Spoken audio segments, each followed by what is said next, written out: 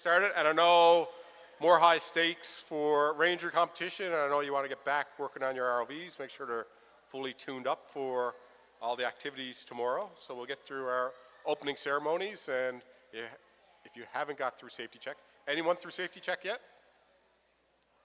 Oh yeah, that's good. 1, 2. Who's not through safety check? All right, so a lot of work to do after we finish this up. All right, I'd like to thank you all for coming here and being a part of the 2026 MATE ROV Newfoundland Labrador Regional Ranger Competition.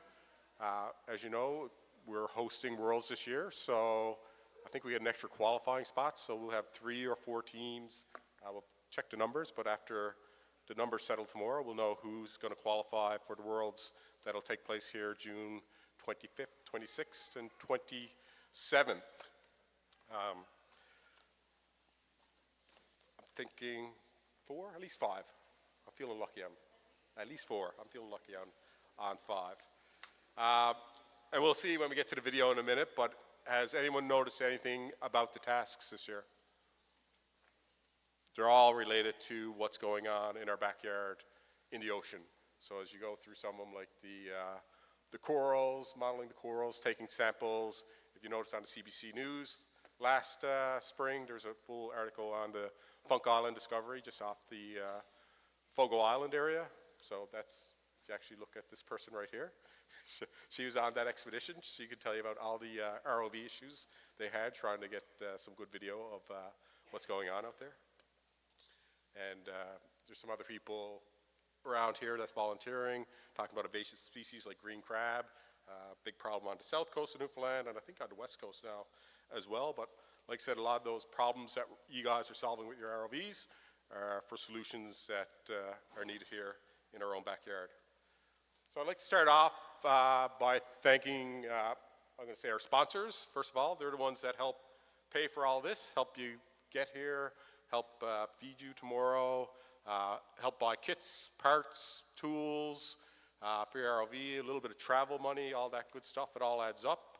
But our sponsors here on the screen, we got Equinor, been sponsored for many years, Hibernia, we got Synovus as well, Kraken Robotics. I think half their employees at their St. John's facility are here. I think they're actually downstairs eating pizza in between their duties from today and their duties to tonight. ENDRUDARK is a new sponsor for us, DOF Subsea, Pan Maritime, Cook Aquaculture, Subsea Imaging, Seymour, our good friends on the West Coast, GRI, if you get a chance tomorrow to get down to the Underwater Exploration Lab, they're the ones that do all the simulator technology, so you'll be able to fly some of the big work-class ROVs that you typically see in offshore oil and gas in Newfoundland. Subsea 7, Angler Solutions, Deep Trekker. When I did this 10 years ago, I didn't need my glasses. Blue Sub Mechatronics, so if anyone took advantage, I think I sent out some discount coupons. They sell thrusters and all kinds of parts for your ROV, but they're generous enough to give us a good discount for anything we need it. Fortis, Instrumar, and Incosi. So Incosi, I'm going to stumble on the acronym. It's around systems engineering. So they're going to give a monetary award, but it's around systems engineering. This is the first year. We're going to define something a bit more rigorous next year. But for those that qualify, I'm going to tell you, you're going to have to do a tech presentation, technical documentation pretty quick, and we're going to probably base it on scoring of the technical documentation. So there'll be a monetary prize of those that qualify. And then we also have some representation here from the province of Newfoundland and Labrador up front, and I'm going to point out again, for those that weren't in the room for closing ceremonies for Scout, even though you're supposed to be here, Anne-Marie White and Melissa Coombs, they're my go-to people at ACOA and the province when I do the proposal for this every year, and I say I need this much money, and I've been putting an inflation in it for travel and stuff, so it's been creeping up every year, and they don't blink an eye, and they go to bat for me, and they get us the money. So big thanks to all of our sponsors, for sure.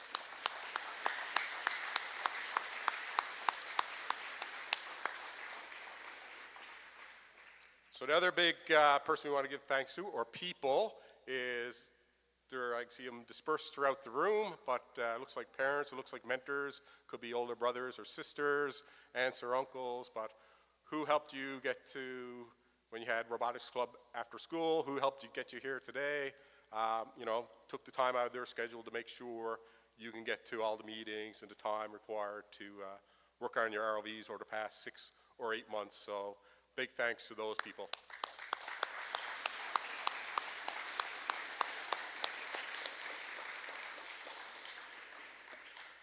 And then I want to thank and the people that are going to help you out for the next day and a half, but the people in the blue shirts, they'll be helping you with tech support, any problems you have throughout the day, but they're the ones that help set up the gym, help set up the flume tank, even anyone that's emailed and asked questions on tech support over the last 6 months or so. Rarely it was me anymore, but Michaela's and the Anthony's and the Kelvins who would answer some of the tech questions. But they're a big help to me of getting all this running unbelievably as smooth as it has been for the last day, and I'm sure the next day and a half will be just as smooth. This gets better and easier every year, but I want to give a big thanks to all the blue shirts in the room.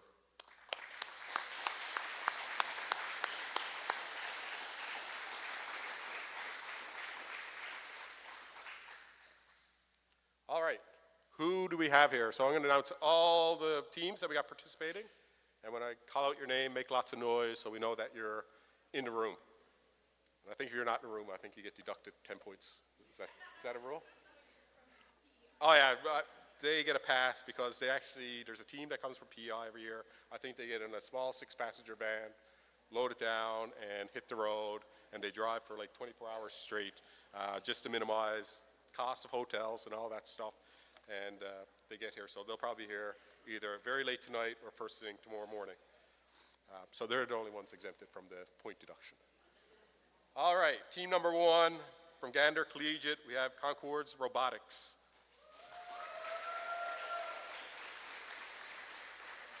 From Avondale, Roncalli Central High School, we got the Cardinal Subsea Solutions.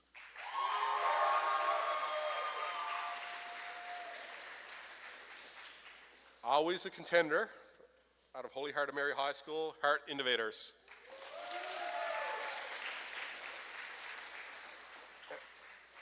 And another school with a long history of mate success is OD40 O'Donnell High School.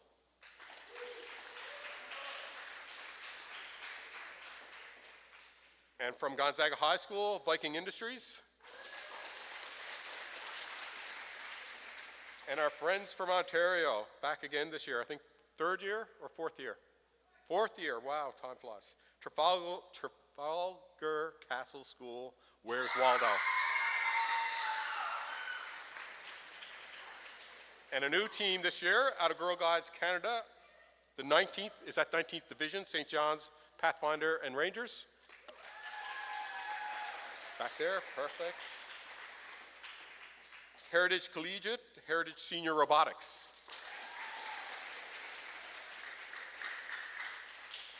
And our friends down at the Froud Avenue Community Center, and I like this name, the Froud Flow.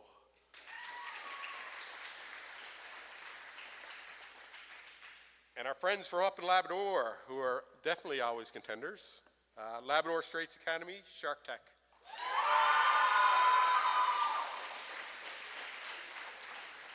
And back over to Nova Scotia, out of Sacred Heart of Mary School in Halifax, we got the Megalodon Mechanics.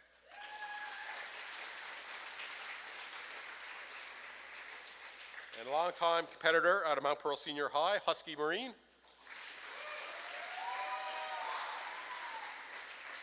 And from St. Lawrence Academy, SLA Enterprises.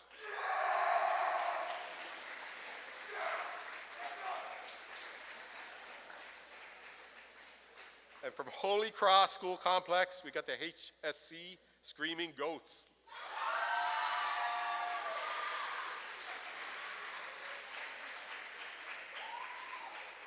And we got a second school out of Sacred Heart as well, Hammerhead ROV.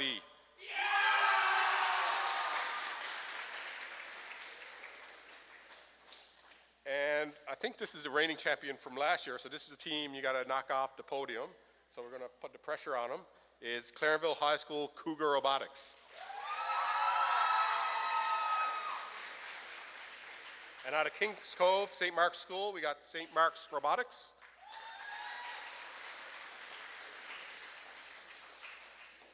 And Southwest Academy from Little Hearts Ease, SWA Aquaforce. And our friends that are somewhere probably between here and Port aux Basques out of Charlottetown, Rural High School, Rural Robotics. Let's give them a cheer anyways.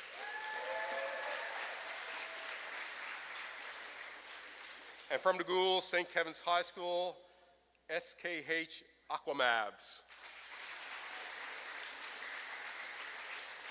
So it's great, we got 20 teams. I think we're growing Ranger every year as well. I think it was 2022, first year after COVID, I think we had 3 teams. So it's great to see it rebound so quickly. A note about patches. I don't have it in my notes, but if you want to get one of these competition patches, you know the deal, same as every year. There's QR codes on the wall. So this can go for the mentors, the students, the volunteers. Scan the QR code. There's a little survey. Fill out the survey. Show proof that you finished the survey over to someone at the desk out in the lobby, and they'll give you the official Mate ROV competition patch for 2026.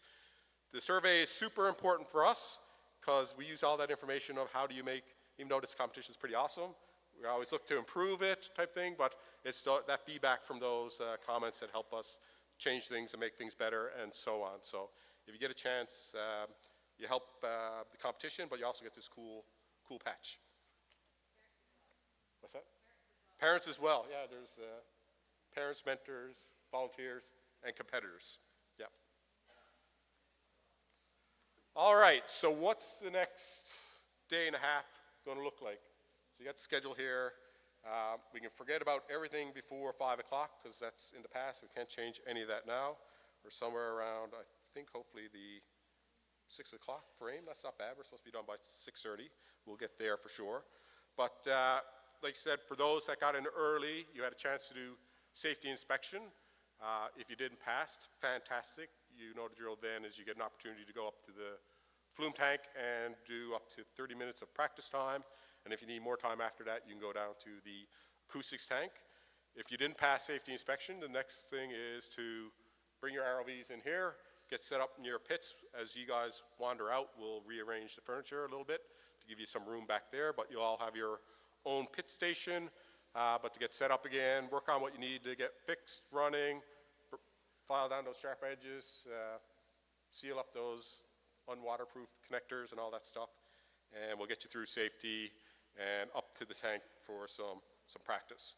But we are going to kick you out by 10 o'clock because, again, my blue shirt people, they've been here since 10:30, 11 o'clock for the last 3 nights probably, and they'll be here late tonight and probably late again tomorrow night cleaning up. So yeah, we're going to kick you out at 10 o'clock sharp. If you don't pass safety inspection by then, there's opportunities to pass safety inspection in the morning. Our goal is to make sure you get in the pool and be able to compete and have a good time. So tomorrow's schedule is pretty hectic. It's jam-packed. I had it here in front of me, and in my meandering, I hit it somewhere. Page 3. That's Scout.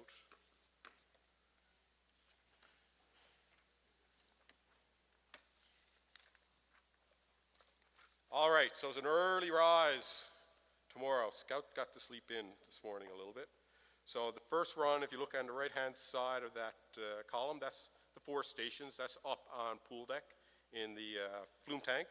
So the first teams are starting at 9:30. If you look at that yellow note at the bottom, you got to be on deck a half hour before your start time. So that means you need to be up there on deck at 9 o'clock in the morning, which probably means you need to be in the building by 8:30 to be getting ready. So then we go through our product demonstrations all day over there. You should have your marketing display up around the atrium. There's desks, tables up there. Tonight before you leave, judges will be in the morning to judge your marketing displays. And then this is where it gets, everything sometimes gets a little tight on scheduling. Further down on your left-hand side, you got your engineering presentations tomorrow afternoon. So starting at 2 o'clock, you'll have engineering presentations. And I think in your registration kit, it says what room number you're in and all that good stuff. I don't see room numbers there. Yeah, they're not there. We will make sure you know what room you need to be in and at what time, way before that happens tomorrow morning. And we got lots of volunteers, so make sure you get to where you need to be. But like I said, it's a jam-packed day tomorrow. We try to keep on schedule. If we slip a little bit, things slide a touch. It's a little harder to keep things going in Ranger than Scout with the engineering presentations, but we'll do our best. The key thing is to be where you need to be on time, if not a little bit early. So we should clue everything up. I think the last product demonstration runs clue up 6:30. So just like last year, we changed it around a bit. We're going to go down and eat our banquet dinner. And then the judges are going to run off and they're going to deliberate because they got to crunch all the numbers and all your scores.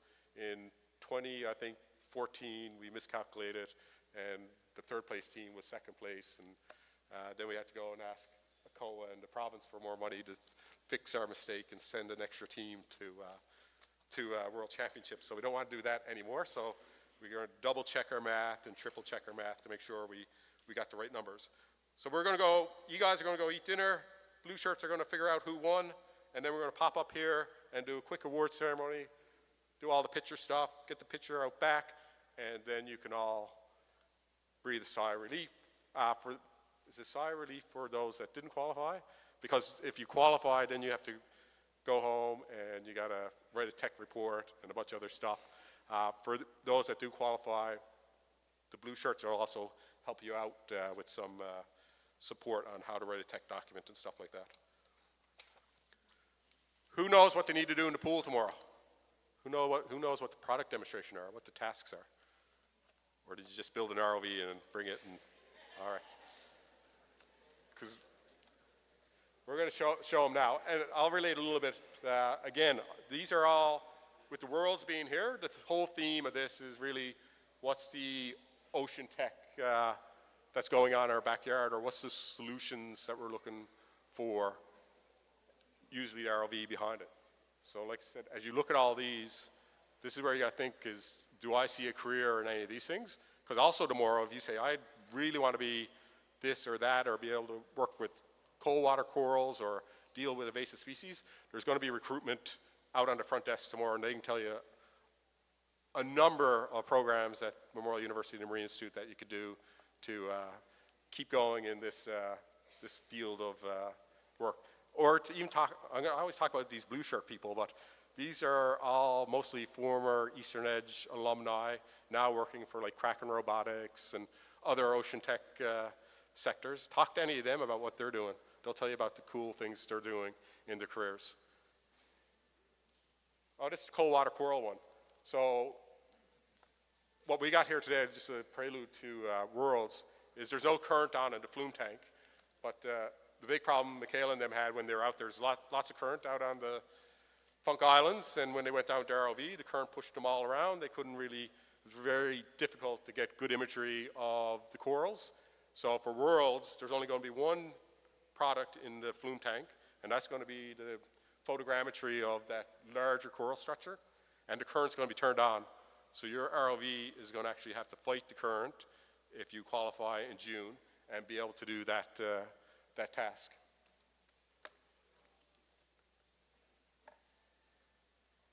So we can see how easy it is. This makes it look really easy. I wish Chris was here. No, who was our pilot for ProDive? I should bring him in here and talk to how difficult of a time they had with that expedition. So you got to fly some transects, you got to take some coral samples. I think this one as well, you do some invasive species removal, like I mentioned down on the south coast. I'm not sure if Kylie's here, but did a lot of work on green crab. Anyone from the south coast of Newfoundland? Anyone have a problem with green crab in their areas? No, it's not a problem? Oh, it's not as bad as I thought. All right. This is a pretty cool one. We did this one last time we hosted Worlds, but we're measuring the keel of an iceberg. As you know, most of you probably have someone you know works in offshore oil and gas, but lots of production platforms out there. Icebergs are pretty massive and menacing, and they pose quite a risk to environmentally and even production, but this is all about is characterizing an iceberg and then determining from those characteristics if it's going to be a risk. Do they need to decouple and move the platform and all that stuff?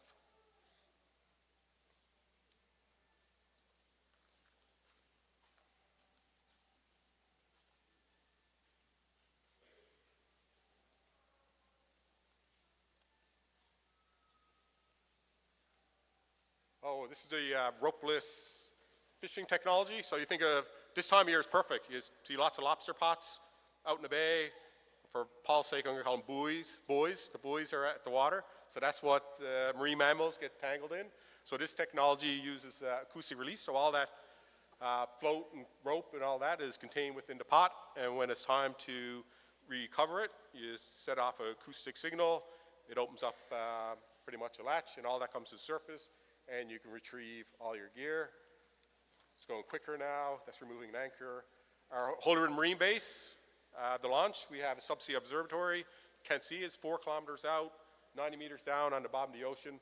Lots of ocean instrumentation on it. You can go on Smart Atlantic website and see any of that data if you want to. We don't have an eDNA sensor on it, but for this purposes we do.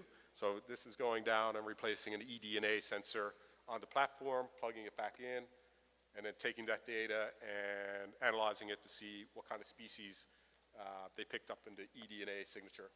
And then you need to remove some biofouling, which is quite common out there on the lens of a camera. So there's actually a camera on there, turns on every hour for 5 minutes and captures sometimes some pretty interesting stuff. I think all that's on Smart Atlantic website as well. And you can hear dolphins sometime and whales, and there's a seal down there one day swimming around. Micropiles, so you're installing a micropile for an offshore wind platform, so all the steps for that. And then you're going to eventually take that and use the power of that to plug it into offshore production platform to provide power to offshore oil and gas industry. The videos make it all look super easy. I see our pilot for Eastern Edge is down back, Caitlin. Caitlin, how easy are the tasks? Are the tasks as easy as they look on the screen? All right. I think you're going to see Eastern Edge actually demo their ROV sometime this week. I think there's some empty slots. They demoed today during Scout, so as a bit of an inspiration of what you can look forward to if you stick to it. And who's graduating from high school this year?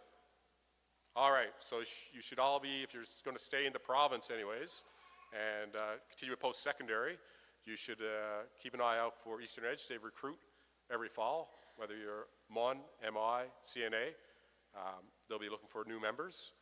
So you get to continue doing this cool stuff.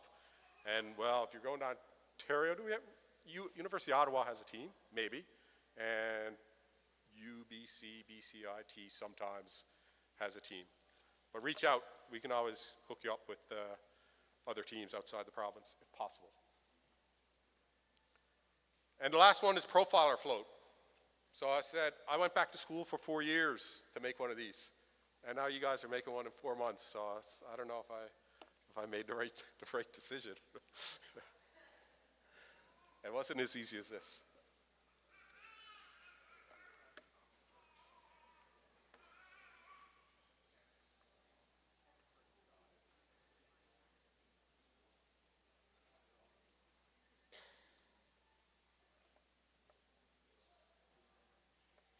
Cool thing as well, if you qualify for Worlds, this is going to be done at the ice tank in NRC. So they're going to actually cut a hole in the ice, and you're going to deploy your profiler through there. And like I said, the coral will be here, and then all the other tasks are going to be in the coastal river basin. And we're going to try to turn on the waves and maybe throw a little wind in there so get some environmental effects. So even if you're unfortunate enough not to qualify, all the stuff at the Marine Institute is going to be open to the public. It's going to be a little bit more closed down at the NRC facility. And we're actually going to be out at the launch for the bonus mission. So we're going to put ROVs in salt water this year and see if saltwater and ROVs really really mix. So the bonus mission will be out there. So the Worlds is going to be pretty cool this year. We're going to be all around our different facilities here in St. John's and Holyrood.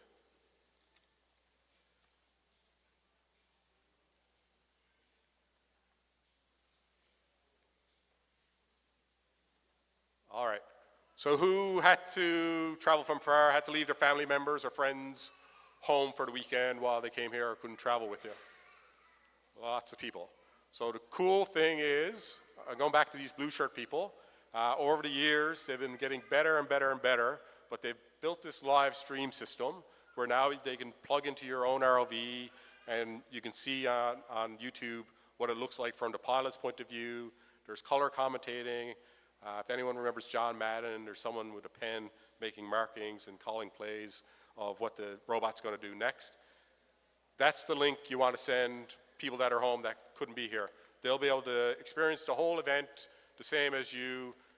You can let them know when your trials are. They can log in then. They can see your team come up and lots of different viewpoints. But share that as much as possible, and they'll have the opportunity to see everything that you see and that we see here this week. All right. Everyone ready to have some fun?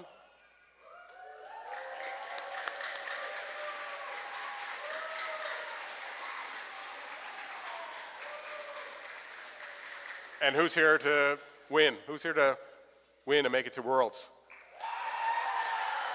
All right.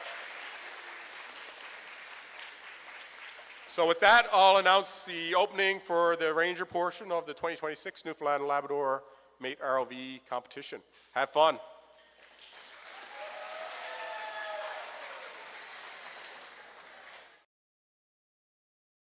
Everyone, and welcome to day 2 of the 2026 Mate ROV regional competition here in St. John's, Newfoundland, Labrador, Canada. We've got an exciting day 2 of all the Ranger high school teams coming on up and doing a wonderful job of underwater robotics today, and we're happy to guide you along with it. My name's Caitlin, and I'm here joined by... I'm Ben. And we are so excited to be your guides to the wonderful world of underwater robotics. Now, we are already diving right into it, so whether you're joining us from here in the Marine Institute, anywhere else across the province, or even the country, or anywhere else around the world, we're so excited to have you tag along with us today and show you what these teams have been cooking up for the last few months or so. And they are ready to go. The energy walking in this morning was so infectious. Everyone was just so excited. Absolutely. When I walked into the gym today, everybody was super excited. They were bouncing around, doing their final checks, and hopefully it's all worth it for them today. Absolutely. Now, I believe we have started the run already. You can see here we've got 4 teams up to compete at the moment. Cardinal Subsea Solutions from Roncalli High School are making their way down to the bottom of the pool already. You can see they have a prop in hand trying to go for one of the more tricky tasks, I'd say, as someone who's been practicing the tasks and getting familiar with them. That bubble curtain can be a bit unforgiving. As you can see here, we have 4 teams competing in this. At this moment, we have Concord Robotics from Gander Collegiate, OD4D from O'Donnell High School, Hurt Innovators from Holy Heart of Mary High School, and Cardinal Subsea Solutions from Roncalli Central High. You can see already teams are diving right in. You can see Cardinal Subsea Solutions going to place what's known as a bubble curtain around a waypoint so they can install a micro pile. Hart Innovators were looking to pick up the eDNA sensor. It looks like they brought the new one down. The old one seems to have slipped out of their grasp. Now, I believe in order to score the points for the new eDNA sensor, they have to fully retrieve the old one from the pool, or else that counts as a 5-point, what's known as a 5-point debris penalty. Absolutely, yeah. And that's in place because we want to leave the oceans cleaner than we found it, and although this is a simulated competition, it still reflects real-world ROV applications of maintaining our oceans and making sure that we can get a better understanding of the world around us and under the ocean, and keep it healthy and sustained for as long as it will be in the future, you know? And it looks like they will not be getting the 5 points now as they've picked it back up and bringing it now to the surface. No 5-point deduction. They are going right for the task. Cardinal Subsea Solutions placing the bubble curtain successfully. Now that one's a bit tricky because the actual hoop and the metal kind of T-joint of the pipe, that's a bit tricky with the weight imbalance of the whole prop. So they made that look absolutely easy. And you can see now they're doing the micropile installation, which is a special task for this year. It looks really fun. It looks like everyone's fishing. They have to, the micropiles at the end of the long stick, they have to put it inside a PVC tube there that was a part of the bubble curtain to get full points, and they can't see it because there's a bar in the way, so they have to use the cameras of the ROV to line it up correctly. And the ROV can't touch the micropile when it's going down. However, it is the only time where any communication between the ROV pilots and the tether managers is unrestricted in kind of guiding of like, oh, move like 3 centimeters forward, 4 centimeters to the left, move 30 centimeters to the right. That is when they're fully allowed to talk to one another, and that is the only time in recent memory that this has been allowed for a task.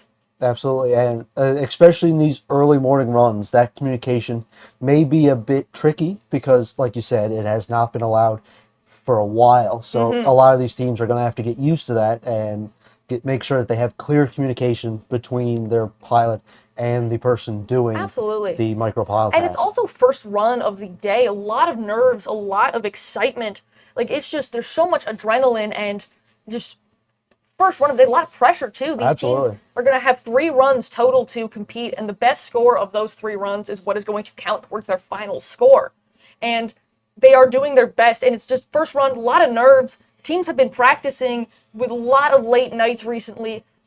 So a huge thank you to all the teachers and all the parents and everyone involved in supporting these students as they've been working hard. We've got a first-person view of Concord Robotics here. Yep, they are doing one of our favorite tasks to see, the lobster pod buoys, making sure that the buoys are there for a whale-safe environment. They have to push the red bar out of the way so a buoy floats up. And as well, if you were watching Scout yesterday, there's a bit of a difference between this task and the Scout task. Yes, there is. As you can see, there is a bit of a bar on top of the milk crate there, simulating the lobster pot. That, for their ranger teams to get full points, they have to lift it up off the ground for 5 points, and if they're able to bring it up to the surface, they get an extra 5 points, which is really cool. Now, something interesting to note on that kind of aerial view of the Concord Robotics playing field is that for one of the tasks that they that they're going to try and attempt to complete, I believe, is that the cover of the port that they just accidentally knocked off, that needs to be brought to the surface, or else that is a 5-point debris deduction. Absolutely. There's a lot of parts here that may or may not hinder your run if you drop something. So it's very important that you have a skilled pilot to make sure that they can do all the tasks that you want. Absolutely. And these pilots, they're facing a lot of pressure. They're the ones at the front of it hitting all the buttons. So people are going to look to them in everything that happens. So they've got a lot of pressure on them as well. But these teams so far have been doing absolutely wonderful. And it's not easy piloting. It's really nerve-wracking. But you're saying this from experience, are you? I am, yeah. But they're making it look easy, and just I'm loving the first-person perspectives that we can get from these teams. And like I mentioned, that little lid of the Concord Robotics team power connector task. I'm trying to highlight it there with the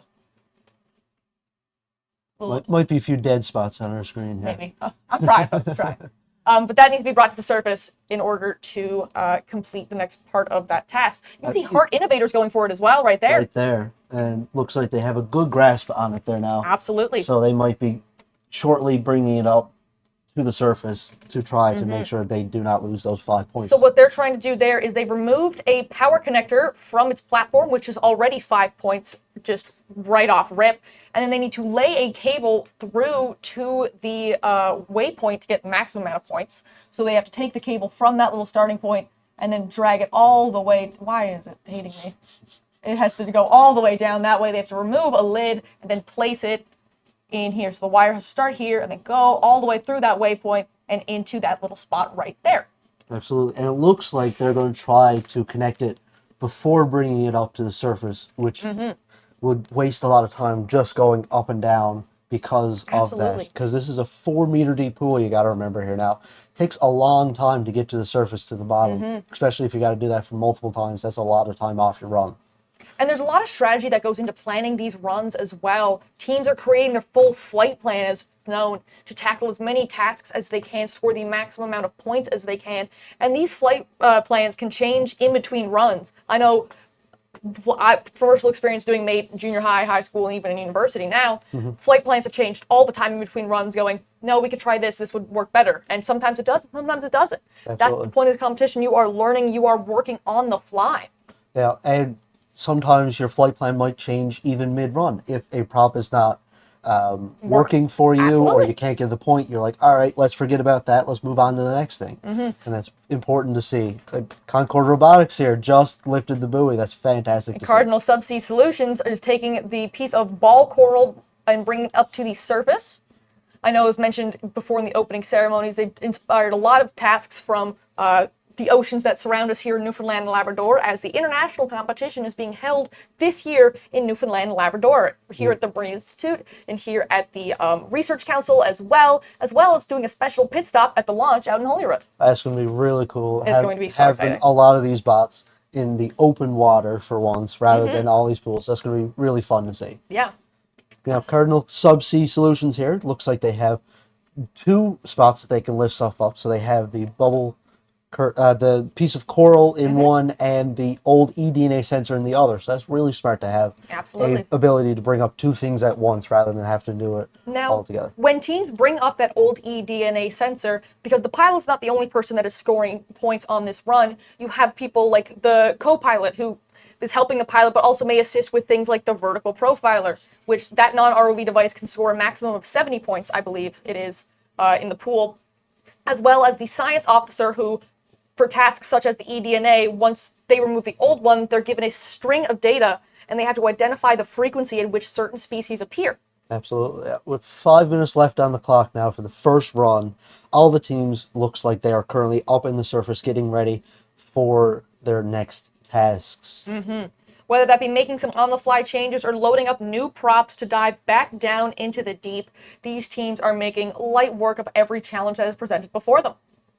Yeah, so we can see Cardinal Subsea here from Roncalli High School getting ready to go back down to complete another task. And Heart Innovators here from Holy Heart of Mary High School. Absolutely. Looks like they are planning to grab a piece of the coral. Absolutely.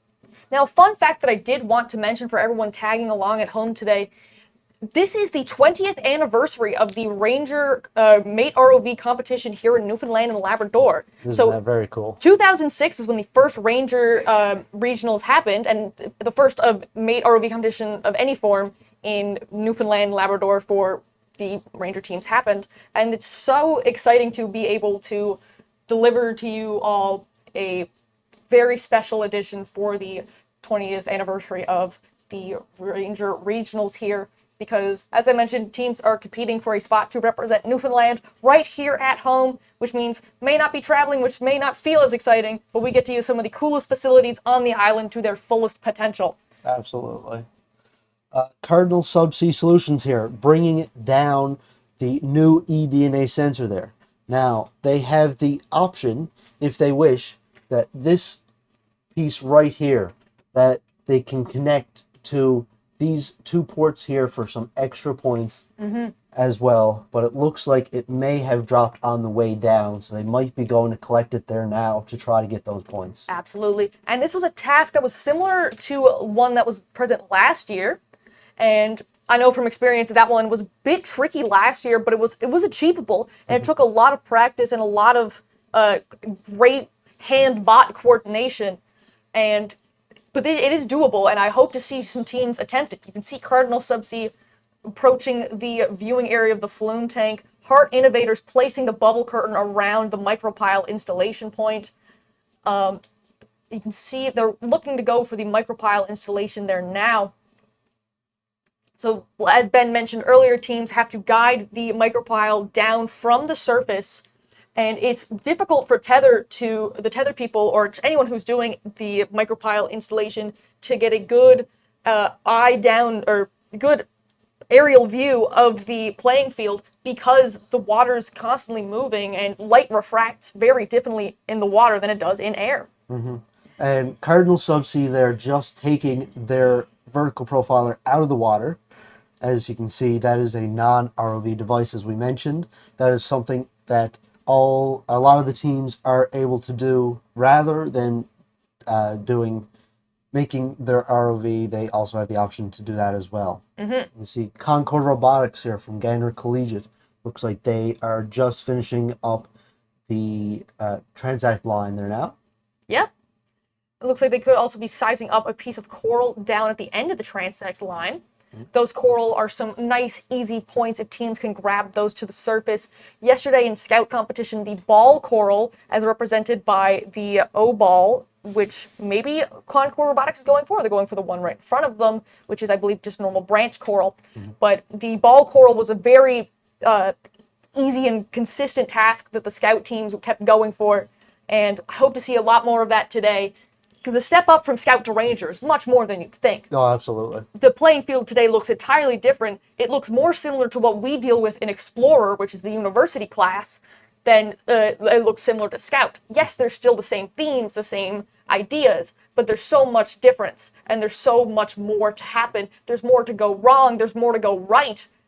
Teams have more freedom in their design and more ideas to work with. And as you mentioned, these tasks are a whole lot more complex than the scout tasks.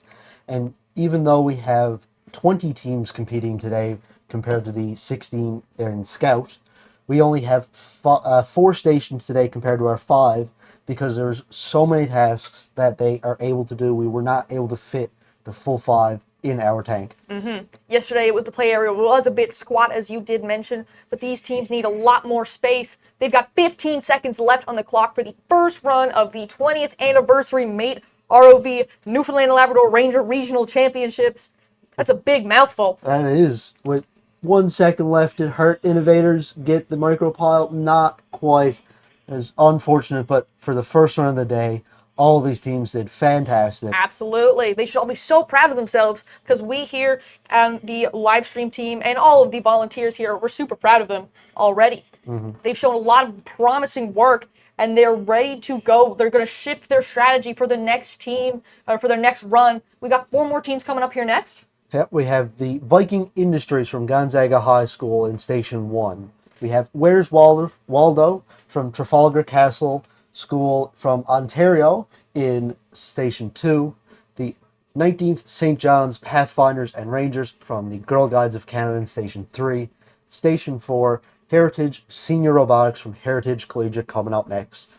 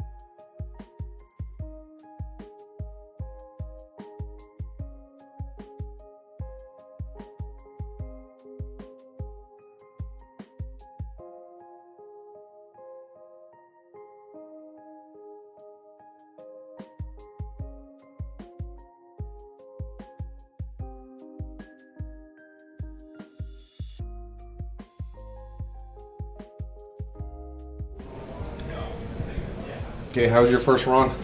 It went not too bad. Not too bad? It was our first test, so we had to try out the task and see what we could do and what we could not do. There was definitely things that we did pretty well on, and then also a lot of things that we can improve on our next test. Well, that's the point of the first run, isn't it? You want to tell us what school you are and everybody, and I'll introduce yourself too. You can give your first name. Yeah, so we are Heart Animators. We're from Holy Heart of Mary High School from here in St. John's, Newfoundland. And my name is Sophia. I am the CEO. My name is Noah. I am the COO. My name's Nathan, and I'm a designer fab. My name is Vlad, and I'm software lead. My name is Abby, and I'm the marketing lead. My name is Nash, and I'm designing fab. So you want to tell us a bit about your design? It looks interesting.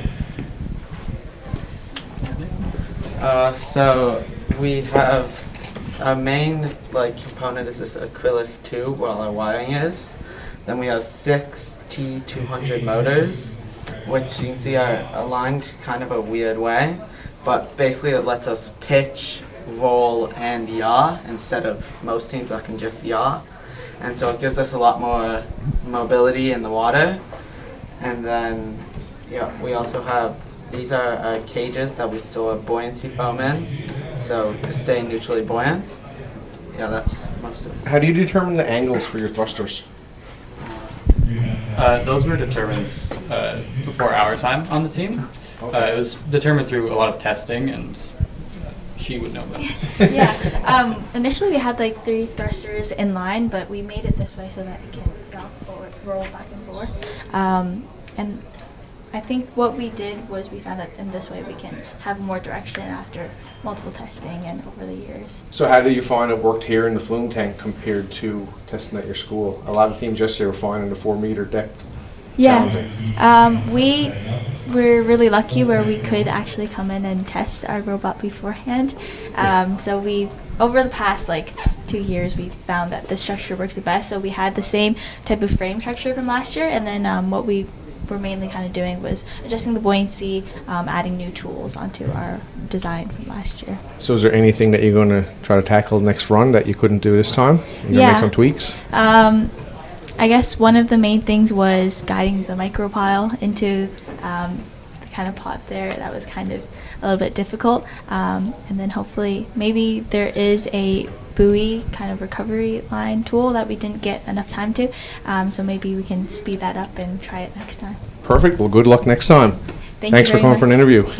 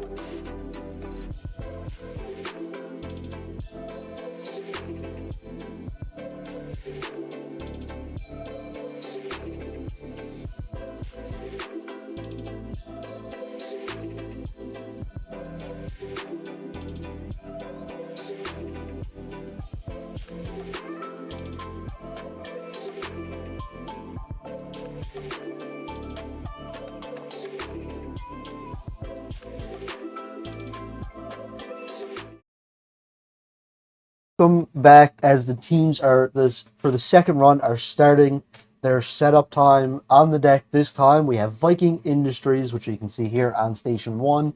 We have Where's Waldo on station 2.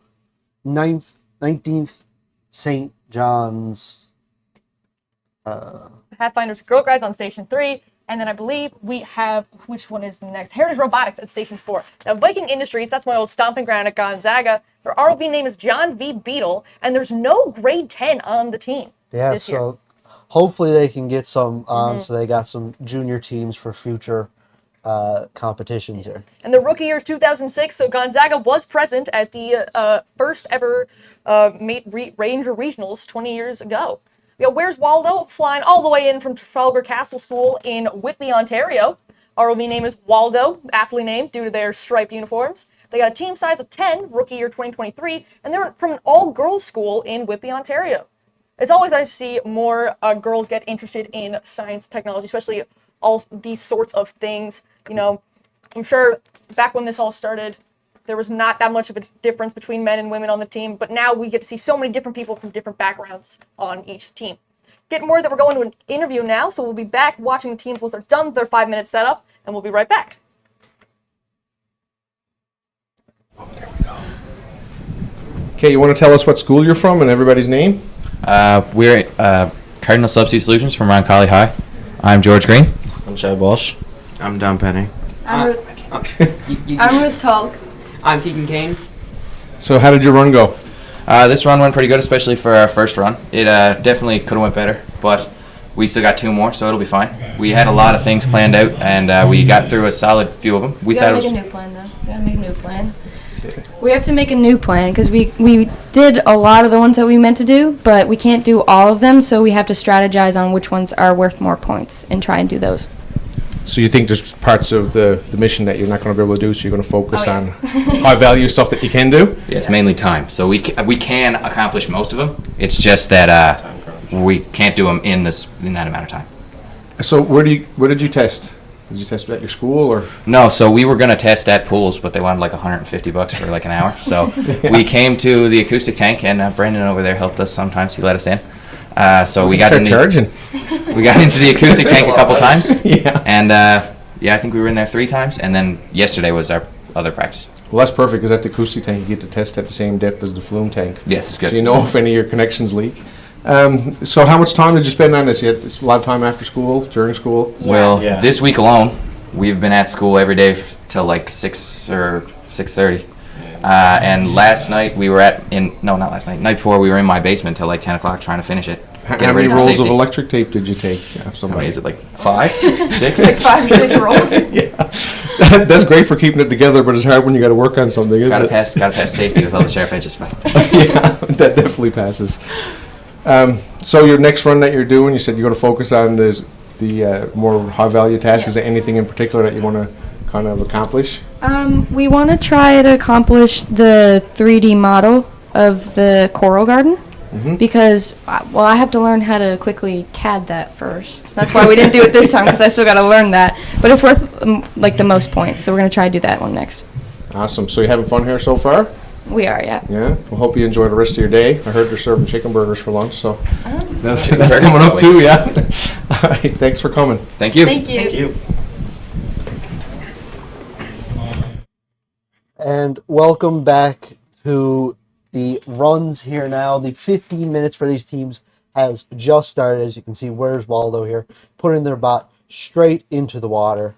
And right next to them, we have the 19th St. John's Pathfinders and Rangers also doing the same thing. Their ROV's name is BOCrew. They have only 5 with them this year. This is their very first year competing, which is fantastic to see. So welcome, guys, to the competition. We're so happy to have you. And their fun fact is that they're building a community garden in St. Luke's. That is fantastic to hear. Heritage Senior Robotics, we saw their younger sibling, Heritage Junior Robotics, yesterday at the Scout competition. Their ROV name is Growler. Their team size is 6, and their rookie year was 2006. They've got a whole new team from last year, whether that be a bunch of people graduated or said, maybe I'll take a break for a year, which happens. You need to keep be in a good mindset in order to get things going. But these teams are getting things going nonetheless. Where's Waldo? The 19th St. John's Pathfinders and Rangers, Heritage Senior Robotics, all diving in.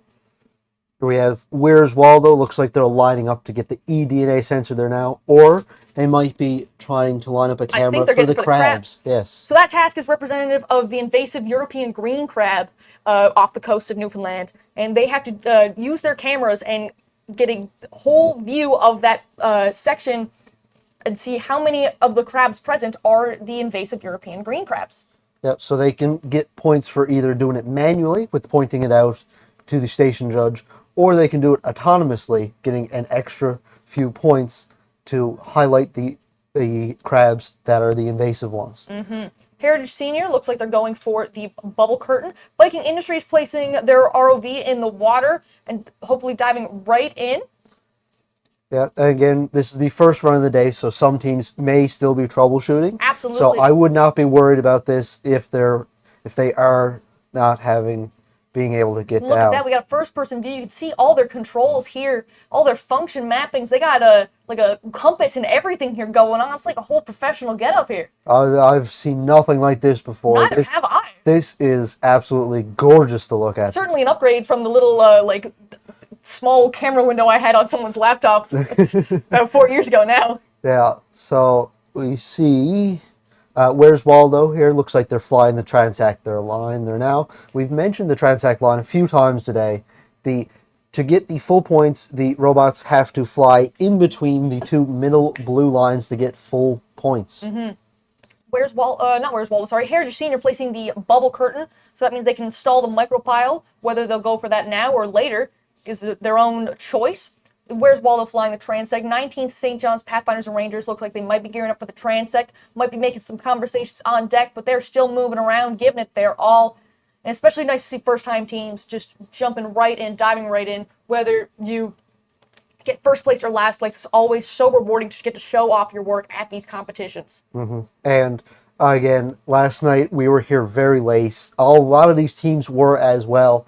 And I did see the girl guys there at the help desk making the final changes to their bot late last night. So it's fantastic that they are here and still competing today. Absolutely. Where's Waldo? I just realized from the little aerial view of the tank here, their bot also is striped like their colors. It wasn't really easy to see on the underwater cameras because everything looks blue, but you can see it matches their school uniforms as well, which I think is a really cute detail. Absolutely. So here they just picked up the cap for the power port there, and again we said they got to be careful not to drop it, otherwise that may cost them 5 points later in the run. And as you mentioned earlier, the kind of coming up and going down of the surface, that takes time. You know, it's not an instant just all the way up, all the way down. You have to plan these things out. Heritage Senior looking at the crabs as well, trying to get a view of the situation. They're making their way back around, bringing around their play area. Looks like they might be going for the old eDNA as well. Where's Waldo up at the surface trying to grab the cap? And that's a big, it's a big gap between the deck of the flume tank and the surface of the water. And it looks like they are trying to communicate with the pilot through the cameras to come up ever so slightly further so they can grab it, because they are not allowed, the deck team and the pilot are not allowed to communicate with each other to simulate real world experiences. So they look like they were trying to wave their pilot on to try to get it closer so they can grab it. Absolutely. Heritage Senior has grabbed the old eDNA sensor, meaning that when they bring that to the surface, they'll unlock a new set of tasks that can be done on surface. And it looks like the 19th St. John's Pathfinders and Rangers are just about finished the Transact line there now, as we see Heritage Senior Robotics getting ready to attach the new eDNA sensor to their ROV once it surfaces here now. With 10 minutes left to go, 5 minutes have surpassed for these teams with their first run. Everything so far seems to be going well for most of them. Yeah. We haven't seen much vertical profile or action. Maybe we've just missed it with all the camera switching around that we're doing here at the moment. But it is nice to see that teams are just diving right in. They're taking full advantage of the opportunity that's been presented in front of them to just show off their work, to get excited about the world of underwater robotics. So it looks like the Girl Guides here are just getting off the surface, maybe planning on doing the bucket task that's in front of them. Or they could have been going for the servicing the Holyrood Observatory, which is where you have to spin around a piece of PVC pipe, like a little handle, a certain amount of times, and then land on a color specified by the judge. And it's a shame that we do not have any cameras facing that way to tell if they have done it or not. Viking Industries seem to be doing a little bit of troubleshooting, but that's all good. They are going to have some more runs today, so whether this run goes as intended or not, they'll have lots of time in between now and their next run to try and iron out all the problems as much as they can. And this is a new thing. I don't believe I've ever seen this kind of operating system before. This is all really cool. They're doing so many changes on the fly. Hopefully they can manage to get these all working accordingly, whether it be for this run or for their next run. Because I'd love to see every team's bot, whether it be people like Viking Industries or just any team at all, their bot working to its fullest potential. Absolutely, and it's still early in the morning, so they have lots of time to iron out any problems that they find on the way. Bot may not be fully awake, but we are here. We are ready to go, and just kind of everyone here, the energy is so exciting, and just, it's electric, honestly. Yeah, especially with all these late nights, it is absolutely fantastic to see all these kids absolutely giving it their all early on in the morning here. Now, a fun little thing that I also want to highlight about the 19th St. John's Pathfinders and Rangers is that yesterday, after they finished getting their bot fixed by one of our lovely volunteers at the tech support desk down at the gym, they offered to give him a Girl Guides badge. So you'll see a guy in a Girl Guides sash, and that is the man, David, who helped these girls fix their ROV and get it in the shape that it's in now. Yeah, that is really cool to see that, you know, even these kids realize that, you know, they might not be able to fix a problem, but they know someone here can to helpfully get them to perform at their best. And that's the aim of the game. The aim of the game here, it's not just winning, it's not just doing your best, showing off what you made, it's learning. Because without this competition, from personal experience, I'd say I would have never gotten an interest in making things. Now on Ethernet, the role I have besides pilot is payload team lead, which means I oversee the manufacturing and design of all the tools, the cameras, the non-ROV devices. And I would have never had an interest in that were it not for this competition and this opportunity presented to me. So it's so nice to see people gaining an interest in this. And then it goes even further into the ocean and the health of the ocean, maintaining the ocean, working in harmony and equilibrium with the ocean, and using the resources from the ocean to build a better future, and a sustainable one at that. You see here, Where's Waldo from Trafalgar Castle School picking their bot out of the water with the old eDNA sensor attached to it, as we see this ROV splash right back in, wasting no time getting it back in the water. We have 6 minutes left on the clock here. We are less than about a third of the way through the runs here. All the teams are starting to finalize what they would like to do for these runs. As we see Heritage Senior Robotics here trying to pick up, I believe, a piece of the coral. Absolutely. And those 15 minutes slip by so unbelievably fast. They just tick by faster than you'd ever think. 15 minutes feels like a lot of time. Once you're on deck, those nerves kick in, that adrenaline kicks in, you are ready to go, and that just goes by in the blink of an eye. Absolutely.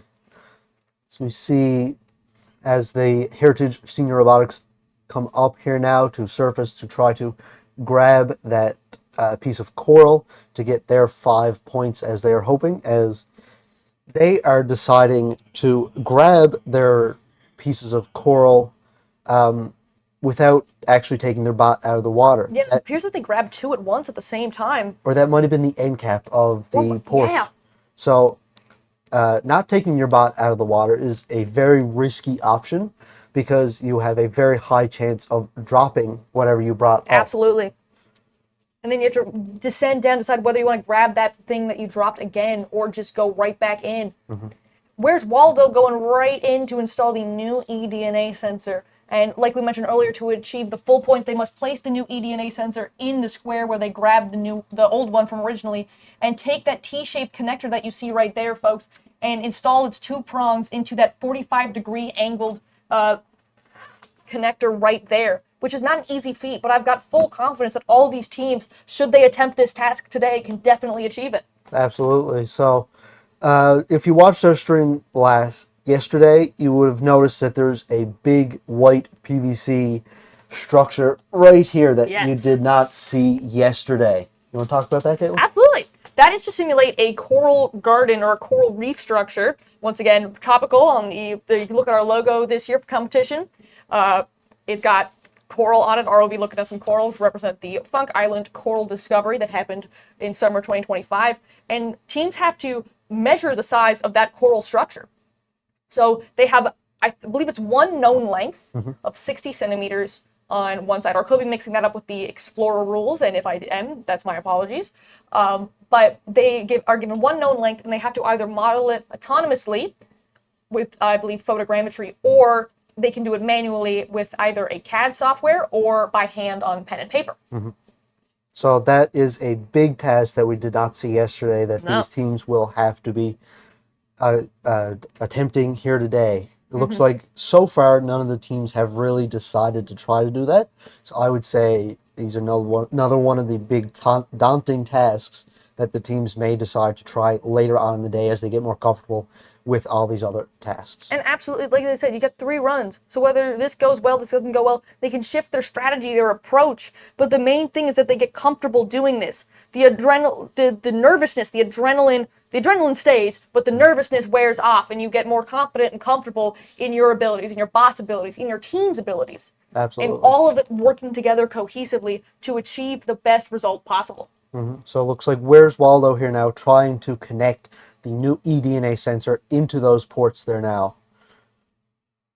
Now this is a bit tricky, especially with this camera angle. I'm not sure if they have any other cameras, but if they just have this one, then it is a bit tricky of a view to try and manage. Hopefully they can get that in. They seem to be on the other side of it. I'm not sure if they're having any technical issues, but hopefully they can mosey their way onto the front and pick back up that connector and get on with the show, all good to go. Heritage Senior installing their micropile there now. Yeah, so as we mentioned earlier, the on-deck team here are not able to actually see the micropile from their vantage point. They have to rely on the pilot's direction as well as the feeling that they might get. Absolutely. Hopefully we can get a aerial view of what the deck crew would be seeing for the play area of Heritage Senior Robotics trying to install that micropile, because that would be something really cool to be able to show on stream right now. Where's Waldo going for another piece of coral? Heritage Senior looks to be either flying the transect or making their way back up to the surface.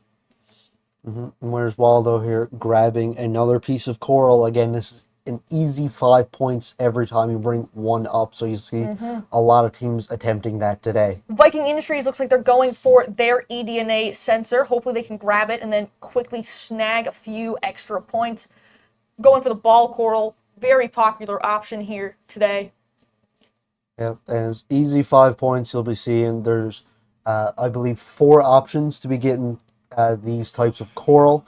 So that's an easy 20 points if you're able to grab they those. just missed their the string on the top of the eDNA sensor. Whether they choose to grab it from the base or from the string, whichever option that they can do, they've got about 30 seconds left, so it'll be kind of a buzzer beater moment for them here if they can achieve that, which it looks like they are valiantly attempting to. They are not giving up.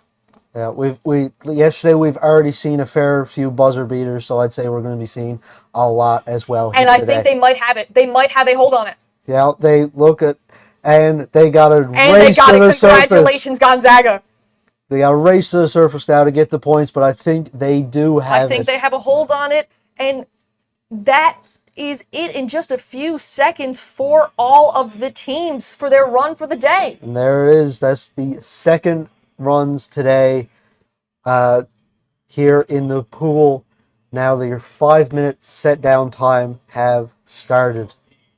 So huge congratulations to Viking Industries from Gonzaga High School, Where's Waldo from Trafalgar Castle Square, the 19th St. John's Pathfinders and Rangers from the Girl Guides of Canada, and Heritage Senior Robotics from Heritage Collegiate. You all did very well for your first run of the day. Hopefully, if things went not to plan, you guys can quickly take care of that in between now and your next run, and also doing your marketing presentation and your pitches. But you guys have done incredibly well, and you should all be very, very proud of the performance you put on today. Absolutely. This is the best that you can get in the mornings here. Absolutely. Coming up next at 10:30, we've got Froud Flow from Froud Avenue Community Center at station number 1. We've got Shark Tech from Labrador Straits Academy at station number 2. Megalodon Mechanics from the Sacred Heart School of Halifax in station number 3. And last but not least, we've got Husky Marine from Mount Pearl Senior High School at station number 4. We'll see you guys then.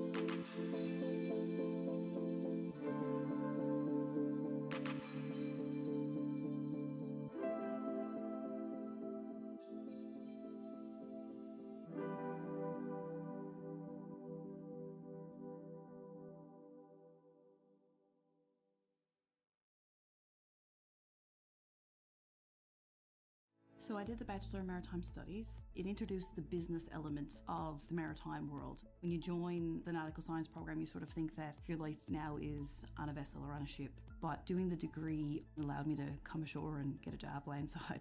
You're getting a formal degree from a well-recognized university. You can do this while you're online. So you can log into your course wherever you are in the world. This allows you to keep working, gaining experience while doing your degree.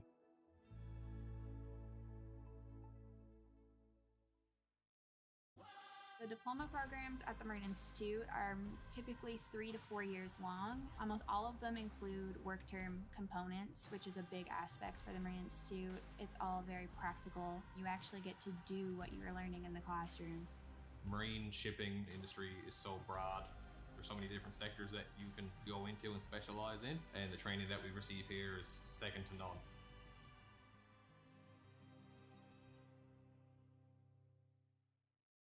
I think it's like nothing else. There's a sense of adventure to it. The investment in the students is kind of incredible in terms of the new facilities. Small classes and one-on-one when you need help. The people have been so welcoming and amazing. You can't replace the hands-on factor in this. Once I went to the commercial industry, I felt totally ready to just jump right in. Knowing how much opportunity is out there was a big pull for me to come to MI.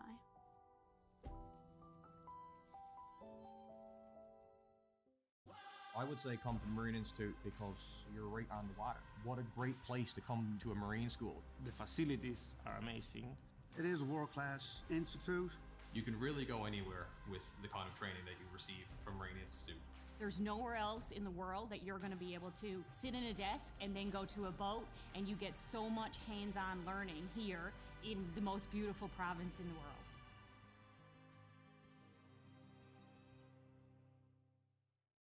Hey, I'm Terry Humber. I work at the Marine Institute. I teach the ROV program here. I come in with 30 years industry experience, 23 with Oceaneering Canada as an ROV manager slash supervisor slash technician.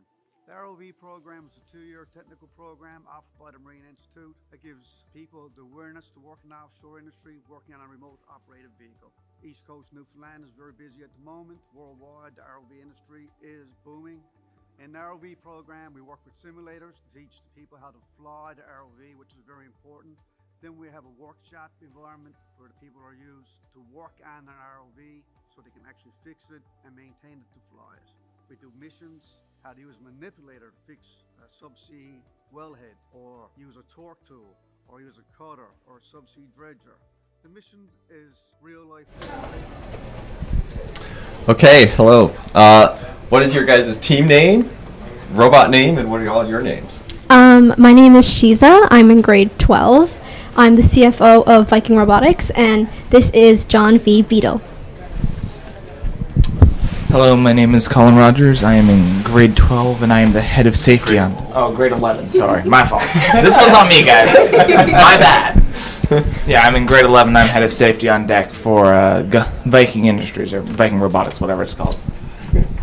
My name is Liam Anstey. I'm actually in grade 12, and I'm the CEO of Viking Industries. Hi, I'm Benjamin Rogers. I'm also in grade 11, and I don't know, I just kind of do things. My name is Pu Cheng. I'm grade 11, and my part is finance and marketing. Okay, so how do you feel your first run went? We didn't do anything for a good chunk of it, but that was the best run that we've ever had in this school, I think ever. Yeah, I'd agree. Because nothing broke, our claw worked, the motors worked. It did work in the end. We could go up and down. It just took a while. So that means next run, all that taking a while will have already happened. So we'll probably just be able to get right into it. So you think you fixed the issue? Yeah, for the most part. The issue was just that we were using another computer yesterday for testing. And this computer didn't really know that. So it sort of just kept all the values from the testing we were doing before, where the robot didn't really work too great. So I had to fix that on the fly. Luckily I did, so we should be good for next run. Should work a charm. So what would you guys say is the favorite part of your robot? Ooh, if I were to say, I'd think it's the claw. It won't break. It doesn't use servos, so that means there's not really any chance of the actuators for the claw giving out. Okay, and one more question. I saw you have, what are these two little splotches on the front of your tube there? Those are actually advanced, no, they're eyes. They're fake eyes. We made fake eyes for this robot. It's amazing. Nice, okay. It's like those bugs that have fake eyes to deter predators. You gotta scare away the other teams. We have to, we need to. That's good, that's good. Anybody else want to talk? Oh yeah, anyone else have like a favorite part? Yeah. I think my favorite part is like our camera. We had 2 new cameras, but they didn't end up working, so we just went with our old one. But the only difference this time is we had a camera tilt mount, so that allows us to look like up and down, more so as before we had like just one camera looking one way sort of thing. So I think that worked a lot better for us. So I think that's my favorite part. Nice.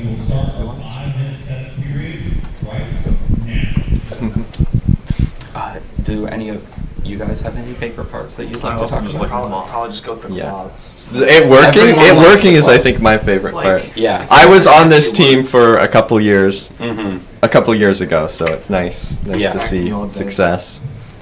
Yeah. It is very nice to see success. I am very happy. We were doing great yesterday, but there's a little bit that we need to work on. Yeah. Nice. Okay. All right.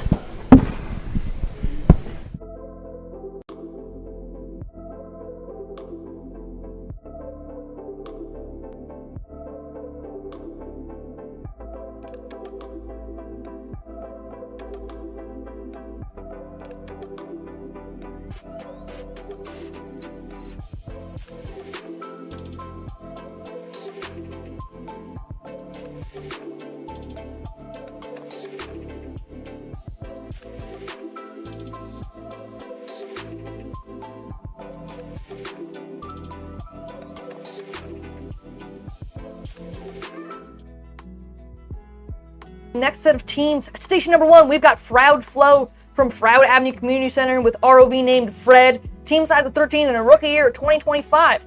Their fun fact about their team is that they are from a not-for-profit center. So this opportunity for them is going to be exciting. Everyone's going to learn a lot. Everyone's going to do something. But it's nice to see a not-for-profit center get involved in a organization such as Mate ROV. We got Shark Tech from Labrador Straits Academy. Their ROV name is Seek. Team size is 8, and the rookie year is 2023. And their fun fact is they were stuck on an island for 6 days because of sea ice. Yeah, I believe that was last competition. They were stuck here after the competition because of the sea ice. They could not get the ferry back up to Labrador. Oh my goodness. Well, they have faced a lot of trials and tribulations to get here. So hopefully all of those events will pay off. Absolutely. Next up, we have Megalodon Mechanics from Sacred Heart School of Halifax on Station 3. Their ROV's name is Zebra. They have a team size of 4, and last year was their rookie year. Now, the fun fact for them is that they are the junior team for the Hammerhead team that you'll be seeing later on today from the same school. It's always nice to see teams from the same school, but to be a team from the same school from another province is so great to see because it means there's such interest in this competition. Absolutely. And now for my former stomping grounds, Mount Pearl Senior High, Husky Marine. Their bot's this name is Pretty Pink Princess with a team size of 11, and their rookie year was 2009. And their fun fact was there's no fires this year compared to 14 from last year. That's probably not a good stat to have, but it's great that they've improved a lot from last year. Had a little bar graph of like fires, and it's just like whoop. Straight down, which is fantastic to see. They're almost done their 15-minute. Or their 5 minute setup. 5 minute setup time here now, getting ready for their 15 minutes. And these teams are ready to go. They're all showing off their robots for the first round of the morning for them. So, this morning so far, we have seen a lot of variation on the ROV designs, which is fantastic to see. You can see how all the teams have thought about the task and how they believe they can achieve the max points possible from their own robots. We've seen a lot of static tools. We've seen a lot of pneumatic tools as well. So it's fantastic to see the very big variation. Absolutely. You got teams talking with their station judges now, giving everything a heads up, making sure everything is okay and ready to go. You got all of these teams, they are just ready to dive right in. Absolutely. And as you can see, safety is a big part of the Mate competition this is here. True. All the tether managers and people who will be leaning over the pool for these runs are wearing safety jackets or PFDs as well to make sure that if something does happen, they are safe. But we certainly hope not, and if something does end up happening, we do have lifeguards on duty as well as trained divers to make sure that everything here is as safe as possible. And I was talking to one of the first aid staff here yesterday, and they were saying that in the 20 years of doing this competition, they've had no one fall in the flume tank, which is an impressive record over that long of a time, and hopefully it can keep going for 20 years more. Yeah, so 8 seconds left here before they dive into the pools here now. We're watching Husky Marine on the edge of the pool, waiting to do it. And the 15 minutes has started, and straight into the water they go. These teams are diving in, and they've had time to analyze the strategy of their competitors, their initial approach, kind of get a lay of the land, because teams can not only tune into this live stream as it is a publicly available resource, and it is a highly encouraged resource, because sometimes a team can create an approach that you may not be familiar with or you hadn't thought of, but you realize in turn it's a pretty good idea.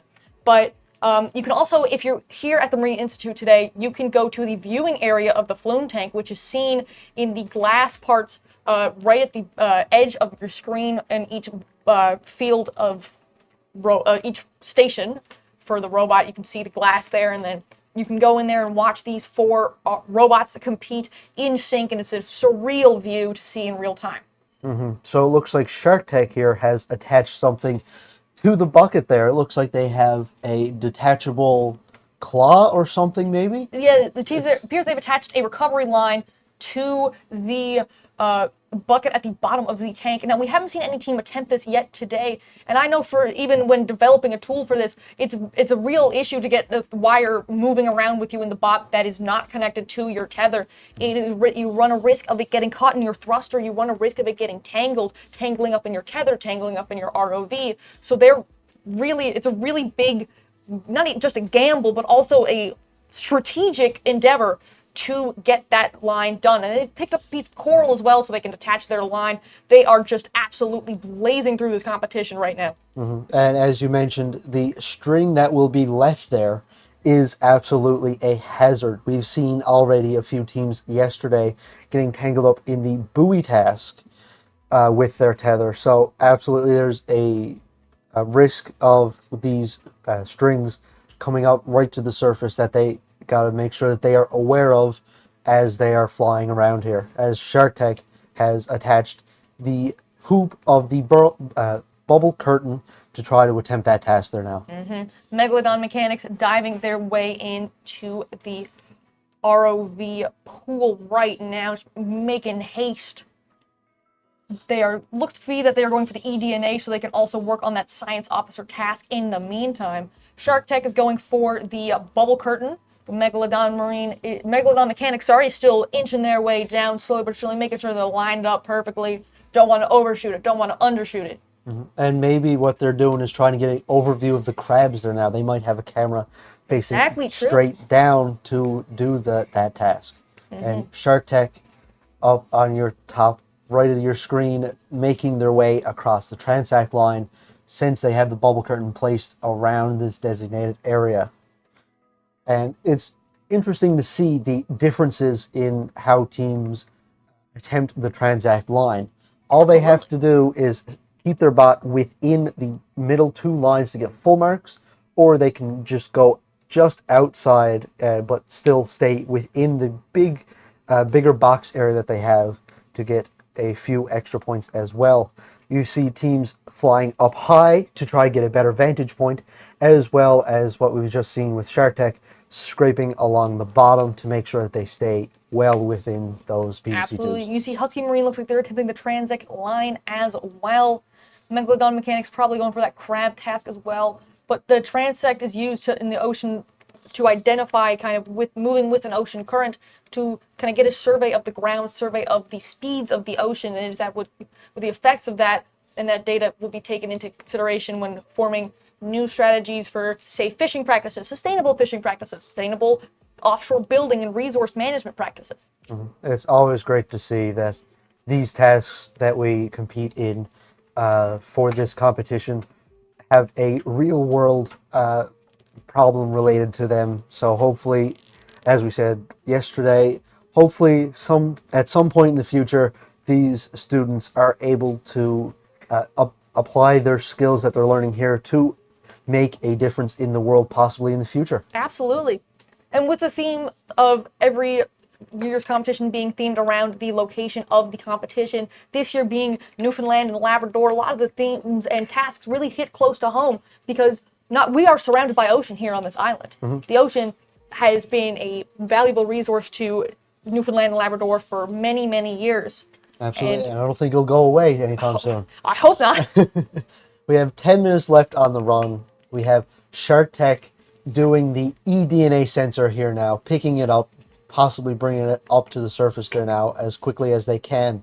As we see Husky Marine have taken their bot out of the water with a possible problem. Looks like they're shaking it to see if they have a leak, which I hope they do not. Yeah, leak is always a rough go.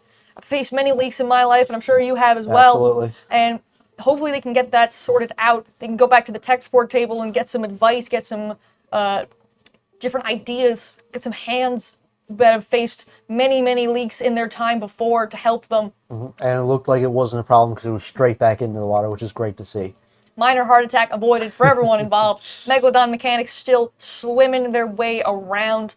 So interesting to see every year how different bots are made. Because you present a team with a challenge, and no two groups of people are going to think the same. No, well, the only restrictions they have are how much power they're supplied. There's a size restriction of about 1 meter and a weight restriction, and that is it. Yeah. The teams have full range of creativity and possibilities of whatever they think is the best way to complete a task. They have free range to do it. I've seen bots made of entirely 3D prints. I've seen bots made of metal, aluminum, HDPE. I've seen bots made of PVC. There is a team here, and I believe it is the Sacred Heart of Halifax senior team, that has a bot made out of PVC board. I didn't know they made boards out of PVC. I didn't either. When I first saw it, I thought it was painted wood. And I asked them about it, and they said that it was PVC board. I'm like, that is cool. That is the first time I've seen that. So I'm excited to see that later on today.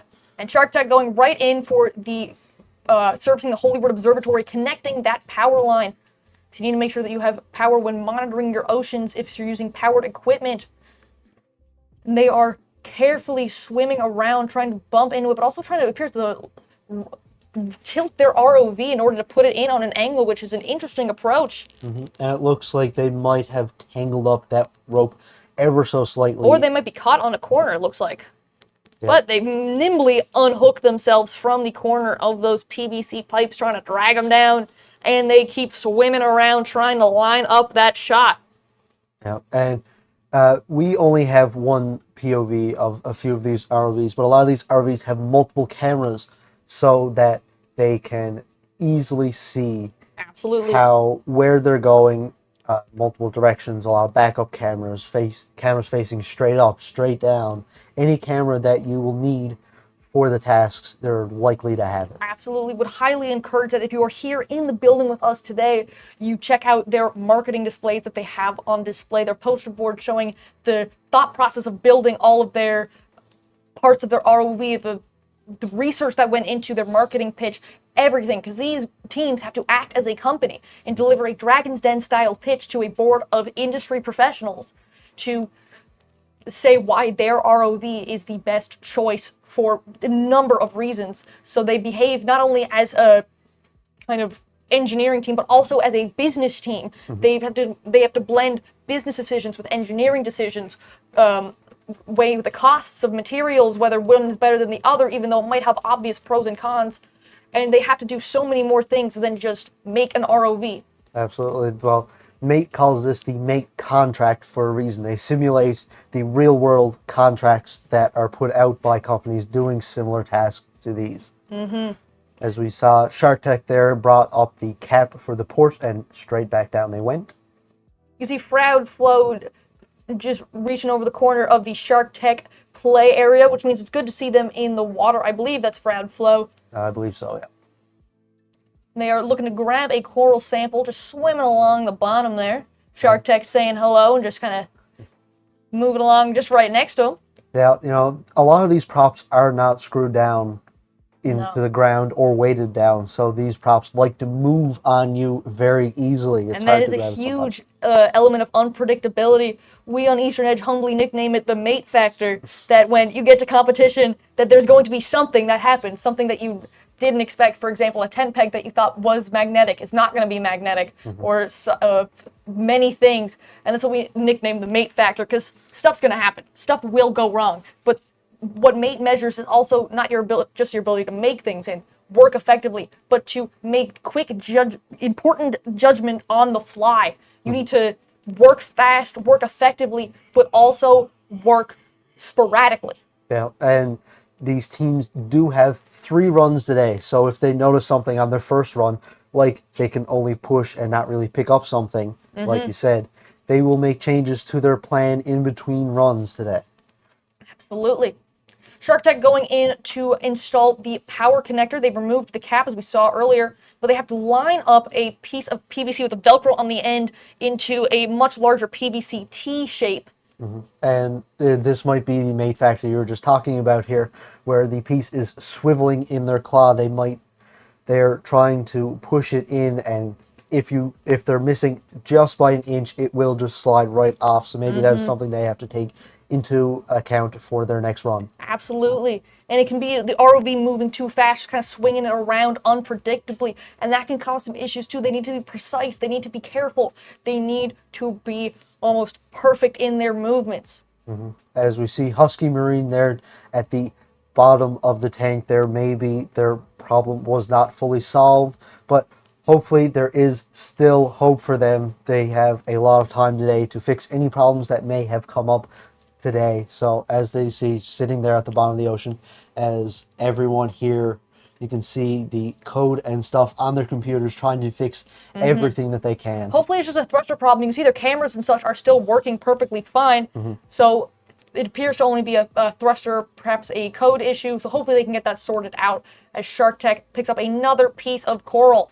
Yeah, back to Husky Marine there. I was talking to them earlier today. They found that one of their SD cards were cracked in half. So they got a new SD card here now, and so hopefully that was maybe the problem, and they're just adding the code to it there now to make it work. Hopefully. Shark Tech here brought up a piece of coral, and straight back down they go. Labrador has had a good past few years, coming second, I believe, the past 2 or 3 years.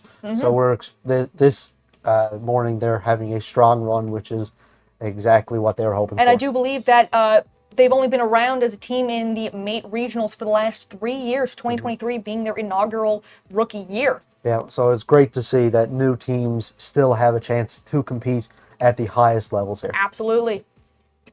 And even if your new team, you may not feel as confident, or some of the other teams spots you're like, oh, might be thinking, oh, this one looks better than mine. This one behaves better than mine. The whole point of this competition is to learn. It is not to win. It is not to make the coolest looking thing. It is to learn. Absolutely. You learn skills that you'll carry with you for the rest of your career and also your life. It can be applied to personal life too, working in teams, and just so many more. Yeah, so 2 minutes left on the clock here as we see Megalodon mechanics from the Sacred Heart School of Halifax in Halifax. Looks like they are trying to maybe line up the whale safe fishing release mechanism, or the... Yeah, so hopefully that big red bar there is something that you can push out of the way for the buoy to pop up to the surface. Absolutely. And so hopefully once they release that, they don't get tangled up, because that would be catastrophic, as we saw a team that happened to them yesterday in the scout competition, but they managed to overcome that, as I'm fully confident that these teams here can overcome it. Shark Tech going right to the edge of the pool, looking like they are going to do the coral thing, or are they just saying hello to us at the live stream camera? Hello, Shark Tech. How you doing? And they're swimming all the way back around. Looks like they might be going for something else here. I'm not sure quite what. The power connector they went to install didn't install all the way. As you can see, it is on the ground instead of being in that little section right there, which means they will get points for installing the new eDNA sensor, but they will not get points for connecting the new eDNA sensor. Yeah, so even bringing it down and attempting it is definitely worth their time.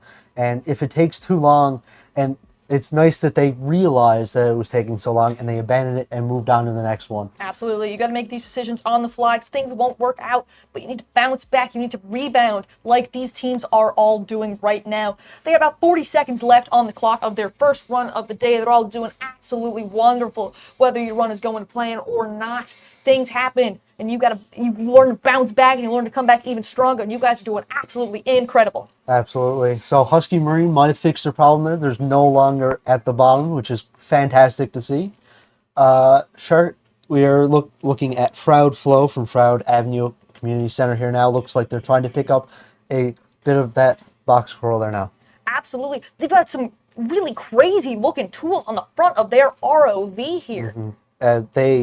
That was interesting to see yesterday. They had 2 independent claws there. It's very menacing looking. It was scary looking. This ROV is itching for a fight almost. It's like... Yeah, you don't want to get on the wrong side of that one. No, it's incredible looking. Absolutely. And it looks like they do have the coral in the claw there now, which is fantastic to see as they bring it up to the surface. Good on them, and that is time for their first run of the day. So congratulations to Froud Flow, Shark Tech, Megalodon Mechanical, and Husky Marine. You all did wonderful. Absolutely, and we can't wait to see you later on in the day for your second runs. Absolutely. Yeah, and then we've got they got the ball coil up there now, but those claws, they're like a lobster. Yeah, it's really interesting to see all the different designs that the teams come up with for this. Absolutely. Coming up, we have lunch at 12:30, but first we have a few runs to go. At 11 o'clock, we have at Station 1 the HCS Screaming Goats from Holy Cross Community Complex. Station 2, we have SLA Enterprises from St. Lawrence Academy. Station 3, we have Hammerhead ROV, Sacred Heart School of Halifax. And Station 4, Cougar Robotics from Clarenville High School. We'll see you then.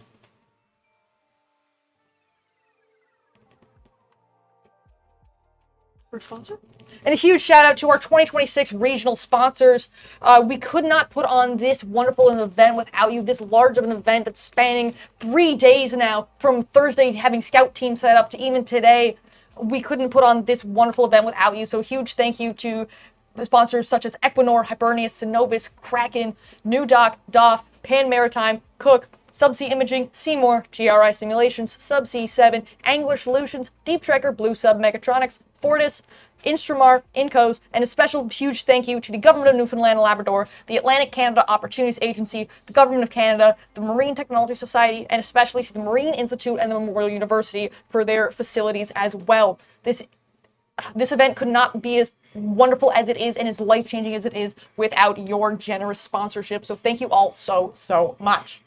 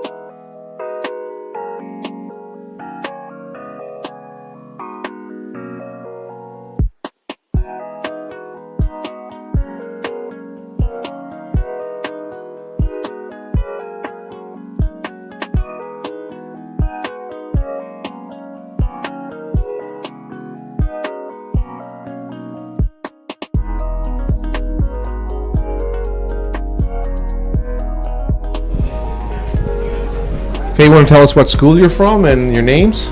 We're not from a school. We're a community center. We're Fraud Avenue Community Center.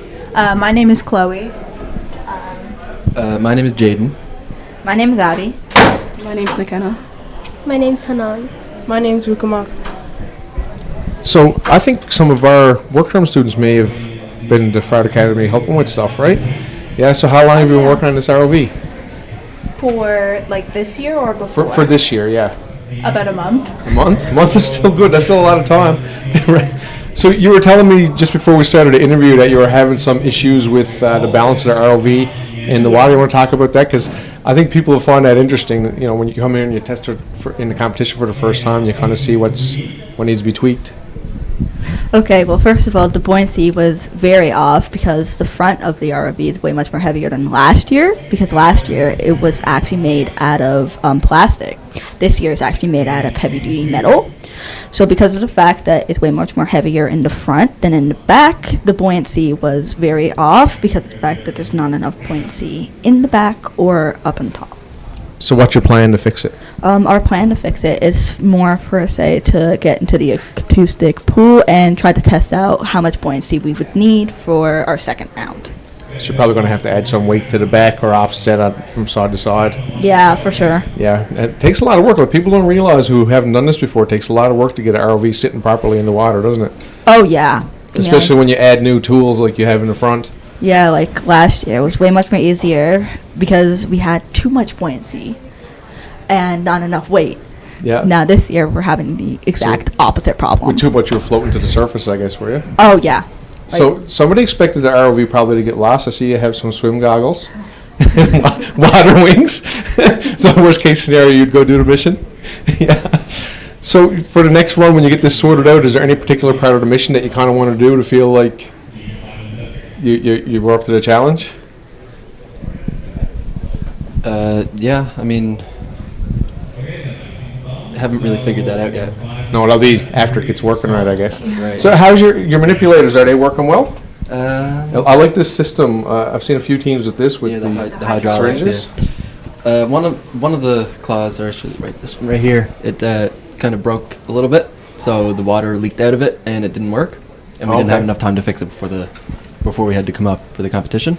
So we're gonna have to fix that now, if we can, after we're done here. So we're gonna go down. We gotta refill the tube with water and balance that out. Yeah.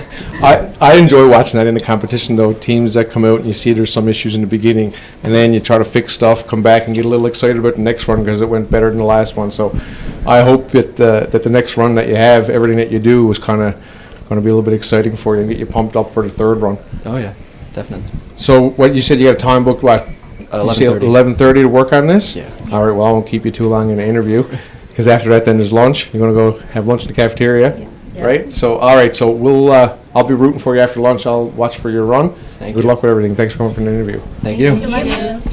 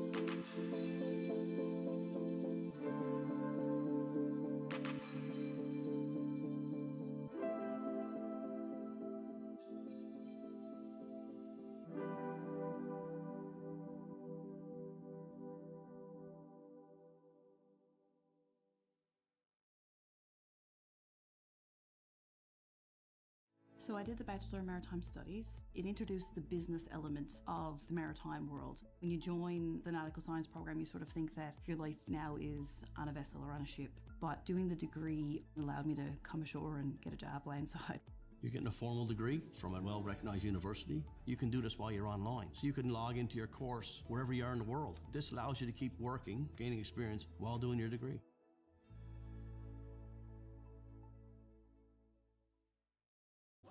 The diploma programs at the Marine Institute are typically 3 to 4 years long. Almost all of them include work term components, which is a big aspect for the Marine Institute. It's all very practical. You actually get to do what you were learning in the classroom. Marine shipping industry is so broad. There's so many different sectors that you can go into and specialize in, and the training that we receive here is second to none.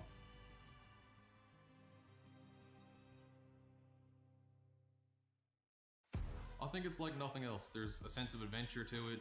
The investment in the students is kind of incredible in terms of the new facilities. Small classes and one-on-one when you need help. The people have been so welcoming and amazing. You can't replace the hands-on factor in this. Once I went to the commercial industry, I felt totally ready. Okay, you want to tell us what school you are? We're Labrador Straits Academy. We're Shark Tech. Labrador Straits. I remember 4 years ago, you were the first team from Labrador, I think, to compete in the competition. Came here talking about how difficult of a time you had getting parts in Labrador. Now look at you. I think you overcame that, didn't you? So how about you tell us our names and we'll start talking about the ROV. My name's Marcus. I'm Yashveen. My name's Maria. I'm James. I'm Jerry. I'm Olivia. So tell me about this. We were talking about this foot switch when you came in, and I think that's very interesting. So, one of the biggest, like the hardest things about piloting a bat without like a co-pilot who's always there is controlling your claw and your actual ROV. Because we've always used pneumatics, so you would have to take your hand off the controller and switch it. But now I can just, I can always have my hands driving and use the claw simultaneously. So that's a pneumatic foot pedal. So the bat is controlled by my hands and the claw is controlled by my feet. So you're controlling the manipulator with your feet. That's actually smart, really smart, because people forget about that. Our feet can be used for that stuff too. Like if you're operating an excavator, a piece of heavy equipment, a lot of times you're using your feet too. And actually in the ROV industry, there's setups where they have foot controls for, say, tether or something like that. So that's actually very, I like that. It's very genius. Your run that you just had, how did it go? Our run that time went pretty well. We got a lot of the tasks that we wanted, like a lot of the harder tasks completed, but we can clean it up a bit in our next few runs. Oh yeah, you do better? Just testing out the waters, just seeing what we can have stuff is laid out and stuff. What's this giant case? You tried to open it up, and I know there wasn't enough room to open it, but is that your controls? Yes, that's our control box there. It has all of our wiring. I can open it up for you if you... Sure, if you want to. Okay.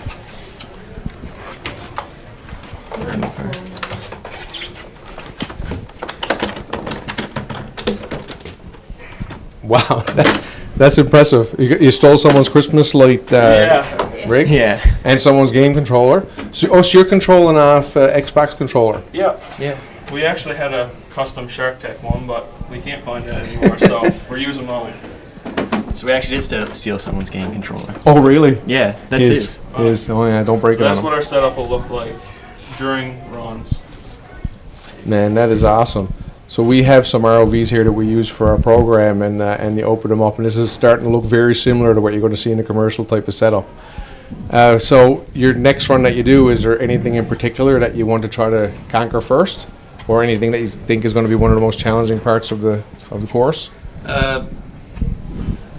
One thing that we want to conquer next time, I think, would be the transect, because I tried to fly it a couple times, but where we got more power than in 2023, there was also one, but we had a lot less power. Yeah. So now when you kind of touch her, she kind of slides aside. So we're planning on switching camera angles and doing a straight down view. So that should hopefully help us clean that up.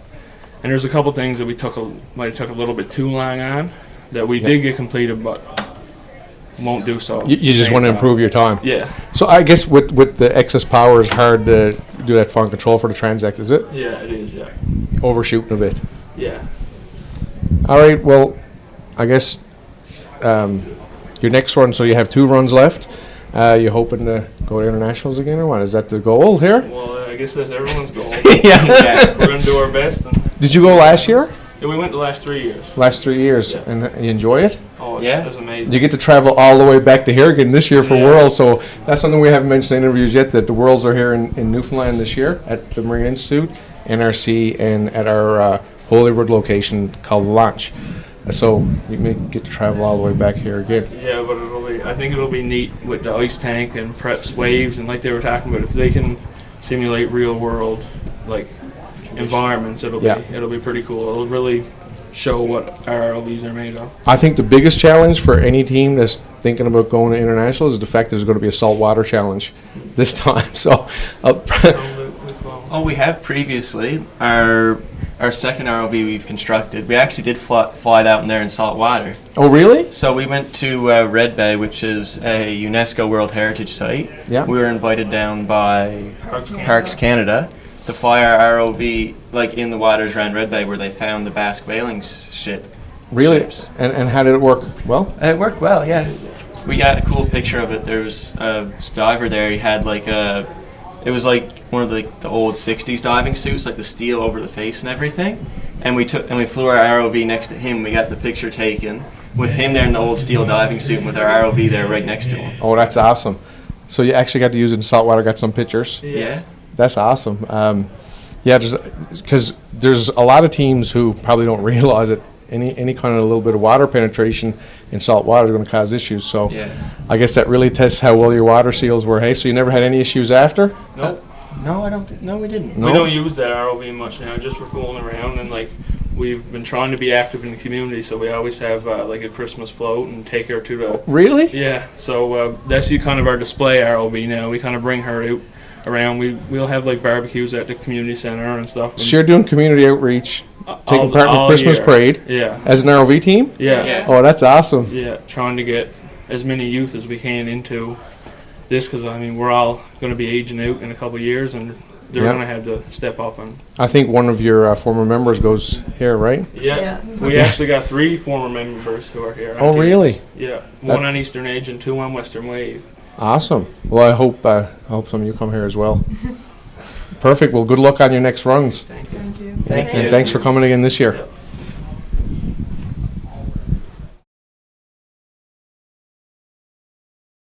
We got 4 teams up to bat: HCS Screaming Goats, SLA Enterprises, Hammerhead ROV, and Cougar Robotics. Now all these teams has been about halfway through their time. We were at an interview for a while, so we're not too sure. We're getting the lay of the land right now. You can see that Cougar Robotics has already put a line on the, I believe they just attempted the biofouling, the spinning. It looks like it, yeah. It looks like they have. They do, however, have left the eDNA sensor at the bottom of the pool, so they do need to retrieve that. But they've released the buoy. They've placed the bubble curtain. They have put the new eDNA sensor in. They've connected the new eDNA sensor. They've attached the line to the bucket, all with half their time left. So we got to see what else they're going to do. SLA Enterprise is going right for the coral sample. Yeah, they've been busy for the first bit. Now look, they got lots to go here. SLA Enterprises from St. Lawrence Academy. They look like they are getting ready to collect a bit of the coral. Again, we said this is a easy task for everyone to do. Pick it up, bring it to the surface. That's a fantastic 5 points. Looks like they've also done the buoy task, as well as they brought up the eDNA sensor and the cap for the ports. Absolutely. Also making light work of everything that's laid out in front of them. Cougar Robotics going for the crabs, it seems, and Hammerhead ROV grabbing the old eDNA sensor from the bottom of the pool. Absolutely. And as we mentioned earlier, the Hammerhead ROV is made from the PVC boards that we were talking about. Interesting facts. New material for all of us. Also, I like the shape of it. I thought that was really interesting yesterday when I was helping them out at the tech support table. And the interesting fact about them is that they have 2 cameras on either side facing 180 degrees from each other, almost like a hammerhead shark. Hence the name. Oh, I Yes. like it. I really liked that when they told me that yesterday when I I was love when collecting the teams facts. do really creative names based on what they're working on. Absolutely. You know, sure, you'll have some funny names here and there, but such as Pretty Pink Princess for Mount Pearl, The which tongue it's twister. topical. It is Yeah. a tongue twister as well. Yeah, it's topical due to the nature of their pink 3D prints. But it's nice to see a team that takes a design feature and sees that we could really make it marketable. Absolutely. So we can see Cougar Robotics here, your bottom right hand of your screen, trying to connect the port here now. It looks like they went through the waypoint. And with SLA Enterprises here, have the new eDNA sensor attached, trying to put that into the square there now. It looks like the port has fallen out. So hopefully they can grab that back up and put that into the port. And it can be a bit tricky to fish that up from the bottom of the pool when it's laying flat. I know us on Eastern Edge, we don't really have a solution for that yet. We are still actively working on one because it is a bit of a hiccup, and you want to do your best to avoid said hiccup. But, you know, like we mentioned, the mate factor, things happen. Absolutely. And of course, things always happen when you don't want them to, especially in the run like this. And I believe this is the first time we are seeing a team visually attempting the iceberg safety tracking task. So for this task, they have to go around all the iceberg. There is numbers that you can see that are currently on each of the corners. And the pilot has to go around, name all of them as well as one on top of the iceberg so that they can get the information needed for the science officer task to detect how the iceberg is going, where it is going, so to see if it will be a problem for offshore oil rigs that are off the coast of Newfoundland. Absolutely, because icebergs are a substantial kind of regular feature here in Newfoundland, where you see a lot of them, especially in June, which is when the international competition will be. So for anyone tuning in who may be not from Newfoundland or not attending this regional right now, hello, and we hope that there'll be some nice icebergs for you to watch when you visit here. Oh, you see Cougar Robotics trying to get the micropile installation on the go. Absolutely, that is a difficult task, as you can see, trying to whip out as much rope as they can to reach the port there. Because they're really close. They have to install that micropile and then pull a pin, I believe, to release the cable from it, and then they can retract that cable back to the surface. I don't believe it is a point deduction if they leave that cable, just kind of extend it out over the side of the pool. However, it's just more of a convenience to the pilot, and I believe they pulled it up so the ROV can swim around to get a better view.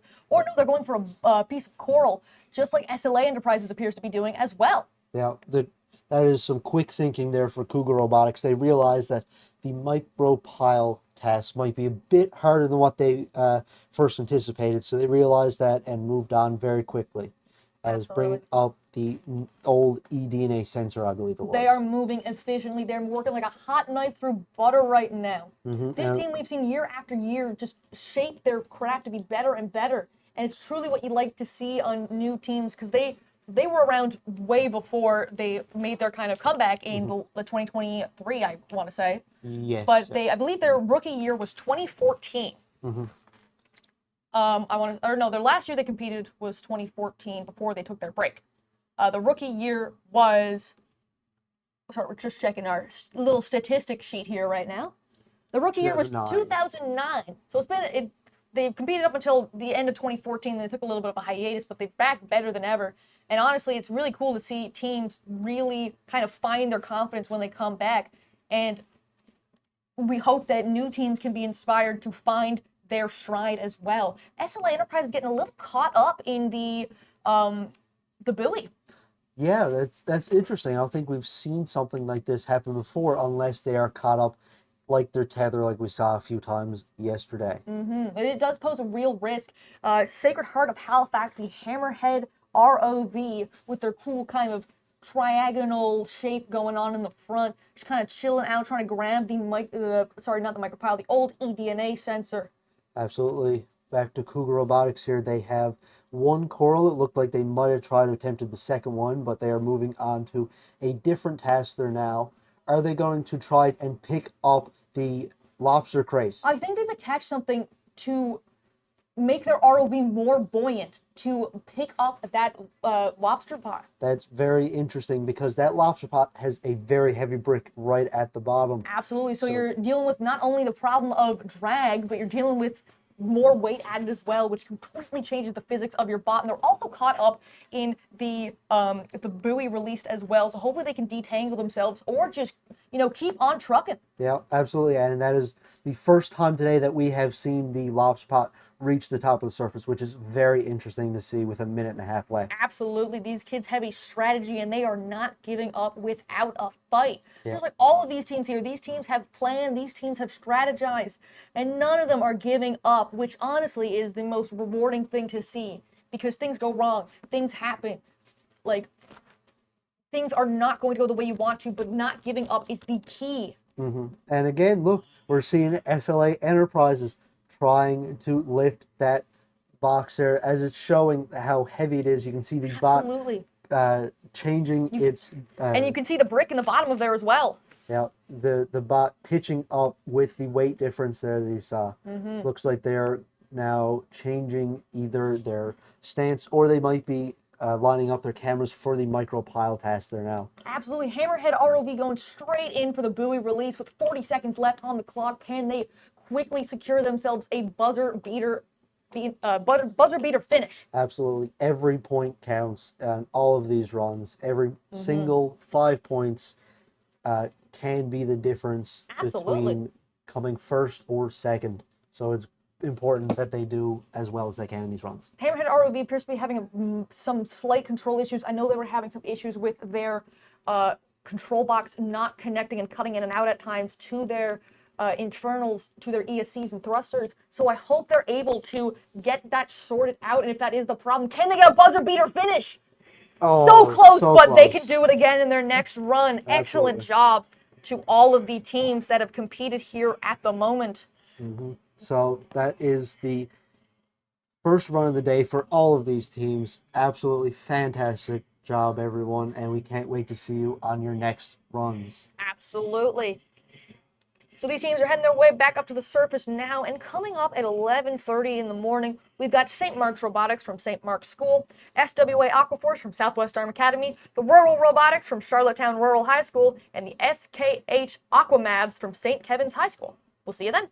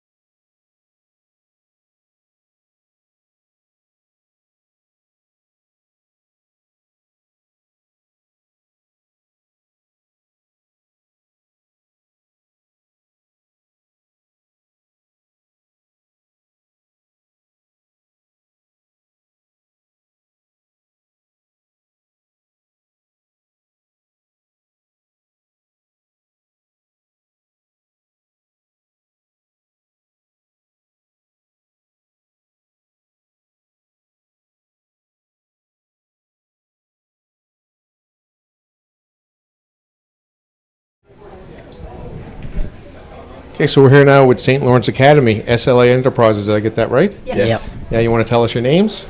That's Logan. I am Andrew. That is Isabella, and that is Georgia. So tell me about this. We just saw this got brought back in. What's that all about? Can I get this one? Yes. When we were setting up, I had my life jacket or PFD on, and one of the straps had gotten caught in it. Oh my goodness. And when I went to turn, this one got caught up in it, and it broke off. It broke off. So that's one of your thruster guards to keep you from sticking your Yes, fingers. we tried to tape it on, but the tape did not. You can see help. where it was. Yeah. It's The still evidence. there. The evidence is still on it, isn't it? We have a plan to fix it though. I got a feeling this is a bit of your fault, is it? Not me. I was just driving it. I'll take the blame for it. It was my fault. Do you have spares?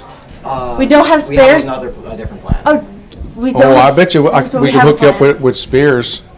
No, none of that. We have a plan that actually one of the staff gave me. So Oh, okay. I have an idea. what Okay, to and you do. can't share that. I don't know, it might be stolen by another team if they watch this, right? Yeah. So how did the run go otherwise? Pretty good. Yeah, it went pretty well, I think. We have a strategy made now, so we know what we're gonna go for first, and what we're kind of what order we're gonna do stuff in for next run. Yes. And hopefully by the third run, we'll be doing everything perfectly. Awesome, yeah. And we found out yesterday too with the scout team, so they'd come in and have some issues, and then by the third run, their score keeps getting better and better. And they're pumped up in their last interview, right? Yeah. Yeah, so is there any particular thing that you want to go for next time? Definitely the eDNA thing, because we're able to do it pretty easily, and we're going for it first because it'll give me a lot of time to analyze all of it, and it's some good points. Oh, because you have to do the analysis. So you're Yeah, a pilot? You have to manually calculate percentages of. I don't know if I could do that. Yeah, it wasn't that hard. Calculator. Oh, you can use a calculator? This is the reason why we let him do the science stuff. Yeah, I'd mess it up on you. Yeah. All right, perfect. Good luck on your next runs, and thanks for coming. Thank you. Thank you. Yeah, thank you.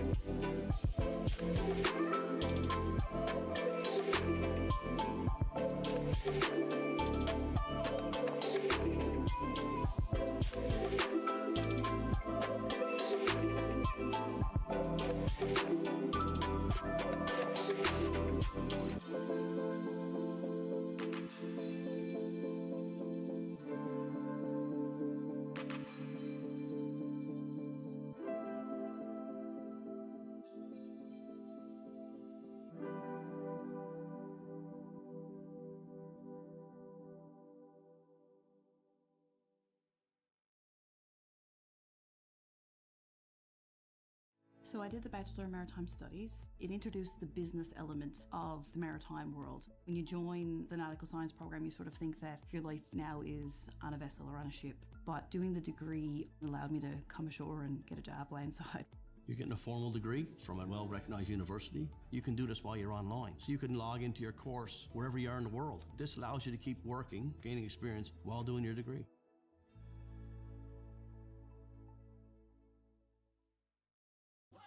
The diploma programs at the Marine Institute are typically 3 to 4 years long. Almost all of them include work term components, which is a big aspect for the Marine Institute. It's all very practical. You actually get to do what you were learning in the classroom.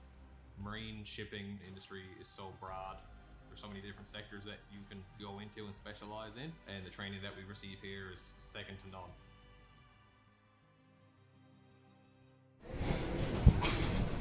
Okay, we're here now with Cougar Robotics from Clarenville. And I think they're a bit excited to do an interview. Mark's first question to me when he saw me was, are you doing interviews? So you want to introduce yourselves for anybody who don't know who you guys are?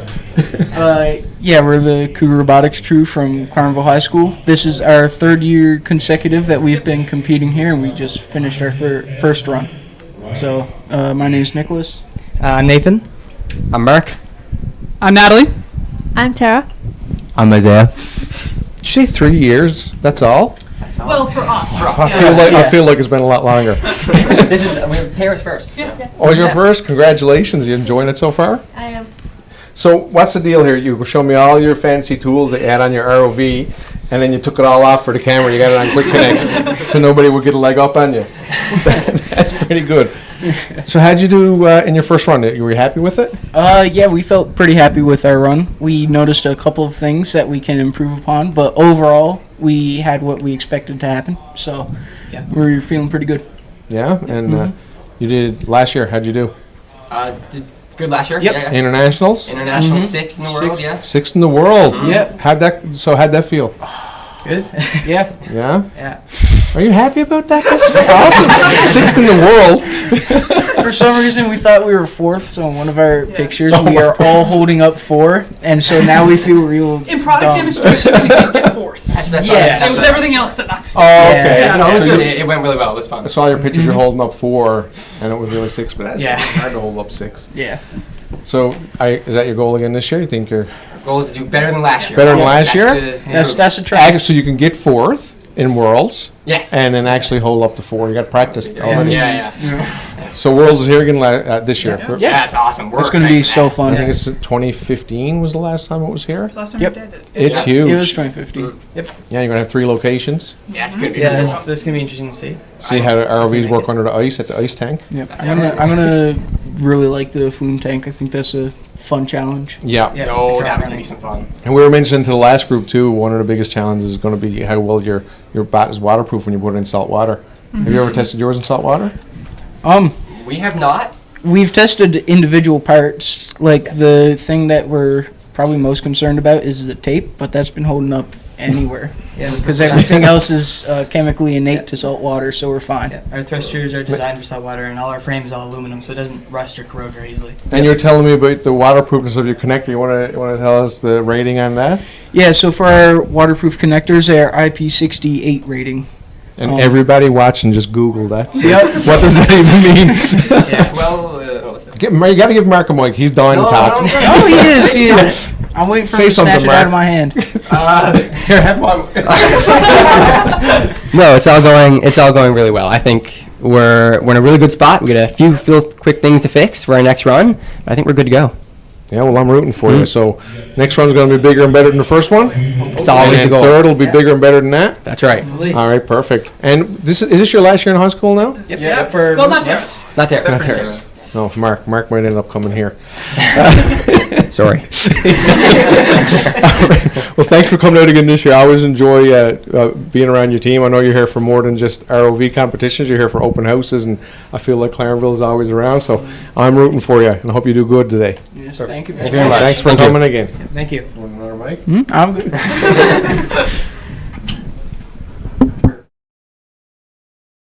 Back, everyone. We are about a minute away from the next set of runs starting. Today we have St. Mark's Robotics from St. Mark's School on Station 1. The ROV's name is the Bonobot. They have a 6 team size. Their rookie year was 2012, and they've been the same group of students through Scout and now Ranger for about 4 years now, which is very cool to see. Yeah, you kind of like going up through robotics through junior high and high school. You kind of have the same. You get new people, but at the end of the day, it's a lot of the same people that get really into it and keep going. It's honestly, you all grow together and learn together. Yeah, SWA Aquaforce from Southwest Arm Academy. Their robot's name is Jellyfish. They have 5 members on their team, and this is their first year competing, which is fantastic to see. Welcome here. Yes, welcome. It's always nice to have new teams, and we can't wait to see what you guys pull off. You team size may be small, but I'm sure as hell that you guys are mighty. Absolutely. For station number 3, we have Rural Robotics from Charlottetown Rural High School from PEI.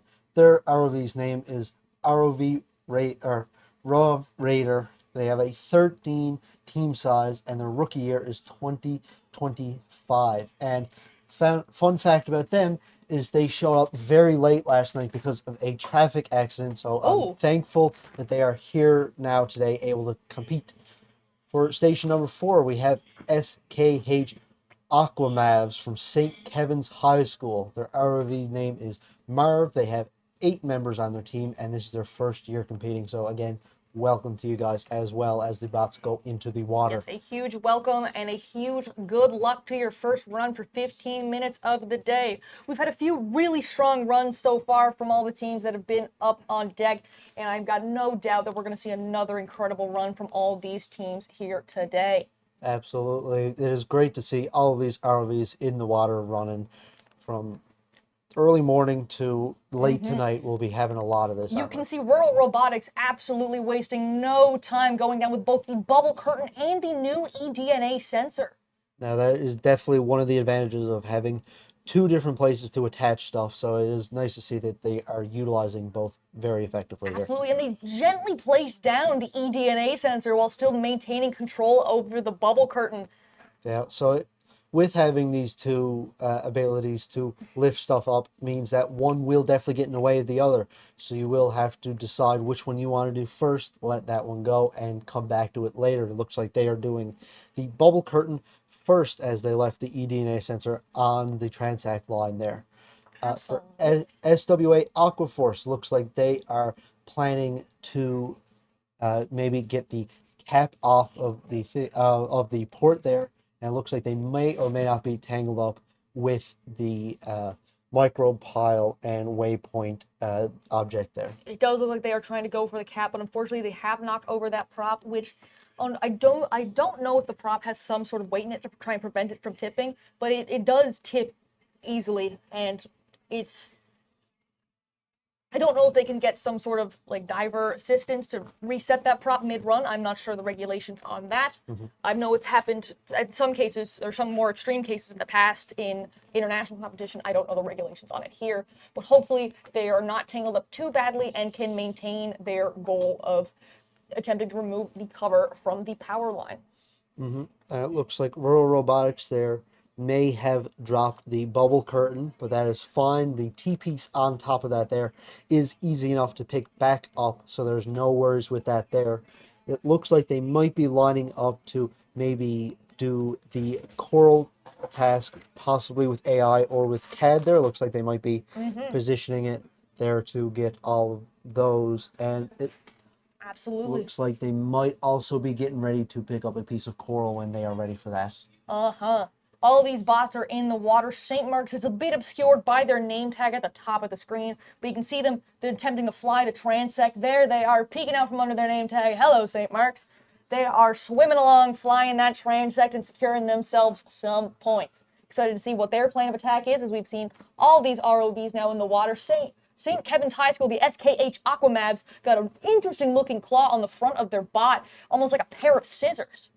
It's interesting how teams can have very similar ideas of having pneumatic claws like this, but there's so much deviation between each of these claws. You'd almost think that they are used for completely different things, but they all serve the same purpose, to pick up and put down objects. Yes, no two people will approach a problem the same way, and that is the beauty of the Mate ROV competition, especially here now where we're celebrating 20 years of the Mate ROV regionals here in Newfoundland and Labrador, which is such a special occasion, and honestly, I'm honored to be able to be here and helping present all of this, and I'm sure everyone here is as well. It's such a kind of crazy feeling to be like, wow, this has existed for 20 years. It's crazy. A lot of these, well, I would say most of these, if not all these kids competing today weren't even born by the time this Absolutely. started. Sure, I'm only 20. I'm going to be 21 this year. Yeah, same with me. So we were just babies when this started. So it is fantastic to see that it has gone on for this long,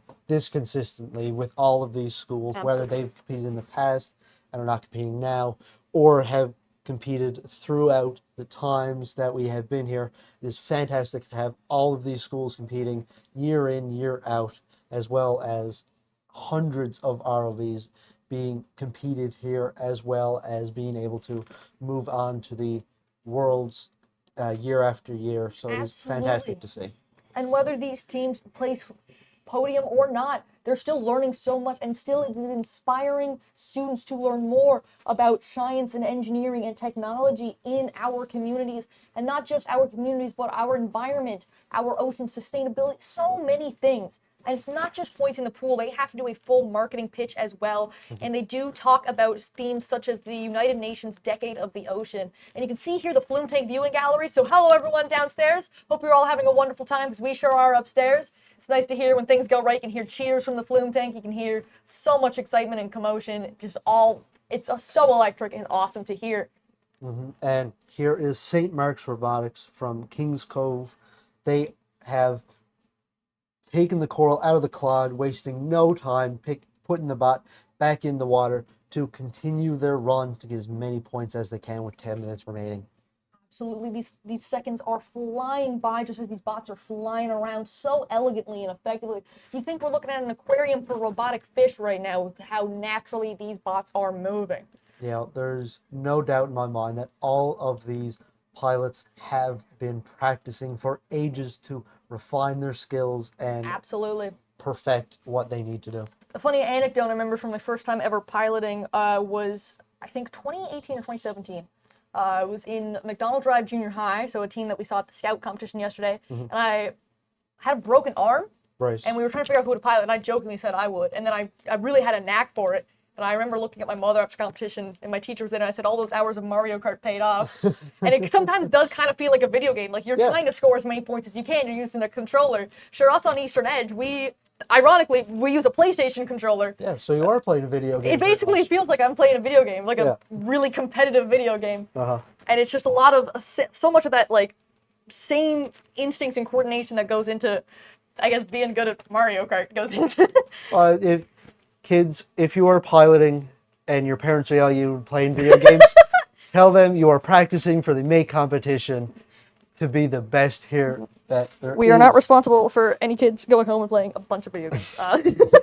Here we have SWA Aquaforce trying to push the paddle out of the way to release the buoy from the lobster tank. And they are just so close. They see the inch ever so slightly further along. Now, we've seen a lot of teams attempt this task both today and yesterday in the scout task. The only difference between yesterday and today is that the ranger teams have to actually remove that milk crate from the bottom of the ocean using this handle here that you are seeing circled right now.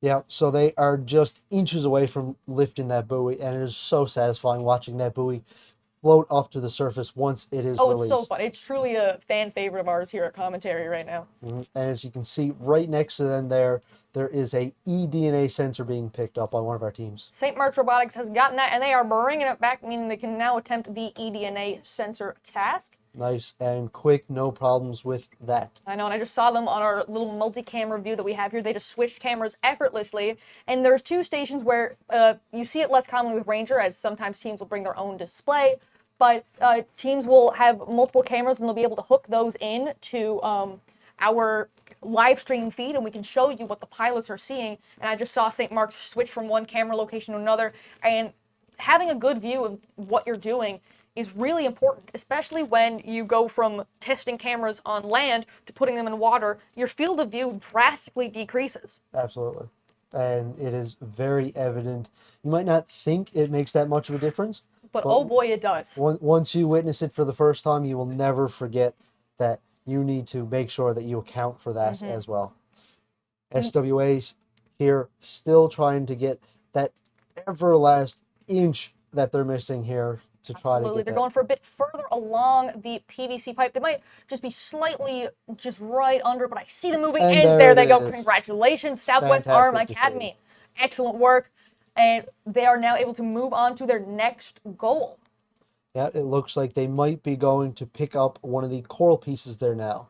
Absolutely. They have to make sure that they're careful with their tether. I just noticed that their tether is currently around Absolutely. the lobster pot, so they have to make sure that they don't get tangled Mhm. up with the buoy coming back up. And whether that's intentional or not, good communication between pilot and tether is very important, as pilots can communicate directly to the people on deck managing the ROV, like replacing props and tools and such, and handling the tether. They can communicate directly, the pilot can communicate directly with them, but the tether managers and other people on deck, such as people managing props and such, cannot communicate with the pilot unless the ROV is on the surface.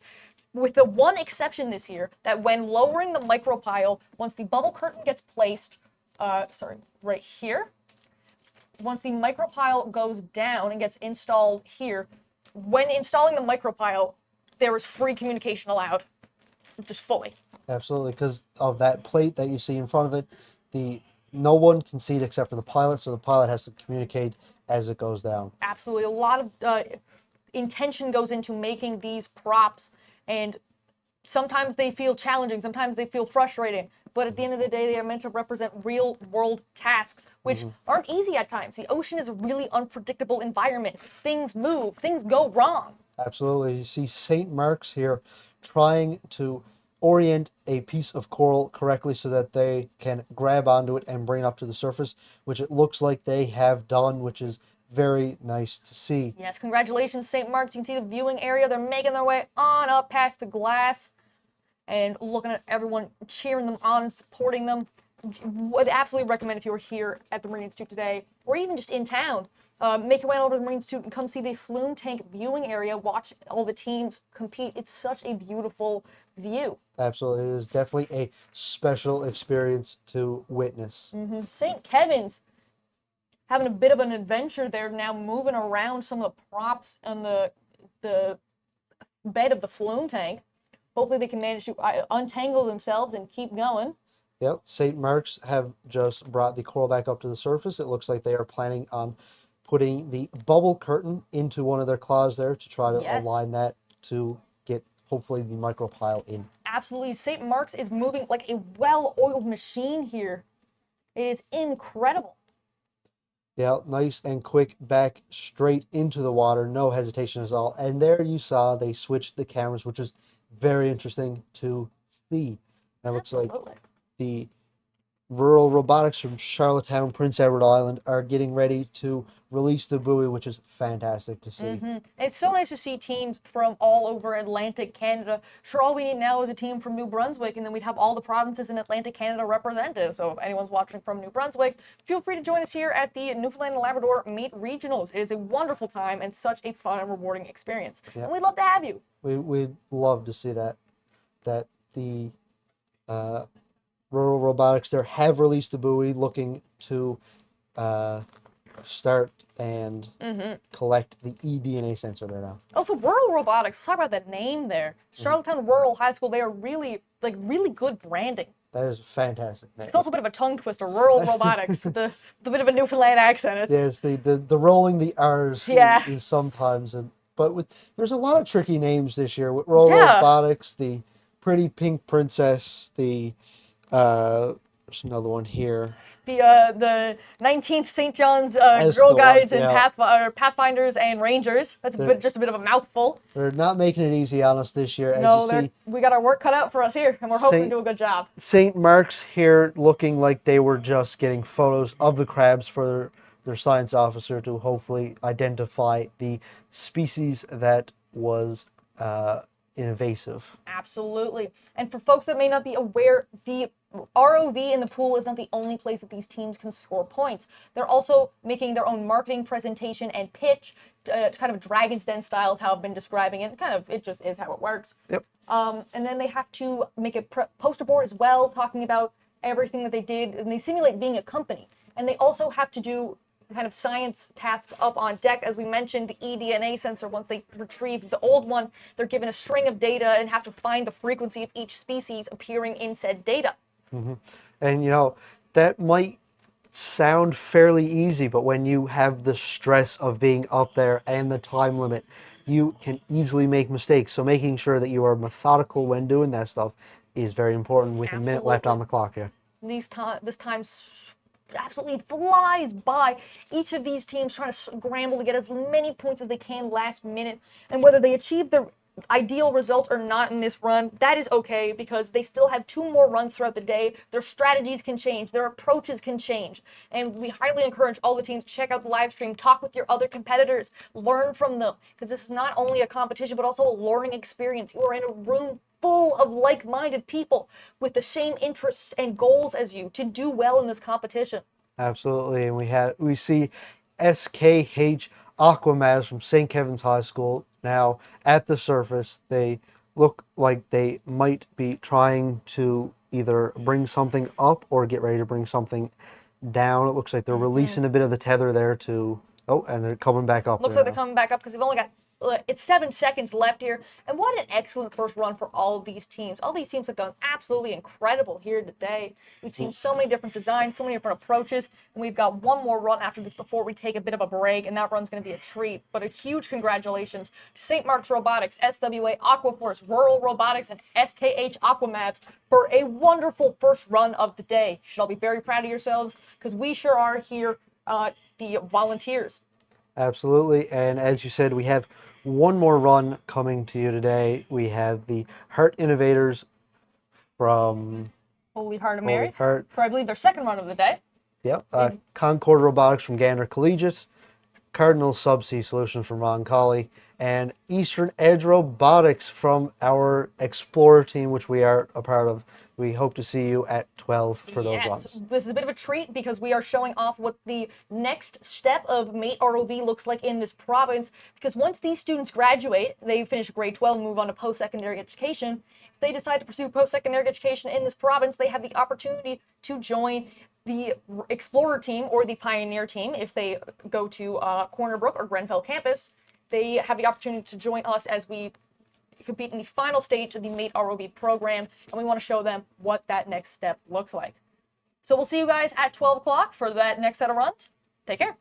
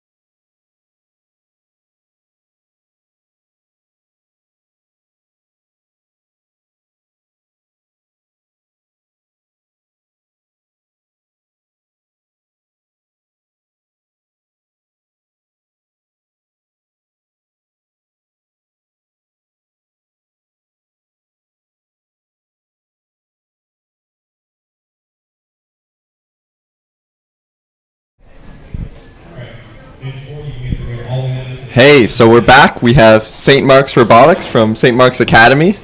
How are you guys feeling? Pretty good. Good. So how did the run go that you just did? We did everything we wanted to. We didn't have time to do a couple graphs, but it was a good first run. Okay, so you got the stuff in the pool, but maybe some of the stuff on deck you'll get some more practice with. What's your favorite part of your robot? Probably the cameras. Cameras are Yeah, I was gonna well say situated. that piece coming straight up with the camera looking down. That's got to be a good angle. Yeah, it's Figuring out the angles of the cameras was really fun. So How do you do it? Do you have like a tank? Because it changes when you're in air versus in water. Yeah. we have a tank at our school. Oh, that's awesome. we find with the top camera the most, it like totally just puts it like we can't really see the claws as much, but we did what we could. Mm-hmm. So claws. So how many tools do you have on this? 2. 2. Okay. So a vertical and a horizontal. Mm-hmm. Yeah. Nice, nice, nice. Is there like any? I know I asked this already. Any feature besides the camera that you guys are really proud of with this robot, or anything in your control box? No. No. Control box Not was proud the of the biggest control box. hassle. Okay.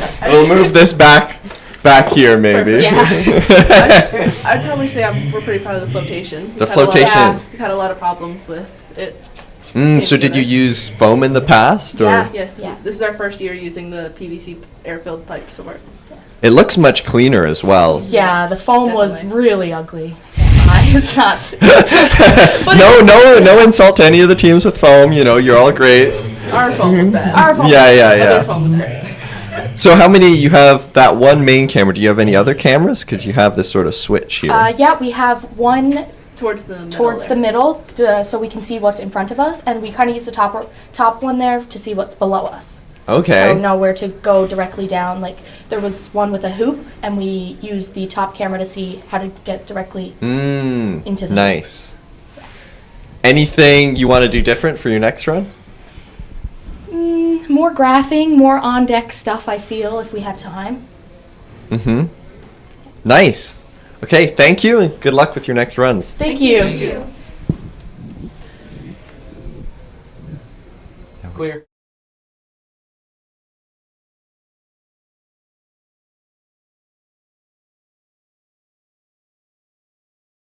But here we have the Heart Innovators from Holy Heart of Mary, already named the Great Eastern. What a good name. Maybe a little bit biased because of Eastern Edge. Absolutely. But team size is 14, and they joined the Mate ROV competition 2023. Fun fact, 3 past leaders are Schulich Scholarship Award recipients, which is a very impressive feat. We have Concord Robotics here for Gander Collegiate. Their ROV name is YQ Explorer. They have 16 members on their team, and they have first started competing in 2012. And their fun fact is that they flooded a room in their school. I hope that didn't cause too many damage. Hopefully that didn't cause too many problems, but that's a bit of an impressive feat. That is definitely something that is definitely may or may not be less of a fun fact. It might be impressive for the wrong reasons, but still. Yeah. We have next up is the Cardinal Subsea Solutions from Roncalli Central High School. Their RV's name is Echo. They have 12 members on their team, and they first started competing in 2023. And their fun fact is that they went to the FTC Worlds earlier on this year, which is fantastic. And it was so nice to see them represent Newfoundland and Canada at the FTC Worlds. So hopefully they can bring that energy and that passion skill to the underwater environment that Mate holds.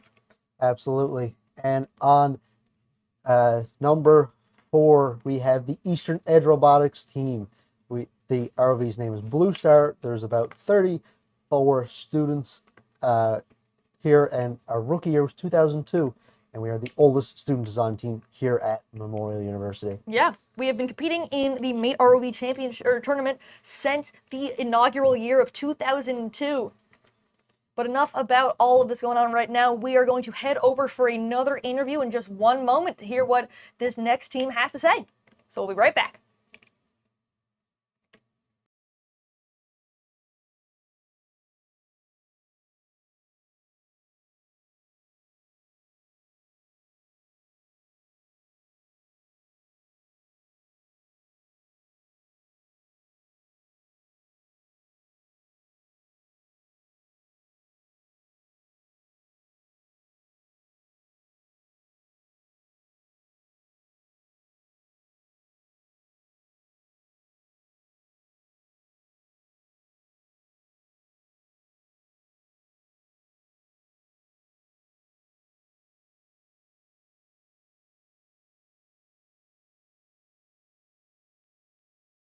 All right, the interview is going to take a few more moments there, so we'll keep chatting with you all in the meantime. We got these teams almost taking up all of their 5-minute setup time. Teams have 5 minutes to set up, 15 minutes to compete, and then 5 minutes to clean up their station. Absolutely. It's not a lot of time to be doing all that, but practice makes perfect. And as you see the runs go on today, there will be less time for setup and takedown as the teams get better at it. With a minute left to go, the Cardinal Subsea Solutions are ready to go, holding it on for the last minute, just rearing to get going. Absolutely. These teams have, or I think it's Holy Heart's second time competing today, but these teams have shown that incredible resilience, all of them, and for the rest of these three teams, it is their first time competing for the day. I think Roncalli also competed earlier as well. Believe so, yes. Yeah. The schedule shifted around a little bit from once we received the schedule a while ago. This was like the schedule that they made last night, but that's all good. We'll do our best to keep you guys updated and informed. And then we are just getting word that we are going to go to another interview right now. So when we come back, we'll see teams right in the thick of it and getting ready to go.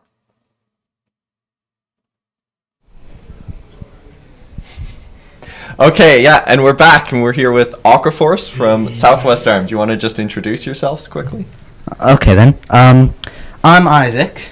I'm the pilot, and I also helped with a lot of the engineering. This is Brooke, Lashenda, Jacob. In the back here, we have Hugo.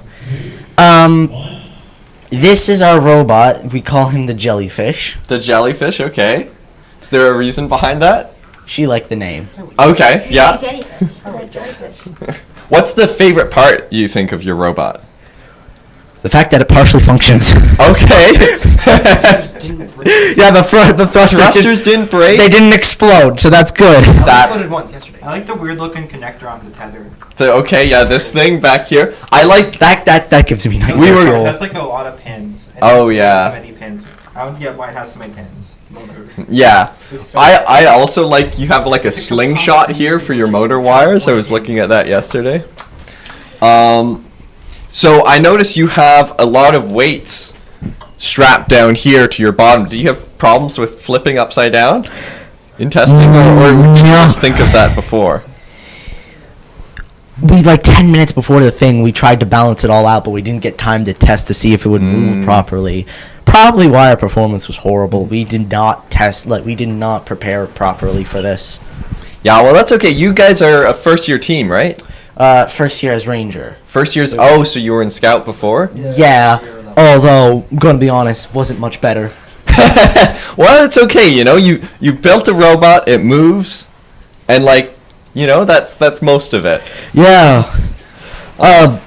That thing exploded the night before, so we had to get that replaced. We had to pester tech support for all that. I was here till 12:30 actually last night looking at that, but it's all good. I think sometimes the kits we sent out are a little cursed, and some teams get unlucky, and you guys got a little unlucky with that, I think.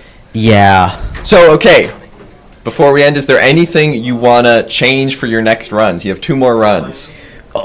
So far, the only thing I can think about, buoyancy. That's the one problem we actually have now. Yeah, so you sink or you float? We sink, yeah, and we're pretty sure the center of mass is just all over the place, and the thing itself is just generally extremely heavy. Mm-hmm. Or at least in water. Okay, thank you guys, and good luck on your next runs. Thank you. Bye-bye. And welcome back from that interview. We have teams already in the middle of all their runs. It looks like every team is currently doing a task. Absolutely. We've got 4 teams in the pool at the moment, and they are all diving down right to the bottom and making haste. Yeah, it looks like the Concords robotics are currently trying to maybe position themselves for the micropile. It looks like the Cardinal Subsea Solutions have deployed a vertical profiler, which is very interesting to see. They've also got a tool in the front that appears to be some sort of measuring reference object, and they're talking about the iceberg and measuring it as well, which is really interesting to see.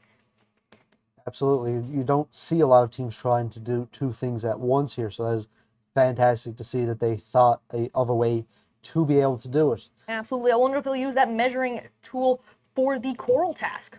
Yes, that is absolutely a possibility. When you have a known length, it makes it a whole lot easier to do. You can see Concord's robotic trying to grab the power connector. They get 5 points for merely knocking it off the platform and removing it from its original spot. You can see Holy Heart and Mary, the Heart Innovators, moving around trying to, looks like service the Holy Word Observatory, which involves rotating a piece a few times till a judge says which color to land on. Concord's robotics grabbing that cover for the port connector. Yeah, so they looked like they were having a little trouble getting it, but now they have it well within their grasp. There should be no problems with them bringing it back to the surface as we get a good look at all of the parents, other competitors, and mentors. Absolutely loving it there. Yes. Fantastic to see them all here today. And your support means the absolute world to these students. From experience, it is so nice to see people invested in the things that you are passionate about, and it truly makes or breaks the experience is that support, and your support is irreplaceable. It means the world. As we see Heart Innovators there trying to get a good grasp on the old eDNA sensor there, as they have placed the new eDNA sensor already. It looks like they might have tipped it over, but with the rope on top, this should be an easy grab for them now. Yes, hopefully it is much easier to recover than it is, or than it would be if they didn't have that rope to grab onto. Concord Robotic attempting to grab onto their ROV, and they've got 10 minutes remaining in this run. And they have grabbed the ROV, and the port cover is now well inside their grasp, so that's easy points for them there. As they wait for the claw to ungrasp it there, they are ready to put it back in the water as soon as that is done. I believe they have, with the line you can see in the front of their screen there, I believe they have a hydraulics claw. And you'll see teams go for several different approaches when making powered manipulators, as they're known in the industry. You'll see teams using pneumatics. You'll see teams using servos and motors and electricity. You'll see teams using hydraulics.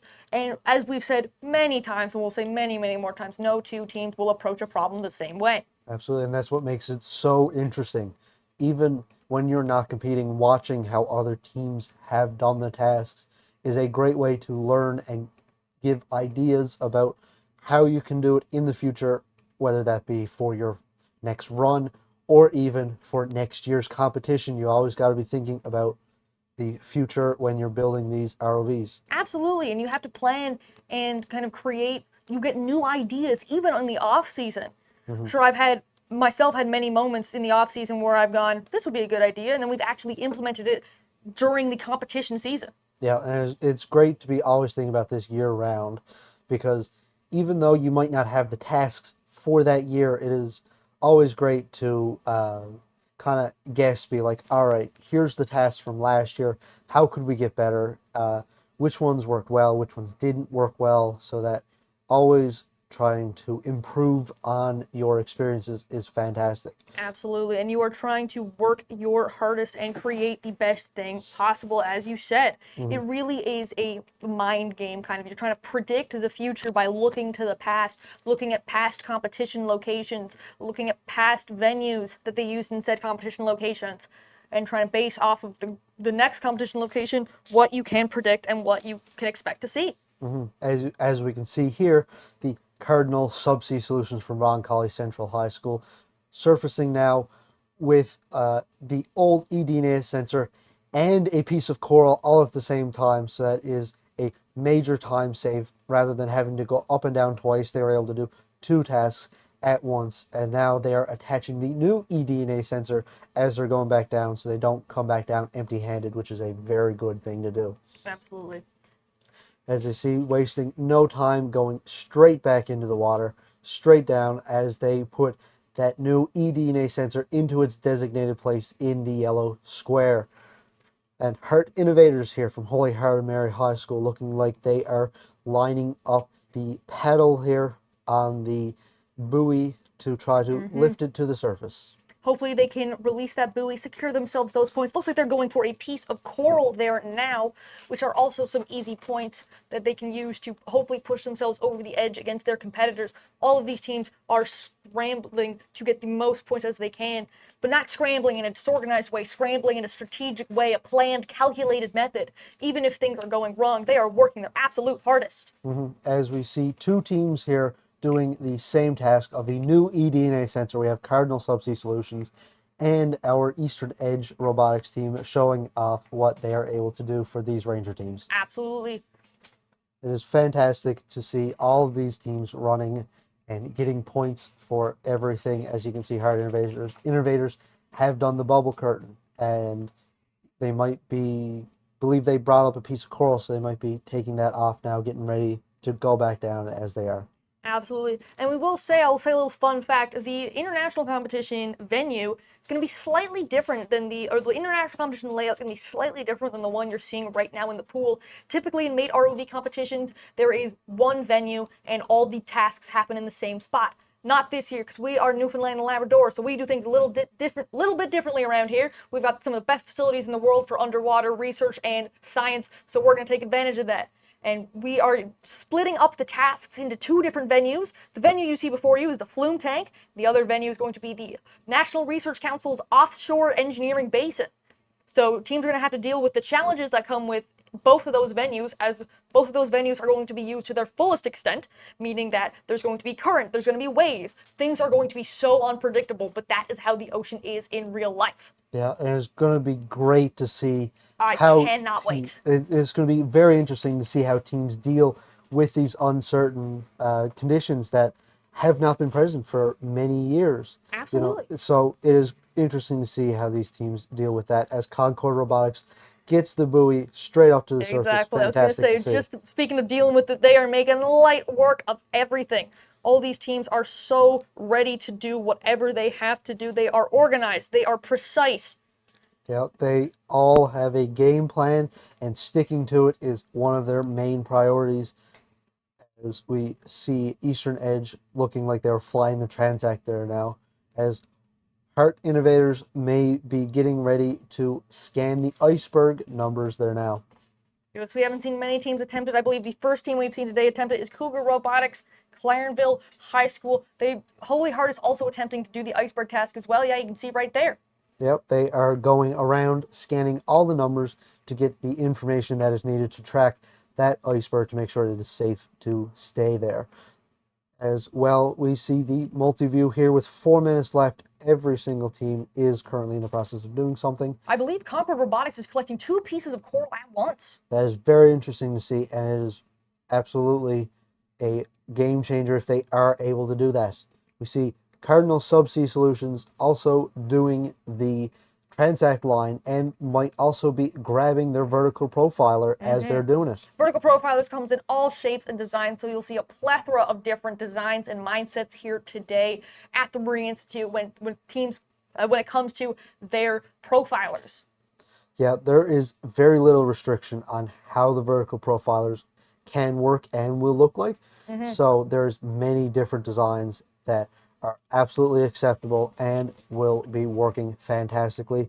As we see their nice big one, they're coming up out of the water with a piece of coral as well. So there's very efficient use of their time as they go straight back down to get more cast on. Concord Robotics is now laying the power cable. It looks like, no, never mind, they are picking up a piece of coral just in the area of the power cable, so that's what it gave the illusion of. They're heading back up to the surface now, it looks like, to secure a coral sample so it can be further analyzed to tell us more about the environment that was found in.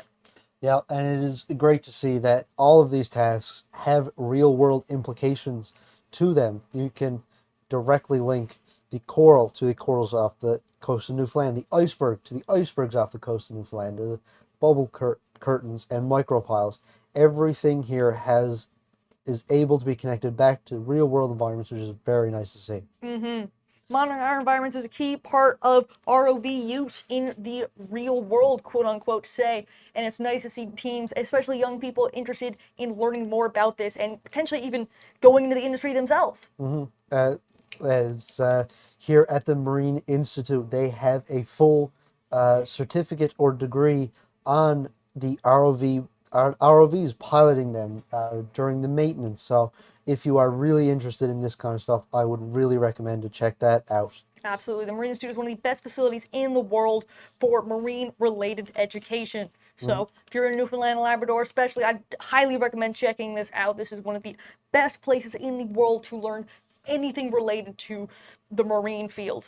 Yeah, as you can see here, Concord Robotics are checking to make sure everything's still in place as they come up and down, and looks like they are going straight back into the water as they have checked everything out. And as we have mentioned in the past, the POV shots you can see from the outside of the water into the water, the field of view changes dramatically. So all these teams have to be ready to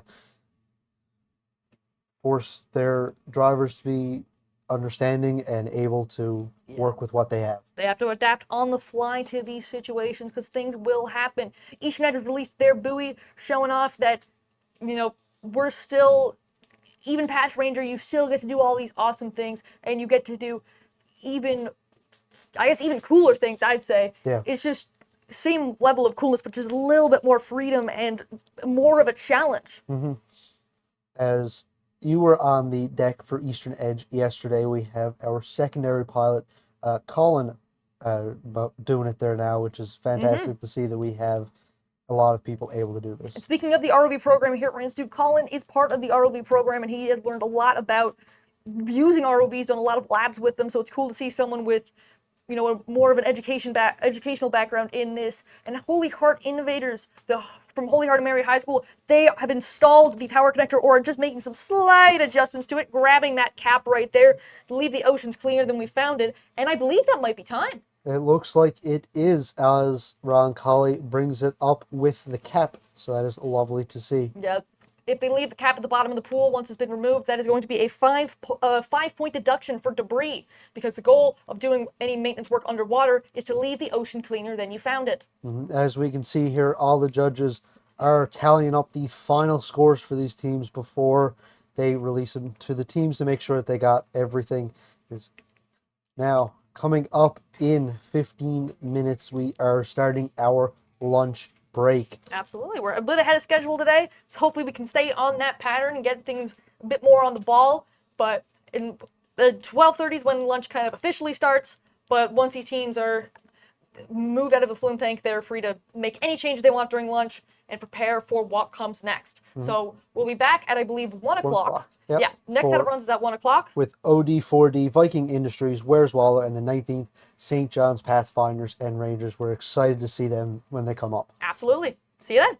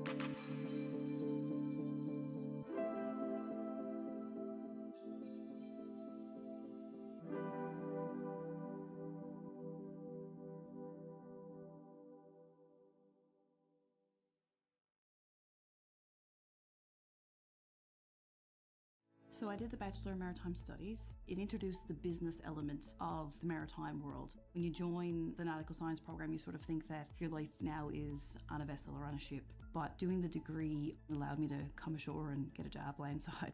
You're getting a formal degree from a well-recognized university. You can do this while you're online. So you can log into your course wherever you are in the world. This allows you to keep working, gaining experience while doing your degree.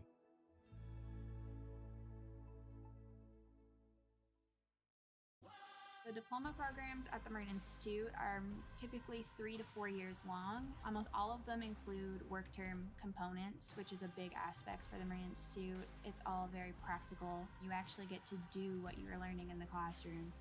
Marine shipping industry is so broad.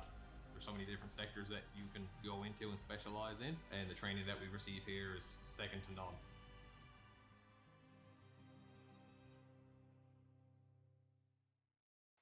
I think it's like nothing else. There's a sense of adventure to it. The investment in the students is kind of incredible in terms of the new facilities. Small classes and one-on-one when you need help. The people have been so welcoming and amazing. You can't replace the hands-on factor in this. Once I went to the commercial industry, I felt totally ready to just jump right in.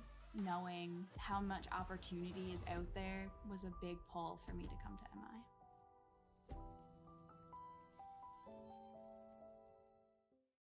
I would say come to the Marine Institute because you're right on the water. What a great place to come to a marine school. The facilities are amazing. It is a world-class institute. You can really go anywhere with the kind of training that you receive from Marine Institute.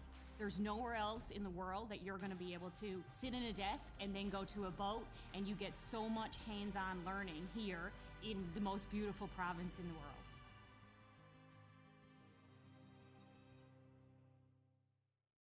Hey, I'm Terry Humber. I work at the Marine Institute. I teach the ROV program here. I come in with 30 years industry experience, 23 with Oceaneering Canada as an ROV manager / supervisor / technician. The ROV program is a 2-year technical program offered by the Marine Institute that gives people the awareness to work in the offshore industry, working on a remote operated vehicle. East Coast Newfoundland is very busy at the moment. Worldwide, the ROV industry is booming. In the ROV program, we work with simulators to teach the people how to fly the ROV, which is very important. Then we have a workshop environment where the people are used to work on an ROV so they can actually fix it and maintain it to fly it. We do missions, how to use a manipulator to fix a subsea wellhead, or use a torque tool, or use a cutter, or a subsea dredger. The mission is real life work. It's work that has been done in the past, and it's training these individuals how to do the work in the future. The underwater vehicle program is a 3rd year, picked up after the 2nd year of ROV. But the difference between an ROV and an AUV, an ROV is tethered, an AUV is not. It flies by itself. You do mapping, you do seabed scans. It's just a step up from the ROV program. And you come back for your 4th year, or you can do it online and get your Bachelor of Technology. It's a wonderful program. It is a world-class institute. When the kids leave here, they leave with 100 hours flying time on a stick. They know how to fix an ROV. They know how to work in that environment. That's what the Marine Institute is all about, the real life experience.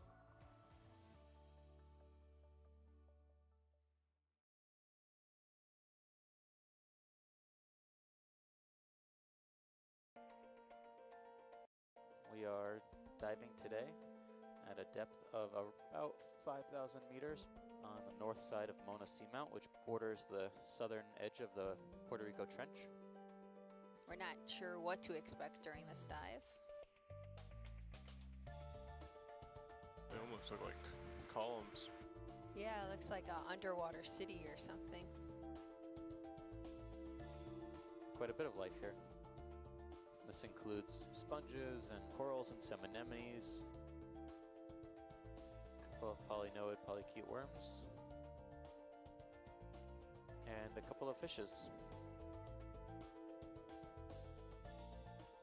These depths generally are pretty poorly explored, some of the most unexplored on Earth.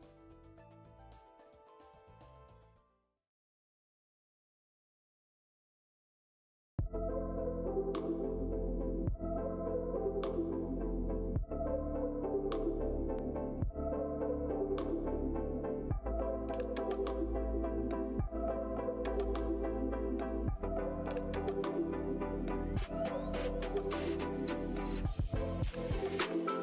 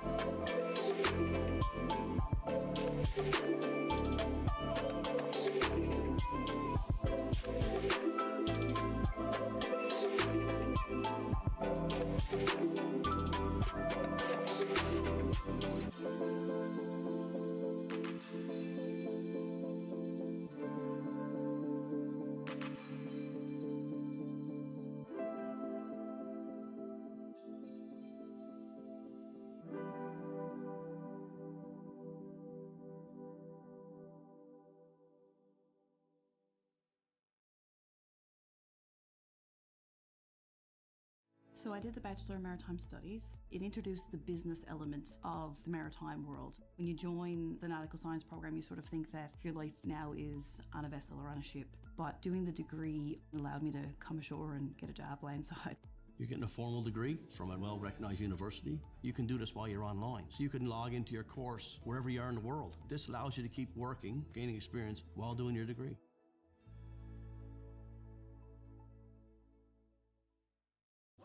The diploma programs at the Marine Institute are typically 3 to 4 years long. Almost all of them include work term components, which is a big aspect for the Marine Institute. It's all very practical. You actually get to do what you were learning in the classroom. Marine shipping industry is so broad. There's so many different sectors that you can go into and specialize in, and the training that we receive here is second to none.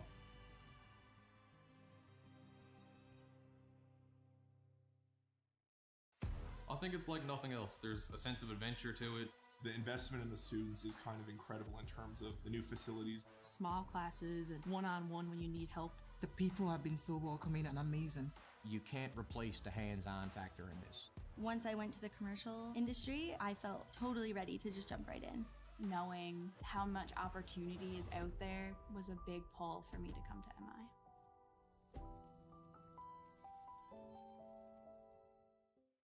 I would say come to the Marine Institute because you're right on the water. What a great place to come to a marine school. The facilities are amazing.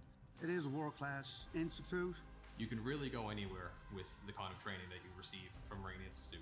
There's nowhere else in the world that you're going to be able to sit in a desk and then go to a boat, and you get so much hands-on learning here in the most beautiful province in the world.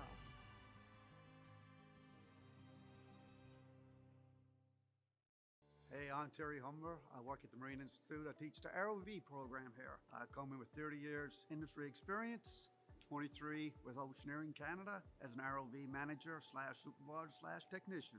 The ROV program is a 2-year technical program offered by the Marine Institute that gives people the awareness to work in the offshore industry, working on a remote operated vehicle. East Coast Newfoundland is very busy at the moment. Worldwide, the ROV industry is booming. In the ROV program, we work with simulators to teach the people how to fly the ROV, which is very important. Then we have a workshop environment where the people are used to work on an ROV so they can actually fix it and maintain it to fly it. We do missions, how to use a manipulator to fix a subsea wellhead, or use a torque tool, or use a cutter, or a subsea dredger. The mission is real life work. It's work that has been done in the past, and it's training these individuals how to do the work in the future. The underwater vehicle program is the 3rd year, picked up after the 2nd year of ROV. But the difference between an ROV and an ROV is tethered. An AUV is not. It flies by itself. You do mapping, you do seabed scans. Just a step up from the ROV program. And you come back for your 4th year, or you can do it online and get your Bachelor of Technology. It's a wonderful program. It is a world-class institute. When the kids leave here, they leave with 100 hours flying time on a stick. They know how to fix an ROV. They know how to work in that environment. That's what the Marine Institute is all about, the real life experience.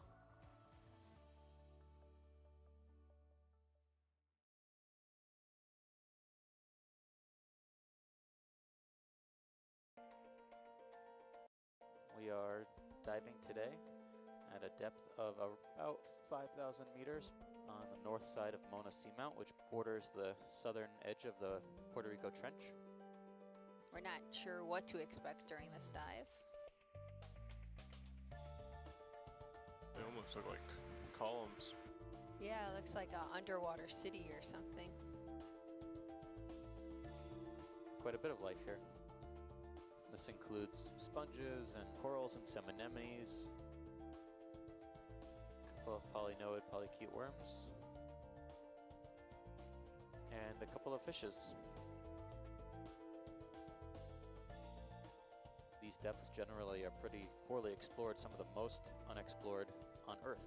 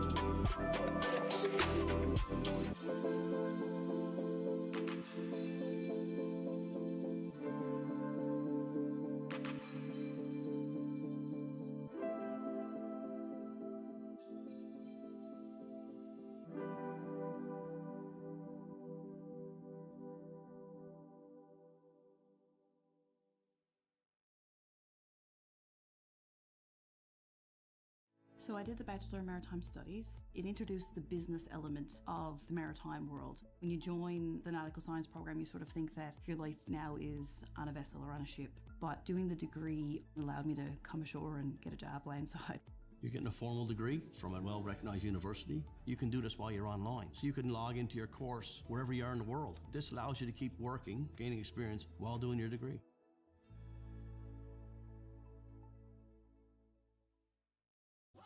The diploma programs at the Marine Institute are typically 3 to 4 years long. Almost all of them include work term components, which is a big aspect for the Marine Institute. It's all very practical. You actually get to do what you were learning in the classroom. Marine shipping industry is so broad. There's so many different sectors that you can go into and specialize in, and the training that we receive here is second to none.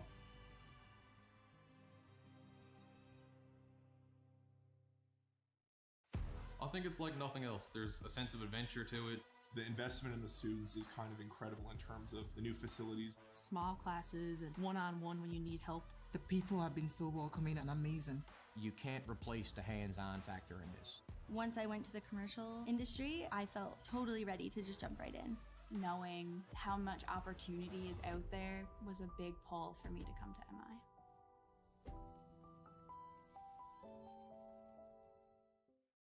I would say come to the Marine Institute because you're right on the water. What a great place to come to a marine school. The facilities are amazing. It is a world-class institute. You can really go anywhere with the kind of training that you receive from Marine Institute. There's nowhere else in the world that you're going to be able to sit in a desk and then go to a boat, and you get so much hands-on learning here in the most beautiful province in the world.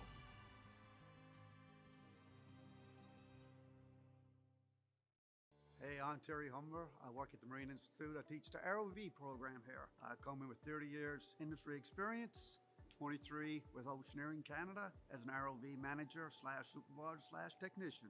The ROV program is a 2-year technical program offered by the Marine Institute that gives people the awareness to work in the offshore industry, working on a remote operated vehicle. East Coast Newfoundland is very busy at the moment. Worldwide, the ROV industry is booming. In the ROV program, we work with simulators to teach the people how to fly the ROV, which is very important. Then we have a workshop environment where the people are used to work on an ROV so they can actually fix it and maintain it to fly it. We do missions, how to use a manipulator to fix a subsea wellhead, or use a torque tool, or use a cutter, or a subsea dredger. The mission is real life work. It's work that has been done in the past and is training these individuals how to do the work in the future. The underwater vehicle program is a 3rd year, picked up after the 2nd year of ROV. But the difference between an ROV and an AUV is tethered. An AUV is not. It flies by itself. You do mapping, you do seabed scans. It's just a step up from the ROV program. And you come back for your 4th year, or you can do it online and get your Bachelor of Technology. It's a wonderful program. It is a world-class institute. When the kids leave here, they leave with 100 hours flying time on a stick. They know how to fix an ROV. They know how to work in that environment. That's what the Marine Institute is all about, the real life experience.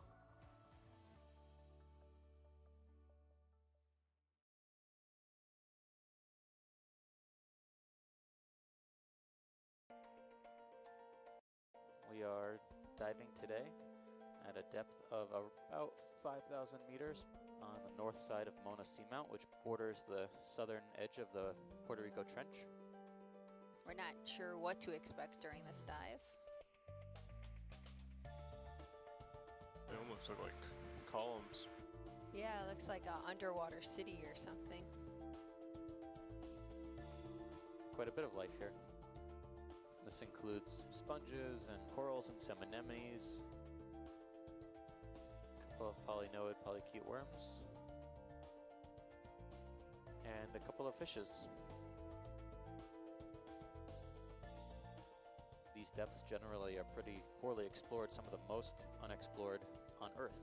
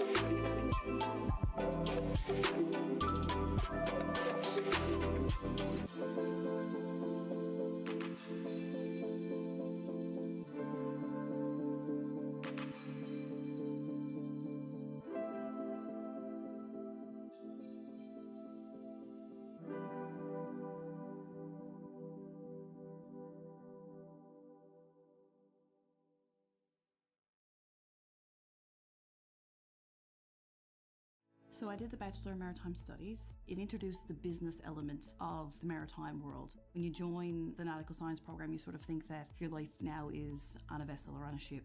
But doing the degree allowed me to come ashore and get a job landside. You're getting a formal degree from a well-recognized university. You can do this while you're online. So you can log into your course wherever you are in the world. This allows you to keep working, gaining experience while doing your degree.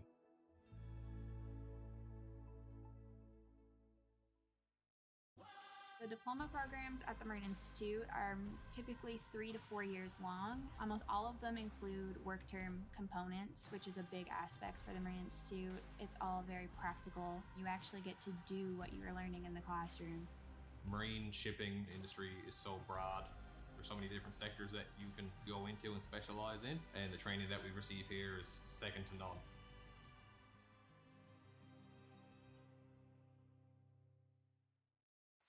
I think it's like nothing else. There's a sense of adventure to it.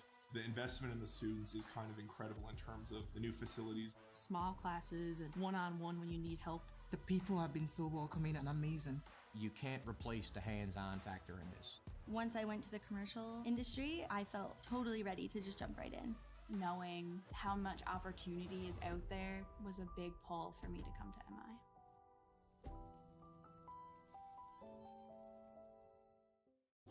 I would say come to the Marine Institute because you're right on the water. What a great place to come to a marine school. The facilities are amazing. It is a world-class institute. You can really go anywhere with the kind of training that you receive from Marine Institute. There's nowhere else in the world that you're going to be able to sit in a desk and then go to a boat, and you get so much hands-on learning here in the most beautiful province in the world.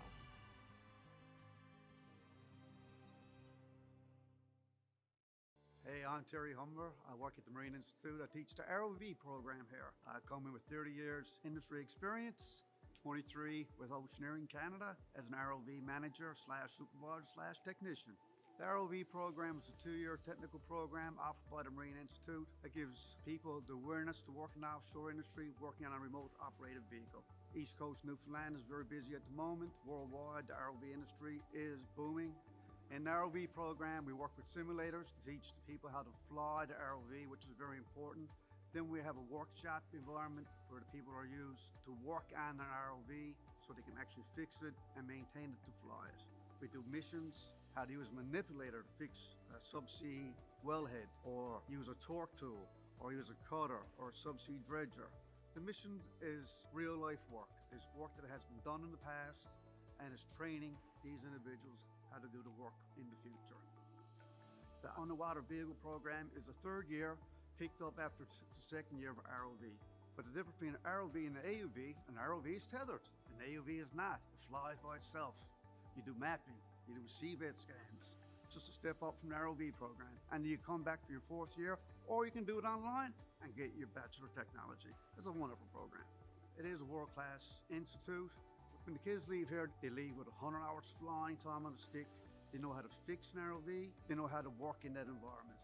That's what the Marine Institute is all about, the real life experience.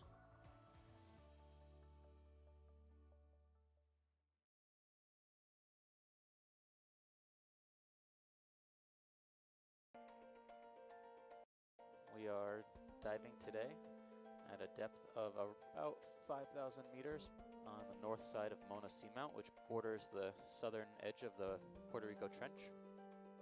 We're not sure what to expect during this dive. They almost look like columns. Yeah, it looks like an underwater city or something. Quite a bit of life here. This includes sponges and corals and some anemones, a couple of polynoid polychaete worms, and a couple of fishes. These depths generally are pretty poorly explored, some of the most unexplored on Earth.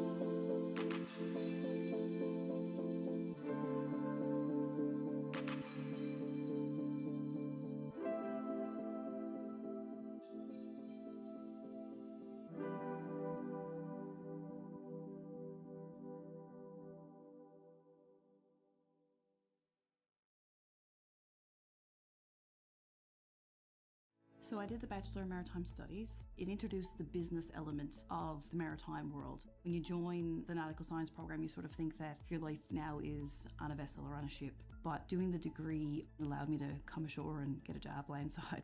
You're getting a formal degree from a well-recognized university. You can do this while you're online. So you can log into your course wherever you are in the world. This allows you to keep working, gaining experience while doing your degree.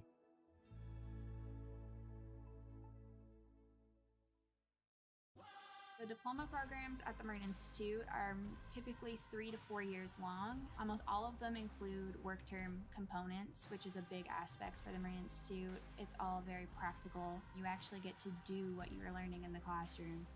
Marine shipping industry is so broad. There's so many different sectors that you can go into and specialize in, and the training that we receive here is second to none.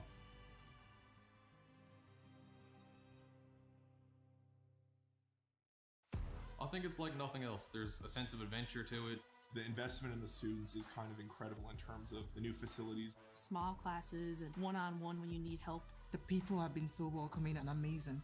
You can't replace the hands-on factor in this. Once I went to the commercial industry, I felt totally ready to just jump right in. Knowing how much opportunity is out there was a big pull for me to come to MI.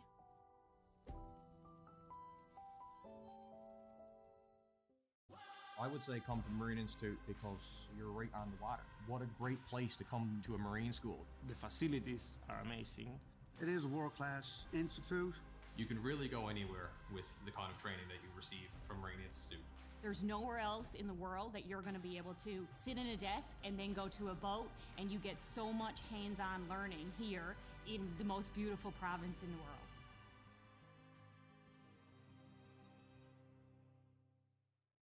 Hey, I'm Terry Humber. I work at the Marine Institute. I teach the ROV program here. I come in with 30 years industry experience, 23 with Oceaneering Canada as an ROV manager / supervisor / technician.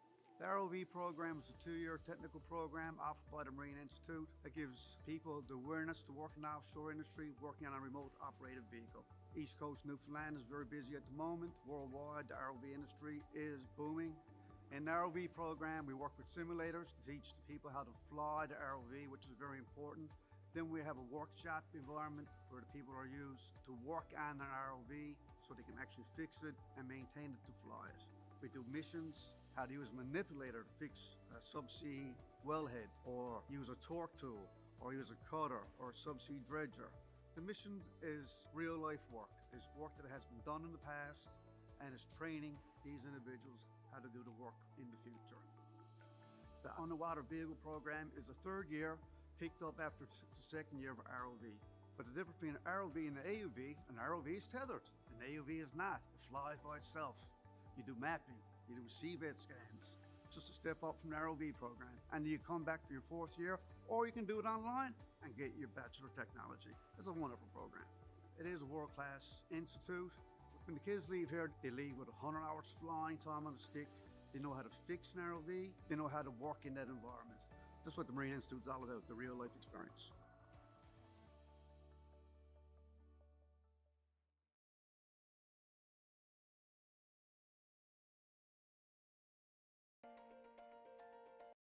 We are diving today at a depth of about 5,000 meters on the north side of Mona Seamount, which borders the southern edge of the Puerto Rico Trench.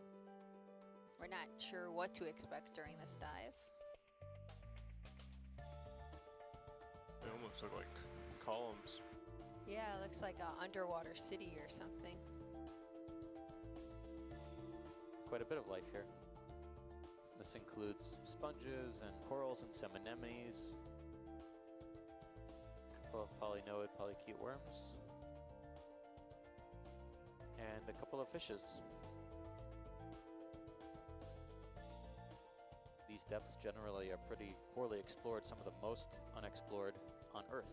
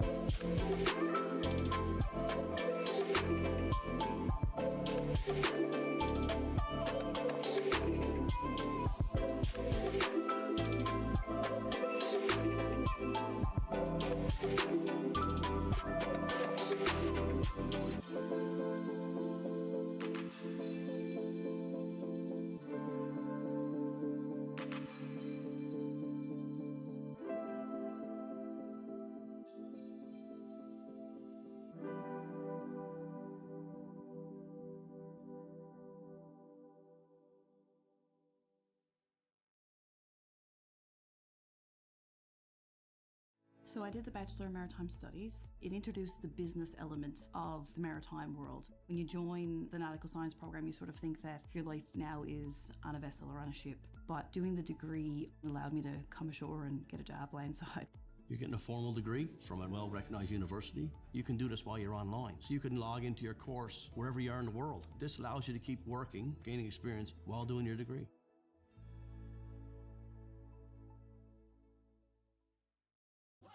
The diploma programs at the Marine Institute are typically 3 to 4 years long. Almost all of them include work term components, which is a big aspect for the Marine Institute. It's all very practical. You actually get to do what you're learning in the classroom.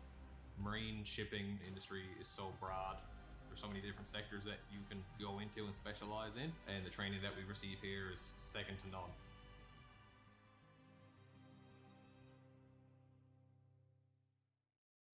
I think it's like nothing else. There's a sense of adventure to it. The investment in the students is kind of incredible in terms of the new facilities. Small classes and one-on-one when you need help. The people have been so welcoming and amazing.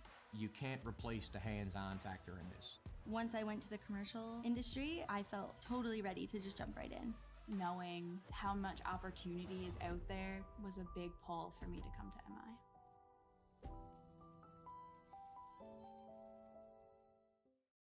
I would say come to the Marine Institute because you're right on the water. What a great place to come to a marine school. The facilities are amazing. It is a world-class institute.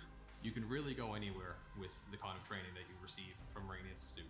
There's nowhere else in the world that you're going to be able to sit in a desk and then go to a boat, and you get so much hands-on learning here in the most beautiful province in the world.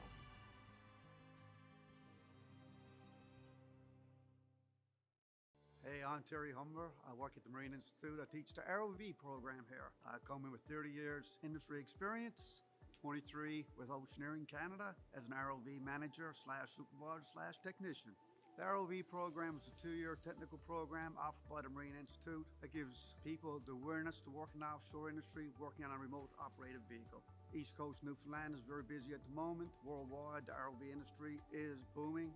In the ROV program, we work with simulators to teach the people how to fly the ROV, which is very important. Then we have a workshop environment where the people are used to work on an ROV so they can actually fix it and maintain it to fly it. We do missions, how to use a manipulator to fix a subsea wellhead, or use a torque tool, or use a cutter, or a subsea dredger. The mission is real life work. It's work that has been done in the past and is training these individuals how to do the work in the future. The underwater vehicle program is the 3rd year, picked up after the 2nd year of ROV. But the difference between an ROV and an AUV, an ROV is tethered, an AUV is not. It flies by itself. You do mapping, you do seabed scans, just a step up from the ROV program. And you come back for your 4th year, or you can do it online and get your Bachelor of Technology. It's a wonderful program. It is a world-class institute. When the kids leave here, they leave with 100 hours flying time on a stick. They know how to fix an ROV. They know how to work in that environment. That's what the Marine Institute is all about, the real life experience.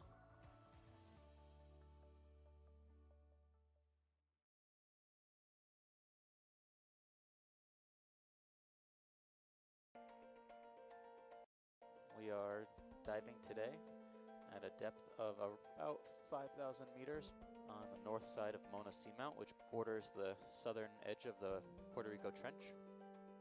We're not sure what to expect during this dive. They almost look like columns. Yeah, it looks like an underwater city or something. Quite a bit of life here. This includes sponges and corals and some anemones, a couple of polynoid polychaete worms, and a couple of fishes. These depths generally are pretty poorly explored, some of the most unexplored on Earth.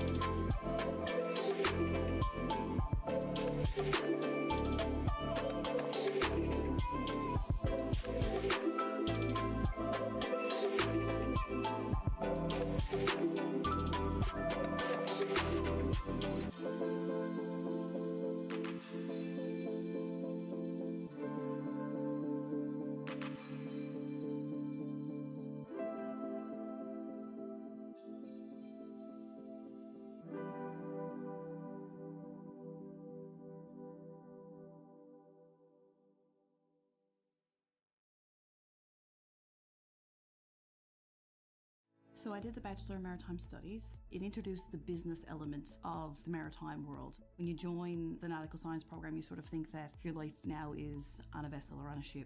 But doing the degree allowed me to come ashore and get a job landside. You're getting a formal degree from a well-recognized university. You can do this while you're online. So you can log into your course wherever you are in the world. This allows you to keep working, gaining experience while doing your degree.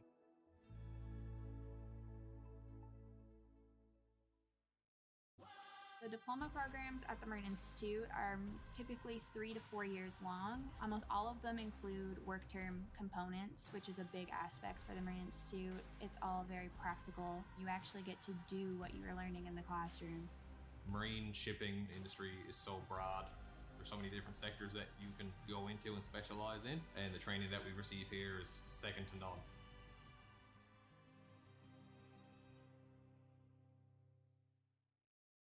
I think it's like nothing else. There's a sense of adventure to it. The investment in the students is kind of incredible in terms of the new facilities. Small classes and one-on-one when you need help. The people have been so welcoming and amazing. You can't replace the hands-on factor in this. Once I went to the commercial industry, I felt totally ready to just jump right in. knowing how much opportunity is out there was a big pull for me to come to MI.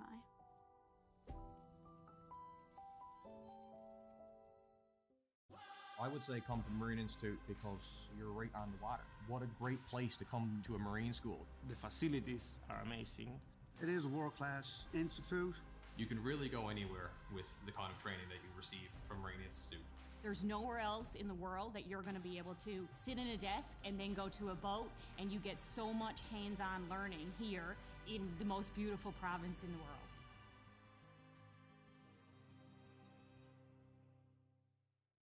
Hey, I'm Terry Humber. I work at the Marine Institute. I teach the ROV program here. I come in with 30 years industry experience, 23 with Oceaneering Canada as an ROV manager / supervisor / technician.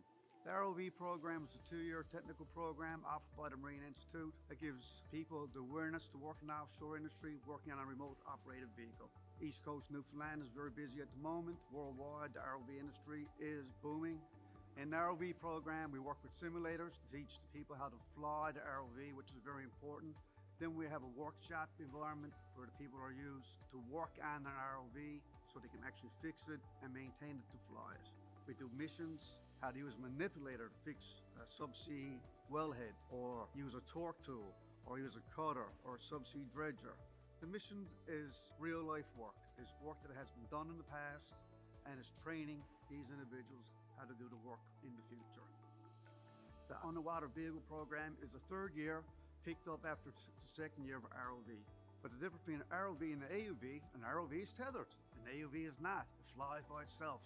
You do mapping, you do seabed scans. It's just a step up from the ROV program. And you come back for your 4th year, or you can do it online and get your Bachelor of Technology. It's a wonderful program. It is a world-class institute. When the kids leave here, they leave with 100 hours flying time on a stick. They know how to fix an ROV. They know how to work in that environment. That's what the Marine Institute is all about, the real life experience.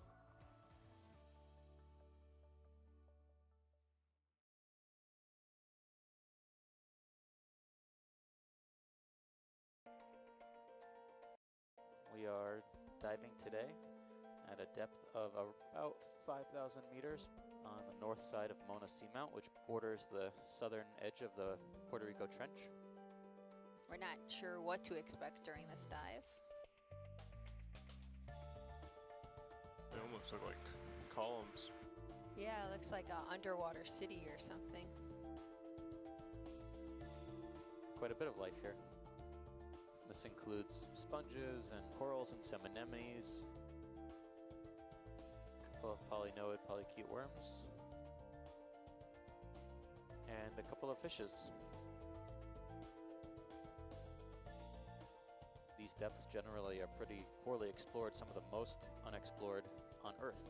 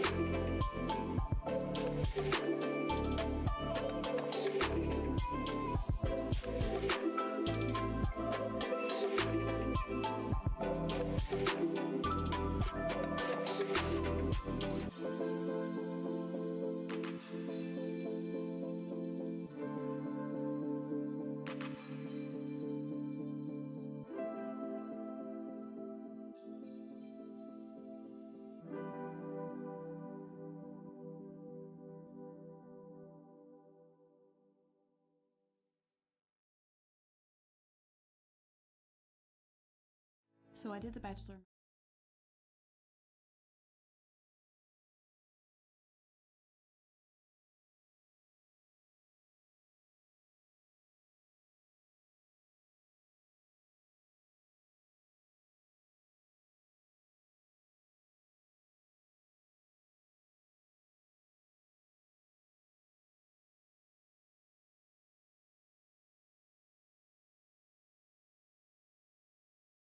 Identifier, and there's a lot of cool computer.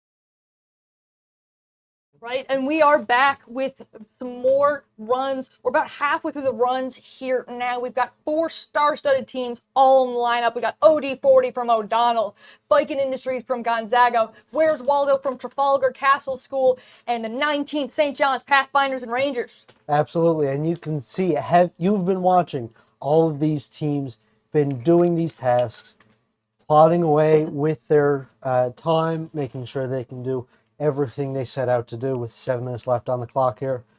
As we can see here with Viking Industries, they have put a ball coral into their claw now. Oh, and just a shame there. It just slipped away. Hopefully they realize that and they can quickly come back down and collect it again. It looks like that is what they are exactly on the move to do. Where's Waldo swimming up to the surface? They're removing the cap so they don't get those 5 debris point deductions. They're placing the bubble curtain now, ready to dive right back in. Absolutely. The least amount of time wasted at this stage of the time is very important. With less than half the time to go, every second matters. As you can see, the Viking Industries team there at Gonzaga have now getting ready to, I believe, take up the old eDNA sensor and try to replace it with the new one here. Absolutely, they managed to achieve that goal last run, and they just grab it and jump right up to the surface.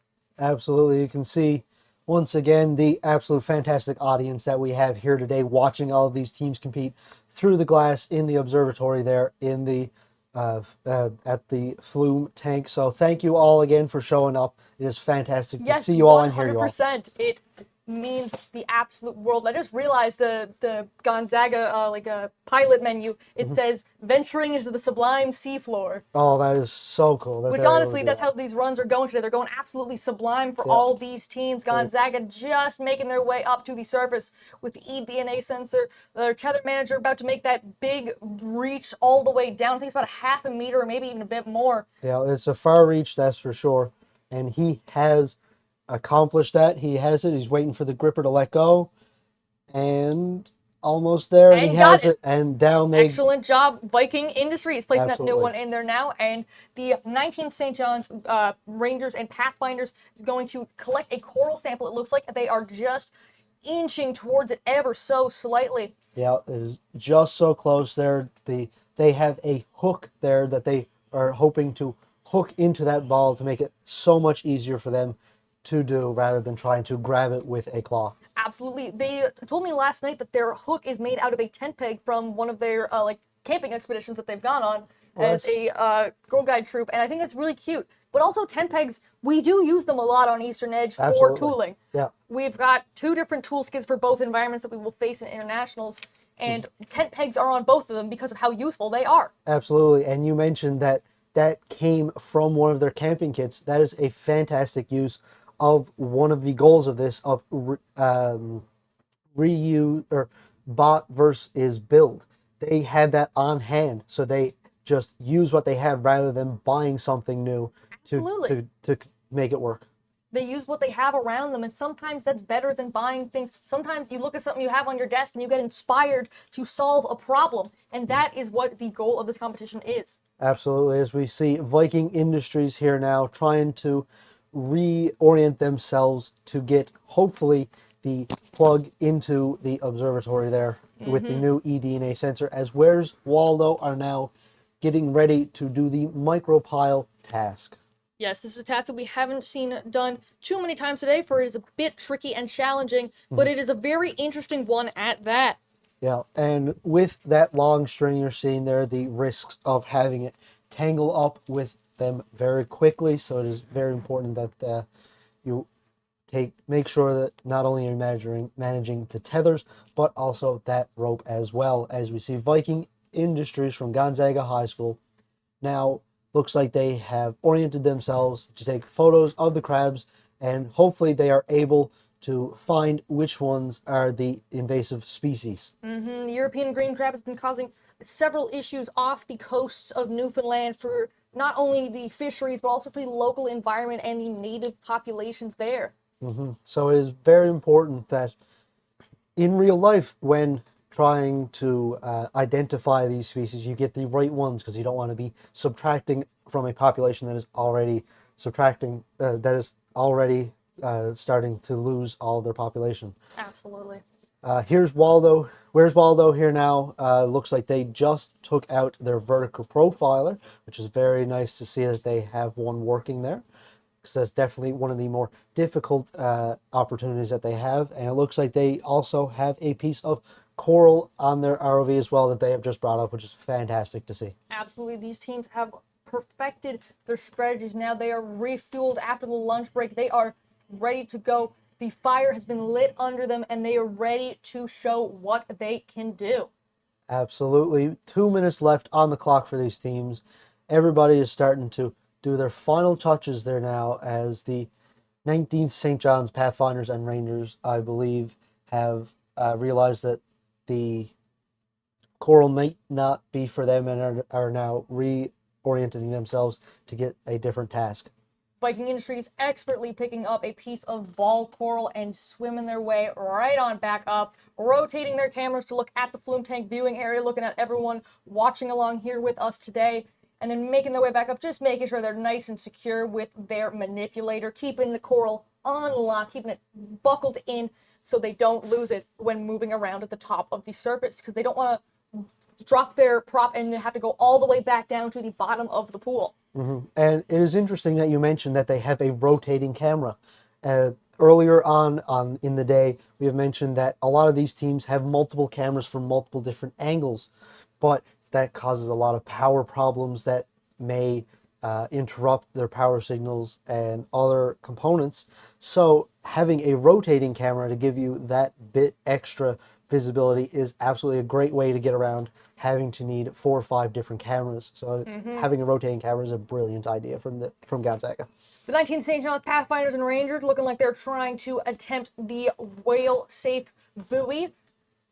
Whale-safe fishing gear is very important, especially this time of year when the whales are making their way down to the Gulf Stream, making sure that in our fishing practices, we don't harm any of the other wildlife in the area. 15 seconds left on the clock. Teams are wrapping it up here now for another set of fantastic runs that we have witnessed here today.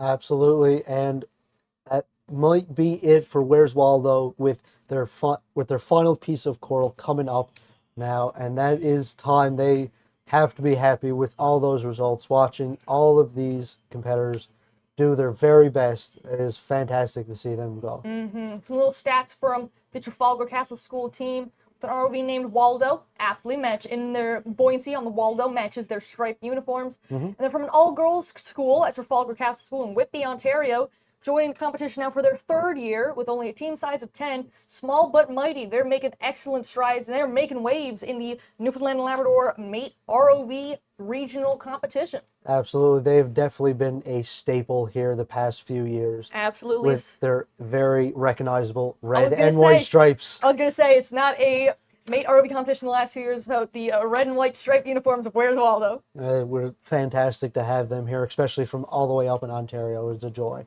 100%. And next up at 1:30, about 7 minutes, we've got 4 new teams coming up for you. We've got Heritage Senior Robotics from Heritage Collegiate, Froud Flow from the Froud Avenue Community Center, Shark Tech from Labrador Straits Academy, and Megalodon Mechanics from the Sacred Heart School of Halifax. We'll see you then.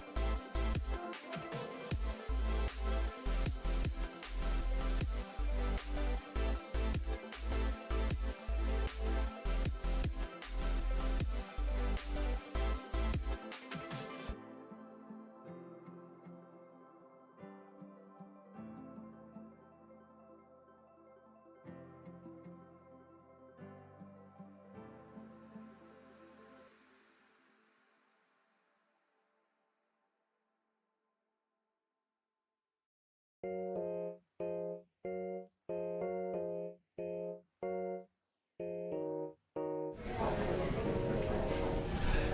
we're here with the 19th Pathfinders, no, St. John's 19th Pathfinders and Rangers from Girl Guides. Can you just introduce yourselves and maybe say your name again, because I didn't get that. Okay, we are the 19th St. John's Pathfinders and Rangers with the Girl Guides of Canada.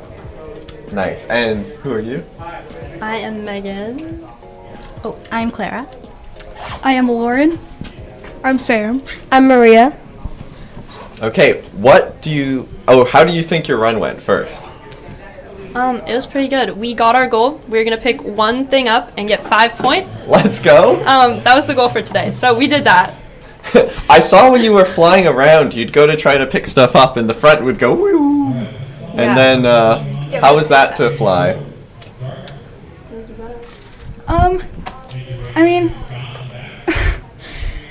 it was kind of like annoying. Yeah. It's like low down, and I'd have to to back up. It would like start tilting up, like.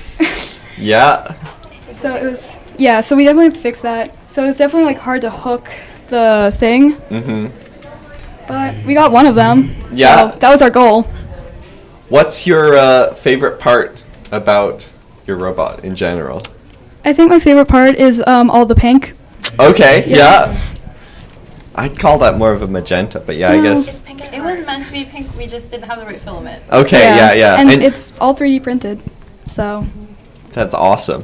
What are these? I see some little blocks of wood in here, a little bit of sort of hybrid materials. Oh, I think they were supposed to be to screw in the thruster guards, but then we kind of just added them for, what did we add them for, buoyancy? They were filling in the gap. Oh yeah, we just put them in the spacers. Okay, yeah. I have asked favorite part of the robot. I have a list up behind the stage right there. Any other favorite bits of the robot or like the competition in general? Because you're a first-year team.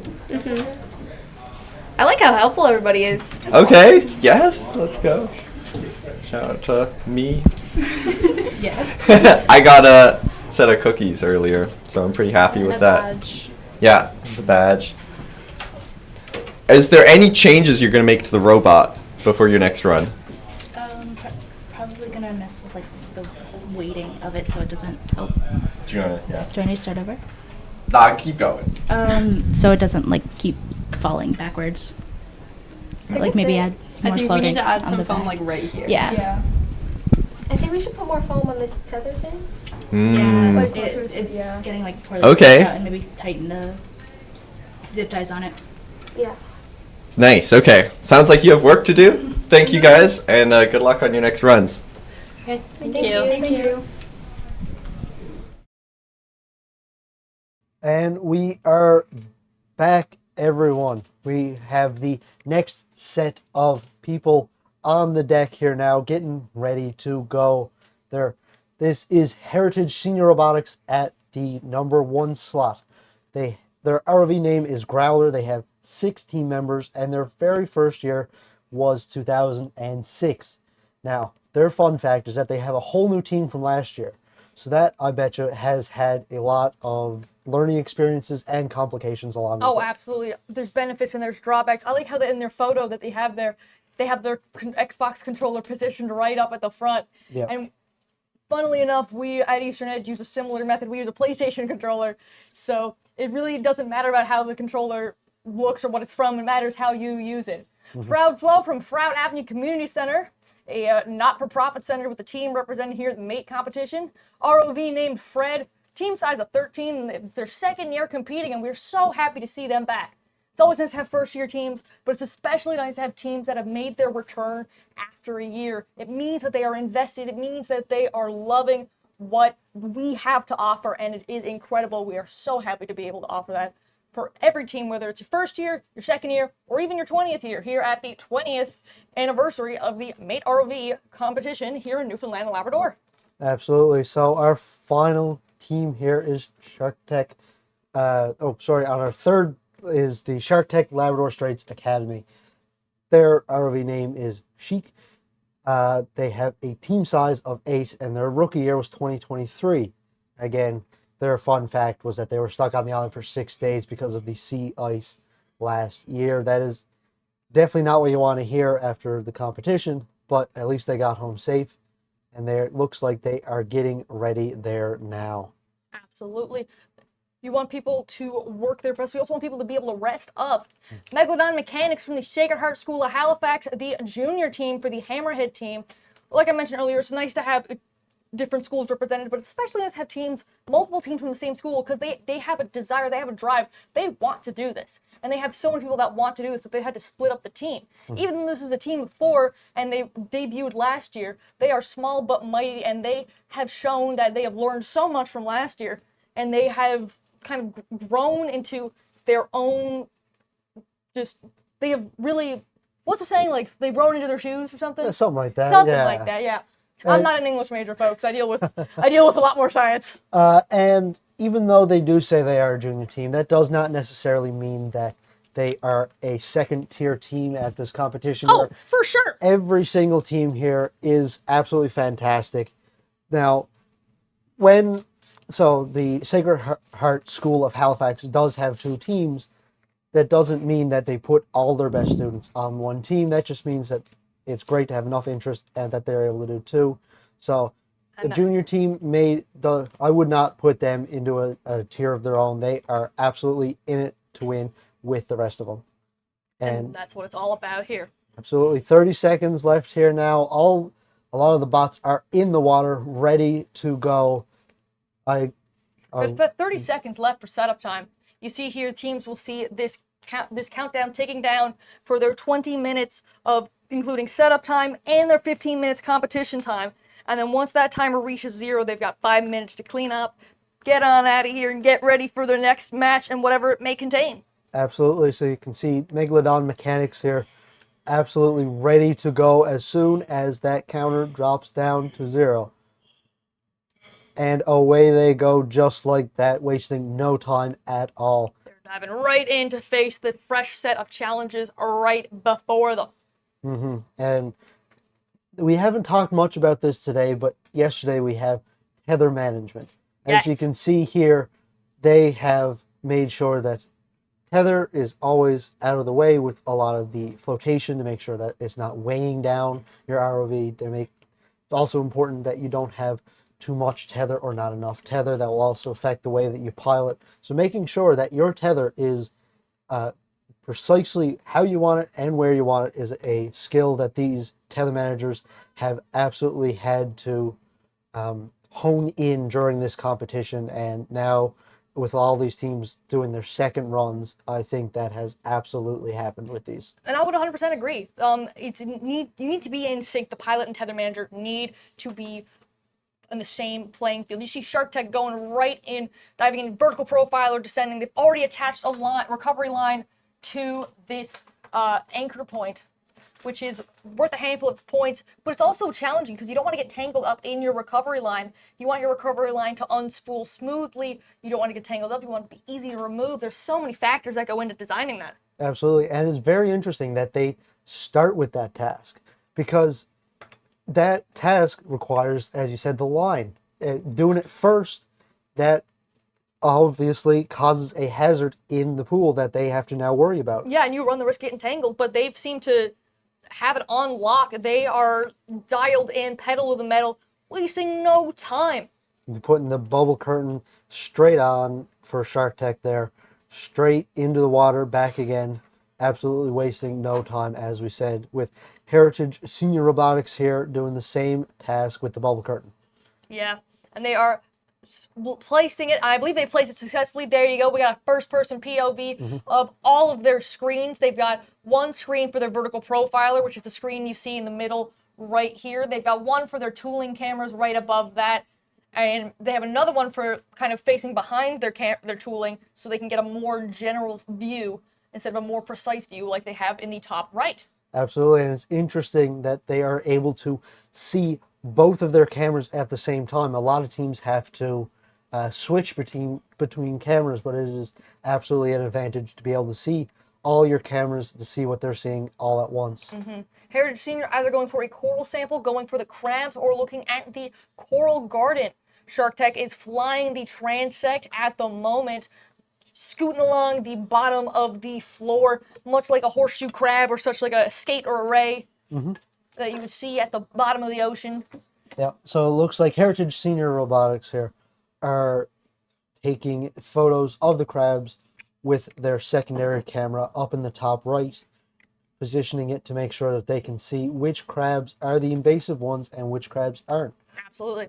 It's a very tricky task because a lot of these crabs look pretty similar to each other. You got to have a very keen eye to make sure you understand which ones are the invasive ones. Yeah, and especially with the color, the shift in color at the bottom of the flume tank, looking at the flume tank with your own eyes versus camera underwater versus the camera of the ROV, it looks entirely different. So having a bright light and a good camera on your ROV will help make sure that your analysis of the crab population is more accurate. Speaking of population analysis, Shark Tech from Labrador Straits diving right back in with the new eDNA sensor so they can do an analysis of the frequencies of different species that appear in that area from the old eDNA sensor that's been brought back up to the surface. Yeah, so the purpose of these eDNA sensors are really to understand populations in the ocean where they are placed, which is simulated here as well, where the science officer on deck gets a chance to see how many of a population are there, 4 or 5 different species, and they got to show what percentage of those species there are around there. Now that they now Shark Tech, now that they have the eDNA sensor placed, they are now trying to connect the connector into the 45s there as they rearrange themselves to make that work. Proud Flow looks like they are going in for the buoy release mechanism on the whale safe fishing gear. Shark Tech also appears that they're going for that, or they're going for the cover over on the right side of the playing field. You see Shark Tech here, I do believe they've just scooped it up like nobody's business, perhaps. Absolutely. No problems with that there. 10 minutes remaining. All of these teams are doing absolutely fantastic. All of them are in the pool doing everything they can to get as many points as possible. They're in the zone. Everyone's working their part. Megalodon mechanics attempting to remove the eDNA sensor, inching ever so slightly forward. Can they grab it? They are just millimeters away. Yep, they are just inches away there, trying to get the perfect lineup, which is sometimes pretty hard if you're fighting against the water or tether, but these pilots have had lots of time for practice, so they are seasoned pros at this point, which we are seeing here now with Proud Flow from the Froud Avenue Community Center, grabbing onto the cover and ripping it off like easy. That's awesome to see. These teams are gaining confidence. The pilots are feeling more comfortable. The tether knows what they have to do. Science officers are ready to rock and roll. As you can see here, Heritage Senior Robotics getting ready to take off the old eDNA sensor from their ROV and replace it with the new one. It is nice and easy, as you can see, with their 2 camera angles. You can see the difference in the perspectives where the upper right one was out of water while the main one was in water. You can definitely see the difference of the FOV with those cameras. So might be experiencing a problem with their claw there, but that was nice and easy. So now they got to attach the new one there with their claw as their tether managers are swapping off the bot to each other to make sure that the old eDNA sensor and the cover are 100% covered and not a risk to float back down to the bottom of the pool. For sure, and bring up 2 things at a time is a bit of a risky maneuver. However, Heritage Senior is making it look easy right now. Absolutely. So now, as they're doing it, pulling the bot out of water for a more stable condition to grab onto that eDNA sensor. Megalodon mechanics here. Have they done it? I believe they might have. Absolutely. I do not see that in the square anymore, so they might be coming up. Congratulations to the Megalodon mechanics. When attempting to remove the eDNA sensor, you finally did it. There it is in their grasp. Now they just are reorienting themselves to probably get a better grasp of it and bring it right up to the surface. And that's no problem at all. Sometimes you get a hold of something and you realize this might fall out of the claw, this might slip right out of my grasp, and you reorient yourself and you get more comfortable in a better position, and you are good to go. Absolutely. With Shark Tech there, just releasing the buoy, breaching the surface, which is always great to see. Shark Tech's really living up to their name of sharks, really attacking the playing field right now, making it look like nobody's business. They are moving elegantly, swiftly. And just like all these other teams moving incredibly well, they're diving right in. Megalodon Mechanics picking up a piece of ball coral. I wonder if they dropped the eDNA sensor on purpose so they could pick up the E-coral a whole lot better without risking that eDNA sensor becoming ungrabbable. True. As they're coming up to the surface now with the coral, it looks like they're going to come back down for the eDNA sensor, which is absolutely an option because they only need to bring it up at the end. They don't need to worry about it now. If they have a prop in their hands at the time that the buzzer hit, or the clock strikes 0 and the buzzer goes off, that prop counts as being in the bot's possession and the bot gets removed from the pool. Absolutely. So that might be a last-ditch effort that they do, which is absolutely a task that has been done before and is absolutely an option. As you see the Megalodon Mechanics here, their tether managers making sure that there's enough tether in the water, periodically pulling it forward, making sure that they do not pull the ROV at all, which they are not allowed to do. Yeah, you get one warning of fully pulling on the tether, and after that I believe it is a point deduction after, but they're moving ever so diligently, not trying to knock off the coral, and they have almost secured it. Come on, you got it? It's stuck on the 10 peg. Oh, it's stuck on the hook, but there they go, they've got it over the surface, and now they're able to remove it much more easy. Proud Flow going for a piece of coral as well, while who's making moves over by Proud Flow? It's kind of hard to tell. Shark Tech maybe. I don't know if it was Shark Tech. It might have been Heritage Senior, it looks like. All these bots are going everywhere with a tight space like this. It's sometimes hard to tell who is who, but we absolutely trying our best here to make sure. Absolutely. I think it might be Heritage just swimming around just in that area as Proud Flow attempts to collect another piece of coral. Yeah, and I believe you are right. They're trying to place the eDNA sensor in the square there on your right, the right-hand side of your screen. Shark Tech swimming around. Looks like they are going to probably look at the coral reef structure. Absolutely. You can see them trying to back up to get as much of it as they can.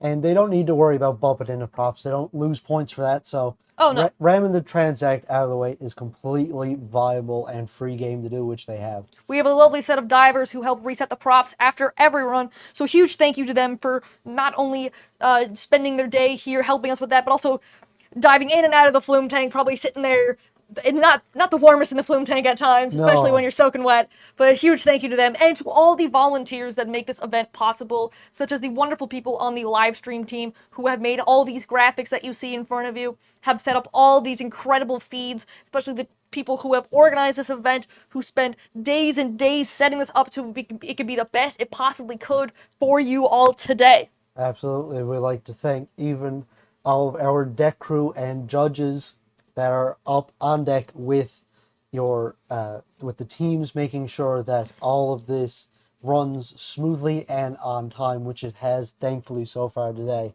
And it's truly nice to see that things are going well. It seems to be going well for all the teams this run. As we see Proud Flow from the Proud Avenue Community College getting ready to surface their ROV right now, making sure they have lots of tether as well with 3 minutes left to go. Might be surfacing with what looks like a bit of coral maybe. It's hard to tell from this angle. Yeah, you can see the light refracting the water in a bit of a weird fashion, so it's tricky to tell at times, but I'm sure the team there has a better view of it, a better understanding of what their game plan is and what's going on with their bot right now. It looks like they do have a piece of coral. You could be right, but we will have to wait and see. And they reach down, and yep, they have a piece of coral. Fantastic. I mentioned this earlier in the live stream, but their claws, I realize they are hydraulic claws as well. Those look insane. Yeah, it is really cool how they use syringes as their actuators, which is very interesting to see, rather than having bought very expensive pieces of equipment, syringes work perfectly fine, which is fantastic to see that they recognize that and are using it effectively. Yeah, there's a saying that one of our team members like to say, which is keep it simple, students, because Absolutely. we're always learning, and sometimes you learn about something new and you want to make it nice and complicated, which sometimes works out great, but sometimes a simple solution is the best one. And just like Shark Tech is simply just picking up the lobster pot, or they're attempting to, which no worries, you guys can try again, grabbing a piece of coral while they're down there having a swim around. Absolutely. I think they realized that the lobster tank might be a bit heavier than what they first anticipated. Absolutely. As with the lean of the ROV, so they decided to abandon that and get the coral anyway to make sure they can get as many points as possible at the last minute. And that is those on-the-fly decisions we're talking about. Perhaps they realized that the lobster pot may not be worth it. What if we just went and grabbed all those pieces of coral instead? Maybe it's the same amount of points, maybe it's less, maybe it's more, but it's the answer of what is your time most effectively spent doing. Absolutely, and Heritage Senior Robotics believe that their best times is currently getting the buoy out, which it looks like they have with ease, absolutely shoving their RV into it without any problems, and it has breached the surface. That is 10 points right there for them. That is fantastic to see. Yes, wonderful job, Heritage Senior. As they move right along onto another task, making sure that they're never a dull moment here, as Froud Academy is picking up the other piece of coral.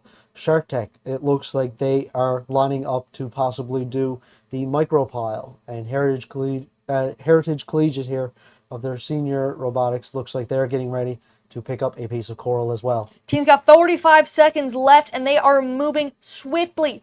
They know that their time for their second out of 3 runs is running out. However, they are not down for the count. They've kicked out at 2. They are still got bases are loaded and they're keeping going. They are still ready. They're changing their strategies. They still have another run, so they can perfect their strategy, their ideas, their plan, and their score.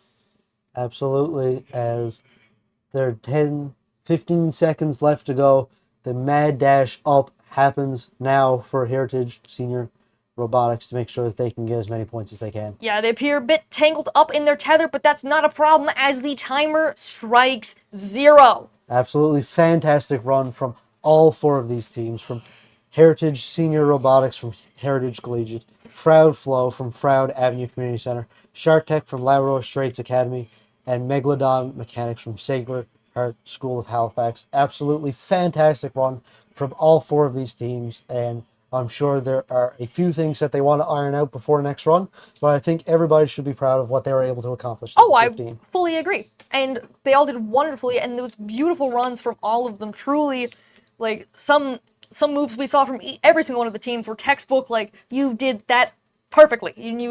I'm sure teams achieved what they wanted in some aspects, maybe not in some others, but that's what the last run is for, like you mentioned, to iron things out, get things straightened out, and keep going and push their way to the top. Absolutely. So their 5-minute set down period has started as they review the scores. Coming up in 10 minutes, we have another gorgeous set of schools getting ready to go. We have Station 1, the HCS Screaming Ghost from Holy Cross School Complex. Station 2, we have SLA Enterprises from St. Lawrence Academy. Station 3, Husky Marine Mount Pro Senior High. And Station 4, Hammerhead ROV Sacred Heart School of Halifax. We'll see you then.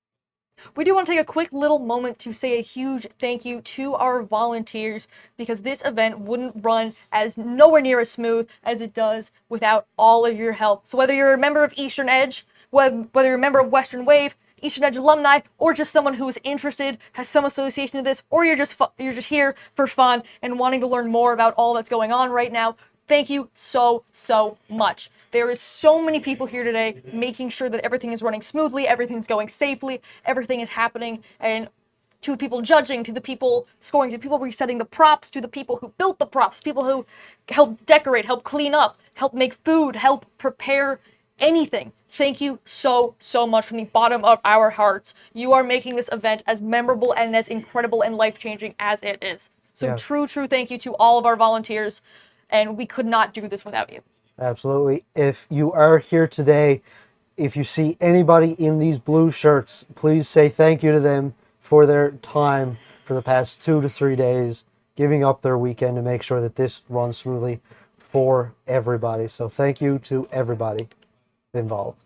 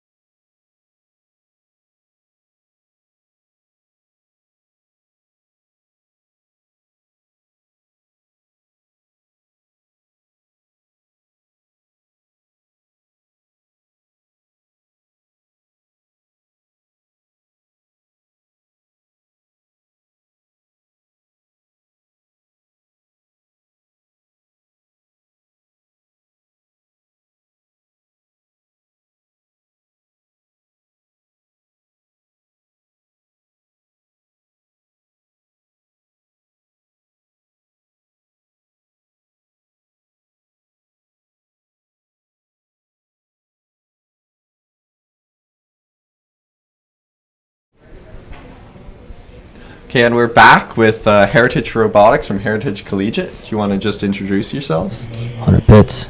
Caden Fry. Sophie Brewer. Logan Holloway. Dennis Gann. Claire Holloway. So, how did your run go? Well, the code kept crapping out on us, and we thought we did bad, but we got more points than the last run, so we got 95. This is our first year for senior. We're all fresh out of junior, so we don't really expect much from this. Awesome. That's really good, though. And yeah, because I recognize this sort of tube. Did you do that in Scout as well last year, or no? No. So that's programming in there. So code and that. Dennis Khan did all of that, and just all that up in there. So we run the code, and it's just magic happens. Yes. Do you want to talk us through? A lot of the teams have transparent enclosures. Yeah. What's the secrets inside this? It's kind of like a black box. Literally nothing. It's all empty? Well, just wires. It's all the wires and the circuit boards and all that stuff. Yeah. Same as pretty much in the transparent ones, you just can't see. Yeah, okay. I also noticed you have a very nice camera that looks quite a bit like a fish. Can you talk about that? Okay, so this is on our Scout robot also, and so it has a light on it. So I mean, you can't really, when you turn the light on in the water, it just comes right back at your eyes, so you can't really see much anyways, but yeah. Sick. Is that your only camera? Or is there No, we have a camera right here actually. So this is our main camera, and we run it through HDMI splitter right here, and it's like split screen on the TV right there. Yeah. So who worked on the claw? Because I noticed you have a fairly sophisticated claw with like a couple joints on it. You want to talk about that? Okay, so there was people from our school like last year that have like graduated and left, and so like it's the same claw, but they had sponge, and we realized that it wasn't working good enough, so we put some styrofoam pieces on it because it was kind of nose diving, so we kind of like tried to balance it out, and then it make more solid. Okay, I'm getting crazy hand signals from the people behind the camera. I think we're out of time. Thank you guys, and good luck on your next runs. Okay. Thank you so much.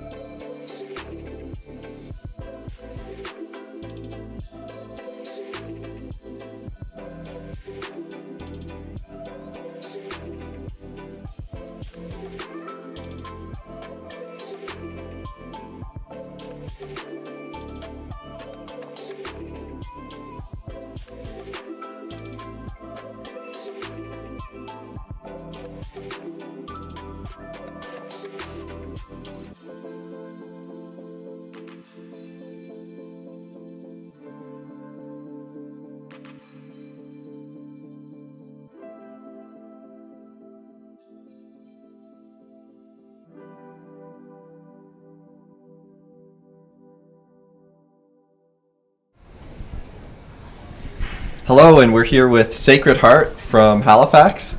Do you want to just introduce yourselves and your role on the team? For sure. Thank you so much for having us, first of all. I'm Rowan McDonald. I'm the CEO, and I was head of the electrical. Hello, everyone. I'm Dean, and I am focusing on the frame as well as some of the shroud and flotation. Hello, my name is Rye. I worked on the frame, and I also worked on the hook. Hello, this is Kaishu. I worked on our flotation and the safety with our thrusters. Nice. What would you guys say is your favorite part about this robot? Favorite part of it, the robot? Do you guys have any ideas? Anything good, anything good. I would say it's pretty light compared to the other robots, although it's pretty big, but it's really light at around 5.1 kilograms only for size. And we also have PVC frames for like PVC pipes for all of the frames, and it's really simple, and we can basically take things off and put them back on to repair at any time, so that's really good. Nice. Yeah, it's relatively efficient. We did the most with what we had. We're all first-year teams, so everything's new from scratch, and it's functional. So that's the most important part. That's huge. First-year team, functional. That's like all you're really going for. How did your last run go? It was good. We improved our score from the first run, and we made some changes in between the two. So now we should be ready for run 3, and hopefully we can get more points. Nice. Okay. Thank you, and good luck on that run 3. Thank you so much. Thank you.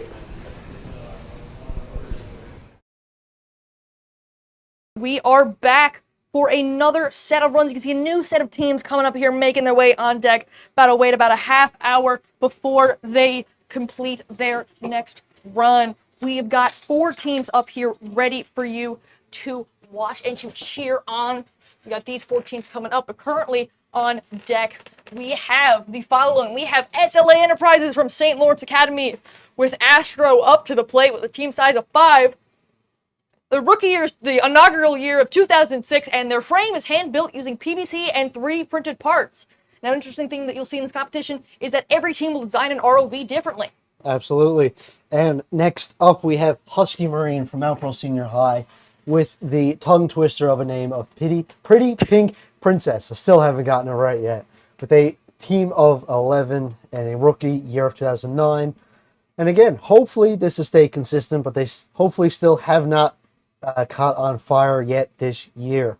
And as you can see, they're getting ready there now. They got the compressor filling up with air, getting ready to use their manipulator. I do like their uniforms on the back. They have their ROV with the pink thrusters and all the wires and stuff. Absolutely. And on the poster display, they had stickers of it, and I got one. It's fantastic. Oh, that's so cool. Hammerhead ROV from Sacred Heart School of Halifax with the Hammerhead, team size of 14, rookie year 2024. And it's named the Hammerhead because the 2 cameras are pointed 180 degrees away from each other, giving it the field of view of a hammerhead. It's very cool how they were able to either incorporate their design to their name or find a name that works with their design. It is fantastic that they are able to make connections like that on their ROV. And as well as that, these guys are the ones that made their frame out of the PVC sheet, which up until yesterday, I did not know it was a thing. So it's very interesting to learn about that. I didn't know either. But you learn something new every day, and especially at the Mate ROV competition here in Newfoundland and Labrador. But not just here in Newfoundland and Labrador, all around the world there's regionals going on this weekend, the weekend before. This is when the Mate ROV regional season really peaks, and teams such as the ones you see before you are vying for a spot to represent Newfoundland and Labrador and Canada at the Mate ROV international competition that's going to be held at the end of June right here at St. John's, Newfoundland and Labrador. Absolutely. As I've been able to go twice in my high school career to the Worlds, and there's a sense of pride that you get when you are representing Canada, your province, your school at an international stage. It's something that I have never felt before other than doing this stuff. So it is a proud moment for not only these students when they're able to go, but their teacher mentors, their parents, and everyone else that supports them along the way. Now, we have 30 seconds left to go before their time starts. Teams are starting to put their ROVs in the water, getting ready to go here now. Absolutely. These teams are raring to go, and the international competition is the highlight from, that's the end goal for all of these teams. And, I've been to internationals 2 times with the Explorer team, never went in high school. I placed 3rd a few times, but never in the spots to go do internationals. In my first internationals, I will never, ever forget. And it's such a nice experience getting to talk with people who are so like-minded with you and who also deeply care about this competition. And so do these competitors, as their 15 minutes have started, and they are going right in, wasting no time at all. Absolutely. As soon as that 15 minutes started, teams took their hands off their RVs and away they went. As you can see, the ripples from the up and down thrusters of the Husky Marine ROV here now as they go straight down to the bottom, getting ready to start their flight plan. They look like they are now entering the transact line zone to get ready to fly straight across that there now. Those seem to be pretty fair points. You just got to move in a straight line, making sure that it's all in the field of view. I believe you have to see the blue pipes, but you can't show the red pipes. Most teams that have attempted this have done fairly well at this so far. SLA Enterprises is gunning straight for the eDNA sensor. Husky Marine wasting in no time. I know they had a bit of a rough go on the go earlier, but they are making moves. Absolutely. I was talking to them in the lunchtime, and they seem to have figured out their problem. So hopefully between that now and lunch, they have figured out their problems and have a great run this time. With SLA Enterprises, it looks like they have picked up the eDNA sensor from its box, and they are bringing it up to the surface, getting ready to bring down the new one, as most teams have done so far. It is fantastic to see so many of these teams working in unison and doing the same tasks, being able to do them consistently and reliably. With 13 minutes left on the clock here, SLA Enterprises is starting to bring up the eDNA sensor, ready to bring down the new one. They are wasting no time at all. None of these teams are. They are just gunning straight for it. Their plan of attack is more refined, and things may have changed from their first run, but that doesn't stop them from trying. And that is the name of the game here, folks. You want to keep trying. You might have to forfeit a run because things aren't working. I've had to do that plenty of times in my mate ROV career. But if you can get those problems ironed out, you are smooth sailing. The water is perfectly crystal clear, and you're just diving right in. Absolutely. If we look down to Husky Marine there, you can see their claw opening and closing, probably trying to get the best camera angle that they can for the big coral task there. As we see, zoom in here to Hammerhead ROV from the Sacred Heart School of Halifax in Nova Scotia. It's a pleasure to have teams from other provinces competing with us, as we mentioned, from Ontario and from Halifax, as well as PEI. It is fantastic to have everyone here.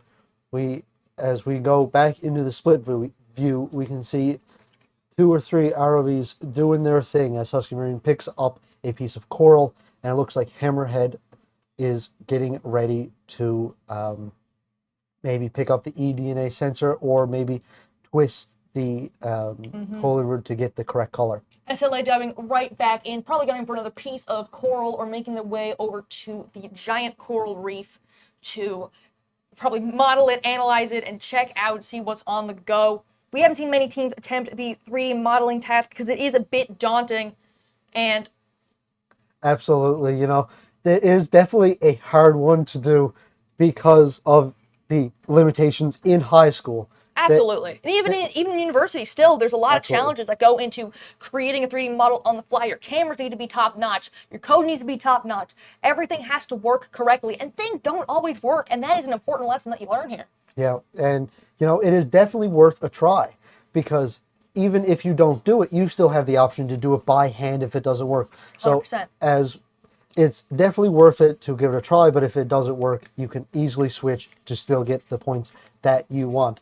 Now, Hammerhead ROV, they look like they are getting ready to go to the surface and head to grab something, maybe the eDNA sensor, to get ready to do a new one. To bring them, they could also perhaps be going for the iceberg. Not entirely sure what their plan is, but like a shark, they are swimming along, just like Labrador Straits was a bunch of sharks we got on the go here today. Absolutely. Hopefully, there won't be any shark attacks. I don't know if the lifeguards are ready for that. But Husky Marine diving right in. Same with SLA. They are both taking their ROVs up. They are giving them new props, taking props out of the water, working together like a well-oiled machine. Absolutely. SLA attaching the new eDNA sensor while Husky Marine takes off apart, going back down to get something else for the points. They look like they were caught up on their tether for a quick second, but they are now no longer tangled, attaching the new eDNA sensor securely so to make sure that it does not float away on the way down. Yeah, and tether management is important because, like you mentioned earlier, it is what really makes or breaks the run. It can, regardless of how good your pilot is, if your tether is too long, too short, and not too buoyant, too negatively buoyant, that really throws so many wrenches at the whole operation, and it can be what makes or breaks your run. Husky Absolutely. Marine going for a piece of coral. Yep, and it looks like they just went over top of it, maybe rearranging themselves to try to get a better view of it there now. So as they rotate to make sure that they have the best opportunity to do that.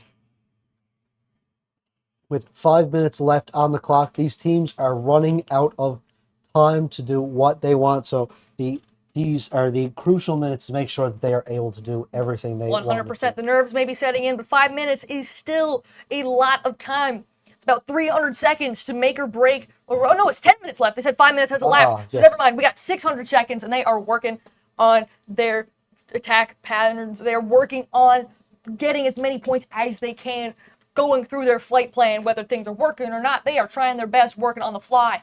Absolutely. SLA, you can see here, placing the new eDNA sensor down. Absolutely trying their hardest to get it off their claw, which it looks like they have, and they are getting ready to do the new, maybe grabbing a piece of coral, and it looks like Husky Marine is getting ready to release the buoy there now. Yeah, Husky Marine and the SLA Enterprises hanging out next to each other, chilling out. Maybe the bots are discussing what their plans of attack are, but Husky Marine had to be careful because while trying to release the buoy, they've wrapped themselves around the milk crate, and their tether's kind of going up as well, which can cause a bit of a tangle, especially, oops, sorry, dropped my marker. When the buoy releases, they want to be careful not to wrap around and get stuck around that wire. Absolutely, that is definitely a risk that all these teams take, and as long as they realize that that is a potential hazard, it looks like they're just trying to not get tangled up, but perhaps they may not achieve that goal. Well, I think they realize now that there might be a problem, so they're trying to backtrack. It is stuck under their thruster. As you can see, their thruster looks like this, and then the wire is caught up among the side of the thruster, and it's not letting go. The bot is completely rotated 90 degrees. Now, I do believe that they have gotten the box off of the ground, so they do get partial points for at least lifting the box off the ground, so that's maybe what they were trying to do. Yes, this is true, but hopefully they do seem fairly tangled up. But it looks like they got themselves free, which is absolutely fantastic. They managed to get themselves free, and hopefully they can get their tether. Look at that! That is incredible piloting. Absolutely. You got yourself in a situation, that happens, but can you get yourself out of that situation? That is what matters. Absolutely. That is some fantastic piloting there from Husky Marine. Let's see what all the other teams are doing there now. Looks like all the other Hammerhead, ROV, and SLA Enterprises is currently up top getting new tasks, or it seems here that SLA Enterprises is doing the iceberg task to measure how far it is going. 100%. It's interesting to see these different teams' approach to modeling that iceberg, because icebergs do pose a genuine risk to offshore endeavors, whether it be Coast Guard boats, whether it be offshore oil rigs, or maintaining underwater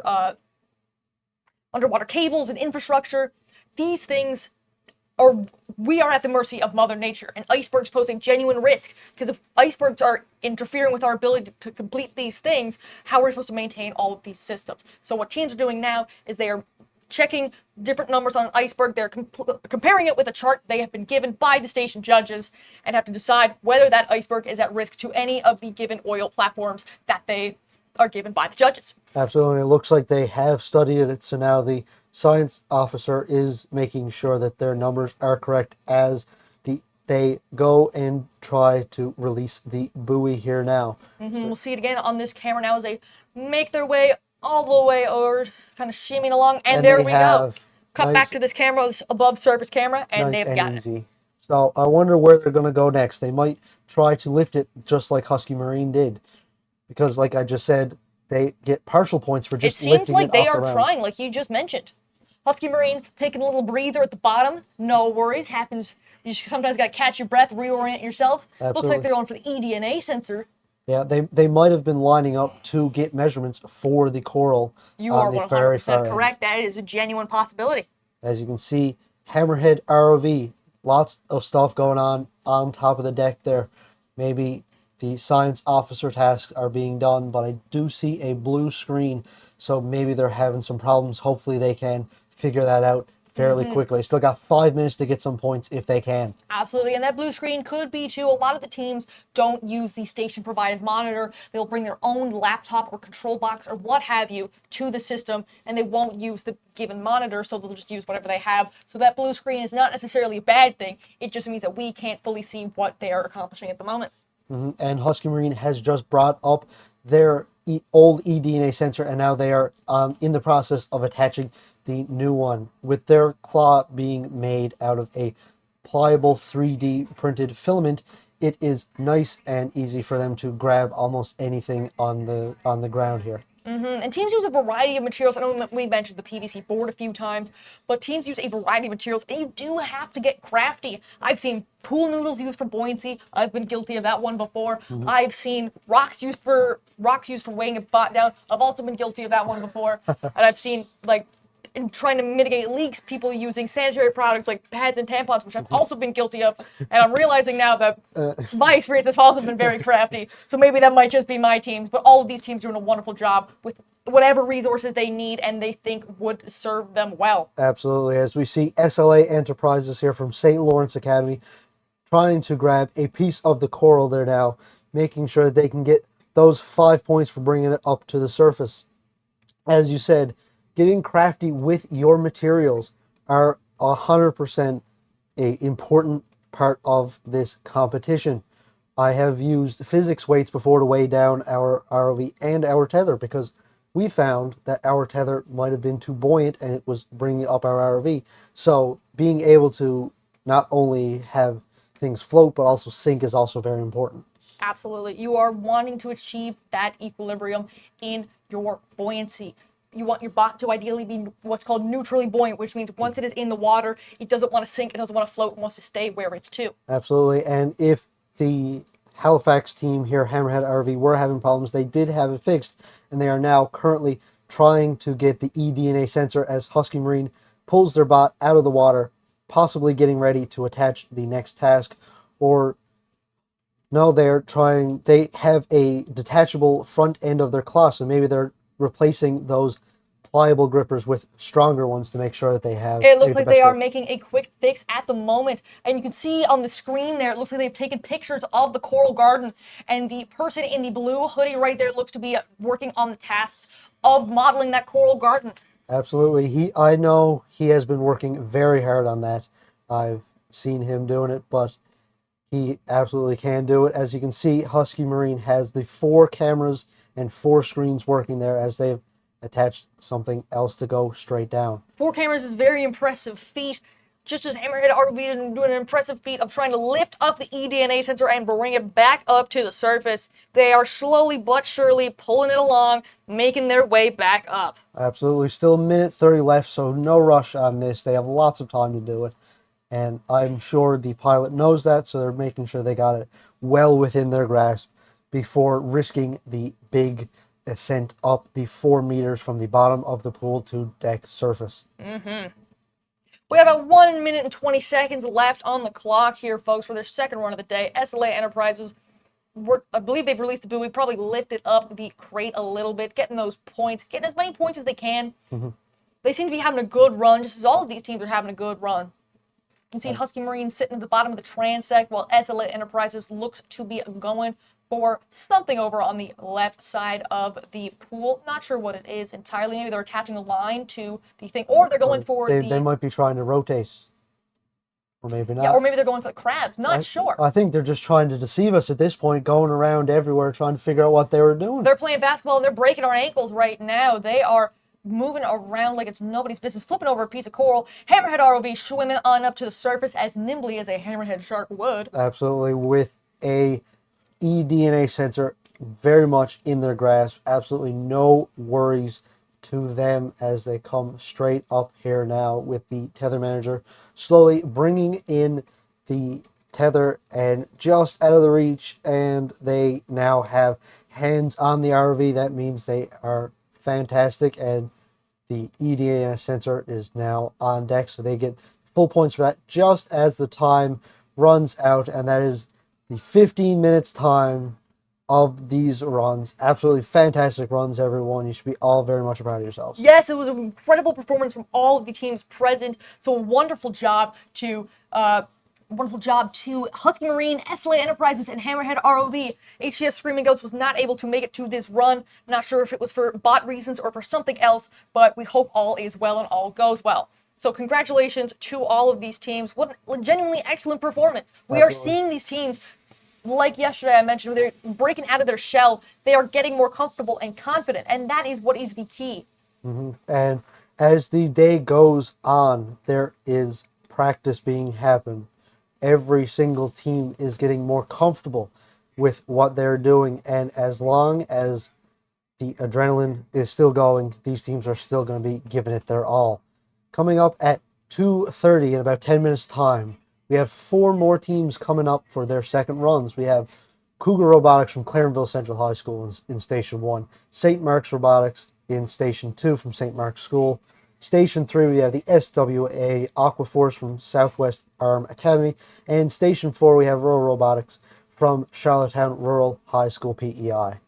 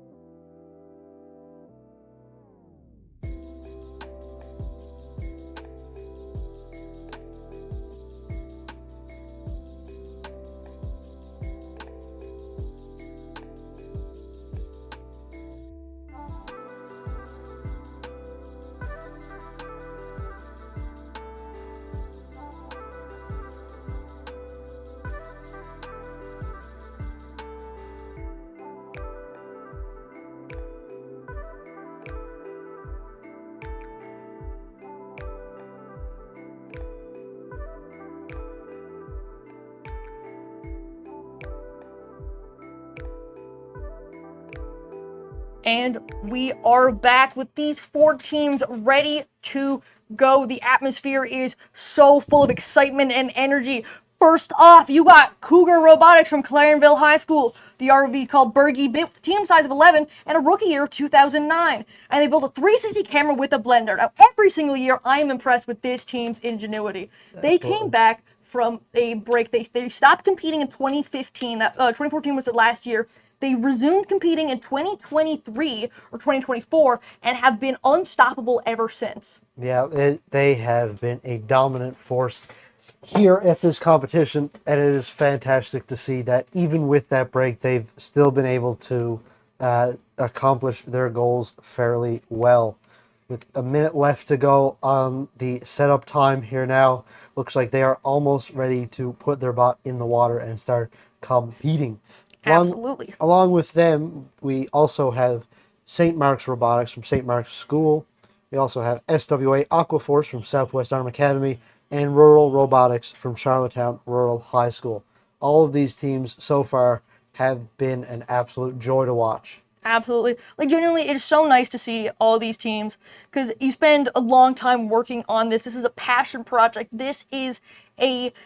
It's a thing that unites this group of people into creating something and working as hard as they can. And it's so nice to see them show it off and be so proud of what they have made, so full of pride and joy. And it's just beautiful, honestly. Absolutely.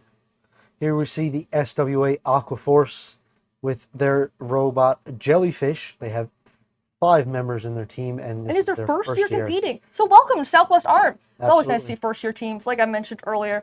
It truly, it's just so nice to see, and it's so glad that we can create an environment that you guys want to be a part of, and anyone else wants to be a part of. We would gladly welcome you. Absolutely. And at station number 4, we have Rural Robotics, which is their robot Rove Raider, as they are putting it in the pool here now in a second.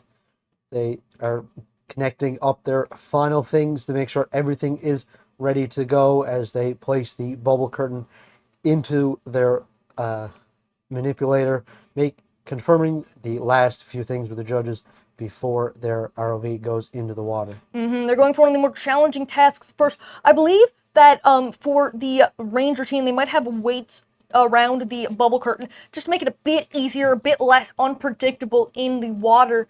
And that is an added benefit because that bubble curtain can be really unpredictable and can cause a lot of problems if you're not installing it with the utmost precision and just so many factors that go into it. But St. Mark's not wasting any time diving right in. We got their first-person POV, getting their 2 manipulators. They've taken the cover off of the power connector port. They're going for the whale release fishing buoy. Absolutely. They are wasting no time at all, making sure they get the max points possible. And it also looks like they have already placed their bubble curtains, so they are absolutely flying out there right now. As they line up for the buoy release system, they are backing up, trying to get a better angle there now. Absolutely. And certain tasks can take multiple attempts. It looks like they might have just laid down the cover, but nope, they picked it right back up, and it is swaying in the wind, but not exactly the wind, more like the waves. And they're trying to move the fishing buoy, perhaps maybe going for even the eDNA sensor. Wait, never mind, they can't go for that eDNA sensor because that's not in their playing field. Their playing field is mainly to the left of them. They're heading back up to the surface, it looks like, right now. You got Cougar Robotics going right for the fishing buoy, wasting no time at all. Absolutely easy for them as it breaches the water. That's 10 points right there for Cougar Robotics from Clarenville High School. Looks like they are now lining up to pick up a piece of coral. As we look around the pool, we see the SWA Aquaforce getting ready to place the new eDNA sensor in the square with the old one. I wonder how they're going to deal with that with both of them down there at the same time. Hopefully they can manage to not get them confused and bring the correct one back up to the surface. But you can see there on the multi-view, you've got St. Mark's and Rural Robotics both having placed the bubble curtain. Same with Cougar Robotics. Everyone's going for that task right away, not wasting any time, perhaps also attempting to do the micropile installation at the same time. As you said at the beginning of this run, the bubble curtain is absolutely a very tricky task that they can do. So it's very smart to do it first thing so they do not have to waste as much time as they can. It is one and done and then forget about it. And then they can just get it right out of the way and not have to worry about it later on. Yeah. Cougar Robotics attaching a recovery line to the anchor point. Now, their recovery line apparatus looked massive. I am curious as to see how it works, and I would love to talk to them, get an in-depth explanation on how it works, why they decided to go with that design. But they're coming right up with the eDNA sensor. Absolutely everything that they're doing, as well as all these other teams, they make it look super easy. But as me and Caitlin can say from experience, being on deck during these runs, it is one of the most stressful things you can be doing. Oh, it is so absolutely nerve-wracking. And even the second run of the day, like we said, teams are more in tune, they're more composed. They're still so nervous, and there's so much adrenaline and anxiety, but also so much excitement and just eagerness to get this all done and to show off what you can do. Absolutely. St. Mark's, they're now putting their RV back in the water after confirming their flight plan, getting ready to possibly bring up a coral or some other tasks. It looks like St. Mark's Robotics has just picked up or put their manipulator through the loop for the eDNA sensor, as well as Rural Robotics. It looks like they are getting ready to place the new one. Cougar Robotics puts their RV. Oh, no, he juked me there. He's not putting it in the water. Give it a little dip. They forgot to add something. They're putting the eDNA sensor connector in a special hook that's angled on a 45-degree, which is a smart move, honestly. So we have a similar plan to do that on Eastern Edge, and it just makes it a little tiny bit easier. I think they're going to put the prong on they're putting the eDNA sensor on the same thing, so they can just attach the prong and then lay the eDNA sensor in the correct spot, or maybe vice versa. Absolutely. There is no logical order that you need to complete these in. As long as you have the prong in the port and the new eDNA sensor in the square, you get full points. It does not matter how you do it, when you do it, or in what order. As long as those tasks are complete, you get full marks for it. As we can see, here is Cougar Robotics. They just placed the eDNA sensor into the square. That's points for them there now. It doesn't need to be straight up. It just needs to be within the square. And they're making it look so easy. I'm honestly jealous. Absolutely. They are now lining up the connectors to the ports there now, as you can see on your right hand of the screen. But St. Mark's Robotics has just picked up a piece of coral and are now trying to also pick up an eDNA sensor so that they can do two tasks all at once while not having to surface two times separately. And it just slipped right out of their manipulator. Hopefully they can get it again because they made it look easy, but it seems like they are just going to back right up and head on up to the surface to not risk wasting any time if they have to. Absolutely. That is smart decision making right there, realizing that they might not be able to do this as fast as they want. So, all right, we'll sacrifice some points to hopefully get more in the future rather than wasting all of our time on this one task, as they grab their RV straight out of the water and grab the piece of coral. Sometimes those are the tough calls that you have to make when you're on deck. Absolutely. And not only are you listening to your deck manager or your pilot about these decisions, but the tether manager also may have to intervene to make sure that they're not wasting as much time as possible. With the SWA Aquaforce here, trying to grab a piece of coral, as we see St. Mark's putting it back into the water here now. They are diving right back in, probably going to install that new eDNA sensor that's already down at the bottom of the pool. Or maybe going for that eDNA sensor, I'm not sure. Rural Robotics going with a piece of coral, probably trying to get that eDNA sensor, if that is the old one. Absolutely, yeah. They, again, a lot of these robots this time in these runs have two manipulators or two places to attach tasks, which is a very smart idea so that you can do multiple different tasks at the same time rather than having to do one at a time. That is a ginormous time saver. And I was going to say, for sure, it is a huge added benefit for these teams in their goal to score the most points they can and aim for a shot at the leaderboard and representing Canada at the Mate ROV International competition that's going to be held here in St. John's at the end of June. Absolutely. We are super excited to be hosting it this year. It has not been here since 2015. It's been over 10 years, boys. So it is great for it to be back here as we see Cougar Robotics over the crabs so that they can try to detect the invasive species, as St. Mark's Robotics has finally recovered that eDNA sensor, taking their RV out of the water and placing the new one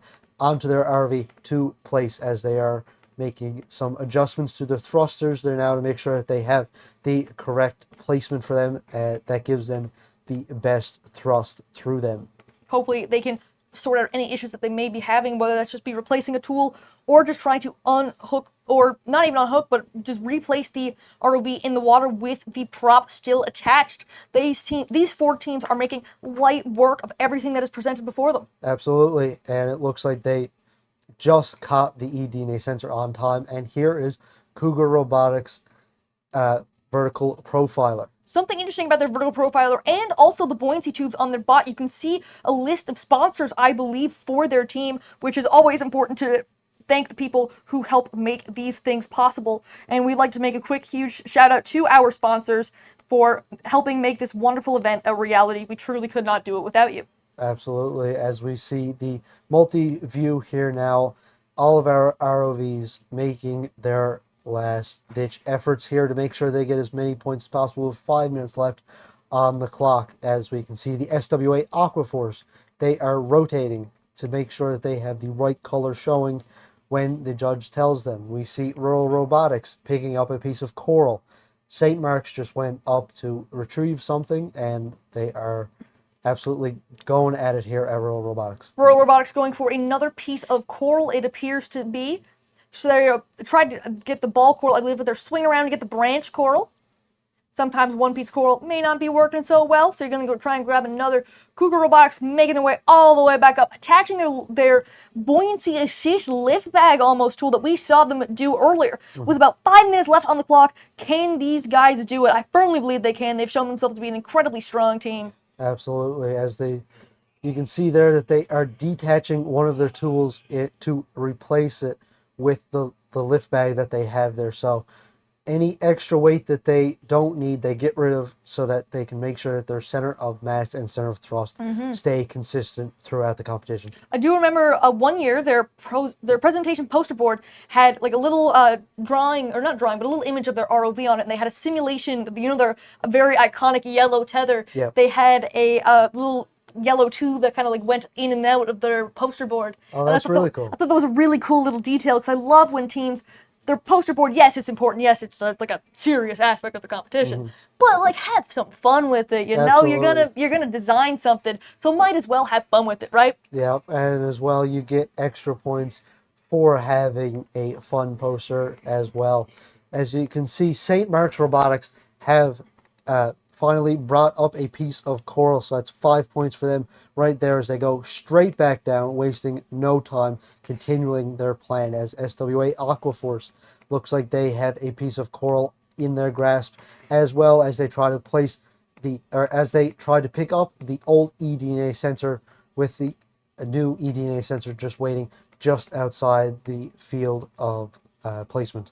St. Mark's looking to going for another piece of coral right now, cleaning up the seafloor, getting those samples that the scientists need. Rural Robotics with another one brought up to the surface. Nice and easy tasks here for everyone. They are absolutely zooming through all these pieces of coral. And they're conferring with the judges, making sure everything's going smoothly. Yeah, and now they are talking about their next plan of attack to figure out where they're going to go next, as we look at Cougar Robotics here attaching their ROV to the lobster pot here as they lift and fill their bag with air as it comes rushing up to the surface. Truly impressed with the ingenuity and the powerful creativity that we see every year by each of these teams at this competition. Absolutely, and that overhead view there, we just saw one of their tether managers pumping a bicycle pump to fill up that bag there, allowed them to reach the surface even with that heavy milk crate with the brick inside of it. They have about 2.5 minutes left, so they have a quarter of their time, not a quarter of time, like a sixth of their time left. I think that's how the time math works. 6 of their time left on the clock right now. They are working fast. Cougar Robotics detaching their lift assist. St. Mark's Robotics reaching in, grab something from the ROV. Looks to be a sample of coral. Yep, absolutely. That, again, I think that's their third coral there now, so they got one more left to grab if they can, as they bring it right back down. Now these 15 minutes have slipped right by, but they've got one more attempt after this. Try and get the best score possible to hopefully just get that edge on their competitors and put themselves on the leaderboard and on the map for the world later in June. Absolutely. SWA Aquaforce here now from Southwest Arm Academy. They have the old eDNA sensor in their grasps. They might be looking to grab a piece of coral as well before they go up, or maybe they're planning on flying the Transact as well. As many points as they can with one one's up and down is absolutely important to waste as little time as possible. They're really weighing out their options here with about 1 minute left on the clock. Seconds flying by faster than words can describe. Emotions are all over the place. Energy is running high. Everything is on the go right now. They are trying to make the last few decisions to get as many points as they can. Rural Robotics lining up and looking at that coral garden. I wonder if they are able to do this autonomously or they're doing it by hand. Either way, it is a very good and impressive task if they can get it correct. As we see St. Mark's Robotics here from St. Mark's School in Kings Cove.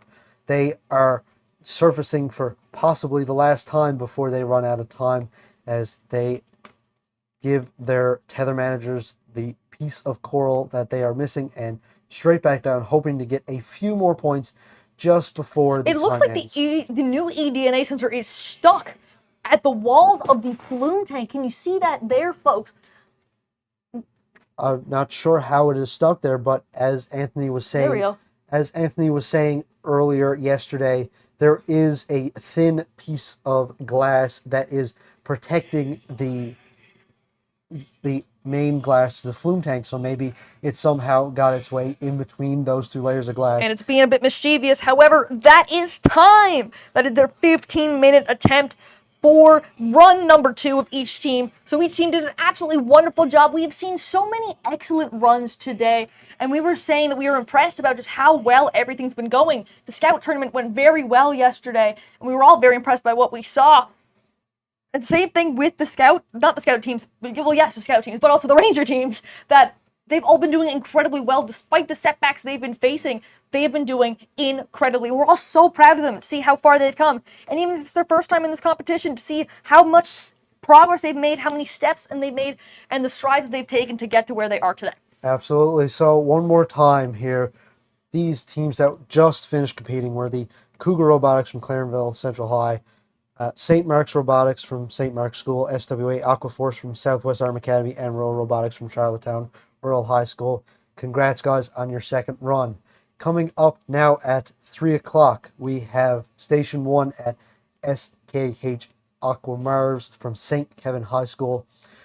And Station 2, we have Cardinal Subsea Solutions from Roncalli Central High School. Station 3, we have Concord's Robotics from Gander Collegiate. And Station 4, we have Western Wave Robotics, the pioneer team from the west coast of Newfoundland. We'll see you at 3 o'clock.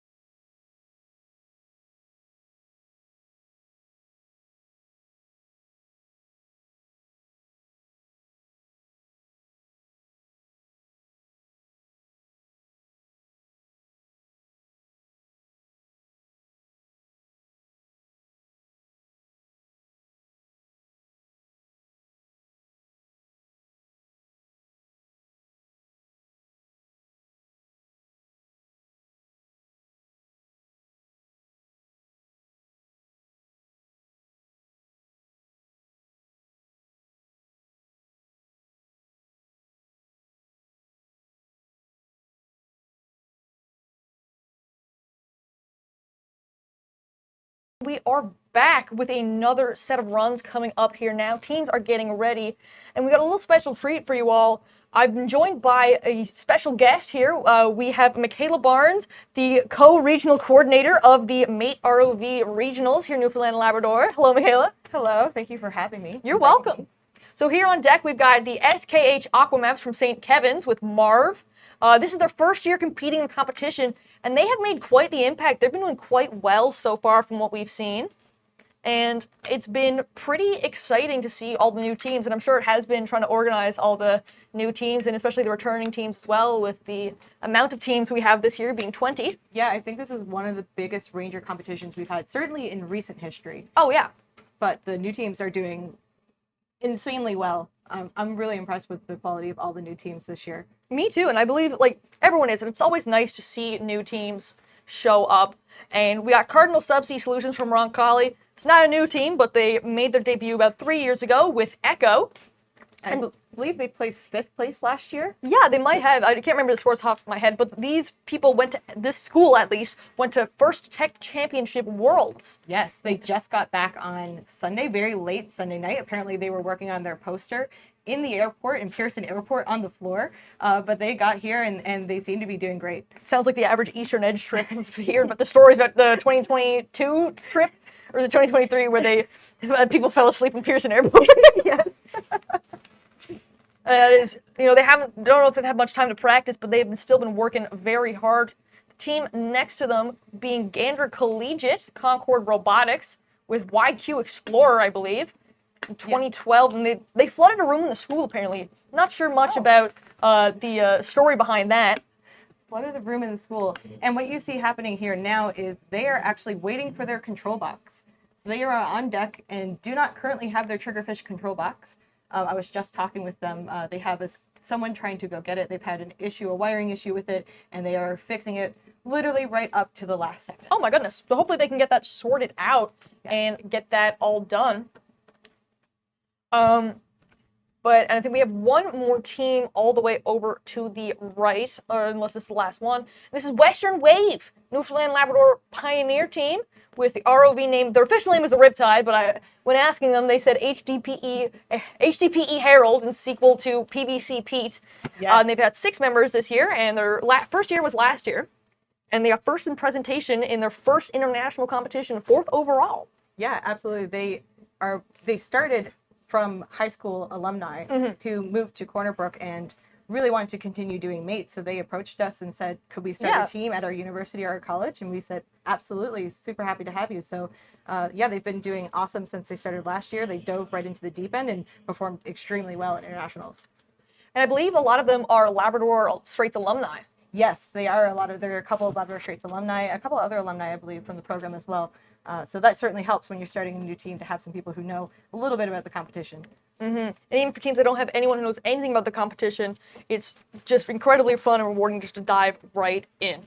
Absolutely. I always tell teams, if you're struggling at all, we don't care. Just show up. We'll help you get in the water, and we'll help you do your best. Yeah.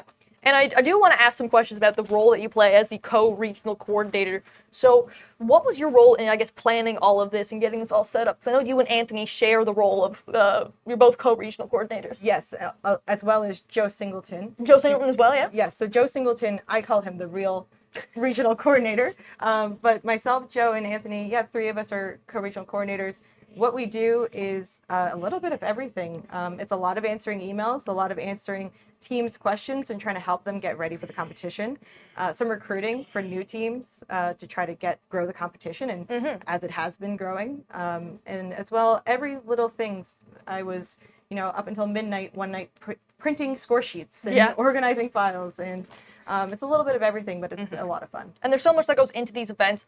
And speaking of going in, the teams are going right into the pool at the moment. That 15 minutes has begun to get as many points as they can. The SKH Aquamaps have begun swimming around. I believe they bumped into someone else's iceberg, but that's not stopping them. They're not sinking because of that. They are diving right down into the play area. No Titanic moment here. No Titanic moment at all.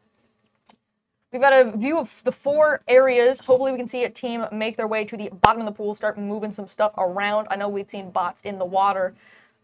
Hopefully all the things. I know Is SKH going for the iceberg task? It looks like they could be. Yes, maybe they're trying to inspect the iceberg and look at all 4 sides. Either that or doing some flume tank inspection as well. 'Cause I always wondered how the flume tank works. I know they got the little model one over there in the corner. They're just doing the marine suit a favor, just checking out. Just checking out, make sure there's no rust. Yeah, exactly. Especially before Worlds, you know. Yes, exactly. People are coming here, there's a lot of pressure, they want things to look nice. Gotta look good.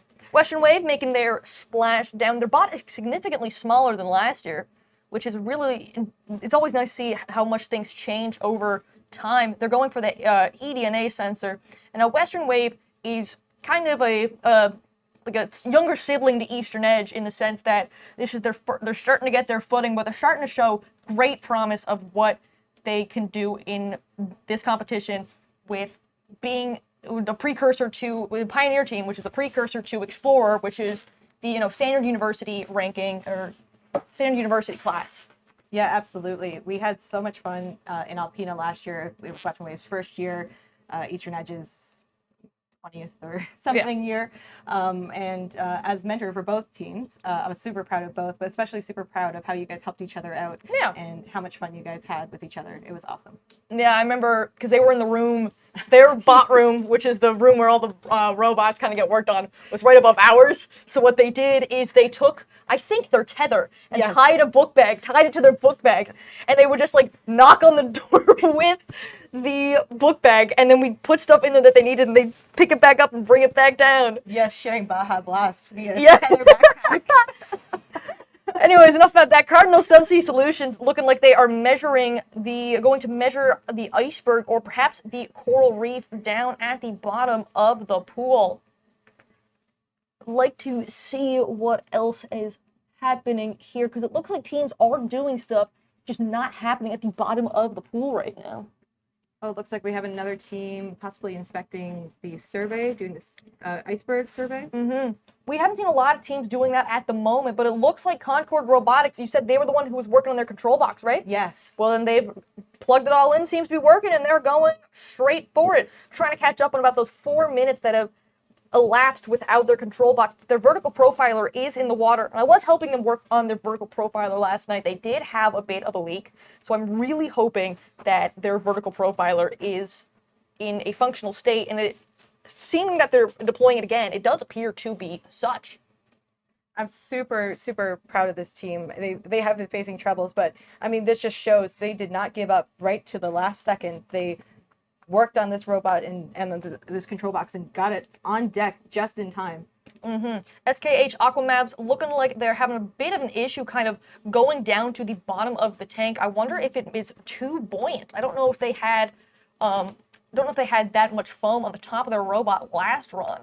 They seem to do pretty solid last run, but Concord Robotics making up for lost time with an insane claw get-up going on. We've seen lots of teams with really crazy manipulator get-ups at the front of their ROV, but they've released the buoy at the front, or they've released the whale-safe fishing buoy, and are looking to score some more points while they're down there, hopefully maybe lifting up the lobster pot? I'm not too sure. I do believe that is 5 points just if they pick it up off the ground at all. If they just have it under ROV control. Mm-hmm.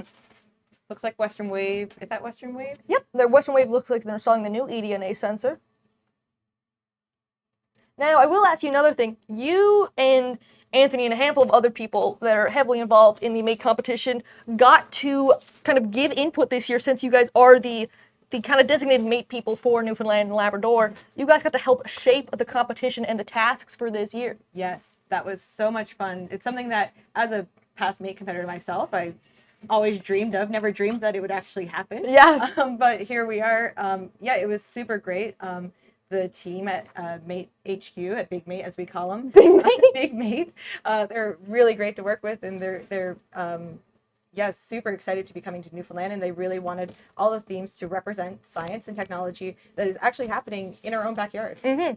And I think you might have been offshore when the Funk Island coral discovery happened. I don't know if you were present for that, maybe? Yeah, I was. I wasn't present when it was initially discovered, which is why I think Joe might have gotten mixed up in the opening ceremonies yesterday. But I was there this summer for continued research. We took an ROV out and we're getting 3D scans with a laser system, or a camera system actually, and creating 3D images of the coral gardens, which is what inspired the creating a 3D image of the coral garden task. Really? Oh, that's so cool. Yeah, it is pulled straight from real life. It's these are not just simulated missions. These are real missions that we actually encounter out in the world. St. Kevin's looking like they're in a bit of trouble. Their tether is wrapped up around the iceberg prop, which is a bit of a kind of headache. I hope they can manage to kind of bounce back from this, as this could be a massive issue. I'm wondering if that was what was causing their problems with descending further earlier on in the run. And I'm not sure how they're going to fix this without tangling themselves up further. Yes, hopefully they can, maybe if they can return back to the surface, they can pull it out by hand, but looks like they're working on it. I hope so, and I wish them well in this endeavor, because it seems like a lot is happening. Cardinal Subsea Solutions placing the bubble curtain right now.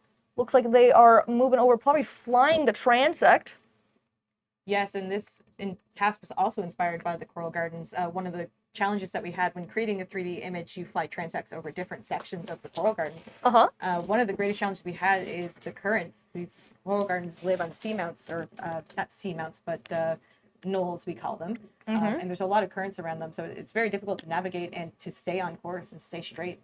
Yes, so a lot of, and at the World Championships, flying the transect in the flume tank will involve a current being kind of created in the flume tank for teams to have to navigate. Yeah, and that was inspired by those challenges that we faced when we were offshore. Yeah, so it seems like you were born to make tasks for Made ROV. Yeah, I had a lot of experience this summer in particular. Yeah. Concord Robotics picking up some coral samples, and they look to be making their way up to the surface. Hopefully they can still maintain a proper grasp on that ball coral. Seems to be slipping right off. Hopefully they can grab that easily once again. They're just ever so slightly. Hopefully they've got it there now. Can get a better hold on it. Wonder if they're trying to do two at once. Seems like an interesting strategy, and hope we'll wish them luck with it. Cardinal Subsea Solutions bringing the eDNA sensor all the way up so then they can get that frequency data and then do the science officer task on deck to get even more points. eDNA sensors are also something that we use a lot offshore here in Newfoundland and Labrador, doing a lot of fisheries research. So we often deploy eDNA sensors, collect data, and process it right there offshore. We bring floating labs with us sometimes in big cargo containers and put them right in the back of our ships. Yeah. Surprised the non-ROV device hasn't been a floating lab or something. Yeah, that would be a great idea. Maybe next year. Maybe. We should pitch that one. Listen, let me know who to talk to. I've got ideas. Cardinal Subsea changing out something on the front of their RV, or perhaps just duct taping something on, which, you know, these things happen. You gotta be quick and resourceful on the fly in these scenarios. Absolutely. Just the same as offshore. Duct tape is your best friend. Yeah, a lot of things have been electro-taped on haphazardly, just urgently over the years in my Made ROV career, and I can say the same probably for yours. Yep, absolutely. Looks like they got the new eDNA sensor on board, and they're going to bring it down to that designated area. You see Concord and Western Wave, it looks like, at the same area in the bottom left. Western Wave going for the power connector. They've removed the cap, it looks like. And Cardinal Subsea going down with the down with the eDNA sensor. Concord is coming up with coral samples, securing themselves a handful of points and bringing stuff up from the bottom of the pool, kind of cleaning up the ocean floor. Absolutely. Oh, no. Oh, no, just slipped right out of their grasp.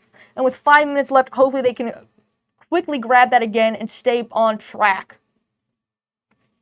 These unpredictable moments, they do happen. It's what I said to Ben earlier, it's what we call the mate factor. Absolutely, it's the mate factor. Whatever can go wrong probably will go wrong. Yeah, you've heard of Murphy's Law, and tie that into the mate factor of this prop isn't screwed down, this prop isn't like this, we thought this one had a weight on it, turns out it doesn't, this one does have a weight on it. There's a lot of things that is going to go awry, and there's a lot of just... And in my defense of prop builders everywhere, it's harder than it looks sometimes. Oh, absolutely. So many different little pieces to these props, and you know, the slightest little thing can go wrong, and you try to compensate and fix it the best you can. The power connector, that one's a bit tricky as well, because the hook on top of it kind of makes it tip over, makes it more prone to tipping over as well. Absolutely. And when Western Wave competes at internationals, they will have actually a slightly harder version of this task where the port that they plug into is slightly smaller. Oh no, it's actually the same as this, isn't it? Maybe. Because we're in Ranger today. Yeah. Yeah. It is the same. Sorry guys, I'm thinking about Scout. Yeah. I'm back in the past. Kayla's stuck in yesterday, but that's no worries. Yesterday was a great day for the scout teams here. We had a lot of fun, and the teams had a lot of fun as well. We saw a lot of incredible performances, just like the ones that we are seeing right now. Moving over from Western Wave all the way back to St. Kevin's. They're still working on getting untangled in the iceberg, and it looks like they've got it. Oh, excellent. Nice work, SKH Aquamavs. You love to see it. You truly do. So hopefully they can manage to secure themselves some points, because that was a big time sink earlier in just trying to untangle themselves. Now they'll still have one more run this afternoon?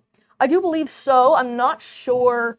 I know there's, in this section, there might be some teams that this might be their last run. This is their second last run. Oh, this is their second last run? All We're right. just about to go into the break, so this is the end of round 2 of runs, and this afternoon or this afternoon and evening, we will be hitting round 3. We've got a long schedule today. So many teams. 20 Ranger teams is a lot. It is. It's incredible. I mean, I'm so happy that everybody's here. It's certainly a scheduling challenge, and you'll notice that the schedule goes a little bit longer this year to accommodate for that, but we're happy to accommodate. We'll take more if we can. Absolutely, and it's such, like, even, we might have to take more than the handful of days that we have here. And even when internationals comes, it's going to be even more of a challenge trying to keep everything on track. But these teams are keeping themselves on track. All 4 bots in the water making moves. SKH Aquamavs look like they're going for a coral sample or to fly the transect. Concord trying to install the power connector still. Same with Cardinal Subsea Solutions. Western Wave looks like they're going for the crabs, but Cardinal Subsea Solutions have to remove the cap first. But that's why they have 2 claws, it seems. And they're ever so slightly and precisely working towards grabbing that loop of rope, and it just seems to be slightly too short for their second claw to grab. And I really appreciate that you guys have these camera views from the ROV. Oh, it's awesome. It really shows that while it might look so easy from us from the viewing area. Oh, look at that. They used the power connector to remove the cover. Oh my goodness. Clever. See, and that is type of on-the-fly thinking that is so important with ROV piloting. You just have to get it done. You figure it out and you get it done. You realize, oh, the thing I'm holding is an extension of me right now. And I believe, had they put it in there successfully, I am not 100% sure. Maybe we can get a aerial view. It doesn't quite look like it's in there. It doesn't quite look like, because I think in order to technically count, it has to be fully in there. And I think they might just be getting a hold on the cover there and trying to, not fully in, but they kind of just got to gently tap it in a little bit. Looks like they're trying to do that with the corner, possibly, of the ROV. Oh, and it's a real nail biter here, folks. We got 1 minute left of this run. Oh, it almost gives you heart palpitations. It really does, and just constantly having to relay this information to people. It's so... There's been some stressful moments here today. You have a tough job here. Yeah.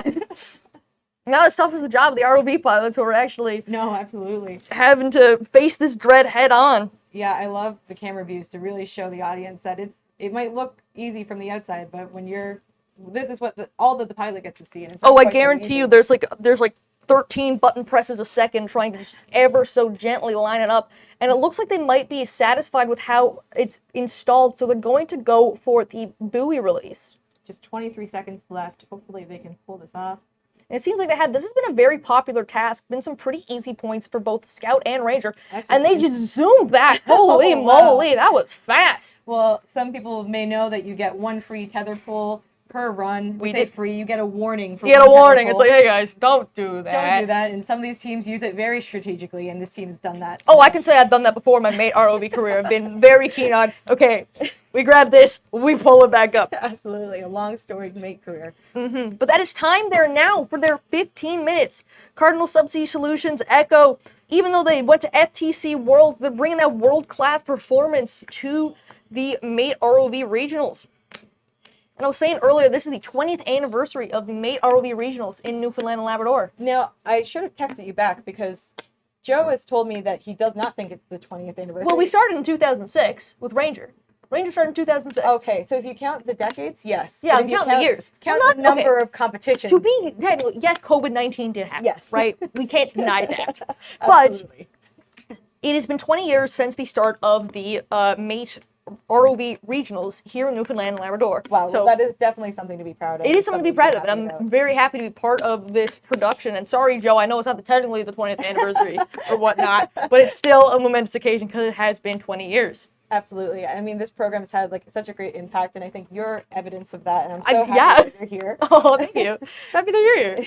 It's truly, like I've said to so many people today, whether they be industry professionals or even just parents here to support their kids, like this event is life-changing. It absolutely is. Would not be on the path that I'm on right now in my education and in my life if it were not for this competition. I can absolutely say the same thing. So I think we're both living proof of that. 100%. All right, so that was that set of runs for the second batch of runs for the Ranger students. And now at 3:30, from 3:30 to 4 o'clock, we're going to have a bit of an intermission. And at 4 o'clock, we'll be back with 4 more teams for their last run of the day, which is Where's Waldo, Heart Innovators, Viking Industries, and OD40. We'll see you then.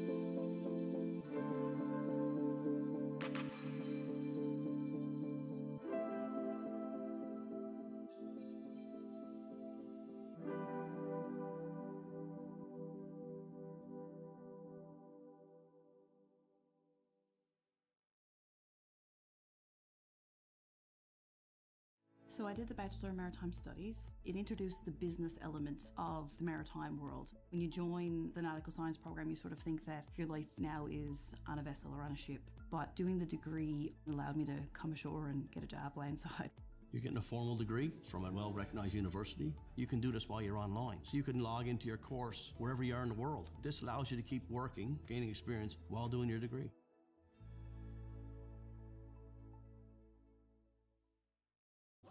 The diploma programs at the Marine Institute are typically 3 to 4 years long. Almost all of them include work term components, which is a big aspect for the Marine Institute. It's all very practical. You actually get to do what you were learning in the classroom.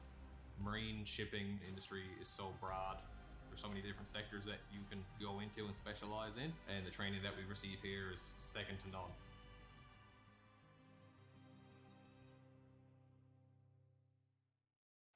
I think it's like nothing else. There's a sense of adventure to it. The investment in the students is kind of incredible in terms of the new facilities. Small classes and one-on-one when you need help. The people have been so welcoming and amazing. You can't replace the hands-on factor in this. Once I went to the commercial industry, I felt totally ready to just jump right in. knowing how much opportunity is out there was a big pull for me to come to MI.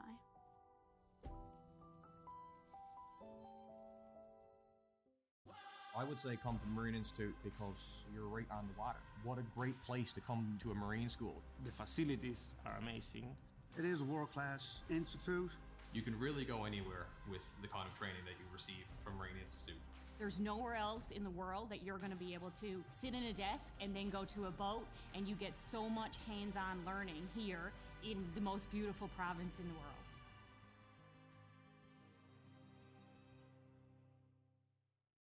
Hey, I'm Terry Humber. I work at the Marine Institute. I teach the ROV program here. I come in with 30 years industry experience, 23 with Oceaneering Canada as an ROV manager / supervisor / technician. The ROV program is a 2-year technical program offered by the Marine Institute that gives people the awareness to work in the offshore industry, working on a remote operated vehicle. East Coast Newfoundland is very busy at the moment. Worldwide, the ROV industry is booming. In the ROV program, we work with simulators to teach the people how to fly the ROV, which is very important. Then we have a workshop environment where the people are used to work on an ROV so they can actually fix it and maintain it to fly it.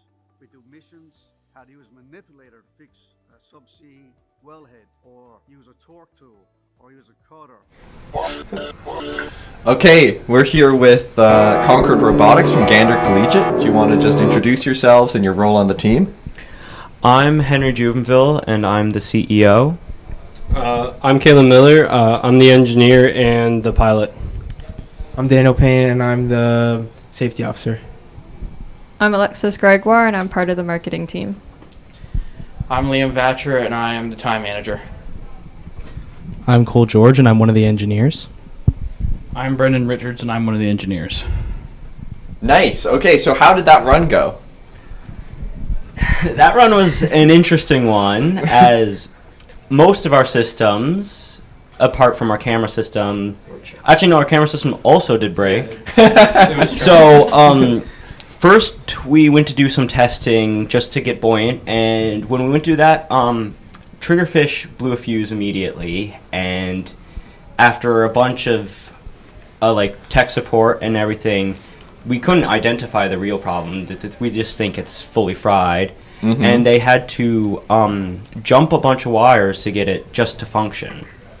So it's barely functioning, but it got it done. Then our gripper, our hydraulics fell apart, so we taped a bunch taped a bunch of hooks on and whatnot to try and pick stuff up out of the water, which actually worked fairly successfully.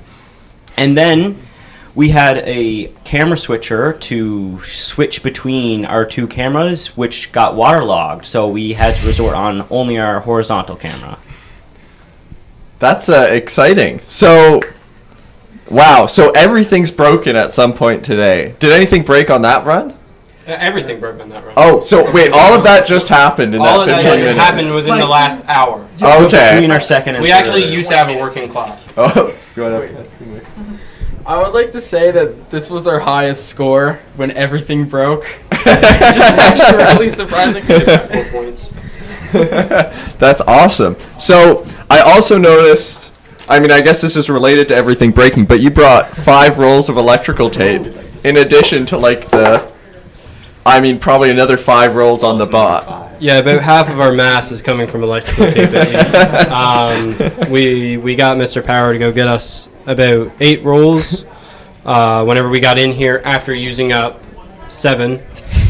So we're about 90% electrical so tape. Yeah. we're not there yet. We got more to add. I sprinted down to get those rolls of electrical tape, and I'm pretty sure when I came back, they already had a roll. Mm-hmm. Oh, we had 2. Yeah, they're just falling out. What's your favorite feature or part on this bot? Definitely the tape. The tape? Yeah, let's go. Especially the colorful one. Like. Mm-hmm. Oh yeah, I see that was like maybe 1 roll of tape there, all that yellow. Oh, yeah. All the different colors are individual rolls of tape. So you can really see how much. And I see all your names are there on the front in the tape. Yeah. Okay, that's great. Well, was that your last run? It was, yeah. Okay, well, I guess good luck with the rest of the day, and thanks for doing this interview. Yeah, thank you very much for having us. Thank you.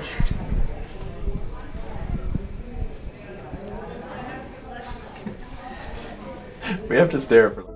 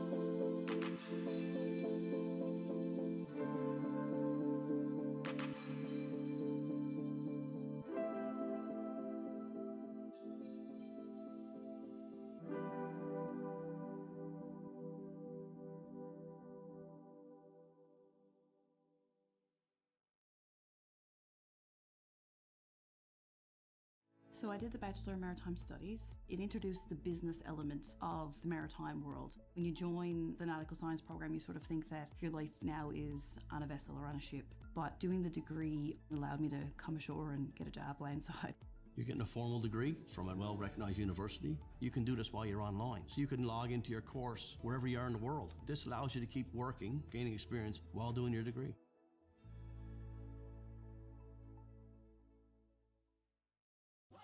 The diploma programs at the Marine Institute are typically 3 to 4 years long. Almost all of them include work term components, which is a big aspect for the Marine Institute. It's all very practical. You actually get to do what you were learning in the classroom.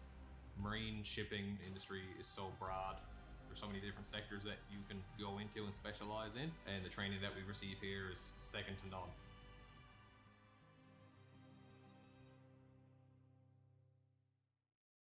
I think it's like nothing else. There's a sense of adventure to it. The investment in the students is kind of incredible in terms of the new facilities. Small classes and one-on-one when you need help. The people have been so welcoming and amazing. You can't replace the hands-on factor in this. Once I went to the commercial industry, I felt totally ready to just jump right in. Knowing how much opportunity is out there was a big pull for me to come to MI.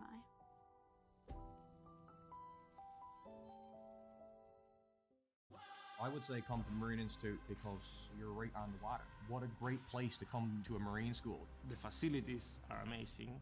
It is a world-class institute. You can really go anywhere with the kind of training that you receive from Marine Institute. There's nowhere else in the world that you're going to be able to sit in a desk and then go to a boat, and you get so much hands-on learning here in the most beautiful province in the world.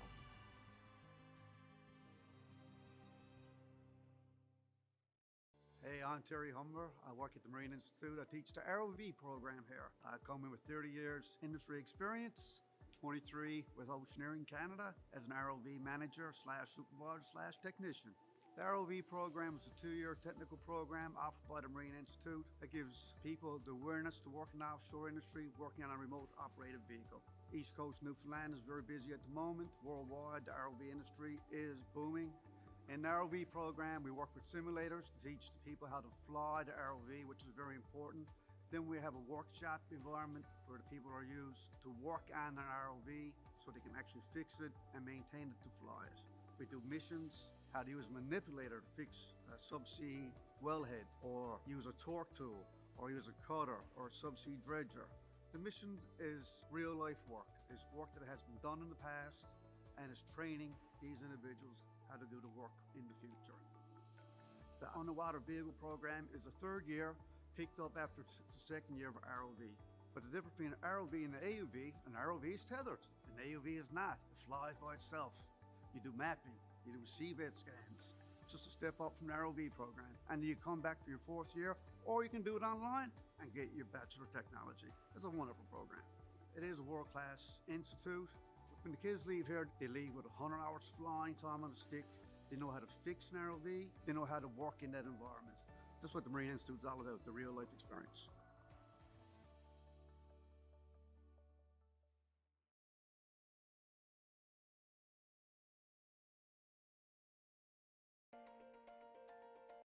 We are diving today at a depth of about 5,000 meters on the north side of Mona Seamount, which borders the southern edge of the Puerto Rico Trench.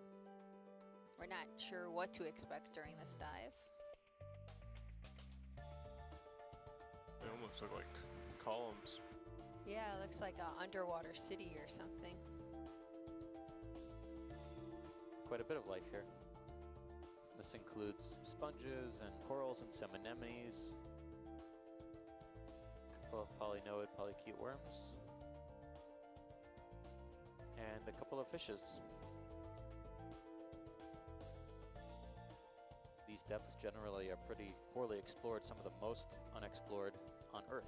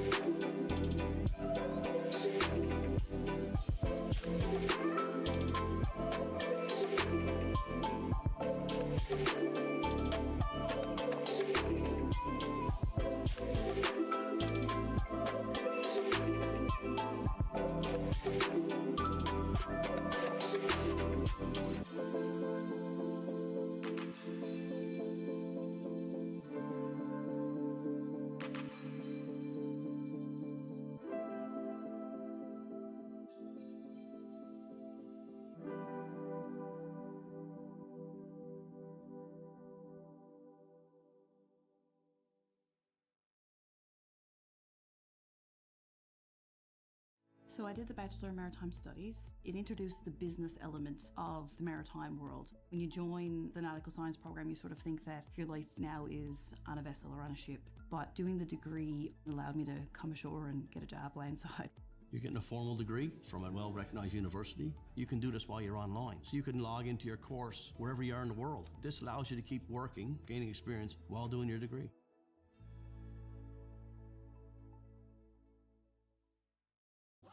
The diploma programs at the Marine Institute are typically 3 to 4 years long. Almost all of them include work term components, which is a big aspect for the Marine Institute. It's all very practical. You actually get to do what you're learning in the classroom.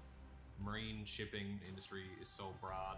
There's so many different sectors that you can go into and specialize in, and the training that we receive here is second to none.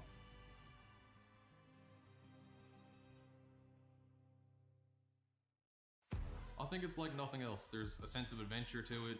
The investment in the students is kind of incredible in terms of the new facilities. Small classes and one-on-one when you need help. The people have been so welcoming and amazing.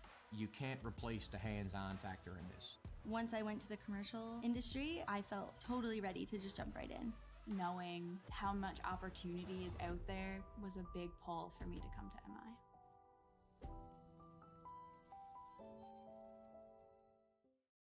I would say come to the Marine Institute because you're right on the water. What a great place to come to a Marine school. The facilities are amazing. It is a world-class institute. You can really go anywhere with the kind of training that you receive from Marine Institute. There's nowhere else in the world that you're going to be able to sit in a desk and then go to a boat, and you get so much hands-on learning here in the most beautiful province in the world.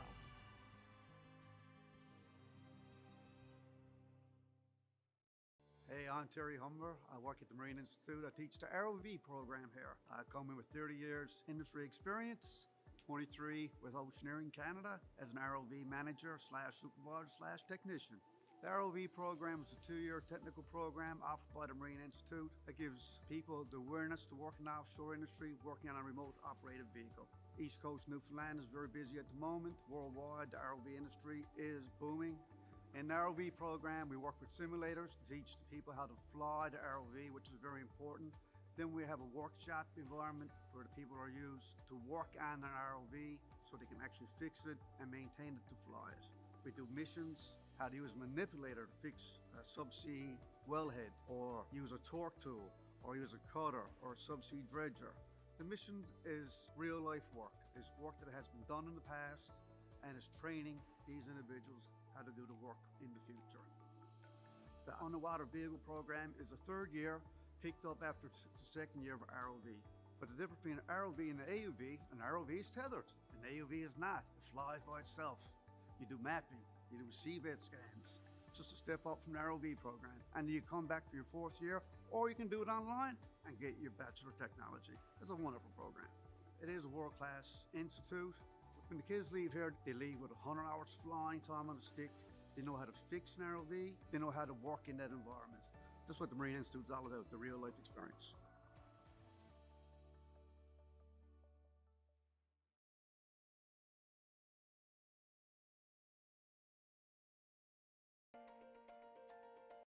We are diving today at a depth of about 5,000 meters on the north side of Mona Seamount, which borders the southern edge of the Puerto Rico Trench. We're not sure what to expect during this dive. They almost look like columns. Yeah, it looks like an underwater city or something. Quite a bit of life here. This includes sponges and corals and some anemones, a couple of polynoid polychaete worms, and a couple of fishes. These depths generally are pretty poorly explored, some of the most unexplored on Earth.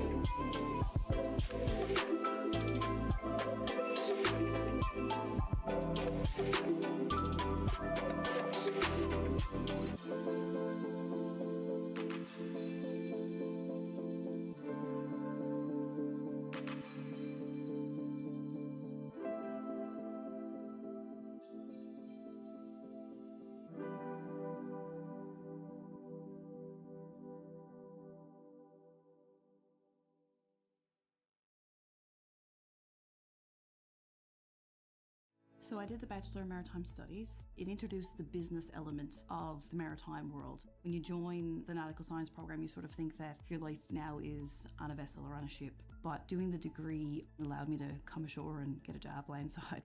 You're getting a formal degree from a well-recognized university. You can do this while you're online. So you can log into your course wherever you are in the world. This allows you to keep working, gaining experience while doing your degree.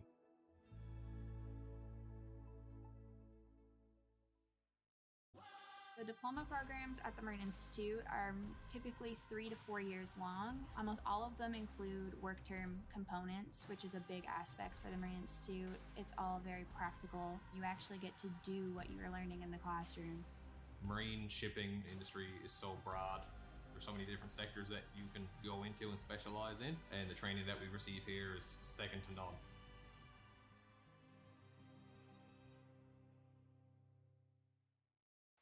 I think it's like nothing else. There's a sense of adventure to it. The investment in the students is kind of incredible in terms of the new facilities. Small classes and one-on-one when you need help. The people have been so welcoming and amazing. You can't replace the hands-on factor in this. Once I went to the commercial industry, I felt totally ready to just jump right in. Knowing how much opportunity is out there was a big pull for me to come to MI.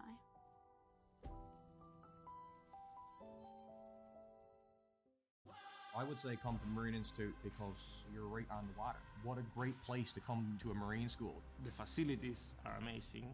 It is a world-class institute. You can really go anywhere with the kind of training that you receive from Marine Institute. There's nowhere else in the world that you're going to be able to sit in a desk and then go to a boat, and you get so much hands-on learning here in the most beautiful province in the world.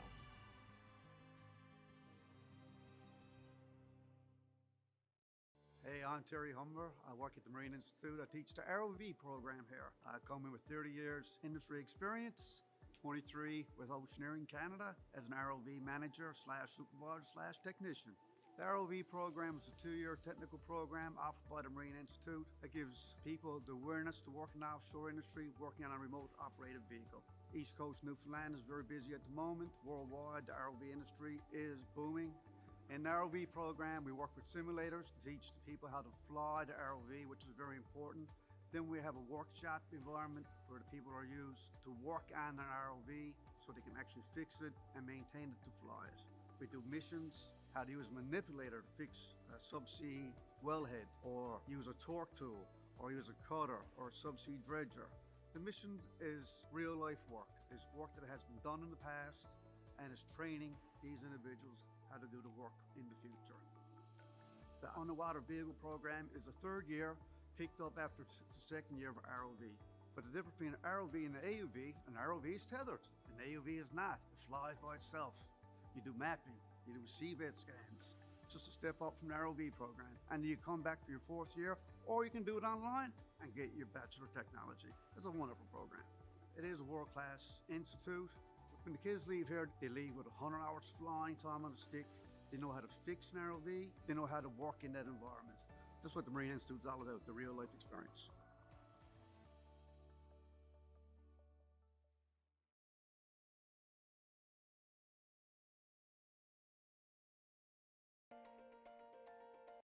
We are diving today at a depth of about 5,000 meters on the north side of Mona Seamount, which borders the southern edge of the Puerto Rico Trench. We're not sure what to expect during this dive. They almost look like columns. Yeah, it looks like an underwater city or something. Quite a bit of life here. This includes sponges and corals and some anemones, a couple of polynoid polychaete worms,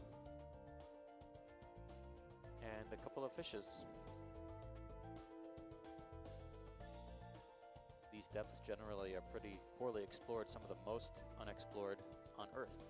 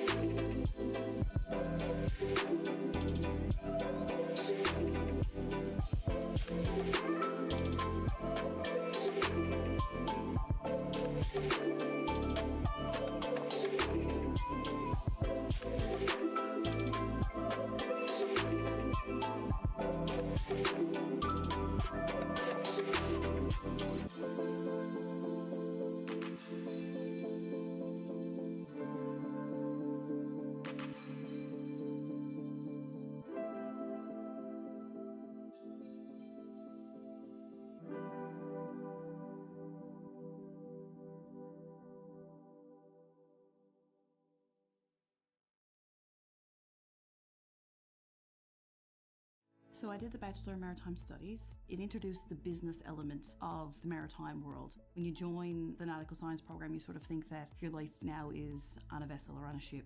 But doing the degree allowed me to come ashore and get a job landside. You're getting a formal degree from a well-recognized university. You can do this while you're online. So you can log into your course wherever you are in the world. This allows you to keep working, gaining experience while doing your degree.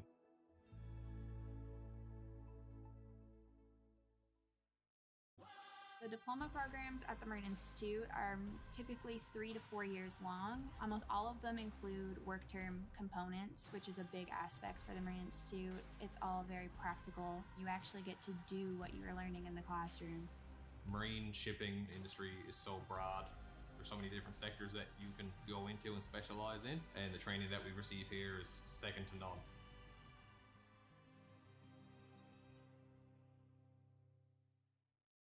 I think it's like nothing else. There's a sense of adventure to it.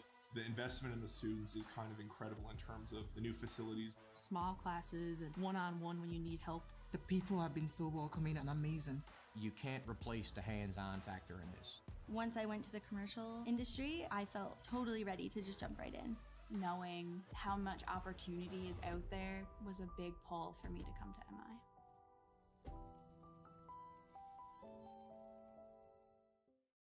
I would say come to the Marine Institute because you're right on the water. What a great place to come to a marine school. The facilities are amazing.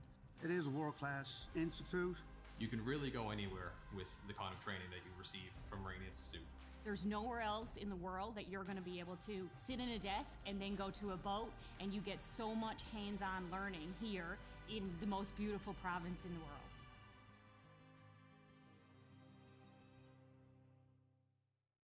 Hey, I'm Terry Humber. I work at the Marine Institute. I teach the ROV program here. I come in with 30 years industry experience, 23 with Oceaneering Canada as an ROV manager / supervisor / technician.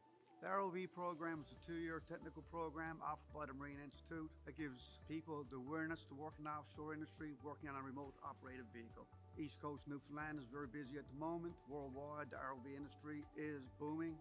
In the ROV program, we work with simulators to teach the people how to fly the ROV, which is very important. Then we have a workshop environment where the people are used to work on an ROV so they can actually fix it and maintain it to fly it. We do missions, how to use a manipulator to fix a subsea wellhead, or use a torque tool, or use a cutter, or a subsea dredger. The missions is real life work. It's work that has been done in the past, and it's training these individuals how to do the work in the future. The underwater vehicle program is the 3rd year, picked up after the 2nd year of ROV. But the difference between an ROV and an AUV, an ROV is tethered, an AUV is not. It flies by itself. You do mapping, you do seabed scans. It's just a step up from the ROV program. And you come back for your 4th year, or you can do it online and get your Bachelor of Technology. It's a wonderful program. It is a world-class institute. When the kids leave here, they leave with 100 hours flying time on a stick. They know how to fix an ROV. They know how to work in that environment. That's what the Marine Institute is all about, the real life experience.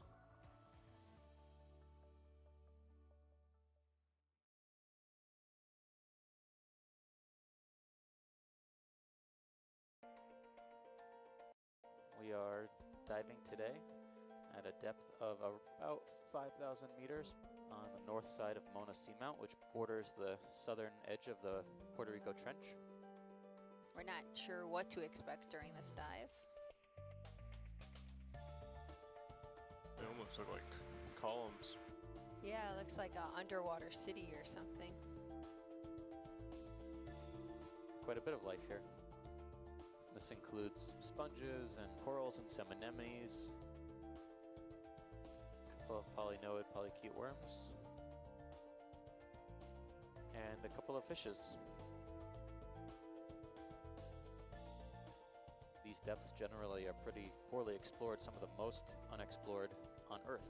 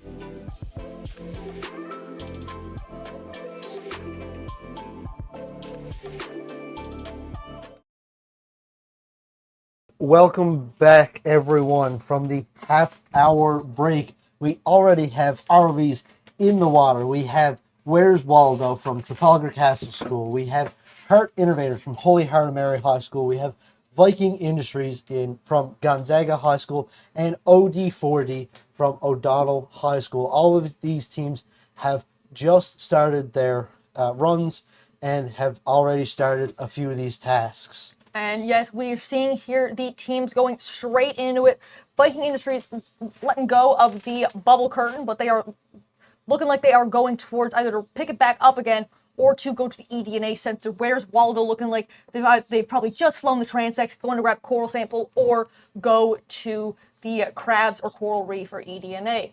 Holy Heart placing new eDNA, while OD40 is still up at the surface, probably making a few minor preparations before they set sail.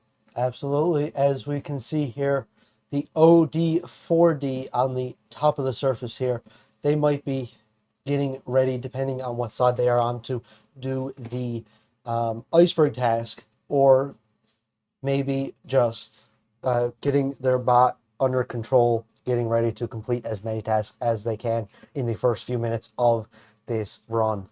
See, Where's Waldo POV? They're grabbing the what's it called, the eDNA sensor, the old one, bringing that back up to the surface, and they are going on their way to try and grab something new. Absolutely. It looks like they are headed their way back up to the surface now they got that attached, getting ready to possibly attach the new one that will give them a lot of points if they're able to get it back into the square. We've seen a lot of strong runs today from all of these teams, and it's really impressive to see each time teams coming further and further out of their shell and just make more and more strides. You can see Trafalgar Castle's vertical profiler right there in front of them in the water next to the iceberg of station number 2. Absolutely. As these runs have gone on, this is the third run of the day for all of these teams now, so this is their last chance to get as many points as they can. Plus, with the first two runs, they've ironed out all the problems that they've had. They've been able to refine their processes to now this is their best chance to complete everything that they want to for today. Fully agree. Viking Industries swimming along the bottom there. Looks like they are trying to go for the whale-safe buoy release. Holy Heart going for the bubble curtain installation. Now, we haven't seen many teams working the micropile today. Yeah, well, I think that's because it is definitely a tougher task out of all of these to get right, and it will take a lot of time away from the ROV to get it to align correctly, as we see OD40 here trying to align their ROV to pick up a piece of the coral here now. And it is interesting to see how their ROV is behaving at the moment. Rather than the typical horizontal layout, it looks like they are electing to be more of a vertical. Maybe their claws or tent pegs are more inside of the ROV rather than in front. I was just thinking that as well, especially with the shape of it. And but Viking Industries are going absolutely fast as anything, zooming around the sea floor there. They've got the cap in hand, and Trafalgar Castle School has placed the new eDNA sensor in hand of the ROV, or I suppose in claw. And they look like they're about to dive right back in all the way down. Absolutely. They are now placing in the plug to make sure that it stays there. And as you can see on the top of your screen right here is Haute Innovator's vertical profiler, as it is coming back up into the surface now that it has all the data that it requires. It's very interesting to see. We have not seen a lot of those today. So seeing one coming down and up is very interesting and very nice to see from Holy Heart here. I know when I was talking to someone I do know on the Holy Heart team that they got most of the points of their vertical profiler, although it had a few issues. But they successfully pulled a lot of late nights and successfully managing to iron out any problems in their profiler, which is named Heart's Content. Oh, that is a fantastic name, especially with their Heart Innovators from Holy Heart of Mary. They're really leaning into the heart theme here now, as we are hopefully going to see the it breach in a moment. So another look at these 4 cams with less than 10 minutes to go here now. Lots of things going on here. I'm just looking over at our little like multi-screen layout, different things. The Holy Heart of Mary control like camera POV that we have access to is absolutely insane, and I would like to highlight it for a minute if we can, because there is so much going on here, but it is also such important information, and you've got 4 cameras. This is a very interesting POV. I don't think we've seen anything like this from anybody else. This is very interesting to see. You can see. No, this is like I'm a little jealous, low key. Like, can we, Holy Heart, can we get in contact with you guys? Can you guys let me use that in spare time? Like, that seems like very interesting information to have. Like, I'd love to just play around with that. Yeah, as we see here, where's Waldo from the Trafalgar Castle School from Whitby, Ontario. They are now, looks like they are coming back to the surface with the end cap of the port to hopefully get points with that later on in the run, now that the port is out of the way. And I know I mentioned this before, I do love that their bot matches their uniforms. They've really leaned into the Where's Waldo theme here, which is absolutely lovely to see. It is always a staple when you see them walking the halls of Marine Institute here. It always brings a smile to my face, and I'm sure it does to a lot of others as well. Going in with the bubble curtain now for the Trafalgar Castle School team. Lots of teams are making their way down, making lots of progress and making huge strides as well. As we can see here, the Viking Industries also picking up that cap from the port. It is a big and easy task that all of these teams can do.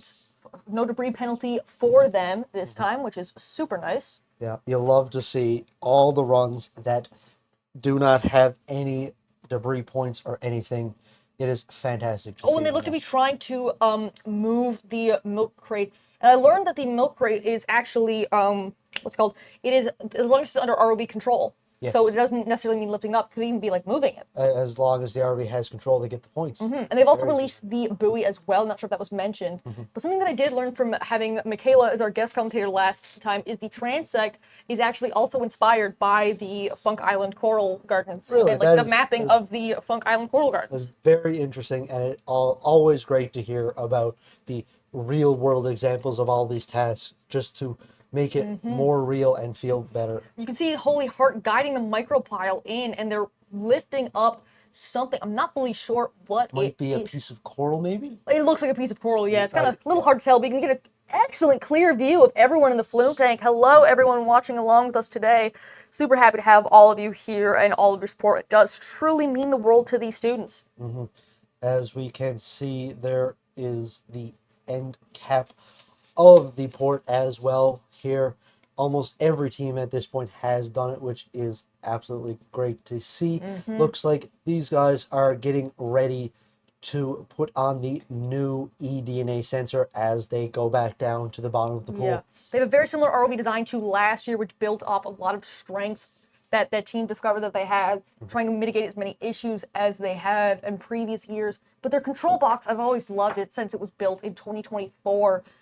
It's just mostly wood, and then all the components are like drilled into like a piece of wood, and they have like a little platform drilled into all that platform, and then all the wires run down through. Truly beautiful. Oh, you can see two teams here going for the micropile. That is very interesting. We've got Haute and you got Haute and Where's Waldo going for the micropile. As you mentioned earlier, we have not seen a lot of teams attempt that today. So it's very interesting to see two teams side by side trying to do it simultaneously. You can see Holy Heart doing their best to guide it while also moving the power connector. What a kind of incredible simultaneous decision at the same time. And I hope that we can see the surface kind of the difference in the approach of these teams from above and get a good look down at what they are doing, because the micropile installation is not easy in the slightest. Absolutely not. You can see the bend of that really long PVC that you're seeing. It is a very unwieldy piece of equipment that they have to do very precise movements. And the water is moving so much as well, you could hardly see through it properly. And the teams cannot see very well because of all the waves.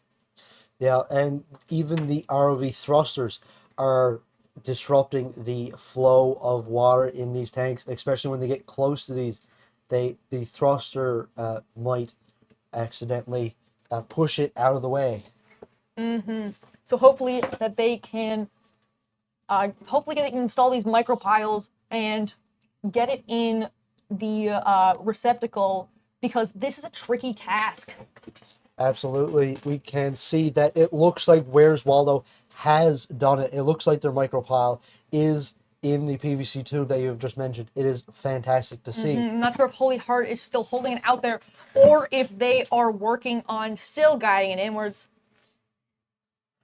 You can see Where's Waldo now flying the transect while Holy Heart, you can still see their micropile being laid in. However, they are also simultaneously working on installing that power connector.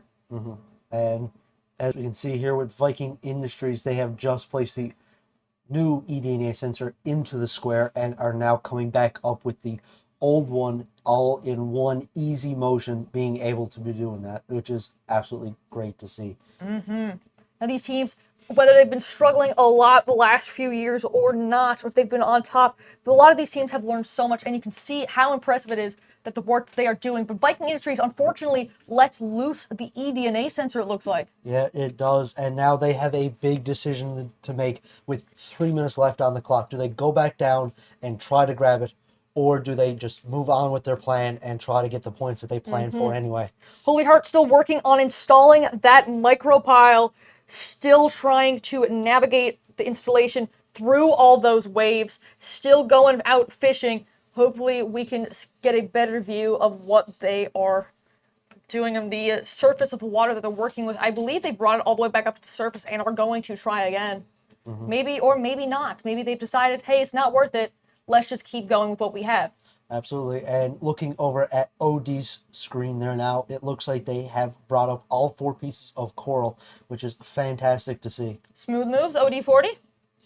Where's Waldo here now, debating whether or not to put it in and what they are going to be doing the next time it goes in here now. I wonder what the conversations are that these teams are having. It's always a question of, should we stick to the plan, or should we try to get what we know is possible? Should we step outside of our comfort zone, outside of our practice area? Holy Heart is now tangled up in their tether. You can see right up here, folks, that the tether is wrapped up in the fishing buoy. Now, we've had a few incidents with the fishing buoy and tether tangles today, but you can see right here, it's kind of wrapped around the tether in this fashion, which can prove quite troublesome for this team if they can't manage to untangle themselves within the next minute and a half. We've seen this a fair few times in Scout as well, and there has been an absolute crazy amount of times that you might not even notice that it's happening until you feel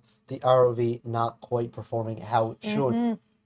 Because there's no communication between the tether manager and the pilot. There's no way to communicate that unless the pilot actually sees it. Teams have 1 minute left for the last run of the day. They're all doing incredible jobs. As we see OD40 coming back up to the surface and back down just as quick. In the last 45 seconds, try to get every single point that they can. Viking Industries placed the new eDNA sensor, and it looks like they attempted to connect it, but with limited success. However, they could still score some points in the last few minutes if they decide to go for a coral sample, or recover the old eDNA sensor and recover or install or even just move the new power cable. And as you can see on the left side of your screen there, OD40 has just taken the cap off the port, which is lovely to see. And Where's Waldo has brought up a piece of coral in the last 10 seconds. Just in the nick of time. Yeah, they're going to call it there. So I hope that is a good run from them. They seem fairly satisfied with it. So I hope that they are happy with that result from the day. That is, and it looks like they are quite happy. And congratulations, you guys should all be incredibly proud of yourselves because we're very proud of you. Absolutely, that is the third run of the day for these teams. So it is now up to the rest of their scores to finally tally their final scores, and hopefully all these teams are doing fantastic. Yes, their best score will be tallied up along with their score from their presentation and their poster.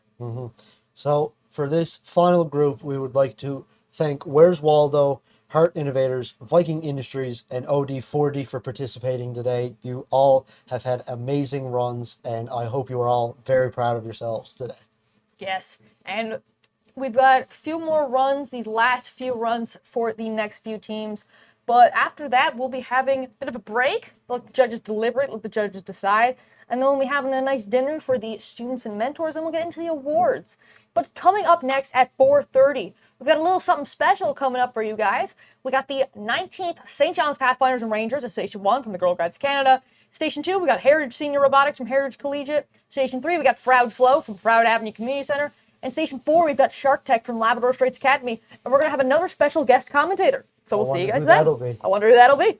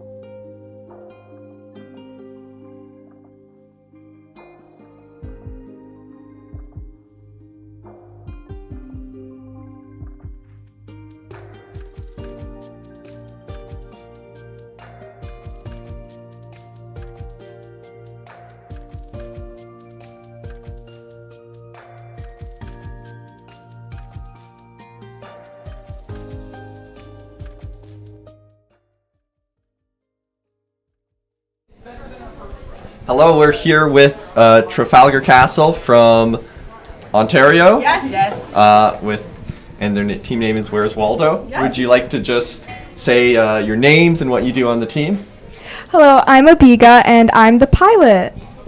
Hello, I'm Sophia and I'm the co-head on mechanical. I'm gonna cry after tears. My name is Tara and I'm the CEO. My name is Charlotte and I'm the other co-head of mechanical. My name's Natalie and I'm the head engineer. I'm gonna cry. My name's Lorelai and I work on mechanical. Okay, so you guys seem pretty excited. How did your last run go? Really, really, really, really good. Our best run ever. I've been on this team for 4 years and this is the best we've done by a long shot. I think we doubled our best. Wow, that's really good. I'm very happy. Nice. Anything specific you guys did well, or is it just everything? We did the fishing thing. I don't know Oh, what's really? called. Yeah, Crazy. she killed it. It was the task where there's like a bucket behind the wall, and then Abiga and Charlotte communicated seamlessly, and she was able to like fish the little thing into the bucket, and they killed it. That's awesome. Okay, what's your favorite bit about the robot? The stripes. Yeah, we The love stripes, the stripes. okay. We love the stripes. We're matching the stripes. Also, in all the previous years, we've had one thing go wrong with the robot. Like in all my years, this year it's consistently just been one camera that's broken and the rest of it works. So, Wow. I'm perfectly That's content pretty with good. that. Yeah, looking good. That's awesome. What's your favorite bit about the competition? Like, why do you guys keep coming back? This exact moment. This right moment? here. This moment where we just got lots of points. That's Yes. reason- Triple digits? Yes, That's triple crazy. digits. I don't want to like reveal the exact score, but like triple digits Did I? pretty good. Oh. Or maybe you did. Already. I might. Maybe not. I might be confused. So I'm out of shot. Well, whatever. I was wondering, this claw right here. What's the deal with that? Like, how Do you did you wanna choose explain that? it? Design it? Or I can explain it. Oh yeah.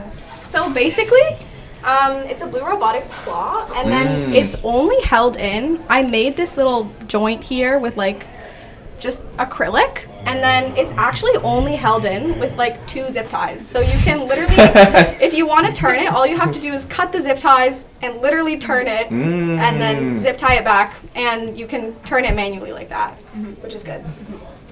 Awesome. And your electronics enclosure. I remember. I feel like you guys have had issues with flooding. Yes. In the past, did you do anything different? Like, I mean, We obviously it just- didn't flood.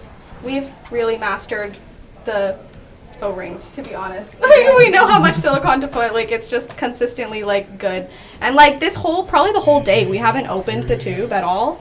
So it's just been like it's just been pressurized the whole entire time. So no like finicking with it, which is definitely like a change from previous years. Okay, one last question. I know a lot of the teams here can practice at the Marine Institute beforehand. Did you guys have a tank or a pool to practice in? We have a pool at our school, Ah, all the way awesome. back, long ways away. Yeah, ages ago. Okay, thank you guys. Good luck with the rest of the competition. Hope to see you back next year. Oh, thank you so much. Thank you so much.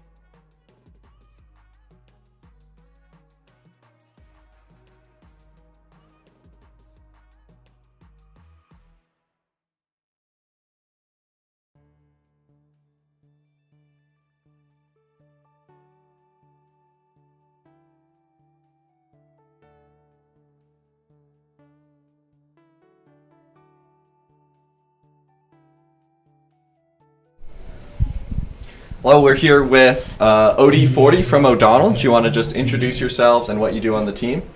Let's start with Parker.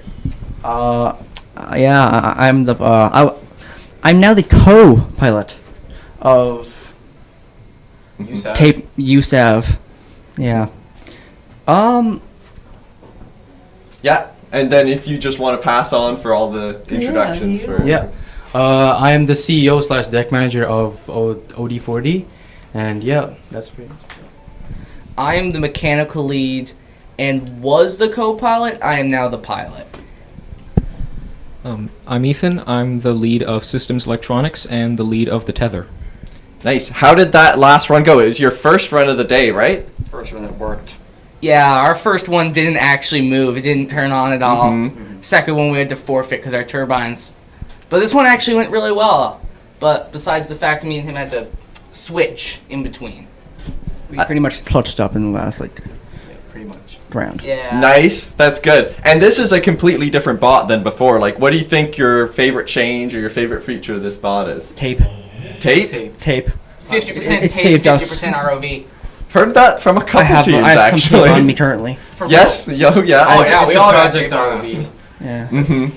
Yep. And you redid all the control systems, right? And came up with the frame is sort of roughly the same as last year, but you have all the motors are different. Is that correct? Pretty much, yeah, correct. Is there a favorite feature you have of the robot?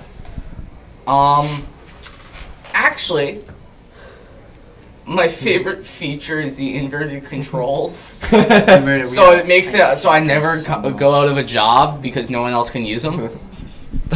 That's great. They're not very fun. I was doing barrel rolls in there. Okay, yeah, and that's your last run. Do you have your presentation done? Yep. Yes. So you're all done for the day. Okay. I think the runs out there have started. So good luck with the rest of the competition, and thanks. Yeah. Thank you. Everyone have a good day. Yeah. It once again with the next set of 4 teams. Right now you're looking at the 19th St. John's Pathfinders and Rangers with the Explore Cube. This is their first time competing, so it's once again an extra special welcome to these teams. They're building a community garden in St. Luke's, which is super fun. And unfortunately, we don't have a specialist commentator this round. We thought we were going to have one, but unfortunately, not. Might have one in later round, hopefully, if we can get things to work out. But they're just diving right in. They had a pretty good run for their first ever time competing today, earlier. And now they are keep on going. We got Heritage Senior in station number 2, Proud Flow in station 3, and Shark Tech in station 4. Absolutely. And once again, Shark Tech going straight to the clip. The first thing they do is straight down and attach that, which is a very interesting thing that they're doing. Going straight now, looks like they are aiming for one of the corals there now. They have perfected, just slid right out from their claw, but no worries, they'll be able to grab that back in just 1 second. They've had such a concrete and plan of attack. They came in today and they were ready to go. They were saying, let me at the competition, let me in that pool. Absolutely. And we see here Heritage Senior Robotics maybe looking like they are doing the bubble curtain task. They're now with it in their claw on its way down to the bottom to place it where it is supposed to be. And it looks like they're also, while doing this, doing the iceberg task as well. So great multitasking for them. Doing a bit of multitasking, a bit risky with the bubble curtain sliding around because you might not be putting it down in the proper orientation, I'd say. However, I'm certain that this team has weighed the risks, the pros and the cons, and they're just ready to go.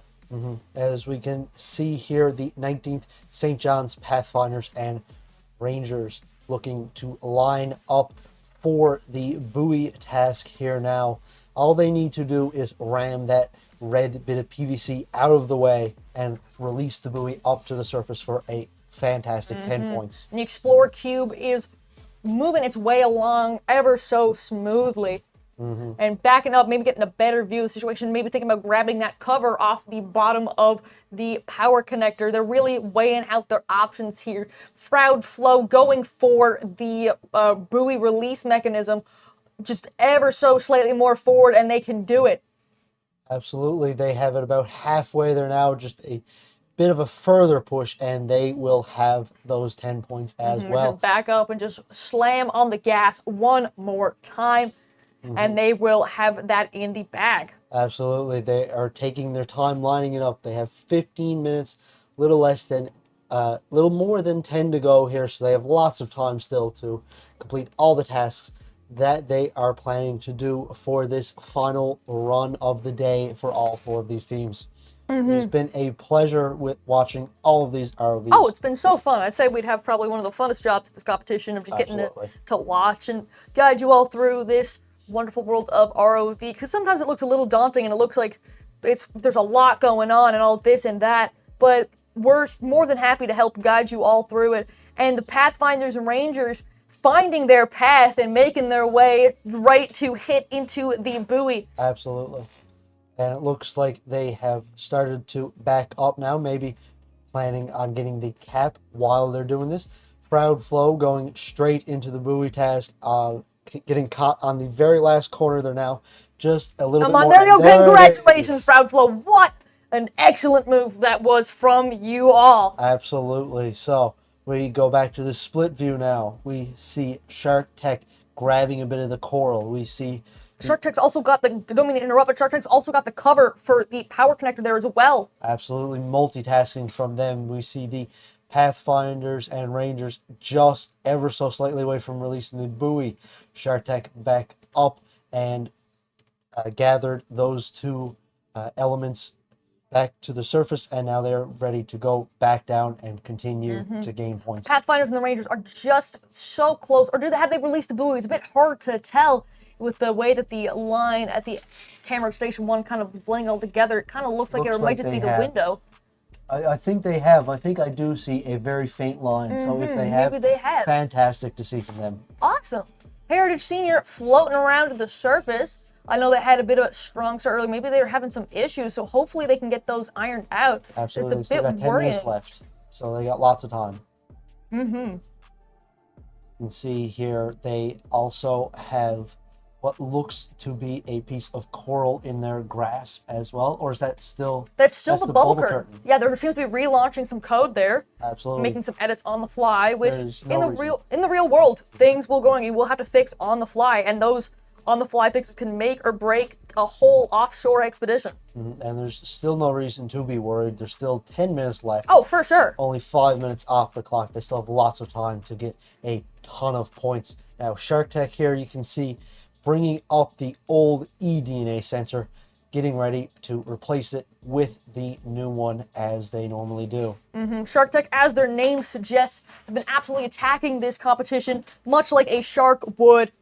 And they're going in with the new eDNA, making light work and quick moves of the whole situation. Absolutely. You can see the ripples that the ROV makes as they dive back in. As we turn back to the Pathfinders and Rangers here now, looking like they are aiming to do the invasive species crab task there now. Maybe also backing up to get the old eDNA sensor, trying to get all of that done. Doing a little bit of multitask. Proud Flow removed the cover from the power connector, carefully kind of moonwalking their way back up to the surface of the pool side. Making sure they take their time so they do not lose that cover on the way up, because that is the way that cover is created. It looks like it would be very hard to grab if they drop it. So they are almost back to the surface there now as the tether managers bring up the rest of the tether and getting ready to grab that and successfully bring that fully up into the surface to get the full 5 points.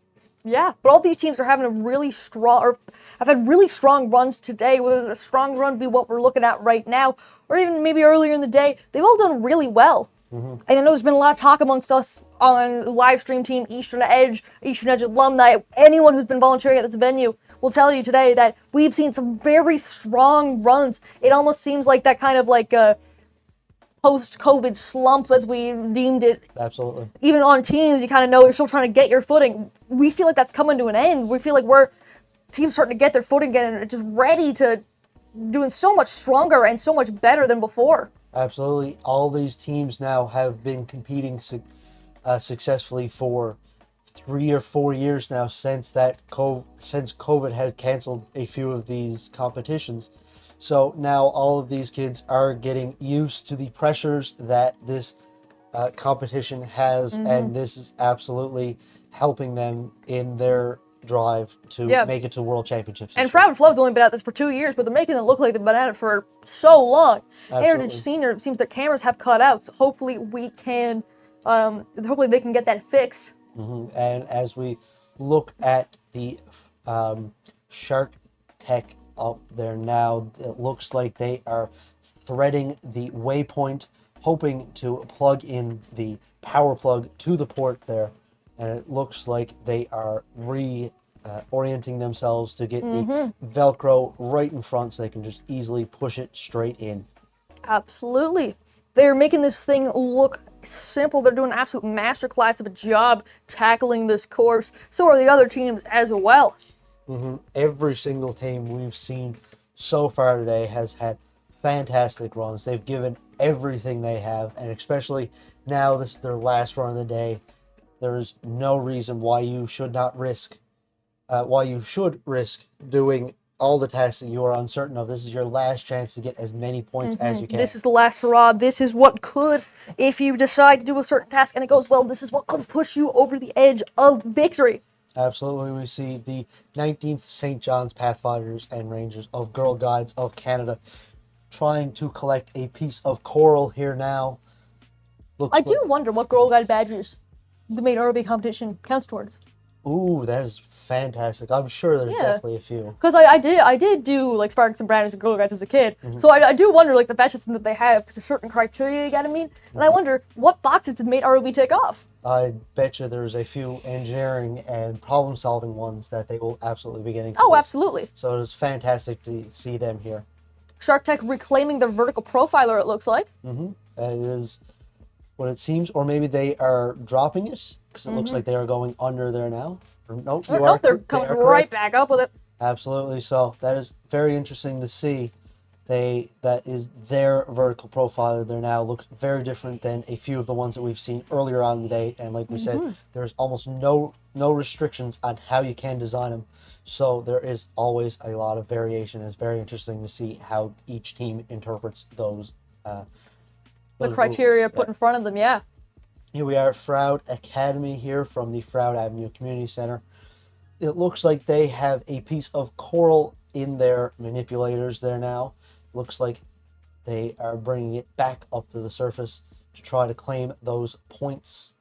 It's very good to see that they have the two manipulators, as we've talked about already, being put to use with the two manipulators, making sure that that coral does not budge as they are coming up to it. And Shark Tech just swimming along by, saying hello.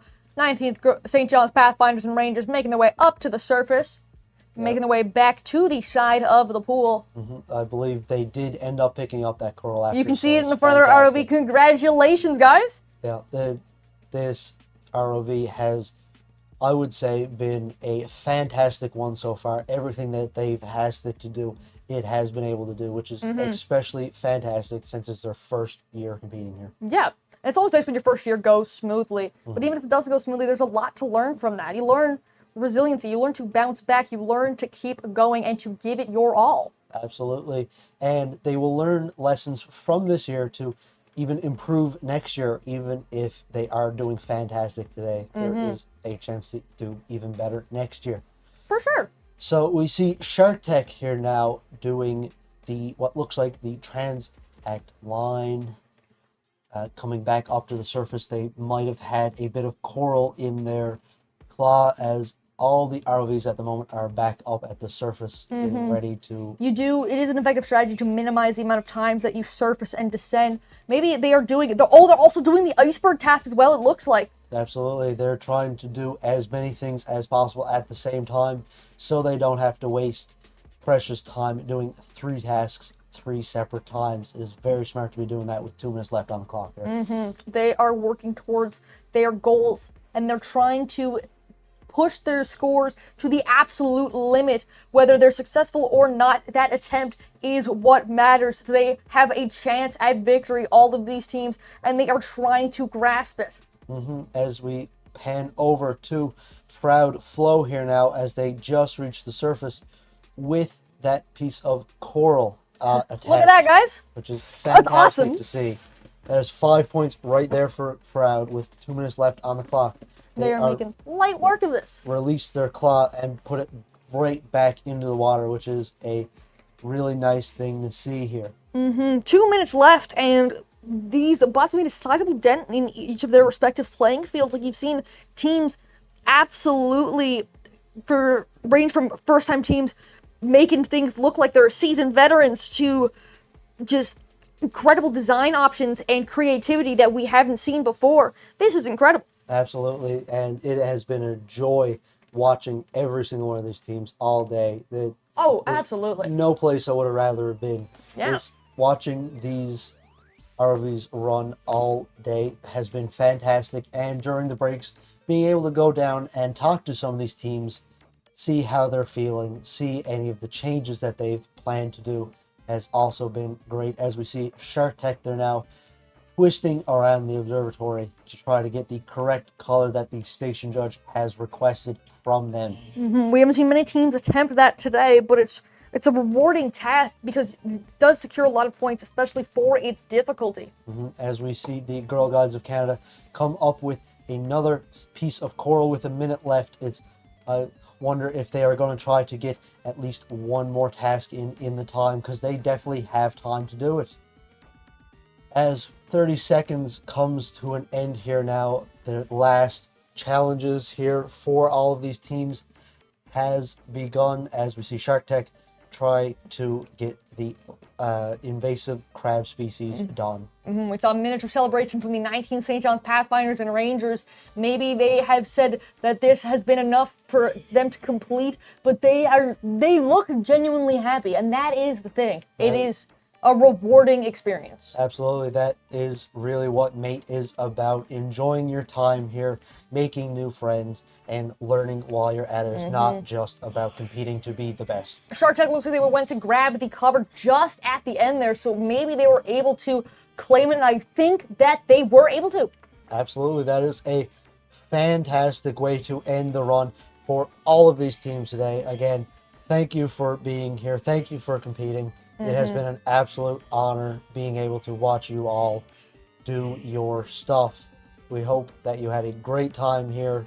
So, these 4 schools again are the 19th St. John's Pathfinders and Rangers from the Girl Guides of Canada, Heritage Senior Robotics from Heritage Collegiate, Proud Flow from Proud Avenue Community Center, and Shark Tech Labrador Straits Academy. It has been an honor watching you all today. Thank you all so much to those teams for competing. We've got 4 more teams for their next set of runs for their last run of the day. And then we've got 2 more sets of runs after that, and then it'll be a wrap. So at next 5 o'clock, we've got HCS Screaming Goats from Holy Cross School Complex, Station 1, Husky Marina, Station 2, from Mount Pearl Senior High School, the SLA Enterprises from the St. Lawrence Academy, and last but not least, the Megalodon Mechanics from Sacred Heart School of Halifax. We'll see you then.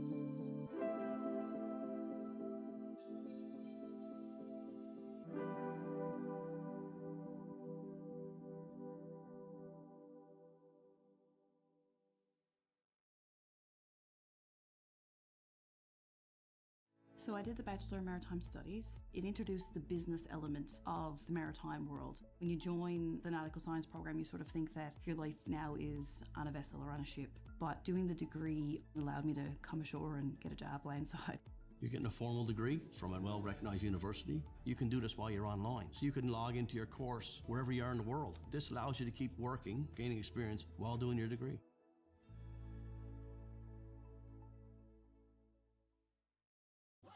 The diploma programs at the Marine Institute are typically 3 to 4 years long. Almost all of them include work term components, which is a big aspect for the Marine Institute. It's all very practical. You actually get to do what you were learning in the classroom. Marine shipping industry is so broad. There's so many different sectors that you can go into and specialize in, and the training that we receive here is second to none.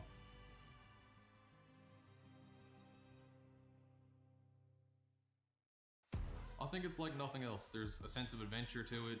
The investment in the students is kind of incredible in terms of the new facilities. Small classes and one-on-one when you need help. The people have been so welcoming and amazing. You can't replace the hands-on factor in this. Once I went to the commercial industry, I felt totally ready to just jump right in. Knowing how much opportunity is out there was a big pull for me to come to MI.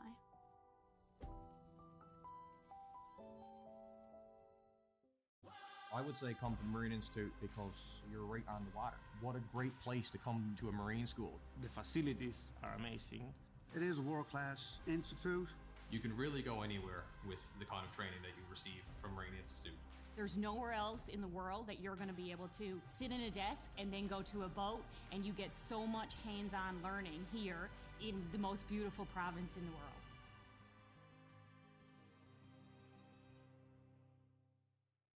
Hey, I'm Terry Humber. I work at the Marine Institute. I teach the ROV program here. I come in with 30 years industry experience, 23 with Oceaneering Canada as an ROV manager / supervisor / technician. The ROV program is a 2-year technical program offered by the Marine Institute that gives people the awareness to work in the offshore industry, working on a remote operated vehicle. East Coast Newfoundland is very busy at the moment. Worldwide, the ROV industry is booming. In the ROV program, we work with simulators to teach the people how to fly the ROV, which is very important. Then we have a workshop environment where the people are used to work on an ROV so they can actually fix it and maintain it to fly it. We do missions, how to use a manipulator to fix a subsea wellhead, or use a torque tool, or use a cutter, or a subsea dredger. The mission is real life work. It's work that has been done in the past, and it's training these individuals how to do the work in the future. The underwater vehicle program is the 3rd year, picked up after the 2nd year of ROV. But the difference between an ROV and an AUV, an ROV is tethered, an AUV is not. It flies by itself. You do mapping, you do seabed scans. It's just a step up from the ROV program. And you come back for your 4th year, or you can do it online and get your Bachelor of Technology. It's a wonderful program. It is a world-class institute. When the kids leave here, they leave with 100 hours flying time on the stick. They know how to fix an ROV. They know how to work in that environment. That's what the Marine Institute is all about, the real life experience.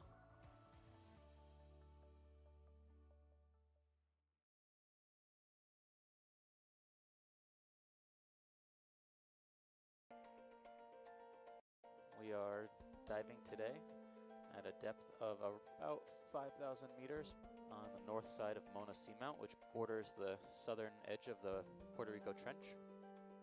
We're not sure what to expect during this dive. They almost look like columns. Yeah, it looks like an underwater city or something. Quite a bit of life here. This includes sponges and corals and some anemones, a couple of polynoid polychaete worms, and a couple of fishes. These depths generally are pretty poorly explored, some of the most unexplored on Earth.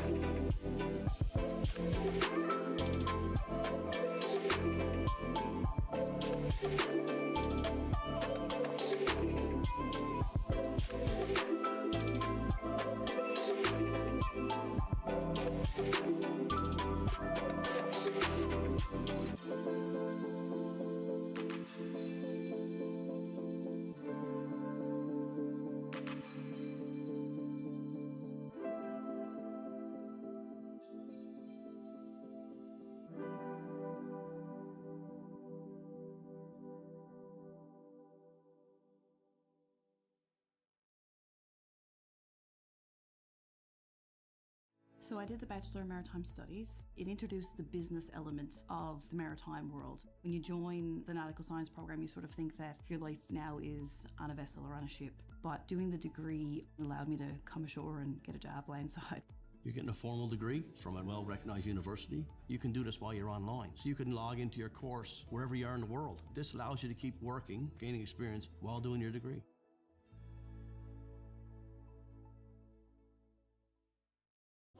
The diploma programs at the Marine Institute are typically 3 to 4 years long. Almost all of them include work term components, which is a big aspect for the Marine Institute. It's all very practical. You actually get to do what you are learning in the classroom. Marine shipping industry is so broad. There's so many different sectors that you can go into and specialize in, and the training that we receive here is second to none.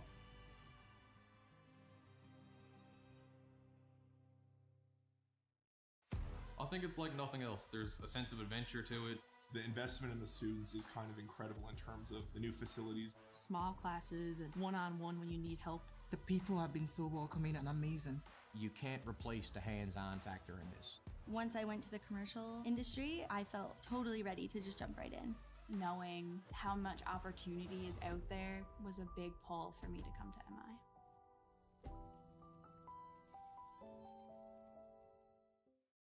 I would say come to the Marine Institute because you're right on the water. What a great place to come to a marine school. The facilities are amazing. It is a world-class institute. You can really go anywhere with the kind of training that you receive from Marine Institute. There's nowhere else in the world that you're going to be able to sit in a desk and then go to a boat, and you get so much hands-on learning here in the most beautiful province in the world.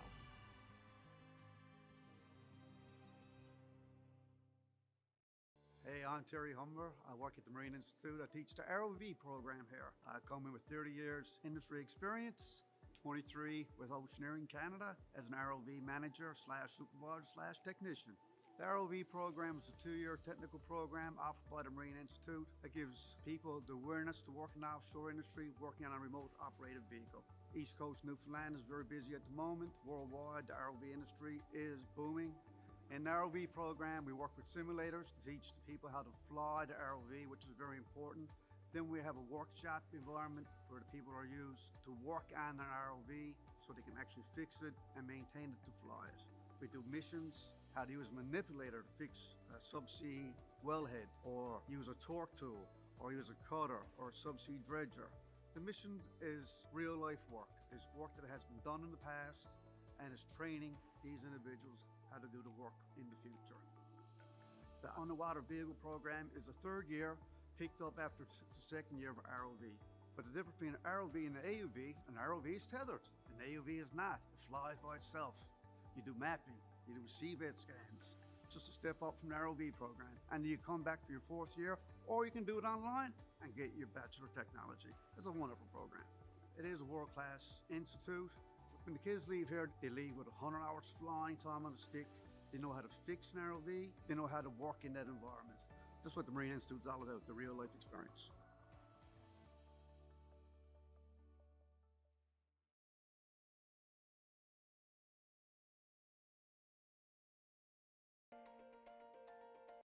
We are diving today at a depth of about 5,000 meters on the north side of Mona Seamount, which borders the southern edge of the Puerto Rico Trench. We're not sure what to expect during this dive. They almost look like columns. Yeah, it looks like an underwater city or something. Quite a bit of life here. This includes sponges and corals and some anemones, a couple of polynoid polycute worms, and a couple of fishes. These depths generally are pretty poorly explored, some of the most unexplored on Earth.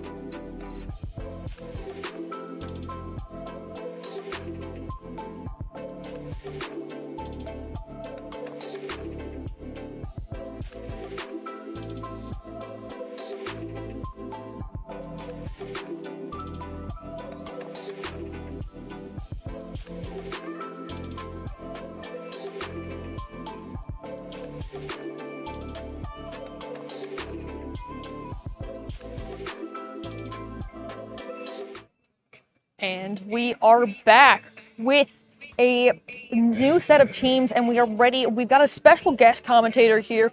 We've got Andrew Troke, who part of Levitate Learning, who helps run and volunteer at these events. He does all the events for First Robotics in the province, so the First Lego League and the First Tech Challenge here in Newfoundland Labrador. And he's an Eastern Edge alumni and has been heavily involved in the live stream portion of the mate competition since its live stream's inception in 2019. What an intro. I thought for a second we were going to run out of the 15-minute clock before we finished that. Yeah, it's great to be here. It's been a while since I've been on commentary for the Mate ROV live stream, so I'm excited to take a look at some robots and see them earn points in the pool. Yeah. So we got 4 teams up on deck right now. We've got HCS Screaming Goats. I think it's their first appearance of the day. We never saw them earlier. They got Kid. It gets topical because they're Screaming Goats. And last year was their first year at comp. Man, that's really interesting. It's nice to see these teams come back, and we get to see how the robots change over time. I've gotten the chance to talk with a lot of these coaches as they've done the first Lego League competition. It's really great to see these kids grow and change. Oh, I think, 100%. is this the first time we've seen the HSC goats in the pool today? Yeah. That's exciting. Going to be exciting to see what Kid does. Kid the ROV. So looking over at Station 2, we got the Husky Marines. Yeah, they're from Mount Pearl Senior High, rocking Pretty Pink Princess. And their inaugural year was 2009.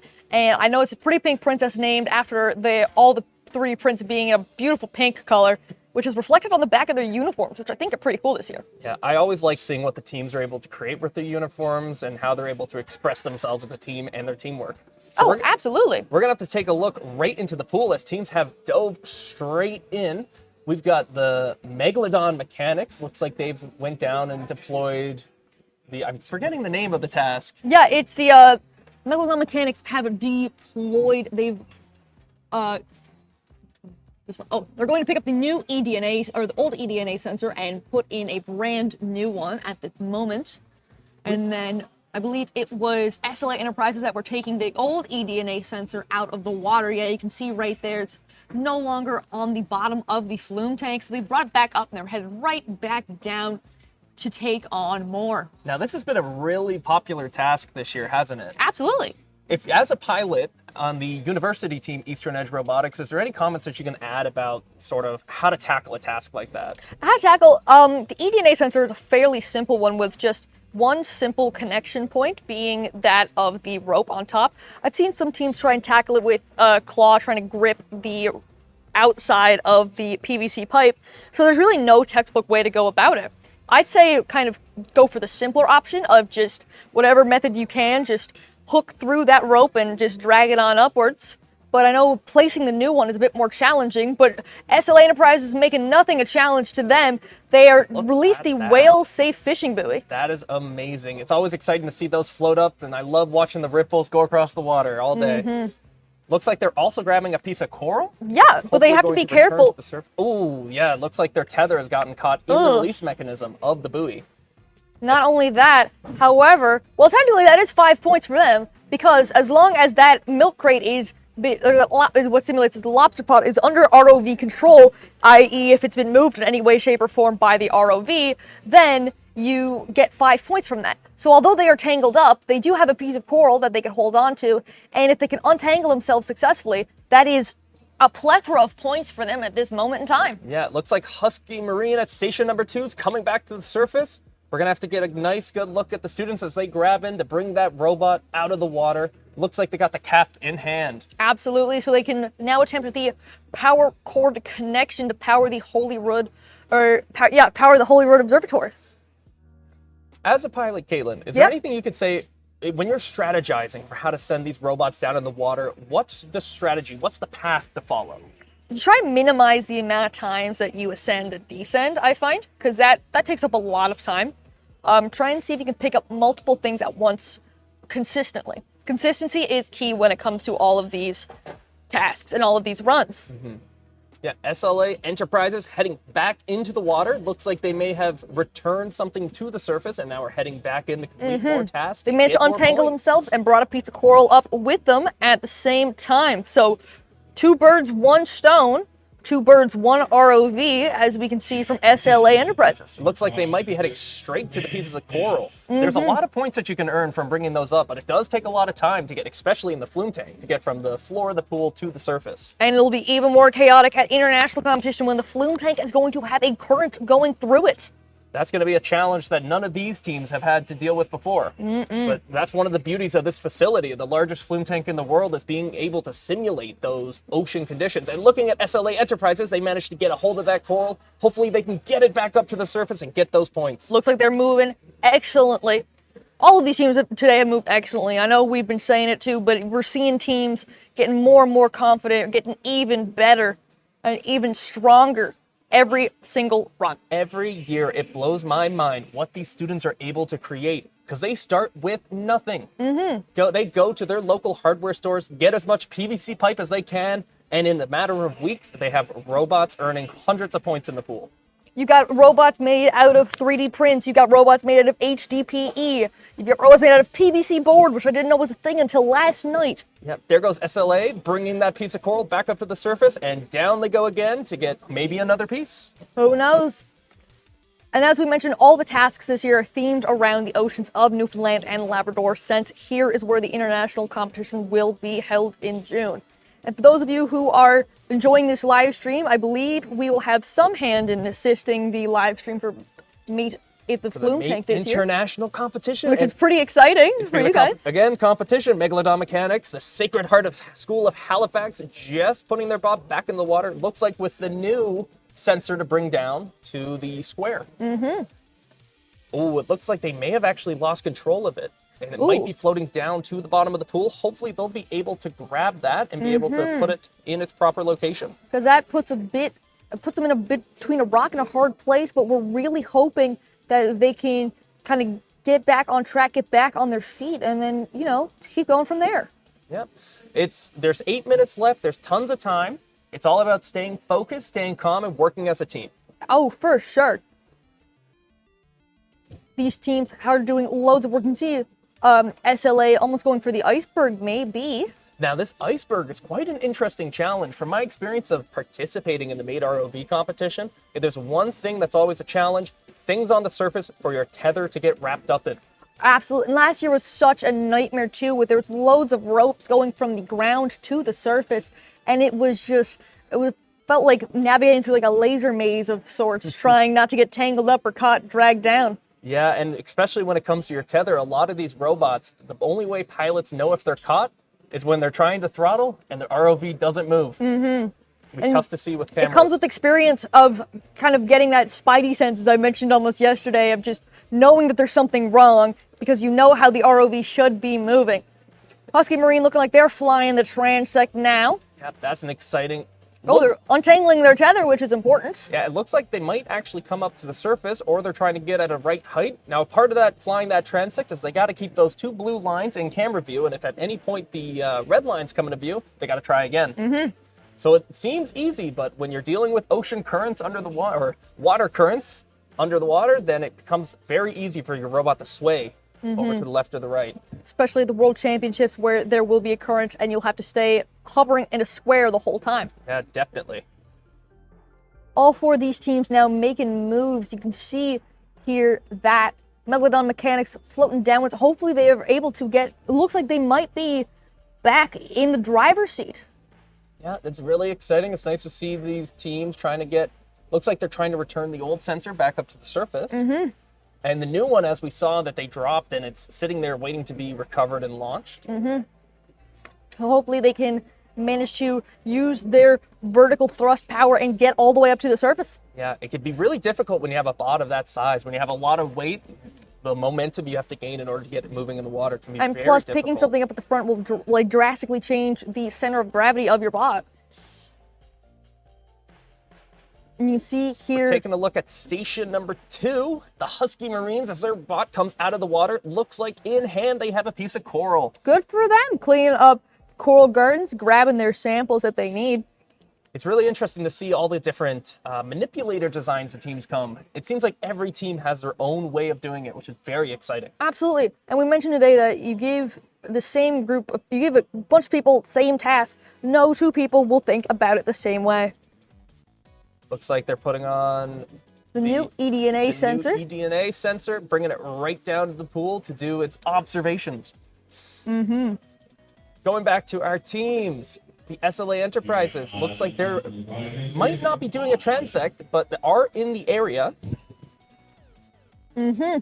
Looks like they might be going for the power connector because they removed the cap, and they need to bring that cap all the way back up to the surface, or else they get 5 debris points. Yeah, you really don't want to try and get the debris points. Those points can add up, and in a competition as competitive as this, that 5 points might make or break first or second place. Absolutely, and I know it has in years before. It looks like Husky Marines down in the water. We just saw them go down, and now they're at the bottom trying to deploy. Well, it looks like they're going to actually have to remove the old one first, which just looks like that's what they're going to do. Absolutely. Using that manipulator arm, they're able to grab that, no problem. 100%. They had a bit of a rough start this morning, I will admit, but they seem to absolutely have stronger comeback, and they are just making it look as easy as anything. Easy peasy as we see them coming towards the surface. Husky Marines with I always forget the acronym. The eDNA sensor. The eDNA sensor in hand or in claw as it comes up to the surface. And they got a hold of that now, and they are now able to install the new eDNA sensor, because in order to install the new eDNA sensor, they need to remove the old one first, because we want to leave the oceans cleaner than we found them. Looking down, it looks like the Megalodon mechanics, they're coming up to the surface. Looks like they're actually pulling up a piece of coral. They managed to grab a piece of coral, good for them. I know at the end of last run that they were on deck, they had just got a piece of coral right at the end. SLA Enterprises on the surface with cap in hand. Followed behind them at station number 4, we have the Megalodon mechanics. And they are ever so slowly inching towards and just trying to grab that cap from them. It's pretty amazing the engineering work that goes into building these frames and like making sure that their tools are robust enough to complete these tasks. Absolutely. There's so many different engineering design decisions that go into every single aspect of the ROV, from the amount of foam on the tether to the amount of light the length, the height of their frame. Every screw and nut and bolt that is placed on that ROV is there for a reason. Speaking of amazing engineering, SLA Enterprises, we just saw them at the surface of the pool. 4 meters down they go. They're at the bottom. Looks like they're taking a look towards... What task do you think they're doing? It looks like they're doing the coral garden at the bottom there. And they have to scan that, or they have to create a model. They've scanned that and create a model automatically, or they have to kind of measure all that by hand. They've measured it and they create a model by hand. Ooh, very exciting. As I was about to say student of computer engineering, but actually a graduate of computer engineering, it's always exciting to see those software tasks, having to do image processing. It's often in the Made ROV competition, we get to see machine learning and other various cutting edge technologies. And you've gone from a computer engineering graduate to running a incredible not-for-profit organization that focuses on a STEM education for young people who, such as myself, who have kind of come up through the program and have had their lives changed because of it. Well, you have seen it yourself. We see it here today. The things these students are able to create and the moments that they have. We get to see teams high-fiving, cheering, hugging as they reach amazing accomplishments. We can hear a sound on the deck here. It sounds like there may be a problem. One team on deck. Hopefully we'll be able to see a look, and hopefully there's nothing that's gone too wrong. Mechanics are just inching ever so forward. HCS Screaming Goats still at the surface. This is the first time we've seen them in the pool today. However, that doesn't mean that they are down and out for the count because they might have a problem. The pool is not the only spot that these guys will get points. They can also get points through a marketing display and through a presentation to a panel of industry experts. Yes. Now, people often underestimate that part of the competition. There is a lot of points in judging from that presentation. And from my own experience of participating in the Made ROV competition as an alumni of Eastern Edge, we've been able to podium at the competition from presentation. Oh, so have we. And I remember when I was in grade 12 doing the Made ROV regional competition, we managed to get third with only getting, I think, scoring at maximum 30 points in the pool. And looking at station number 4, the Megalodon Mechanics, looks like they're going for that release on the buoy. And they're ever so slowly inching forward. And they got it with 10 it seconds on left to station spare. Number 4. That's exciting. That looks easy, but is very difficult to do. I've seen... Oh, congratulations. And that is time for everyone. That's time. Wow. 15 minutes goes fast. I've seen 2 approaches to that, very nice and steady, or just absolutely pedal to the metal. Yeah, and we get a nice shot at the Megalodon Mechanic. Sacred Heart School of Halifax brings their ROV out of the pool. This is their last run of the day. What an impressive performance from every single team. And I'm super excited to see them here next year. Absolutely. It's always a treat having all of these teams come and show off their work, talk to one another, and just have an overall great weekend. Yeah, with only a team of 4 members. That's a difficult job to do with only 4 people. But we saw them in 2025, we saw them in 2026, can't wait to see them in 2027. Oh, that's 100% true. So congratulations to all 4 of these teams, to the Megalodon Mechanics, to the, to the Megalodon Mechanics, to the SLA Enterprises, the Husky Marine, and the HCS Screaming Goats. You all did absolutely wonderful, and we can't wait to see how that turns out for you. So we have 2 more scheduled set of runs for the day. I know. And then we get to hand out awards, Woohoo! which is exciting. I know. So coming up next is the Hammerhead ROV from Sacred Heart School of Halifax, the senior team, I do believe, of the Megalodon Mechanics, which is exciting. Cougar Robotics from Clarenville High School, I think the current champion, or at least from the 2025 Newfoundland Labrador Made ROV champions. At Station 3 is going to be St. Mark's Robotics, and at Station 4, SWA Aquaforce. That's going to be an exciting set of teams to watch. Oh, 100%. And that's coming up at 5:30, and we'll see you guys then. It's been an honor being here. Yes, thank you so much. Thanks for having me. Absolutely, anytime. And excited to see some more robots coming soon.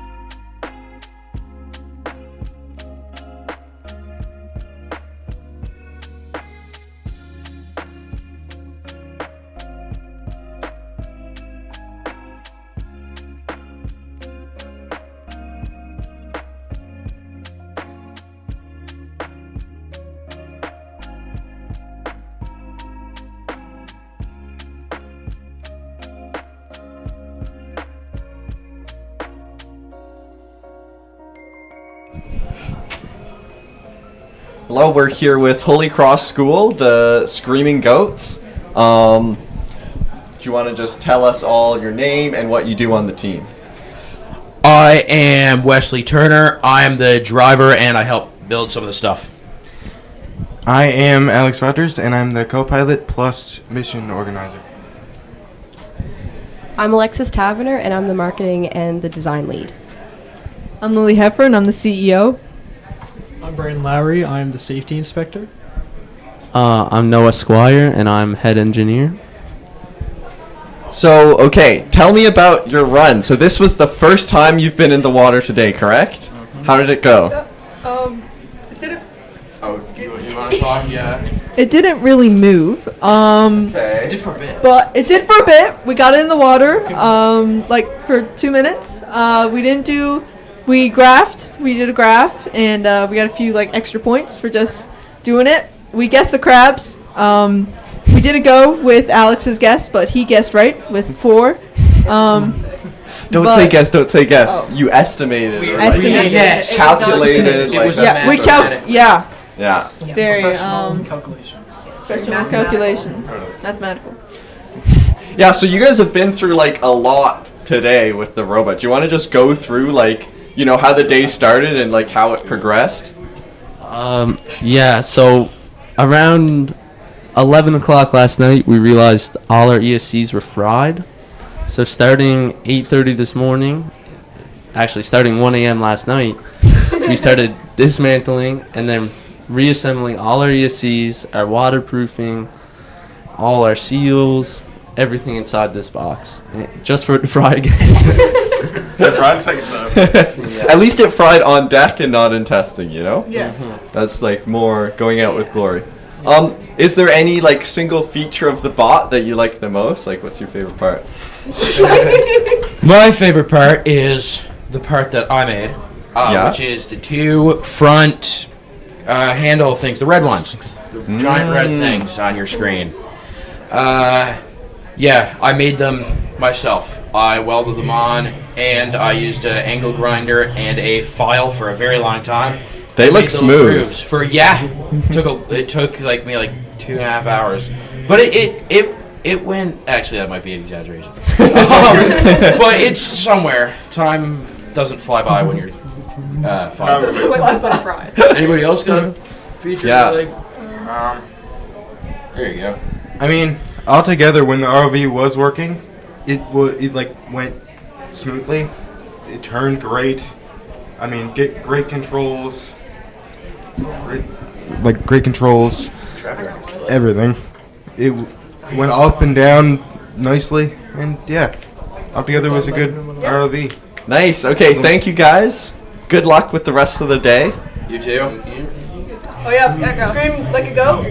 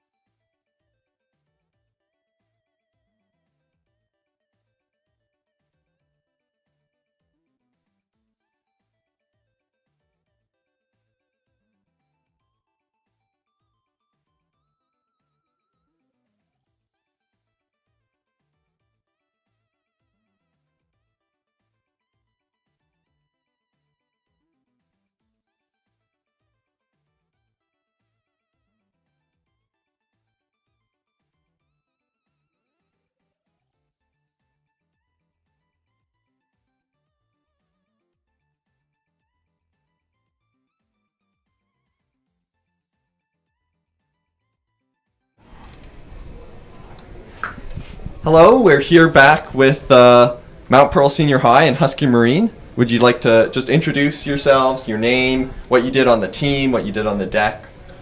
Hi, I'm Dawson Piercy. I am the main onboard data analyst as well as poster designer for the team. My name's Sam. I am the electrical technician lead and the financial officer for the team, as well as the tether manager. My name is Jordan Squires. I'm the safety officer plus prop manager, and my role on deck was working on tether. Hi, my name is Emil Hauser. I'm the specialist in secondary coder.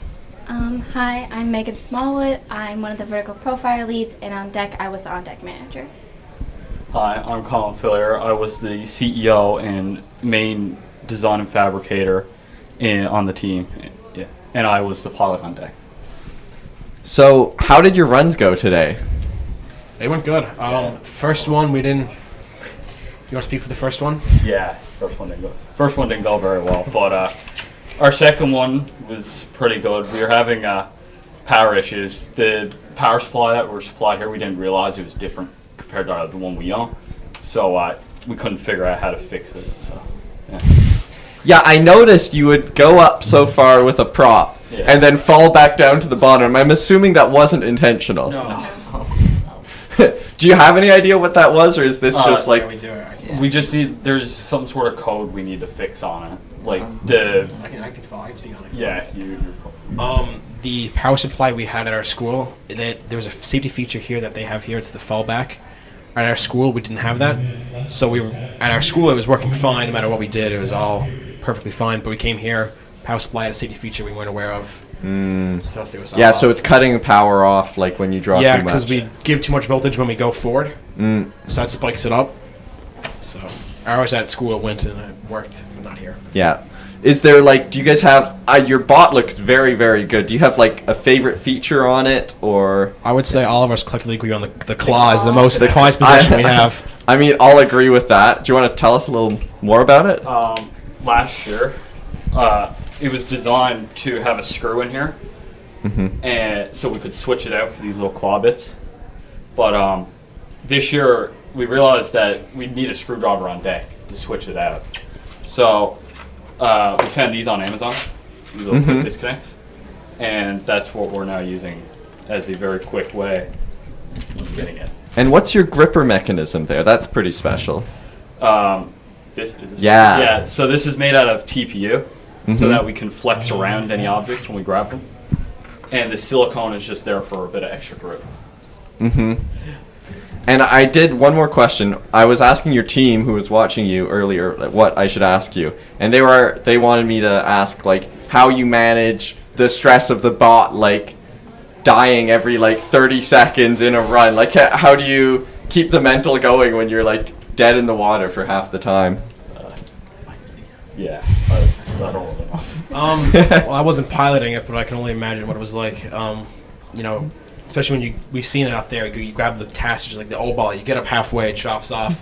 You really just got to rely on us all together and hope that it kicks back on and to get it back up. But I mean, the second one we did, we got 95 points, was it? Oh! So we got 95 points in the second one, and that was when it was kind of kicking up some fuss. Yeah. So nice. That was the main. So you worked around it, yeah. We did work around it. We turned off, we turned back on again, and we tried to get it up. And the second one, we proved it worked after getting it back up. Nice. I just heard the competition start out there, so thank you guys for the interview. Thank you. And good luck next year. Yes. Thank you. Thank you. Thank you so much. Thanks a ton. Heck, everyone, there is 15 minutes on the clock here now for the second to last runs for the day for these teams here. We have Hammerhead ROV Sacred Heart School of Halifax on their last run of the day. And this is the senior team from the Megalodon Mechanics, which just completed their final run in the last round. As well as those, we have Cougar Robotics from Clarenville High School, St. Mark's Robotics from St. Mark's School, and the SWA Aquaforce for Southwest Arm Academy. So we can zoom in here on the SWA Aquaforce as they are trying to complete the bubble column. Now, they're doing it in a bit of an unorthodox way, I would like to say, because usually you see teams grabbing from the white part of the hula hoop, that little T-shaped handle, as you can see. However, I don't know if they realize that they've placed it in the incorrect spot, but I think they just realized that, or maybe they have not. I know they're supposed to place it over that white sheet of corrugated plastic. Yeah, right here is where they're trying to place it, whereas the spot that they are placing it there now is the waypoint for the power connector. That is perfectly fine. They can easily still pick it up and still get all the points. Oh, for sure, 100%. These guys have proven themselves today to be a force to be reckoned with. As we pan over here to Cougar Robotics, as you can see, they have just released the buoy. They have picked up the end cap for the power connector, and they've already placed the bubble. So they are now on their way back up with their load. They are now getting ready to pick up another piece of coral there now. St. Mark's Robotics swimming around the bottom of the pool. Looks like they got something in tow, probably the old eDNA sensor. As we can see, St. Mark's Robotics coming to the surface there now to drop off what they have and possibly bring back down the new eDNA sensor, as well as they also brought up two things at once, which is very interesting. They also brought up the power port as well. As we mentioned before, bringing up two things at once is a high-risk, high-reward maneuver. You run the risk of dropping it and dropping something and having to decide whether you want to go all the way back down or keep going with what you have in hand, or dropping both, perhaps. That is absolutely a risk that a lot of these teams have been chosen to try, and so far, from what I can see, it has been very successful for all these teams. Now, we look at Cougar Robotics here, who looks like they are also doing the eDNA sensor as well, and it looked like they did attach the string to the anchor point as well. Yes, they have. That was one of the earlier tasks that they did, and they're making their way back up to the surface now, and they got the old eDNA in tow with the bubble, not the bubble curtain, sorry, with the line, the removable line. Hopefully they can get that removed. We're hearing clapping outside, so it seems that some accomplishment has been made. Can't exactly quite tell what. You can only hear the cheers. We can't overly see them right now. However, you can see the station next to them has successfully claimed the old, or almost successfully claimed the old eDNA sensor. Hammerhead has collected the old eDNA sensor. They have successfully swam up with their prey. I wonder if they're going to go back down now to place the new one. As we can see, St. Mark's Robotics already have put the new one in its place, swiveling around now to align with possibly picking up a coral as the Cougar Robotics team attaches the new eDNA sensor onto their ROV, ready to place that down. I do wonder what Cougar Robotics' buoyancy tubes are made of. It looks like PVC too, but they're pretty big, so maybe it's something that they made themselves to do exactly what They are want to. certainly a very crafty bunch, so it wouldn't take me for surprise if it was something that they designed and customized, made themselves. SWA Aquaforce going now. They've removed the cover from the power connector, so they're now able to move the power connector off of its base and place it in its new location. We just saw another team going to surface the Holy Observatory. I believe that was, let me just zoom in on my screen here, the SWA Aquaforce, perhaps. I believe you are correct. With 10 minutes left to go, these teams on their final runs of the day are absolutely trying their hardest to get all the points that they can. Or maybe even they had a really good run earlier. Maybe they hit all the marks and just want to see what else their ROV can do. As we can see, Cougar Robotics here only have the power connector that is attached to their ROV, and they have lost the eDNA sensor, and they're dragging it around, but they're still managing to put it in the yellow box as is needed, which is fantastic to see as St. Mark's Robotics comes up with a piece of coral. All of these teams here have made excellent progress. We've seen some of these teams earlier having a little bit of a rough go, but now they are showing us their true colors. They are showing us what it means to be a part of their team, to make those calls, and to do what it takes. Absolutely. We can see 3 of the ROVs right now down at the bottom, completing as many tasks as they can, with SWA Aquaforce going straight to the crabs so they can identify which ones are the invasive species and which ones are not. It looks like Cougar Robotics are going to fix up the new eDNA sensor, my apologies, so they can install it, maybe even going for a glance at the crabs as well. So they do have the entire eDNA sensor in that yellow box, as well as they have connected it to the observatory. So that is full points for that task there, which is absolutely fantastic to see from them.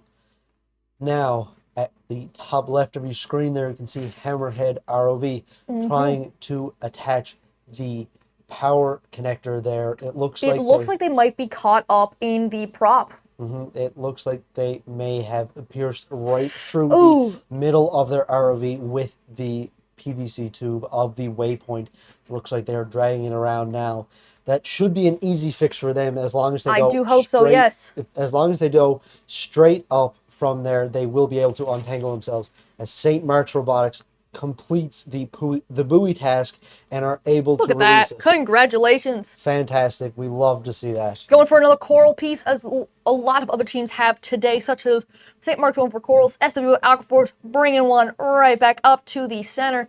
St. Mark's has placed a bubble curtain earlier, not sure if we mentioned that, but they could also be measuring the coral in the meantime, much like Cougar Robotics appears to be doing at the moment. Yeah, and it looked like they were also doing the transact as they were lining up for the coral, which is a very smart idea. And are they doing the micropile at the same time they're looking at the coral? It looks like it. They might have a camera on the back of their ROV so they can look and see at the same time.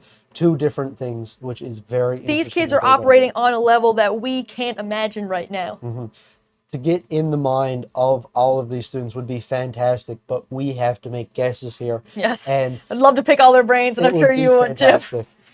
But as we see, all of these teams doing last-ditch efforts, coming up to the surface, grabbing everything they can off the ROV as quickly as possible, as we can see from the SWA Aquaforce from the Southwest Arm Academy, picking up that piece of coral, and straight back down they go.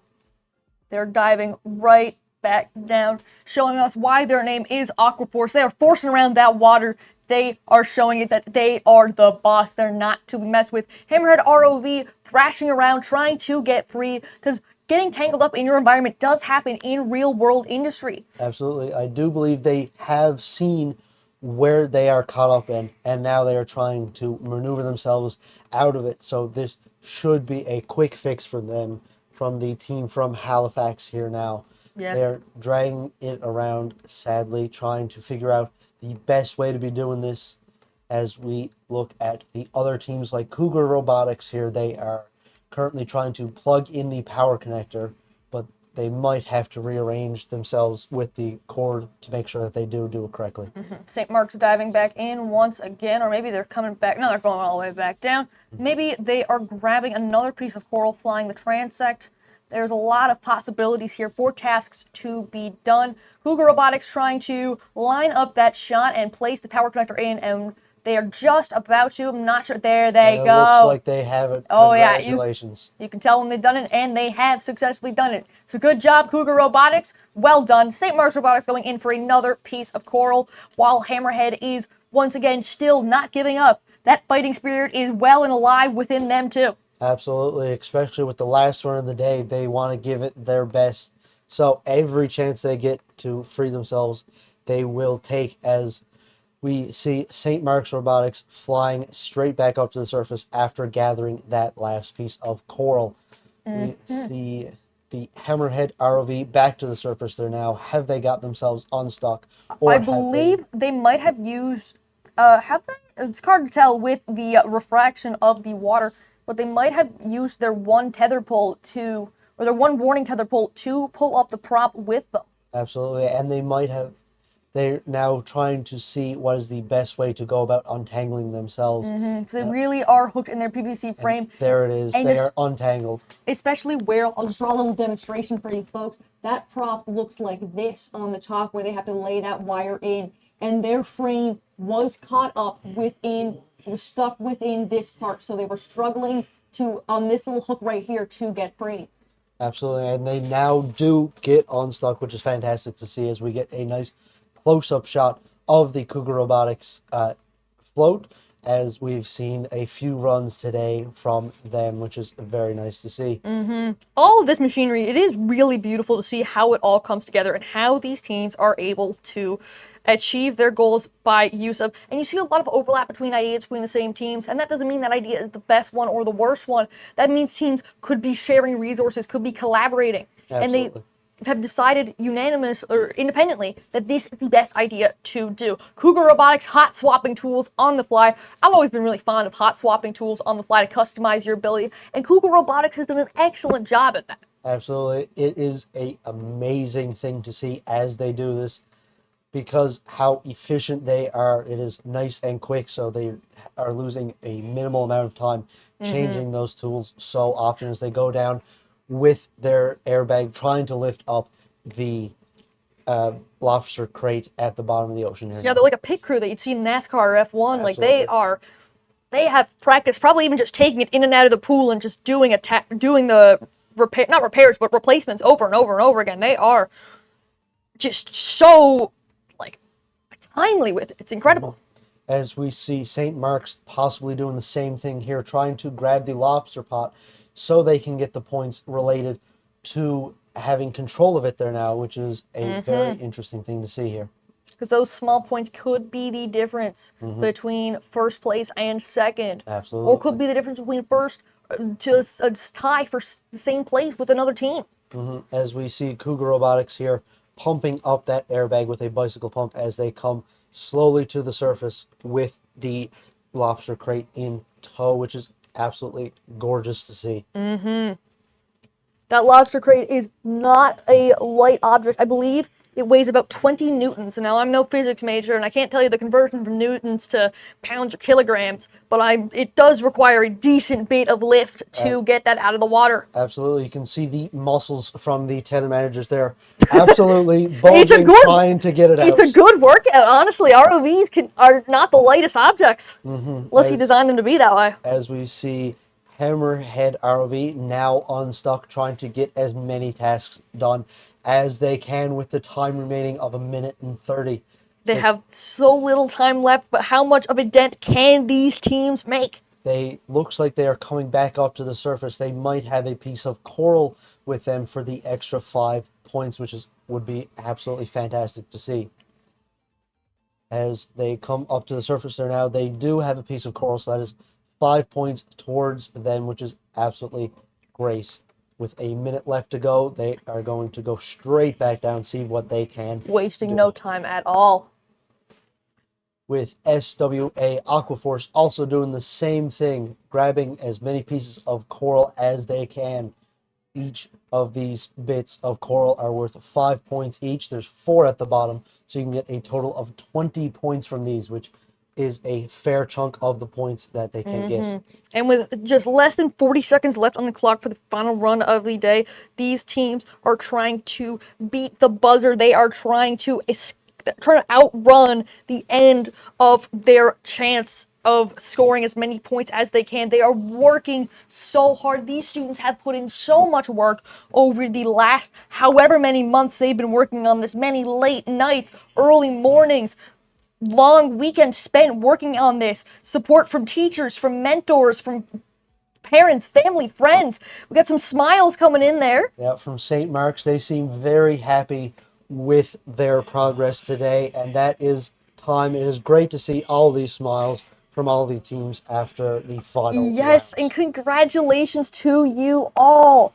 What an incredible performance from you all. You guys did so good. You can see the tether being coiled up actually properly by Cougar Robotics High School. That is proper industry tether management. So genuine good on you, Cougar. Yep, so those were the final runs of the day for Hammerhead ROV from Sacred Heart School of Halifax, Cougar Robotics from Clarenville High School, St. Mark's Robotics from St. Mark's School, and the SWA Aquaforce from Southwest Arm Academy. But that's not it. We have one last run for you. We've got 2 Ranger teams, being Rural Robotics from Charlottetown Rural High School, our pals in PEI, and the SKH Aquamavs from St. Kevin's High School, the guys out in the ghouls. And then at Station 3 and 4, we've got another little treat for you. As we showed you both of these teams earlier, we want to show you a little side-by-side, show you what those teams' differences and approaches are. So at Station number 3, we're going to have Eastern Edge Robotics, the St. John's Newfoundland Explorer team for Mate ROV. And at Station number 4, we're going to have Western Wave Robotics, the Newfoundland and Labrador Pioneer team, centered out in Corner Brook. So that's coming up at 6 o'clock, and that is our last run for the day, I believe. It is, and then we will have a short intermission, and then we will have our closing ceremonies after that. We will see you in a few minutes for the 6 p.m. time slot.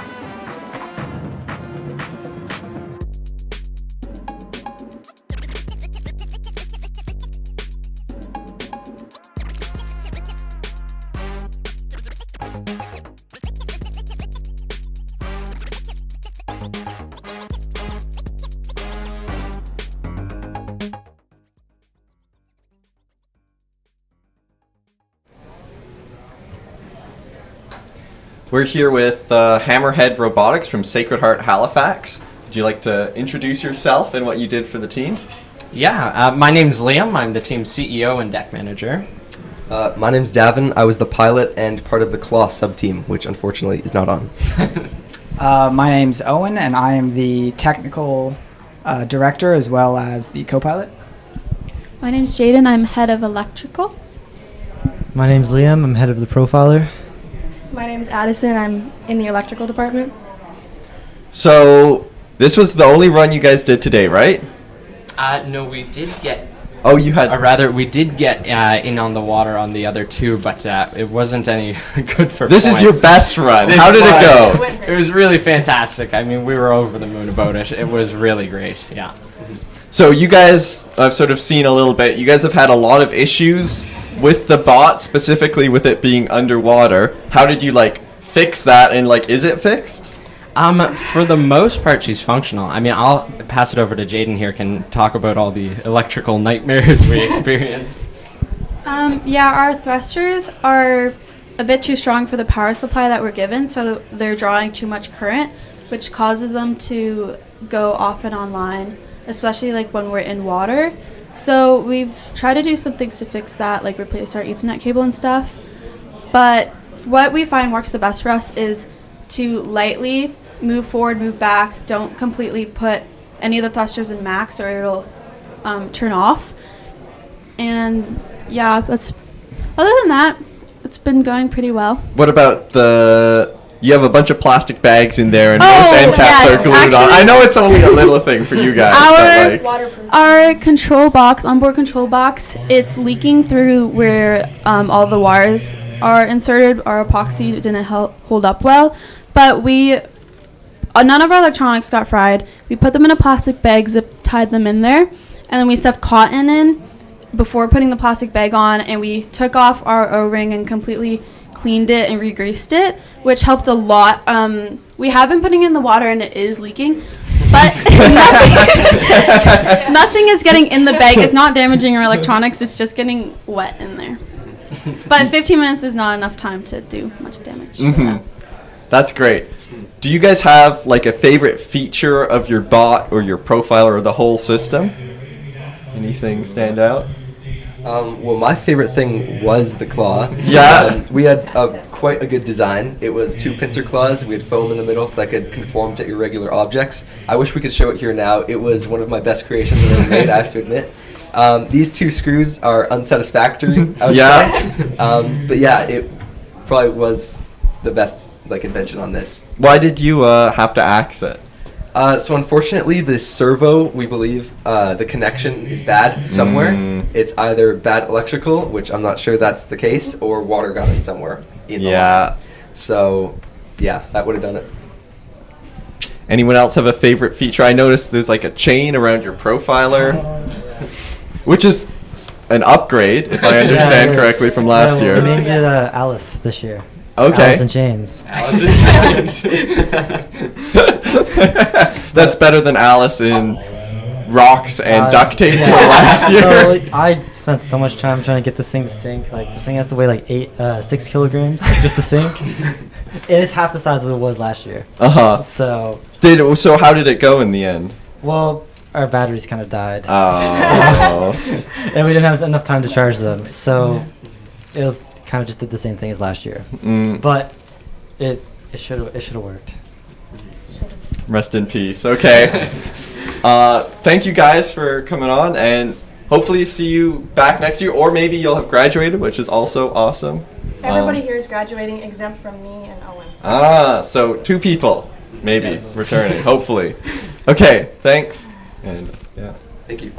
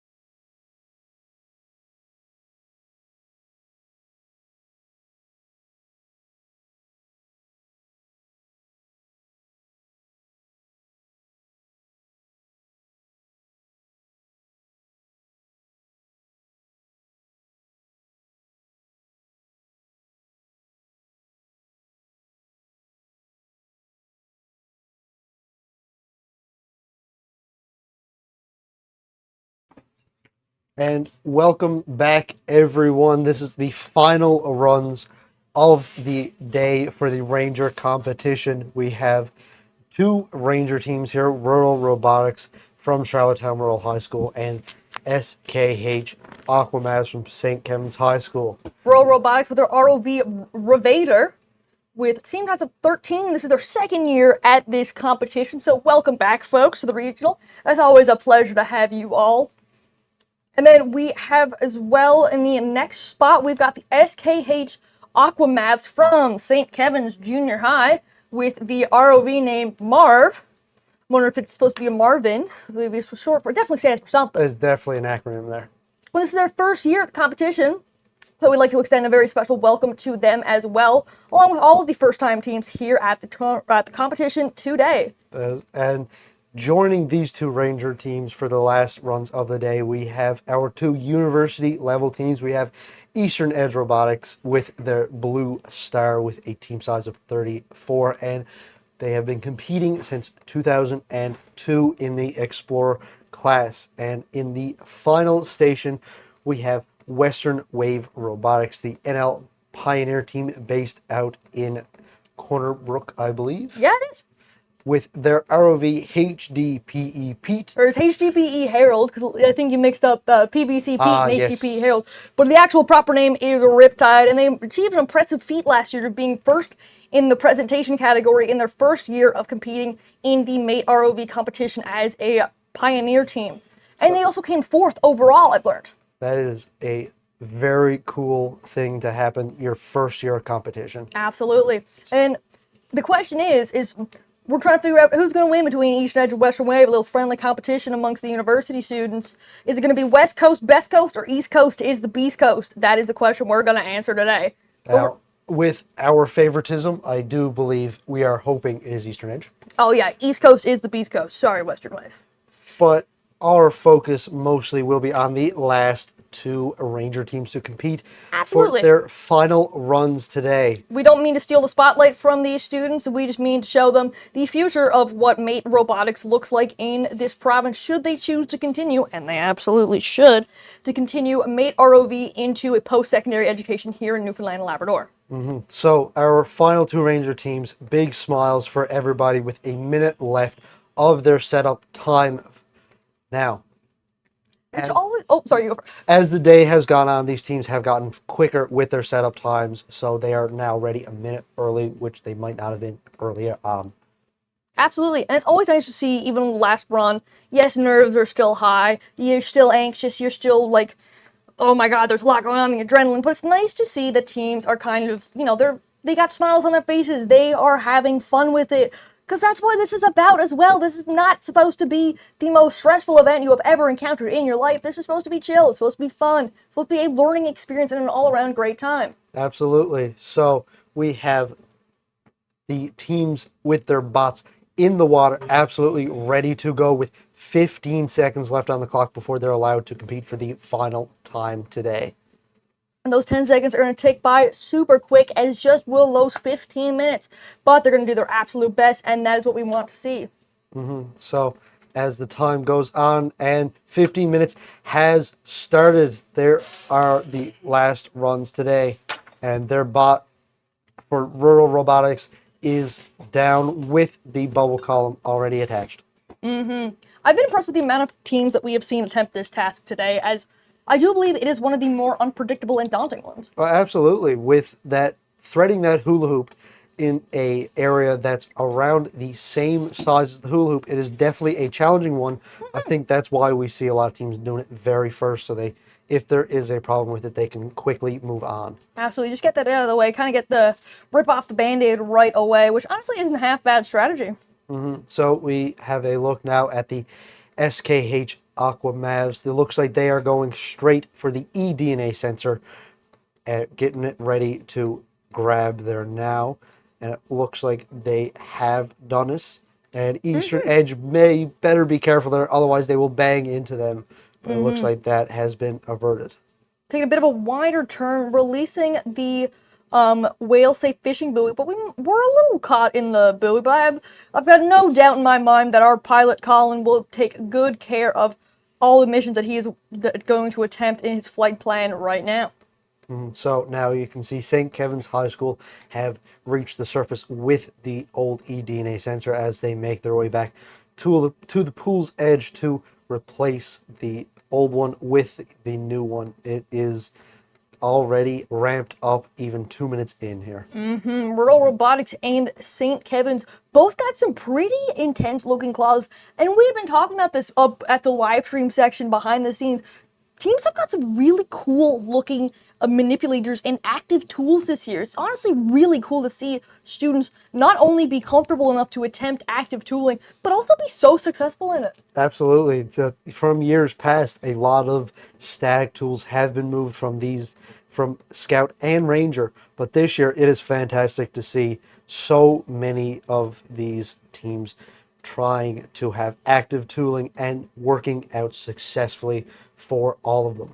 Yes, I'm sure it is a sigh of relief for all of them, realizing that their hard work is in fact paying off, as it should be, because their hard work is really impressive and honestly just really cool to see. Absolutely, as we saw Eastern Edge bringing down the new sensor, as well as the SKH Aquamavs doing the exact same thing here. They're moving at the same pace of the university students, so they should feel some sense of pride and, like they're moving just like we are. Absolutely, and none of them have been caught up on the buoy as well, so that is also a plus for them. Another huge win as well.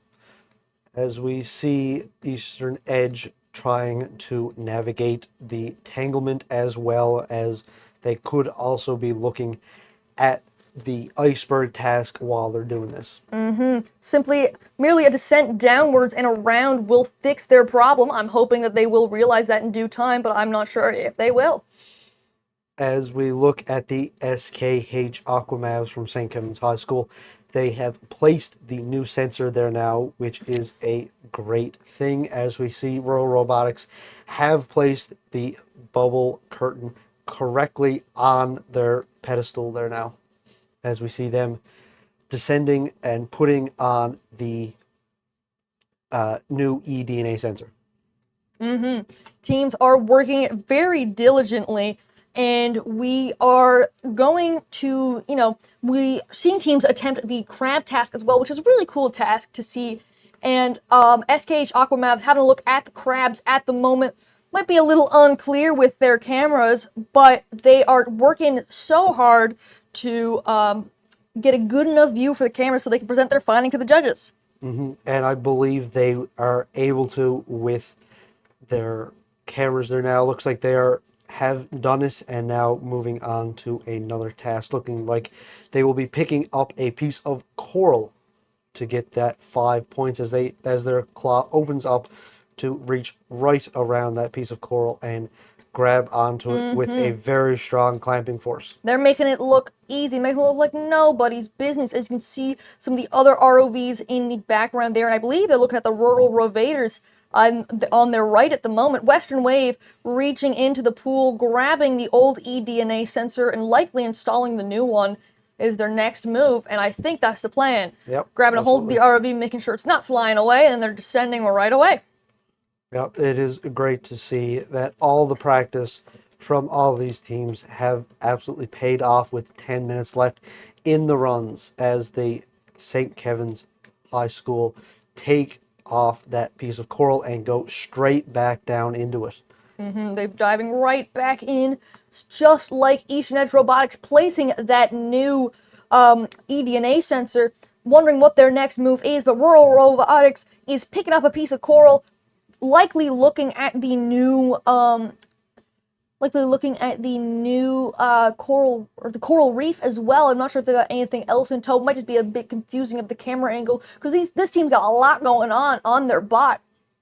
Absolutely. It looks like they have 2, maybe 3 manipulators or tools facing out the front of their robot, so they have a lot of options to make sure that they get the most points possible. Absolutely. And they almost dropped the coral, but they catched it in time to secure the points, and straight back down they go. really passing the quick time event on that one. But their ROV is also really tall. We haven't seen that many ROVs that are quite tall. Western Wave sizing up now the eDNA sensor, trying to likely either straighten it up or see if they could pick up the connector to install it into the Holyrood Observatory. It's interesting to see how these Explorer and Pioneer teams try these Ranger tasks, because a lot of their tooling is not required to do this, but it could absolutely give some of the teams ideas for future competitions. Or even current competition, because I'm sure we've seen a lot of things today that would inspire us. And if these Ranger teams have the chance to go on to internationals, maybe some things that we've done will inspire them as well. Absolutely, as St. Kevin's goes straight back down after retrieving a piece of coral. We see the Roto Robotics there.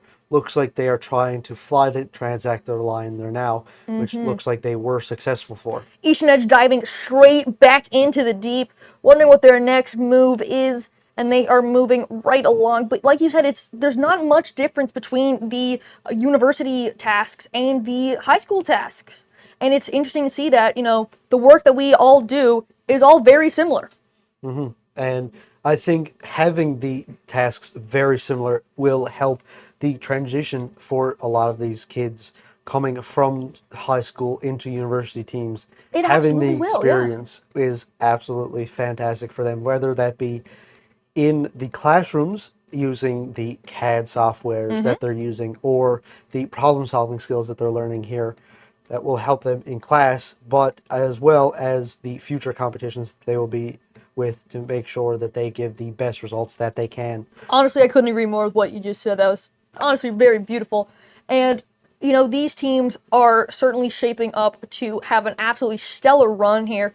They've had no issues, it appears, no major issues so far. It's a minor issue for the Rural Rovaders, but they just jumping right back in, slamming it down, and going pedal to the metal, trying to make their way down. Absolutely. These teams have been thrashing in the water, trying to get as many points as they can, and they still have over 6 minutes left, and they've been able to accomplish so many tasks, which is fantastic to see, especially on the very last runs of the day. And especially with so much time left, they are doing such good work.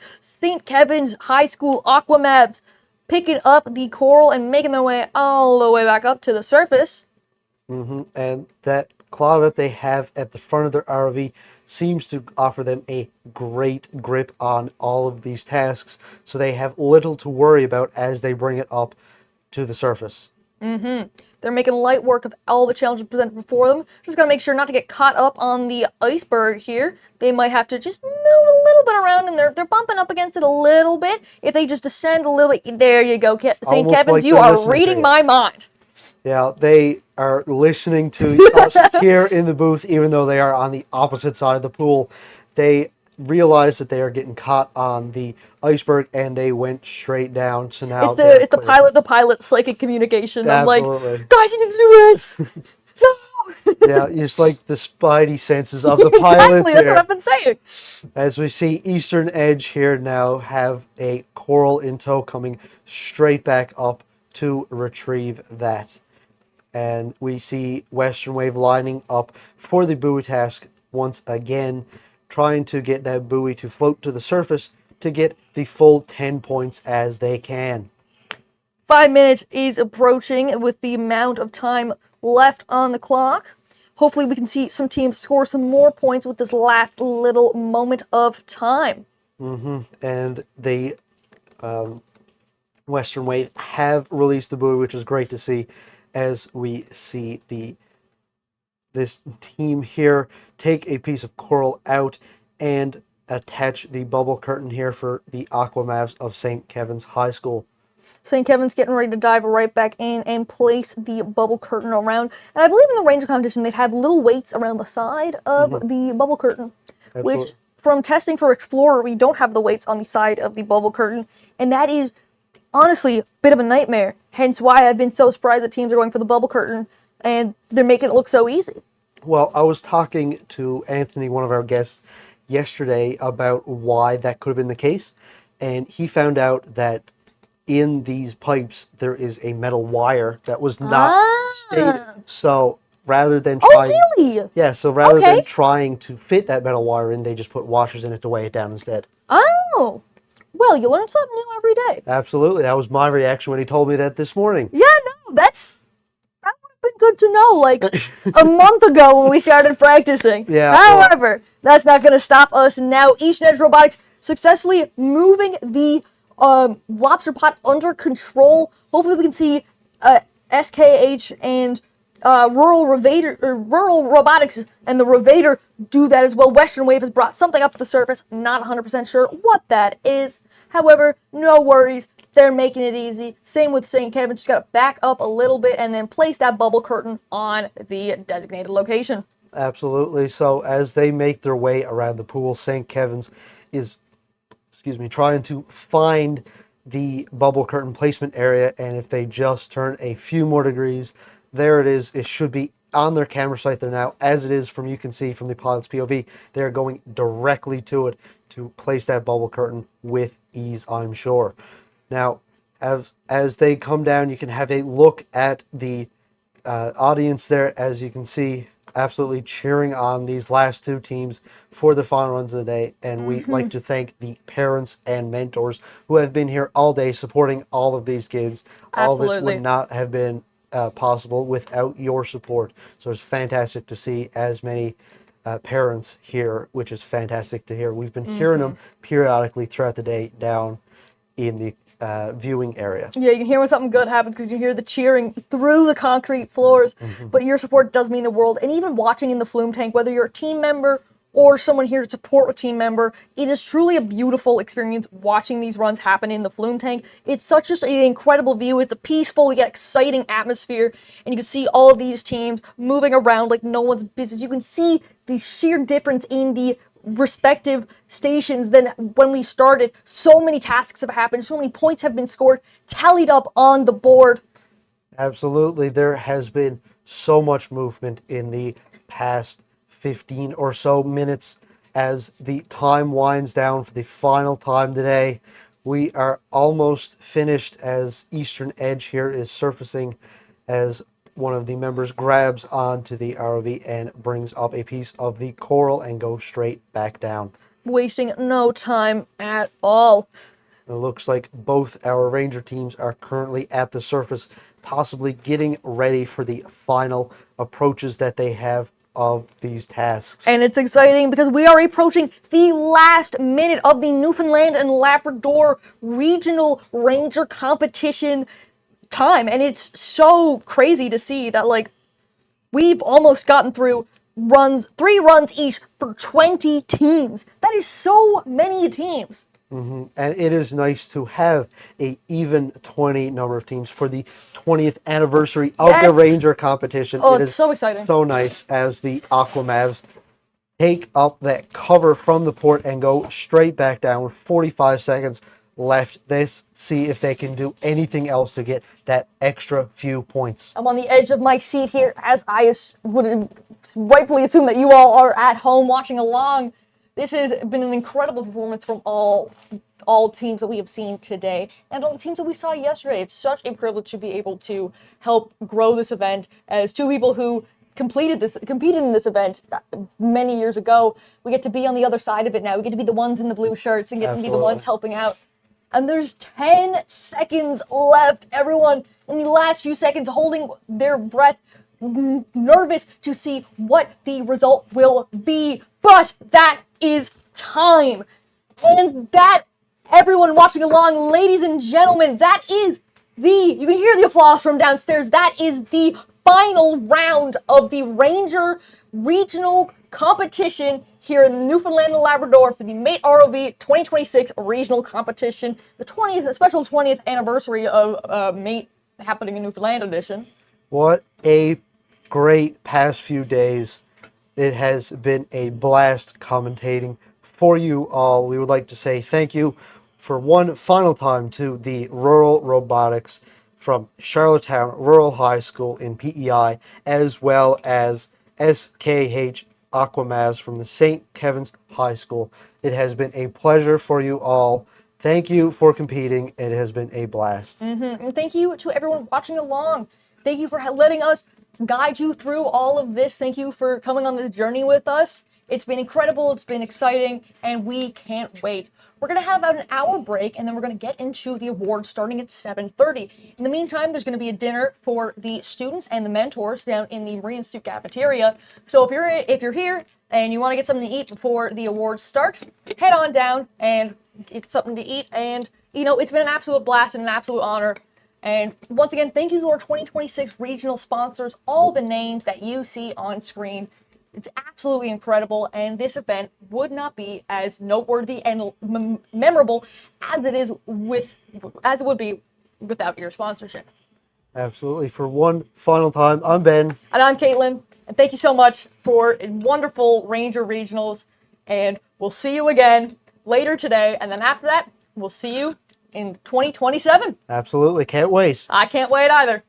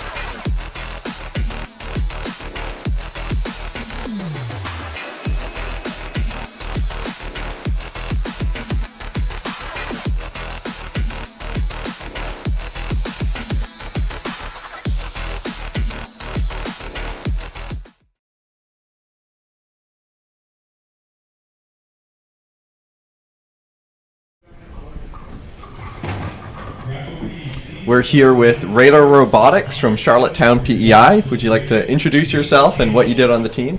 So I'm Arthur. I'm the pilot and the CEO. My name's Jason, and I designed the phone. Yeah, my name's Alvin. I'm the PR manager. I don't know why I'm here. My name's Ryan. I'm the financial manager. Yeah. And my name is Jack. I designed the hydraulic system. My name is Tyson, and I work on the controller board. So how did your run go just then? Oh, it went pretty good. So just for comparison, our first run we did a solid 28 points. Yeah. Solid. Solid. Second round we did a solid 58 points, and this round we did 150. So, woo, yeah. 150. 150, yeah. That's huge. Yeah. So what do you think changed between runs? So for the first run we didn't have a functioning right motor. For the second round, we found out that the output of the motors was really bad, and we couldn't go up or down. And then for the third round, while we did get a lot of points and we did a lot of tasks, the pneumatic syringe decided to say goodbye and just fully exploded on us. It's okay. Those things happen. Things happen, yeah. It's something we learned a lot with this robot. Mm-hmm. Do any of you, with the robot, do you have a favorite feature or design choice that you guys have made? I like the little joystick thing we use for the electronic gripper. It's really small, but it does the job, you know. Yeah, do one of you want to hold up the control box? Because this is not a typical control box. It looks it with the outside, but there's like two kits here combined together. There's a pufferfish inside the triggerfish kit. And I don't know how they've Frankensteined it together, but I guess it works pretty well. Well, that's mostly because of our wonderful pilot who has managed to master that design in which we kind of Frankenstein together, and he has been very impressive in that field. Yes. Nice. So to give a bit of a rundown on what happened, the Sabertooth, one of the microcontrollers decided to say goodbye. It fried itself. Yeah. Right? So we had to basically, our wonderful engineer Jason, Tyson, and also Jack helped a lot to kind of implement the 3-button design. Funny enough, if you guys might remember, we did the same thing last year, and since that, we've only fried 2 other. Oh, that's pretty good. Only 2 more. Yeah, and honestly, the reason we found out is that in the manual, it says to use a 25 watt amp, but it's depending on the motor. So actually, we needed something like a 15 amp. Yes. But since the manual said 25, we used the 25, and that would do it. We found out today that check your amps. You're yeah. Okay. As small as that. Thank you guys. Good luck. I guess you have to get back home, which is maybe going to be tricky. 30 hours. 30 hour drive. 30 hours? Oh, sure. Easy. Okay. Thank you guys. Yeah. Thank you. See you, Ryan.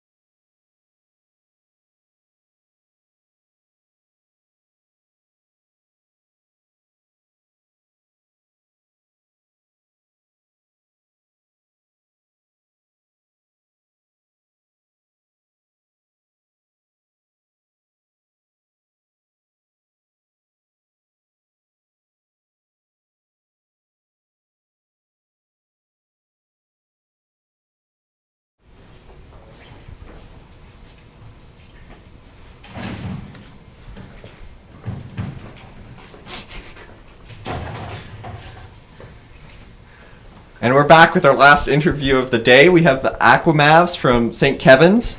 Could you just introduce yourselves quickly and what you did on the team? Hi, I'm Ben. I was an engineer and I was co-pilot of our lovely robot. I'm Meredith and I did the marketing. I'm Emily and I'm the CFO and CTO. I'm Liam and I'm the pilot. I'm Devin and I'm an engineer. I'm Wayne Johnson, I'm the CEO.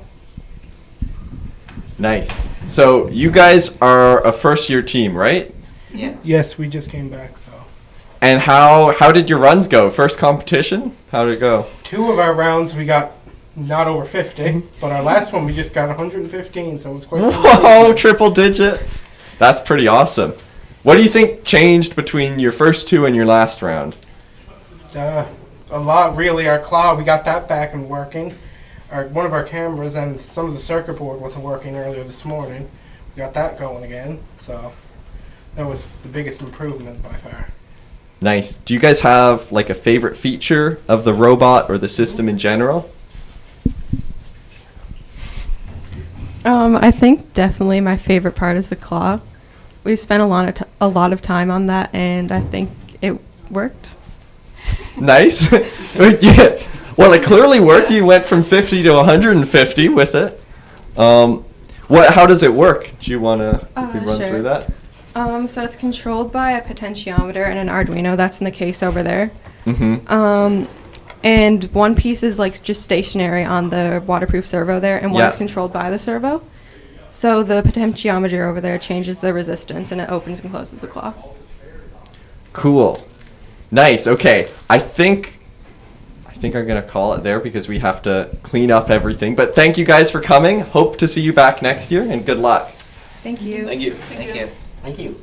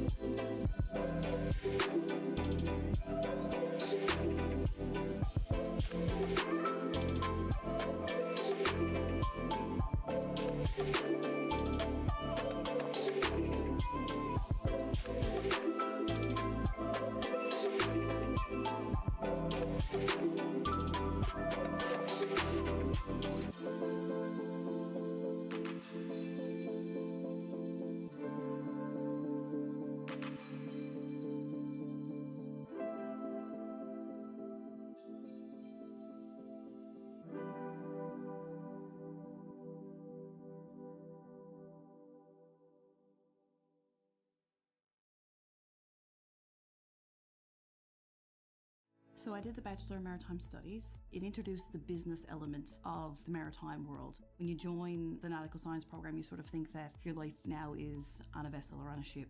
But doing the degree allowed me to come ashore and get a job landside. You're getting a formal degree from a well-recognized university. You can do this while you're online. So you can log into your course wherever you are in the world. This allows you to keep working, gaining experience while doing your degree.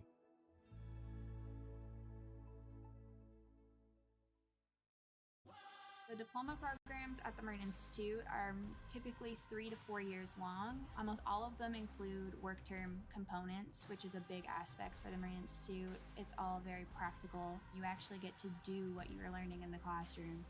Marine shipping industry is so broad. There's so many different sectors that you can go into and specialize in, and the training that we receive here is second to none.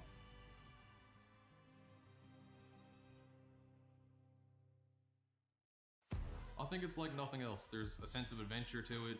The investment in the students is kind of incredible in terms of the new facilities. Small classes and one-on-one when you need help. The people have been so welcoming and amazing.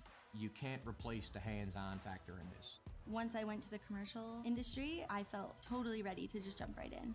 Knowing how much opportunity is out there was a big pull for me to come to MI.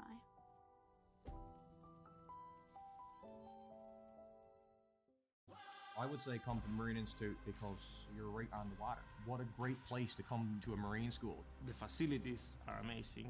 It is a world-class institute. You can really go anywhere with the kind of training that you receive from Marine Institute. There's nowhere else in the world that you're going to be able to sit in a desk and then go to a boat, and you get so much hands-on learning here in the most beautiful province in the world.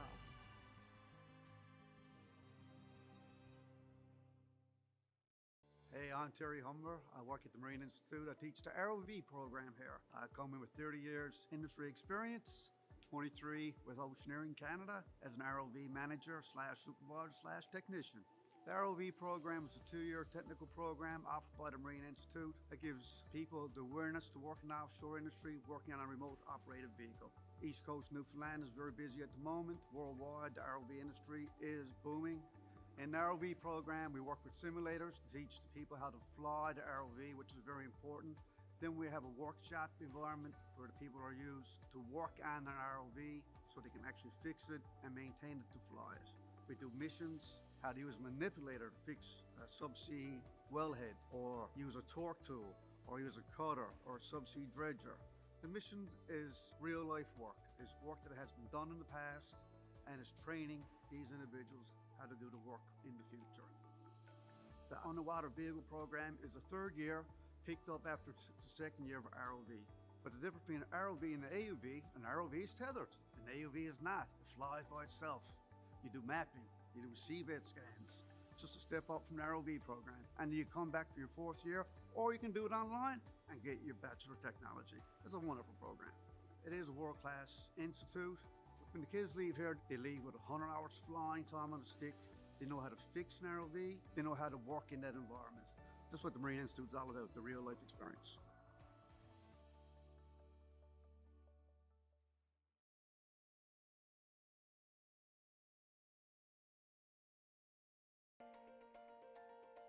We are diving today at a depth of about 5,000 meters on the north side of Mona Seamount, which borders the southern edge of the Puerto Rico Trench.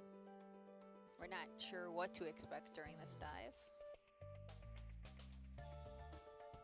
They almost look like columns. Yeah, it looks like an underwater city or something. Quite a bit of life here. This includes sponges and corals and some anemones, a couple of polynoid polychaete worms, and a couple of fishes. These depths generally are pretty poorly explored, some of the most unexplored on Earth.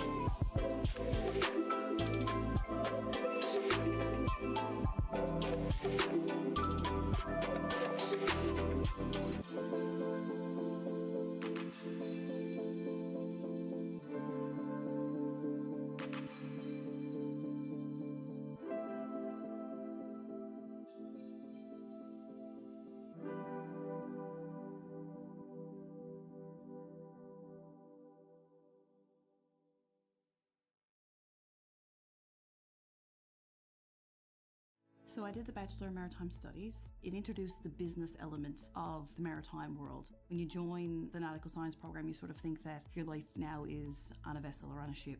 But doing the degree allowed me to come ashore and get a job landside.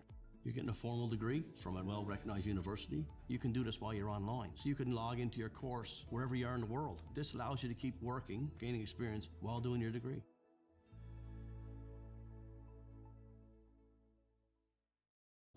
The diploma programs at the Marine Institute are typically 3 to 4 years long. Almost all of them include work term components, which is a big aspect for the Marine Institute. It's all very practical. You actually get to do what you were learning in the classroom.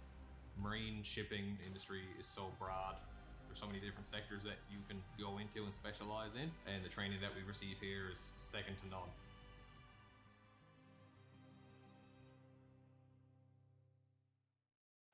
I think it's like nothing else. There's a sense of adventure to it. The investment in the students is kind of incredible in terms of the new facilities. Small classes and one-on-one when you need help. The people have been so welcoming and amazing. You can't replace the hands-on factor in this. Once I went to the commercial industry, I felt totally ready to just jump right in. Knowing how much opportunity is out there was a big pull for me to come to MI.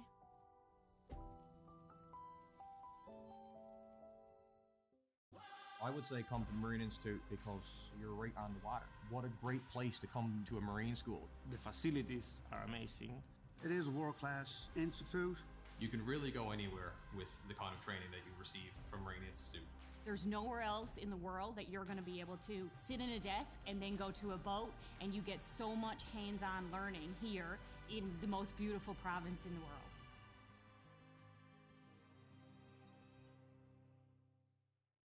Hey, I'm Terry Humber. I work at the Marine Institute. I teach the ROV program here. I come in with 30 years industry experience, 23 with Oceaneering Canada as an ROV manager / supervisor / technician.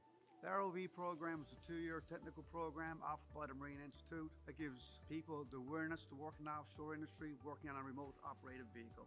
East Coast Newfoundland is very busy at the moment. Worldwide, the ROV industry is booming. In the ROV program, we work with simulators to teach the people how to fly the ROV, which is very important. Then we have a workshop environment where the people are used to work on an ROV so they can actually fix it and maintain it to fly it.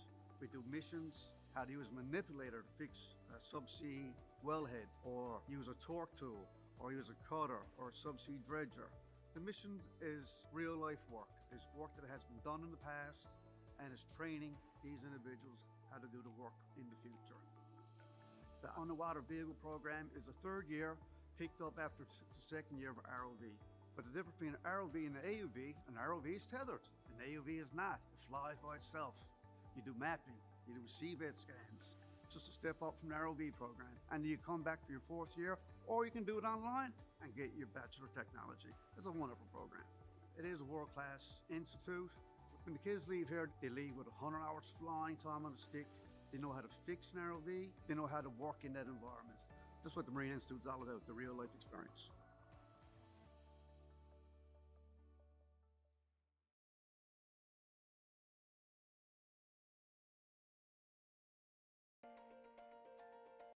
We are diving today at a depth of about 5,000 meters on the north side of Mona Seamount, which borders the southern edge of the Puerto Rico Trench.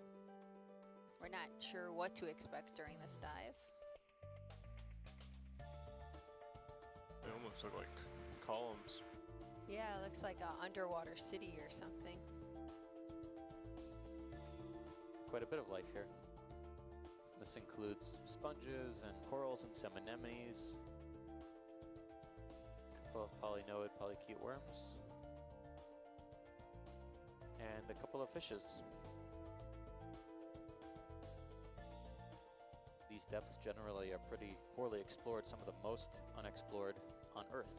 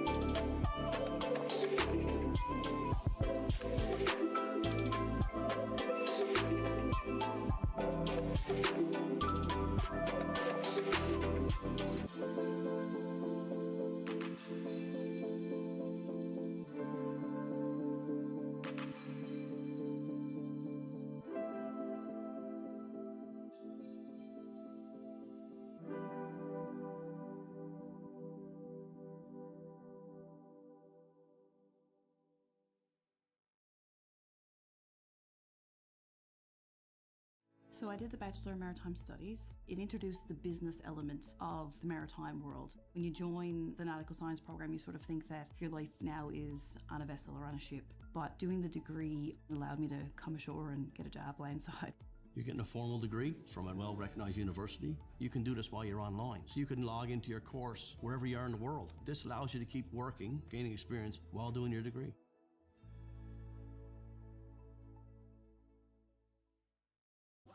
The diploma programs at the Marine Institute are typically 3 to 4 years long. Almost all of them include work term components, which is a big aspect for the Marine Institute. It's all very practical. You actually get to do what you were learning in the classroom.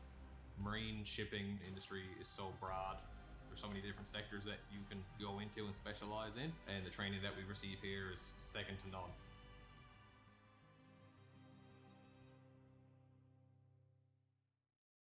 I think it's like nothing else. There's a sense of adventure to it. The investment in the students is kind of incredible in terms of the new facilities. Small classes and one-on-one when you need help. The people have been so welcoming and amazing. You can't replace the hands-on factor in this. Once I went to the commercial industry, I felt totally ready to just jump right in. Knowing how much opportunity is out there was a big pull for me to come to MI.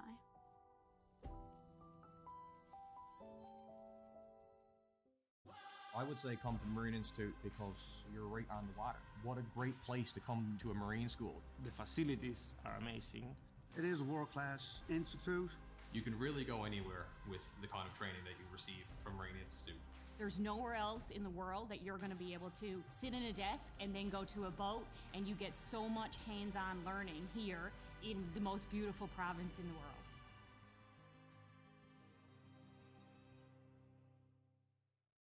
Hey, I'm Terry Humber. I work at the Marine Institute. I teach the ROV program here. I come in with 30 years industry experience, 23 with Oceaneering Canada as an ROV manager / supervisor / technician.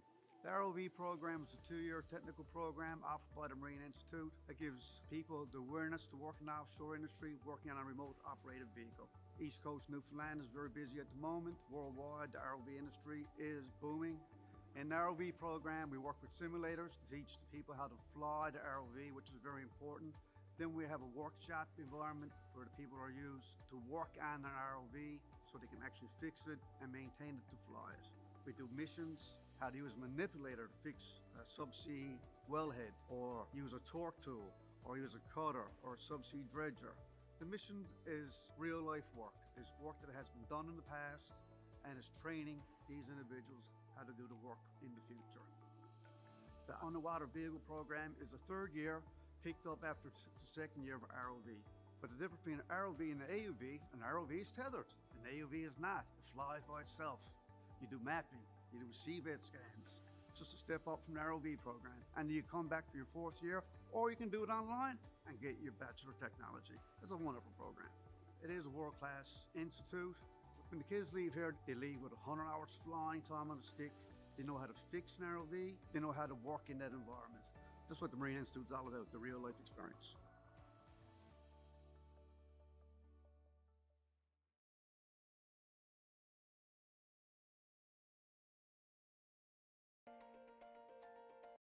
We are diving today at a depth of about 5,000 meters on the north side of Mona Seamount, which borders the southern edge of the Puerto Rico Trench. We're not sure what to expect during this dive. They almost look like columns. Yeah, it looks like an underwater city or something. Quite a bit of life here. This includes sponges and corals and some anemones, a couple of polynoid polychaete worms, and a couple of fishes. These depths generally are pretty poorly explored, some of the most unexplored on Earth.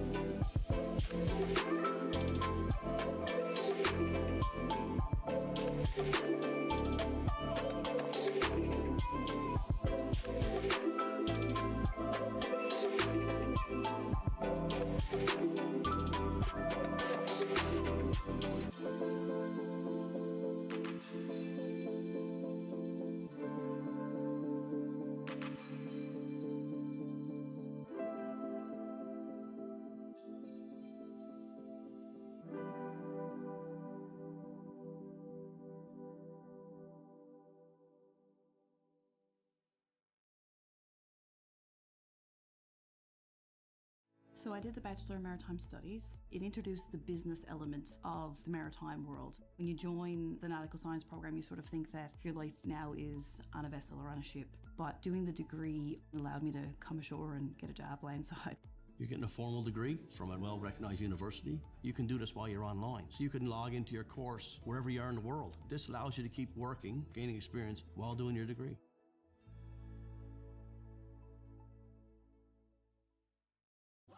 The diploma programs at the Marine Institute are typically 3 to 4 years long. Almost all of them include work term components, which is a big aspect for the Marine Institute. It's all very practical. You actually get to do what you were learning in the classroom. Marine shipping industry is so broad. There's so many different sectors that you can go into and specialize in, and the training that we receive here is second to none.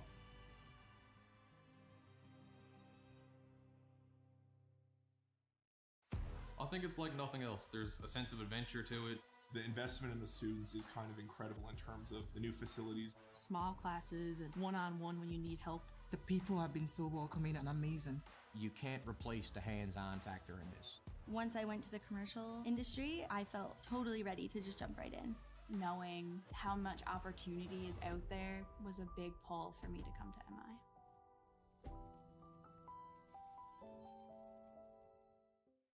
I would say come to the Marine Institute because you're right on the water. What a great place to come to a marine school. The facilities are amazing. It is a world-class institute. You can really go anywhere with the kind of training that you receive from Marine Institute. There's nowhere else in the world that you're going to be able to sit in a desk and then go to a boat, and you get so much hands-on learning here in the most beautiful province in the world.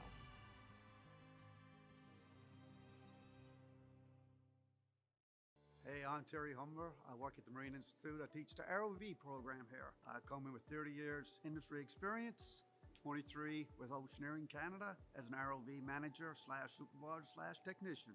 The ROV program is a 2-year technical program offered by the Marine Institute that gives people the awareness to work in the offshore industry, working on a remote operated vehicle. East Coast Newfoundland is very busy at the moment. Worldwide, the ROV industry is booming. In the ROV program, we work with simulators to teach the people how to fly the ROV, which is very important. Then we have a workshop environment where the people are used to work on an ROV so they can actually fix it and maintain it to fly it. We do missions, how to use a manipulator to fix a subsea wellhead, or use a torque tool, or use a cutter, or a subsea dredger. The mission is real life work. It's work that has been done in the past, and it's training these individuals how to do the work in the future. The Underwater Vehicle Program is the 3rd year, picked up after the 2nd year of ROV. But the difference between an ROV and an ROV is tethered. An AUV is not. It flies by itself. You do mapping, you do seabed scans. It's just a step up from the ROV program. And you come back for your 4th year, or you can do it online and get your Bachelor of Technology. It's a wonderful program. It is a world-class institute. When the kids leave here, they leave with 100 hours flying time on a stick. They know how to fix an ROV. They know how to work in that environment. That's what the Marine Institute's all about, the real-life experience.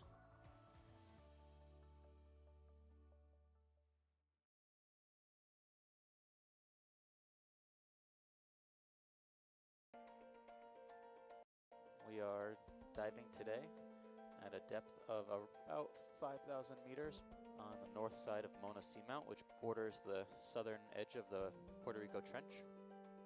We're not sure what to expect during this dive. They almost look like columns.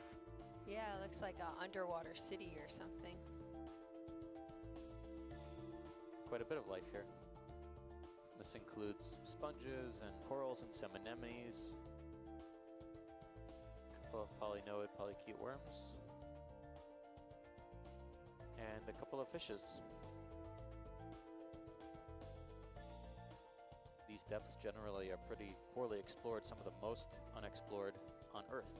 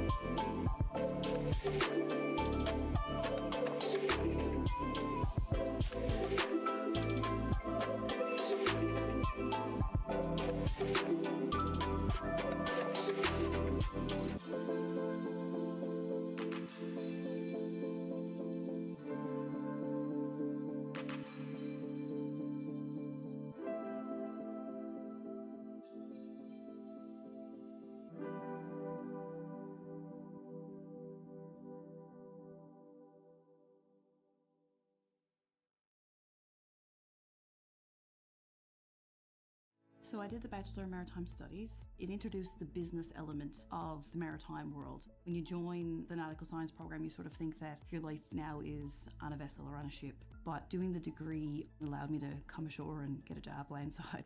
You're getting a formal degree from a well-recognized university. You can do this while you're online. So you can log into your course wherever you are in the world. This allows you to keep working, gaining experience while doing your degree.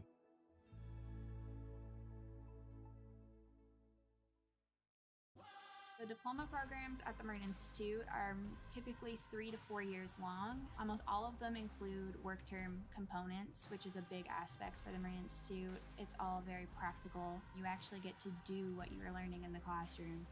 Marine shipping industry is so broad. There's so many different sectors that you can go into and specialize in, and the training that we receive here is second to none.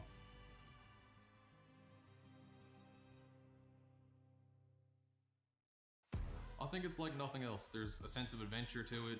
The investment in the students is kind of incredible in terms of the new facilities. Small classes and one-on-one when you need help. The people have been so welcoming and amazing. You can't replace the hands-on factor in this. Once I went to the commercial industry, I felt totally ready to just jump right in. Knowing how much opportunity is out there was a big pull for me to come to MI.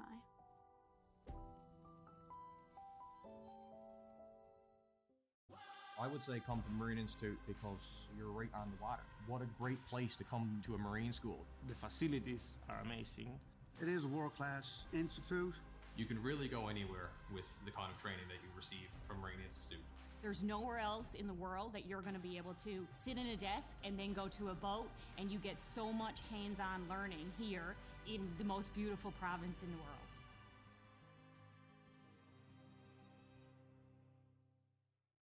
Hey, I'm Terry Humber. I work at the Marine Institute. I teach the ROV program here. I come in with 30 years industry experience, 23 with Oceaneering Canada as an ROV manager / supervisor / technician. The ROV program is a 2-year technical program offered by the Marine Institute that gives people the awareness to work in the offshore industry, working on a remote operated vehicle. East Coast Newfoundland is very busy at the moment. Worldwide, the ROV industry is booming. In the ROV program, we work with simulators to teach the people how to fly the ROV, which is very important. Then we have a workshop environment where the people are used to work on an ROV so they can actually fix it and maintain it to fly it. We do missions, how to use a manipulator to fix a subsea wellhead, or use a torque tool, or use a cutter, or a subsea dredger. The mission is real life work. It's work that has been done in the past, and it's training these individuals how to do the work in the future. The underwater vehicle program is the 3rd year, picked up after the 2nd year of ROV. But the difference between an ROV and an AUV is tethered. An AUV is not. It flies by itself. You do mapping, you do seabed scans.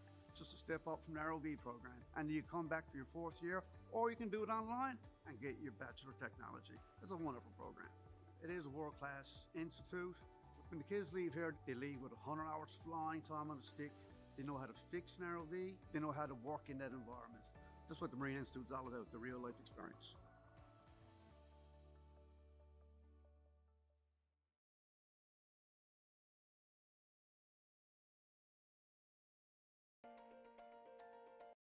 We are diving today at a depth of about 5,000 meters on the north side of Mona Seamount, which borders the southern edge of the Puerto Rico Trench. We're not sure what to expect during this dive. They almost look like columns. Yeah, it looks like an underwater city or something. Quite a bit of life here.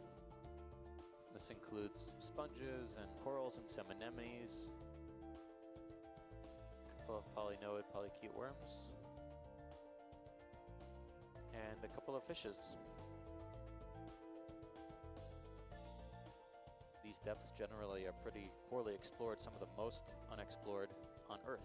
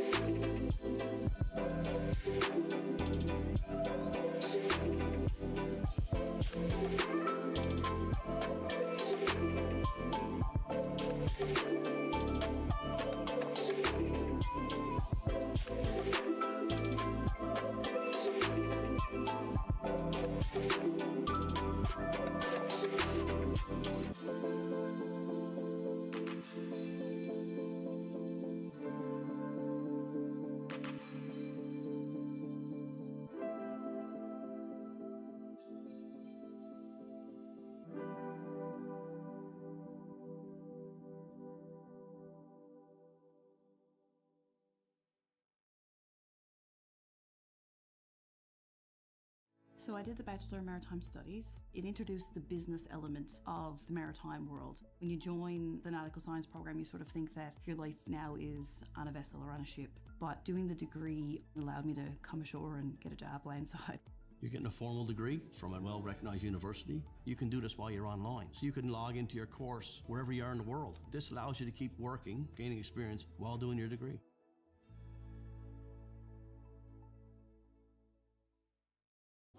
The diploma programs at the Marine Institute are typically 3 to 4 years long. Almost all of them include work term components, which is a big aspect for the Marine Institute. It's all very practical. You actually get to do what you were learning in the classroom. Marine shipping industry is so broad. There's so many different sectors that you can go into and specialize in, and the training that we receive here is second to none.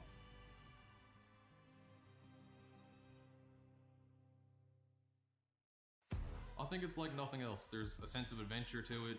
The investment in the students is kind of incredible in terms of the new facilities. Small classes and one-on-one when you need help. The people have been so welcoming and amazing. You can't replace the hands-on factor in this. Once I went to the commercial industry, I felt totally ready to just jump right in. Knowing how much opportunity is out there was a big pull for me to come to MI.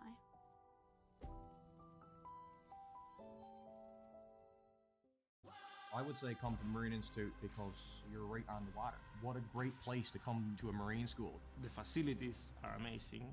It is a world-class institute. You can really go anywhere with the kind of training that you receive from Marine Institute. There's nowhere else in the world that you're going to be able to sit in a desk and then go to a boat, and you get so much hands-on learning here in the most beautiful province in the world.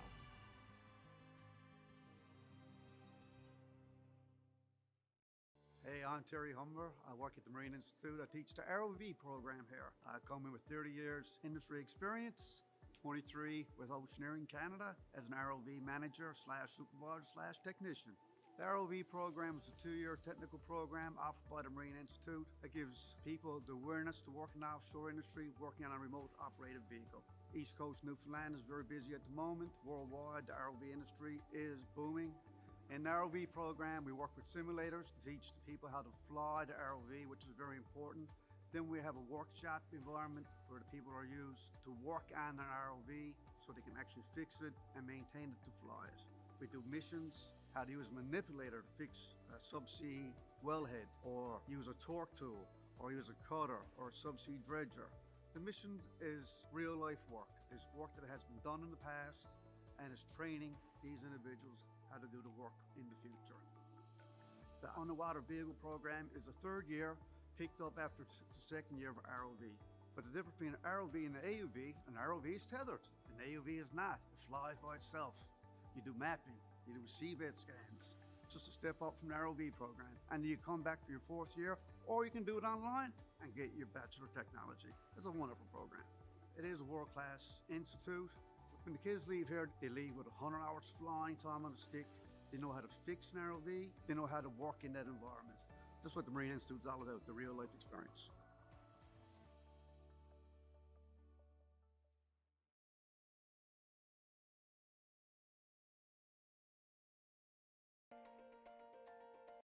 We are diving today at a depth of about 5,000 meters on the north side of Mona Seamount, which borders the southern edge of the Puerto Rico Trench. We're not sure what to expect during this dive. They almost look like columns. Yeah, it looks like an underwater city or something. Quite a bit of life here. This includes sponges and corals and some anemones, a couple of polynoid polychaete worms, and a couple of fishes. These depths generally are pretty poorly explored, some of the most unexplored on Earth.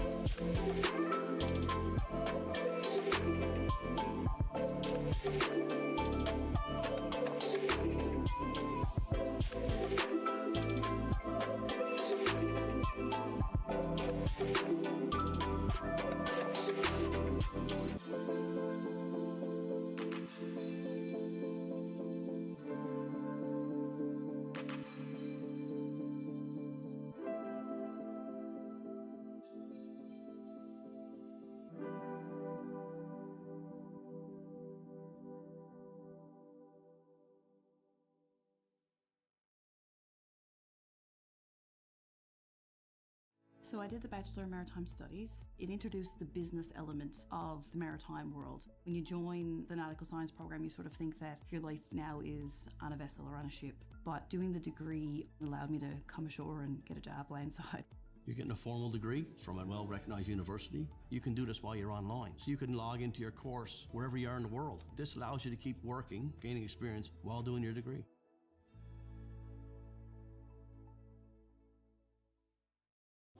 The diploma programs at the Marine Institute are typically 3 to 4 years long. Almost all of them include work term components, which is a big aspect for the Marine Institute. It's all very practical. You actually get to do what you were learning in the classroom. Marine shipping industry is so broad. There's so many different sectors that you can go into and specialize in, and the training that we receive here is second to none.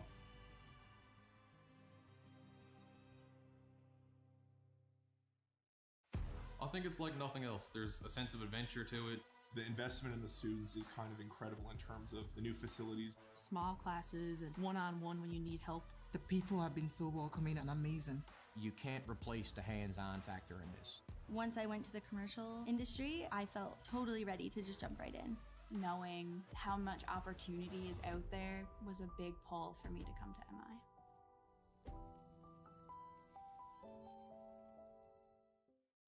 I would say come to the Marine Institute because you're right on the water. What a great place to come to a marine school. The facilities are amazing. It is a world-class institute. You can really go anywhere with the kind of training that you receive from Marine Institute. There's nowhere else in the world that you're going to be able to sit in a desk and then go to a boat, and you get so much hands-on learning here in the most beautiful province in the world.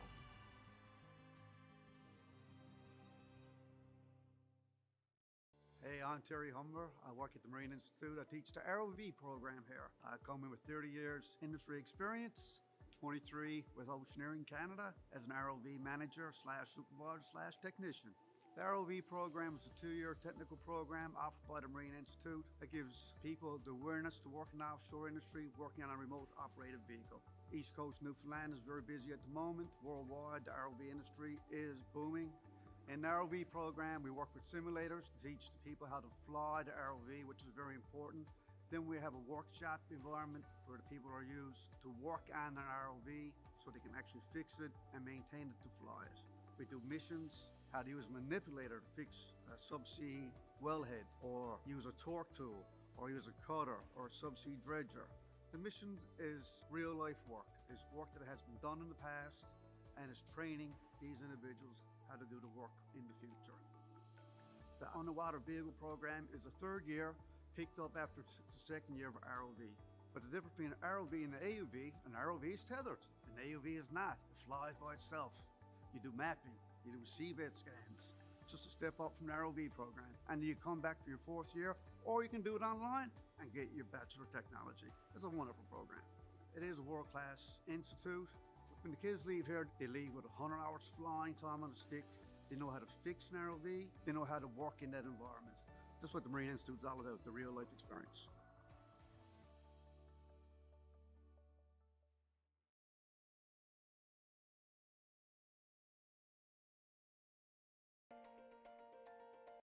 We are diving today at a depth of about 5,000 meters on the north side of Mona Seamount, which borders the southern edge of the Puerto Rico Trench.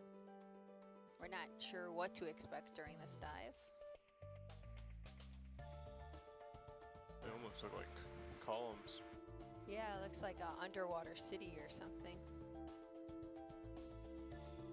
Quite a bit of life here. This includes sponges and corals and some anemones,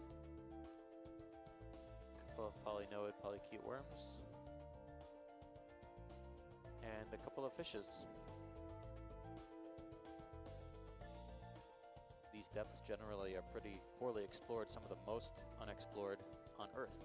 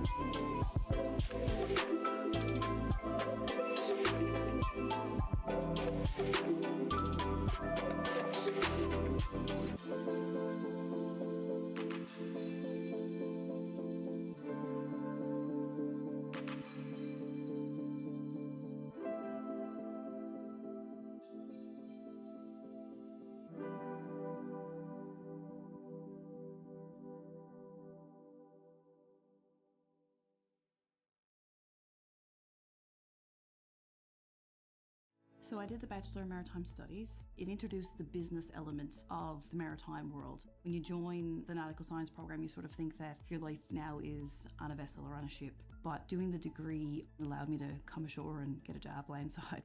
You're getting a formal degree from a well-recognized university. You can do this while you're online. So you can log into your course wherever you are in the world. This allows you to keep working, gaining experience while doing your degree.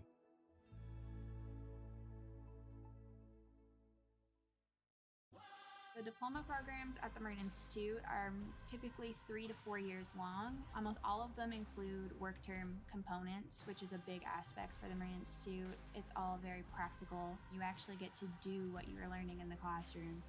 Marine shipping industry is so broad. There's so many different sectors that you can go into and specialize in, and the training that we receive here is second to none.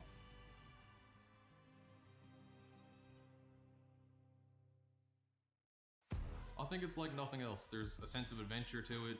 The investment in the students is kind of incredible in terms of the new facilities. Small classes and one-on-one when you need help. The people have been so welcoming and amazing. You can't replace the hands-on factor in this. Once I went to the commercial industry, I felt totally ready to just jump right in.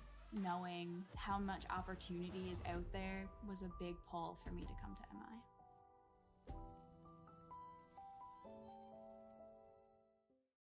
I would say come to the Marine Institute because you're right on the water. What a great place to come to a Marine school. The facilities are amazing. It is a world-class institute. You can really go anywhere with the kind of training that you receive from Marine Institute.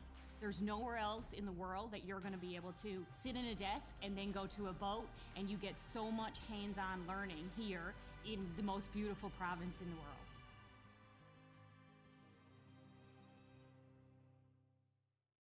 Hey, I'm Terry Humber. I work at the Marine Institute. I teach the ROV program here. I come in with 30 years industry experience, 23 with Oceaneering Canada as an ROV manager / supervisor / technician. The ROV program is a 2-year technical program offered by the Marine Institute that gives people the awareness to work in the offshore industry, working on a remote operated vehicle. East Coast Newfoundland is very busy at the moment. Worldwide, the ROV industry is booming. In the ROV program, we work with simulators to teach the people how to fly the ROV, which is very important. Then we have a workshop environment where the people are used to work on an ROV so they can actually fix it and maintain it to fly it. We do missions, how to use a manipulator to fix a subsea wellhead, or use a torque tool, or use a cutter, or a subsea dredger. The mission is real life work. It's work that has been done in the past, and it's training these individuals how to do the work in the future. The underwater vehicle program is a 3rd year, picked up after the 2nd year of ROV. But the difference between an ROV and an AUV is tethered. An AUV is not. It flies by itself. You do mapping, you do seabed scans. It's just a step up from the ROV program. And you come back for your 4th year, or you can do it online and get your Bachelor of Technology. It's a wonderful program. It is a world-class institute. When the kids leave here, they leave with 100 hours flying time on a stick. They know how to fix an ROV. They know how to work in that environment. That's what the Marine Institute is all about, the real life experience.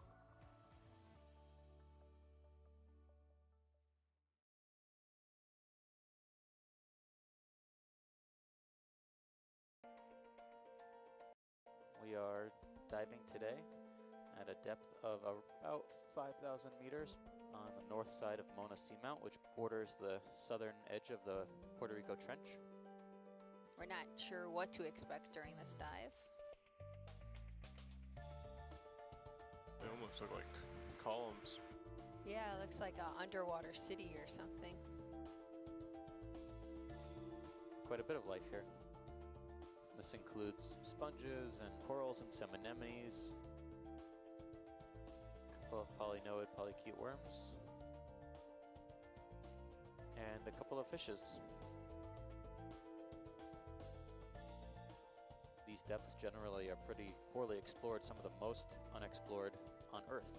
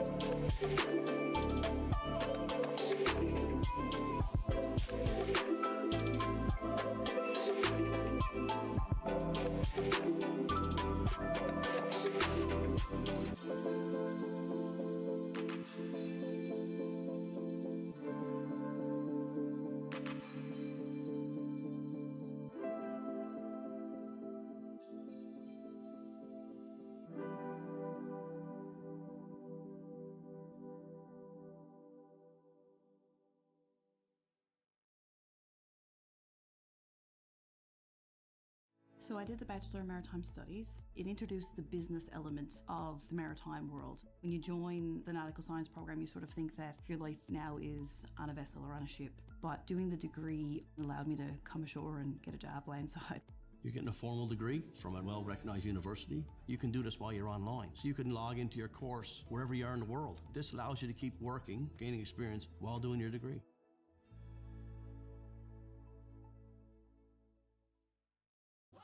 The diploma programs at the Marine Institute are typically 3 to 4 years long. Almost all of them include work term components, which is a big aspect for the Marine Institute. It's all very practical. You actually get to do what you're learning in the classroom.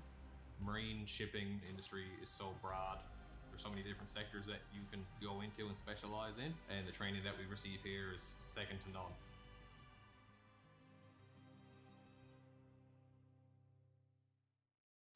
I think it's like nothing else. There's a sense of adventure to it. The investment in the students is kind of incredible in terms of the new facilities. Small classes and one-on-one when you need help. The people have been so welcoming and amazing. You can't replace the hands-on factor in this. Once I went to the commercial industry, I felt totally ready to just jump right in. Knowing how much opportunity is out there was a big pull for me to come to MI.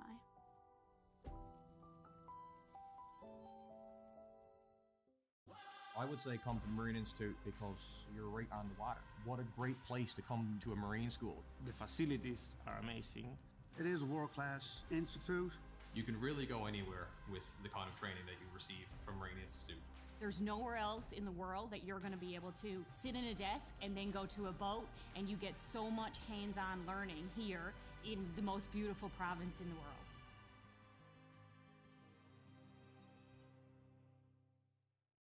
Hey, I'm Terry Humber. I work at the Marine Institute. I teach the ROV program here. I come in with 30 years industry experience, 23 with Oceaneering Canada as an ROV manager / supervisor / technician.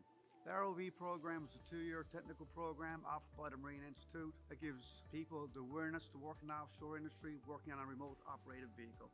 East Coast Newfoundland is very busy at the moment. Worldwide, the ROV industry is booming.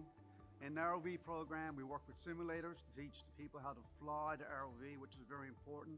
Then we have a workshop environment where the people are used to work on an ROV so they can actually fix it and maintain it to fly it. We do missions, how to use a manipulator to fix a subsea wellhead, or use a torque tool, or use a cutter, or a subsea dredger. The mission is real life work. It's work that has been done in the past, and it's training these individuals how to do the work in the future. The underwater vehicle program is the 3rd year, picked up after the 2nd year of ROV. But the difference between an ROV and an AUV is tethered. An AUV is not. It flies by itself. You do mapping, you do seabed scans. It's just a step up from the ROV program. And you come back for your 4th year, or you can do it online and get your Bachelor of Technology. It's a wonderful program. It is a world-class institute. When the kids leave here, they leave with 100 hours flying time on the stick. They know how to fix an ROV. They know how to work in that environment. That's what the Marine Institute is all about, the real life experience.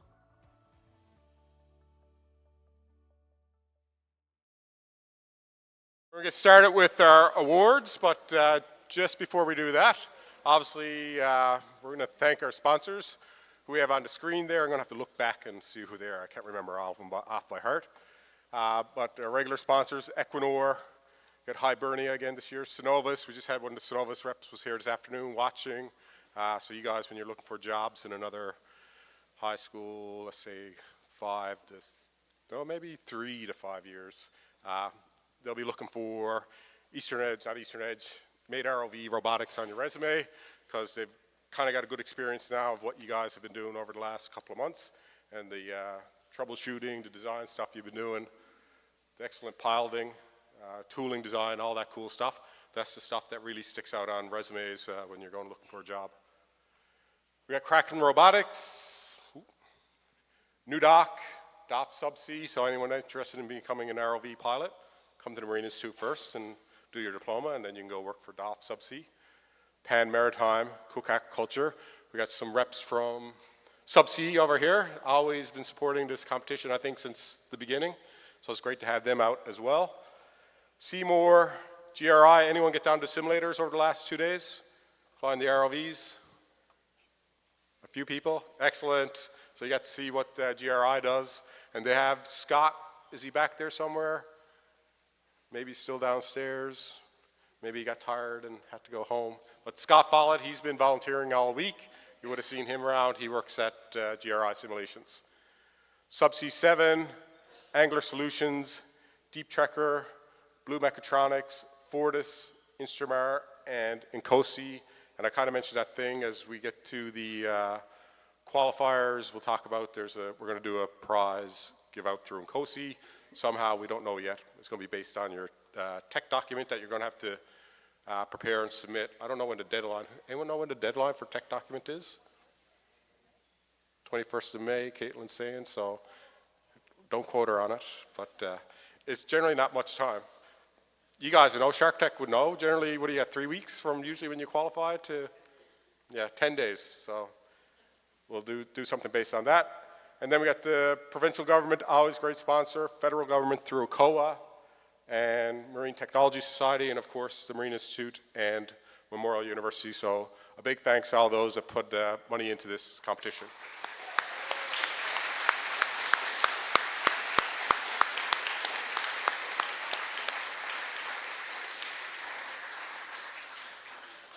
So look around as well, and what's tomorrow? Mother's Day. So for all the moms that are here, not just for Mother's Day, but your mom was probably one of the people that brought you to practice or ROV club or however you called your club, got you here, probably helped fund you get here as well, but your mom, your dad, your parents, your guardians, sisters, could be brothers, aunts. I think I've seen some grandparents. Not that I'm saying you're old, but I've seen some folks that could be grandparents here as well. But a big thanks to all those people that supported you all along this journey.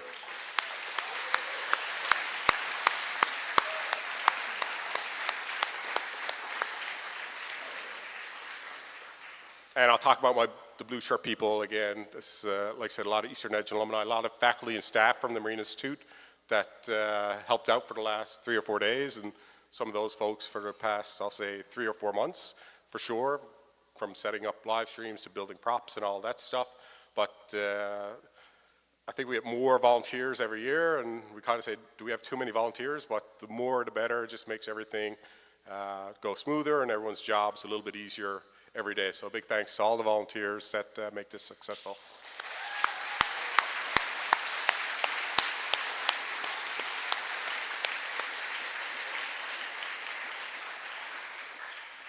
All right, so we're going to start off with some fun awards. For those that have been here before, you kind of know the drill. A lot of people that have been volunteering for the past couple of days have been observing your behaviors as teams and individuals, I guess, on the deck and in the pit stations and in your presentation rooms. So some characteristics of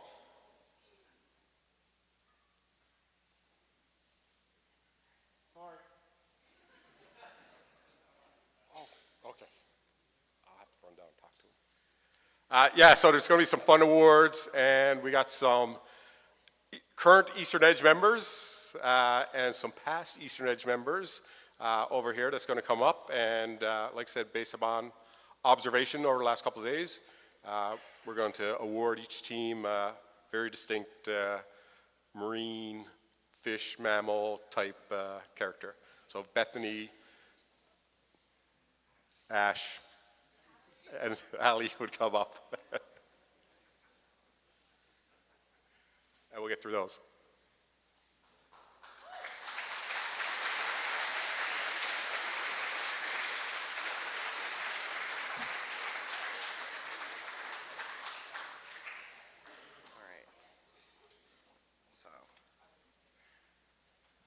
Yeah, as he mentioned, I'm Ash Petal, and I'm joined by Natalie and Bethany. So one of the things that I really like about the MATE ROV competition, obviously it's very exciting for the high schoolers that you might be able to have the chance to compete internationally, but also every team has a story, everyone impacted a judge, a volunteer, even maybe a member of another team. And the Fish Awards are a chance to recognize that, and we've got a lot of great stories, and every team did something that stood out to somebody. And so without further ado, I'll pass over to Bethany to start to tell some of our stories.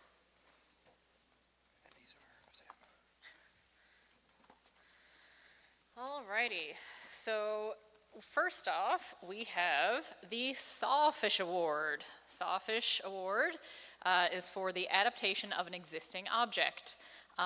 This award goes to a team who reused their FTC kit from their first robotics to assist them in building their ROV. This goes to Roncalli Central High.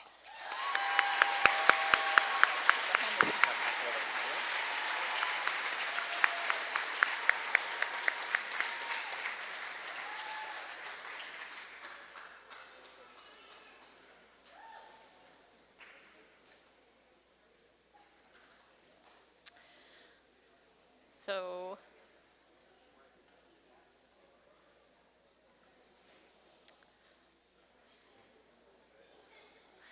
all right, the next award is named after a fish called the sunfish, but also known as a mola mola. Has anyone ever seen a sunfish before? Know how, yeah, okay. You know how it's a super unique fish, unique in every possible way. We give this award to a robot or team that has the most unique feature. I myself saw this one, and I didn't know what it was when I saw it on the deck. It is a big yellow foot pedal that they use to control their tools. This goes to Labrador Straits Academy.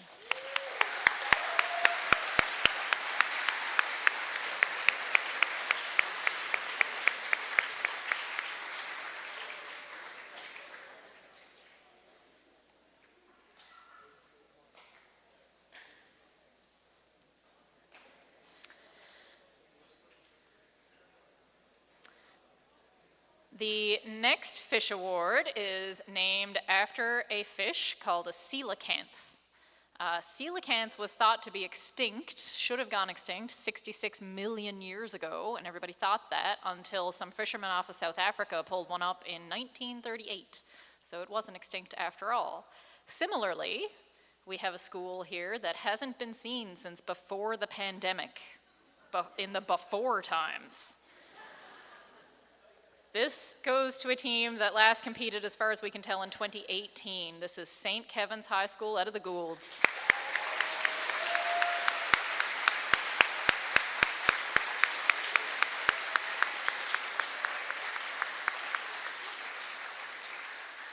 We're very, very glad to have you guys back in the MATE ROV roster.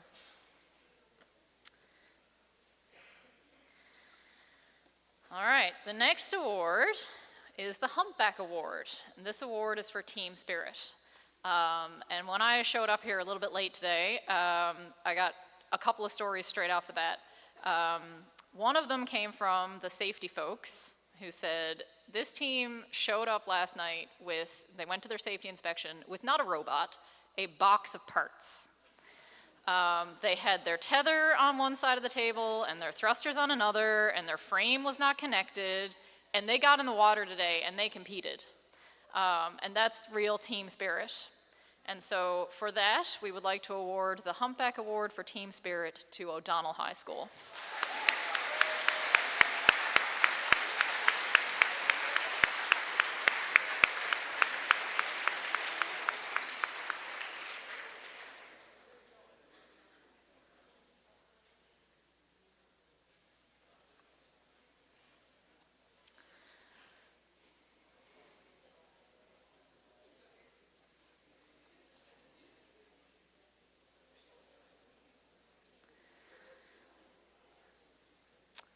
The next award is the Swordfish Award for the most elegant tool.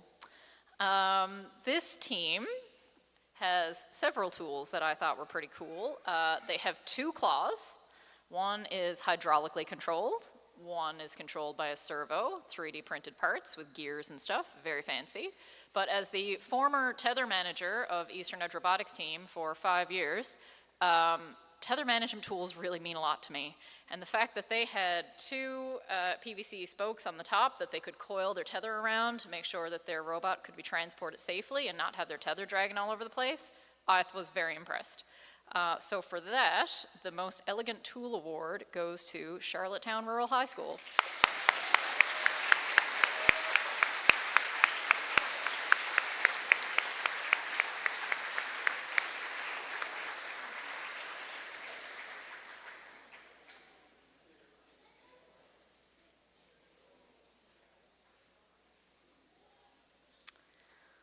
All right, the next award that no one else wanted to give out because no one else likes saying this name. I picked this name, I thought it was great. This award, get ready, is called the Lau Willy Willy Nuka Nuka Oi Oi Award.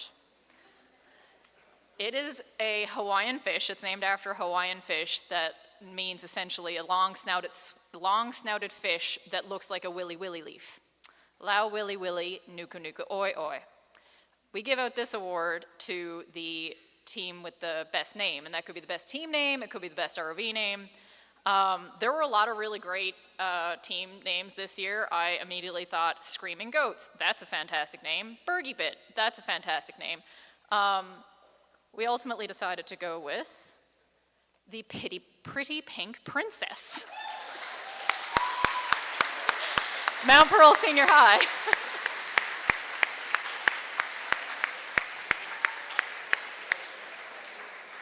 There was a lot of arguing in the judges' room over that one, so congratulations.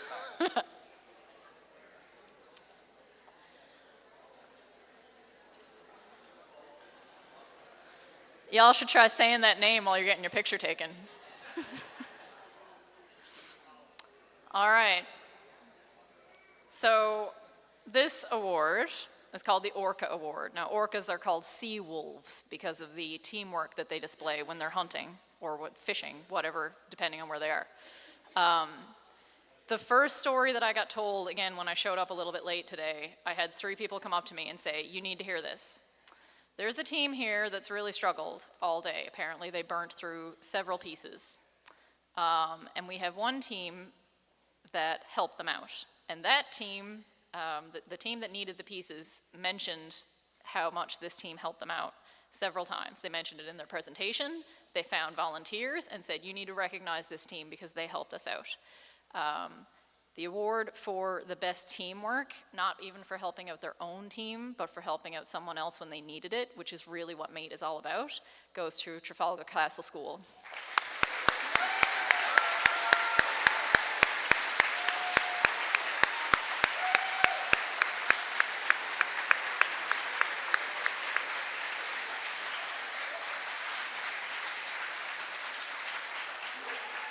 Do you have the fact about this one? Because I remember it. I can do this one, yeah. All right. Do you have the fact for this one, or do you remember it? It's missing. For what? Oh, for the pistol shrimp? I can do this one if you don't mind. Okay. Okay. All right. All right. Last award I'm going to give out. I'm sorry, Natalie. I'm scooping you because I love this award. This award is called the Pistol Shrimp Award. Pistol shrimp grow to only 3 to 5 centimeters. But they have a claw that they can snap so loud it can break glass and kill fish. This award is for the small but mighty. And this goes to, for the first time ever that we've ever had in this competition, the Girl Guide groups of St. John's. Rangers and Pathfinders.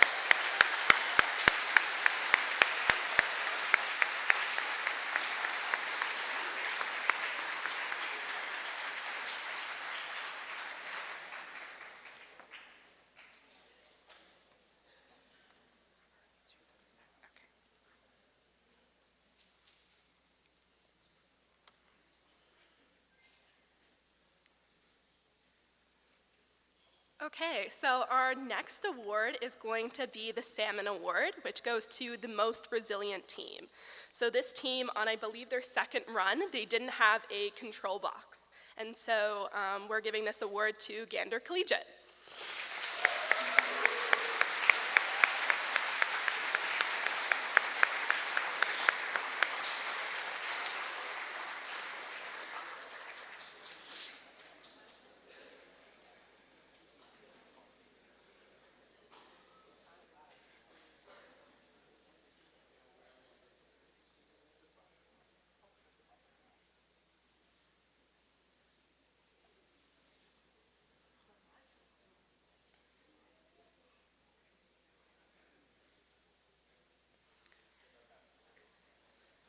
Okay, our next award is going to be the Blue Whale Award, which is given to the team with the biggest ROV, and that goes to Megalodon Mechanics.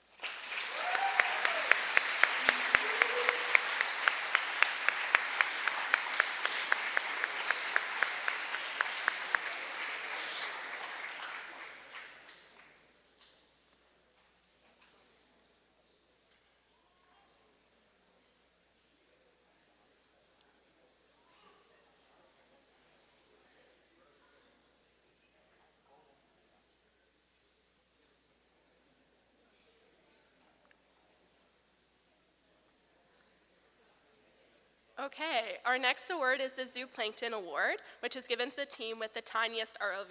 And funny enough, both teams actually have ROVs built with PVC frames. So this award goes to Southwest Arm Academy.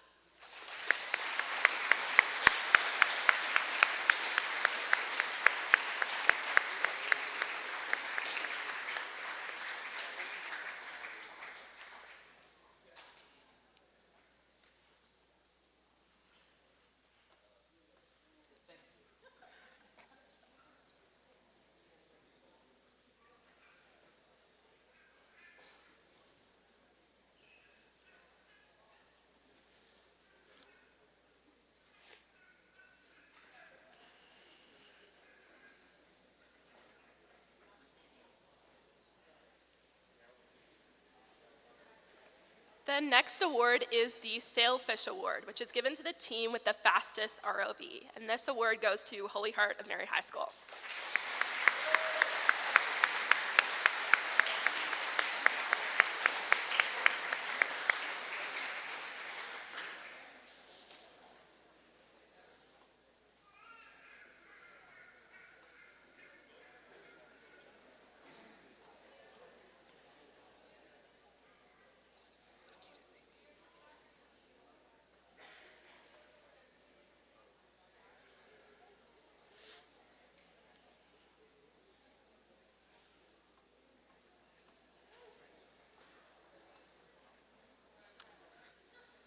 Our next award is the Mantis Shrimp Award, and this is given to the team with the most sophisticated camera system. And I know all of the judges were super impressed with this team's camera system this year, and this award goes to Gonzaga High School.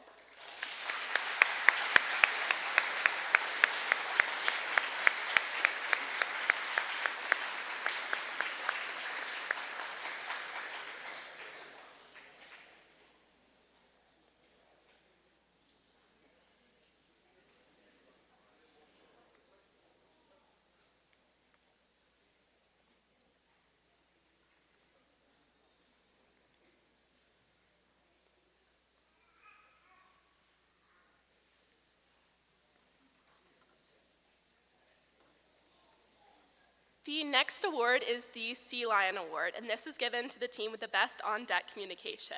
And I know all of the judges on the deck crew were really impressed with this team's communication and the ability to delegate tasks, so we're giving this award to St. Mark's School.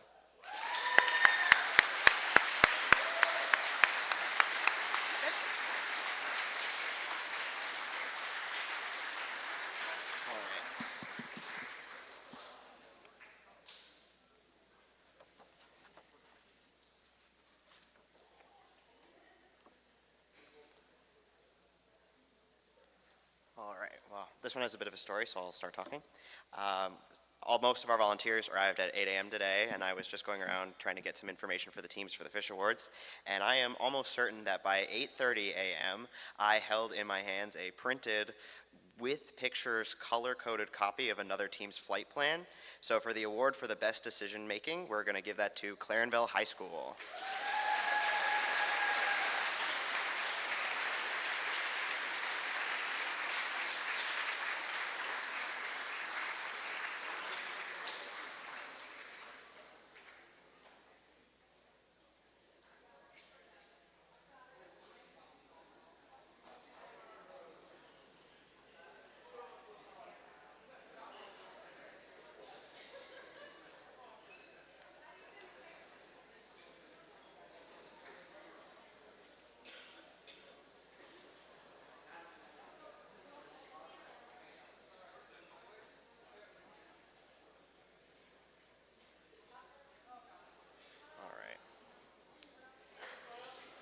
Our next award is the Angelfish Award, which I'm to believe is a very pretty fish because this award is our best dressed. And there was a lot of deliberation amongst the judges because a lot of the Ranger teams have very lovely outfits. But we believe that this award best went to a team who has done a complete design rebrand of their team this year with a new name and completely new uniforms. So let's give it up for Froud Avenue Community Center.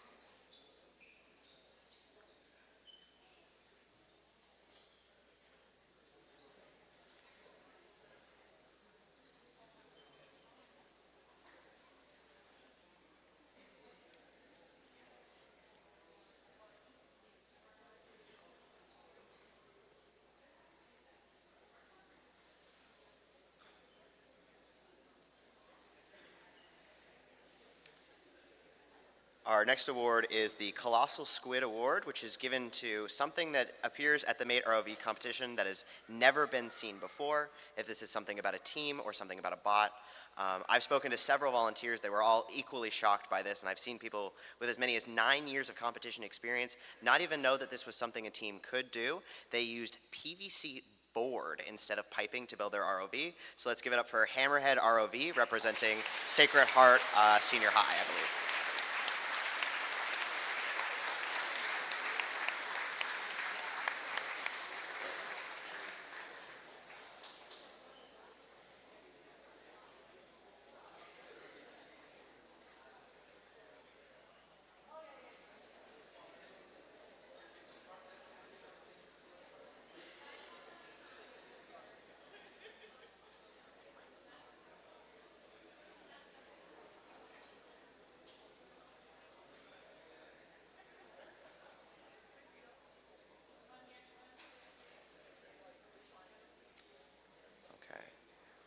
Our next award is the Sea Otter Award, which is our most maneuverable.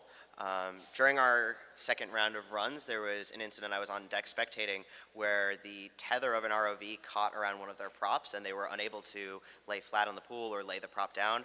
And I watched as, without any communication between the tether manager and the pilot, they were able to navigate out of the situation, complete the task, and go on to continue their run. So that award will be given to Heritage Collegiate Senior.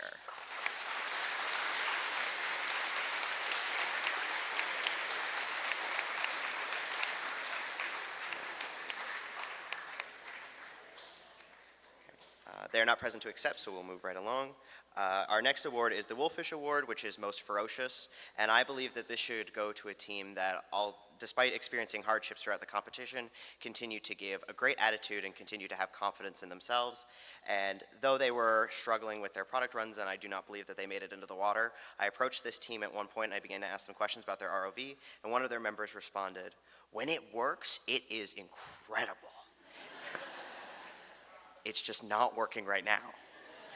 And so we would like to give this to Holy Cross School Complex.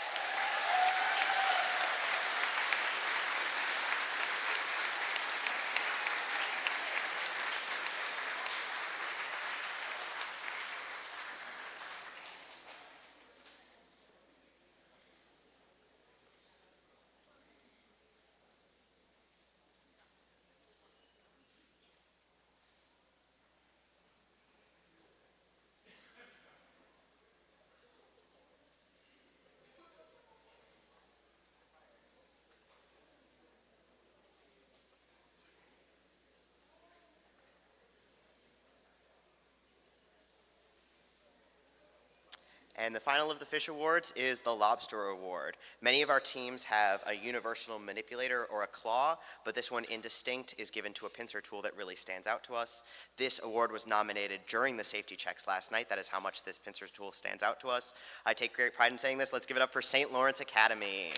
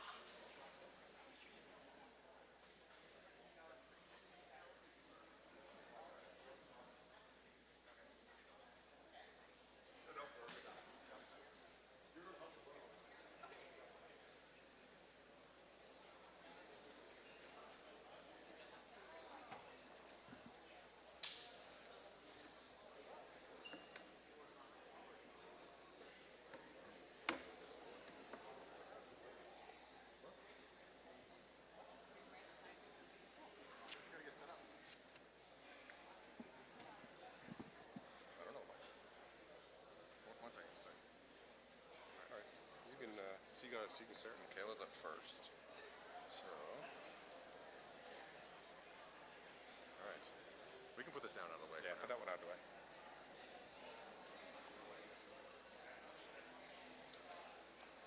All right, we're going to continue on towards some more of the plaque type awards, but as in the last couple of years, we're going to still stick to nice high quality bond paper. This will turn into a plaque sometimes next week, and we'll mail it out to the recipient or the school at some point over the next couple of days. And actually we had 3 second place ties and 3 third place ties in Scout last night, so we had a lot of plaques to print this year. To help me out, I'm going to get co-regional coordinator Michaela Barnes and Anthony Randall to read out the first couple of these awards.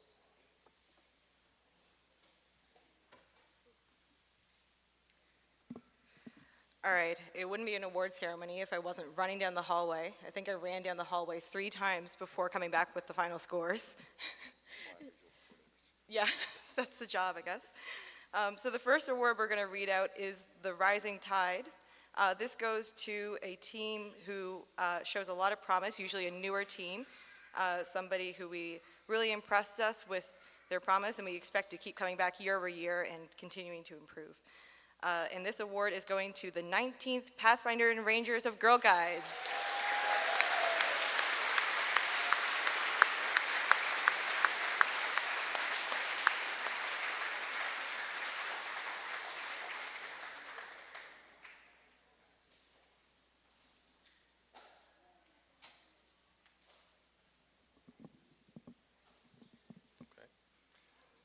So the next few awards are the Presentation MVP Awards.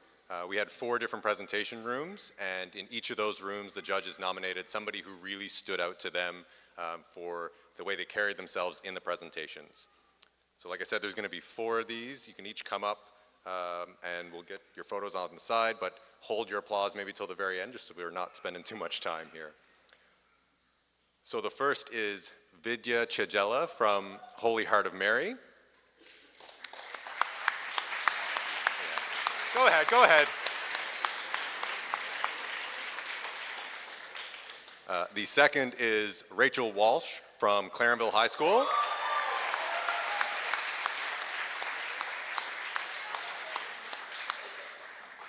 The third is Olivia Taylor from St. Mark's School.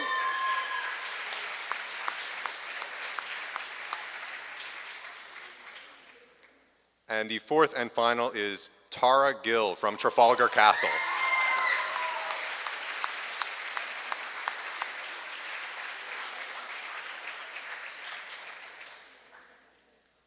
And next I'm going to invite Caitlin Healy up to present the Piloting Award and the Trailblazer Award.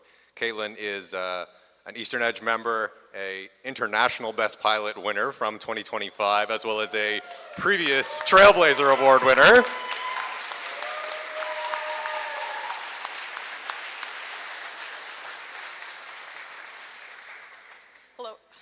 Anthony, you're too tall. Oh my God. All right, so as Anthony mentioned, I'm up here to present 2 awards. First up, the Best Pilot. Pilots are one of the most important jobs on ROV operations. They have to navigate uncertain environments, deal with things on the fly, communicate effectively, and do everything while maintaining cool, effective composure. And it is my honor and privilege to give this award to Arthur Abdullahi.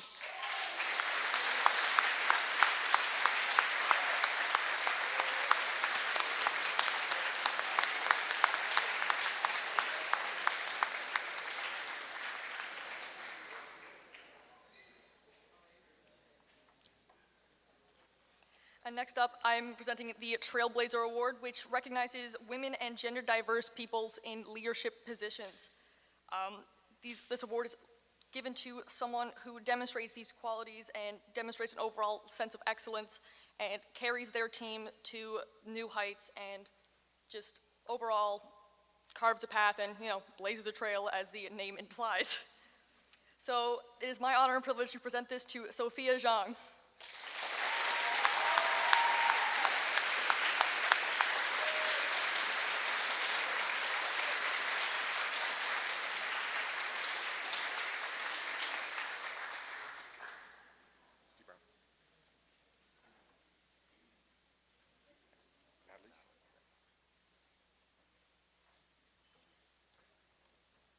And the next award, we're going to ask Natalie to come up and present the Steve Brown Award and speak a few words. Hi everyone, my name is Natalie and I am on my first year of Eastern Edge Robotics and I competed in Maton High School with Holy Heart. And last year I received the Steve Brown Memorial Award. And when I started volunteering this morning, there was a parent who came to me from another team who wanted to tell me how amazing another student was in their leadership, their compassion, their kindness, and just overall leadership. And I really wanted this person to win this award today because throughout the entirety of the competition, they were so incredibly kind and compassionate to all the volunteers, all of the parents, all of the staff. So yeah, I'm super privileged to present this award to Natalie Poole.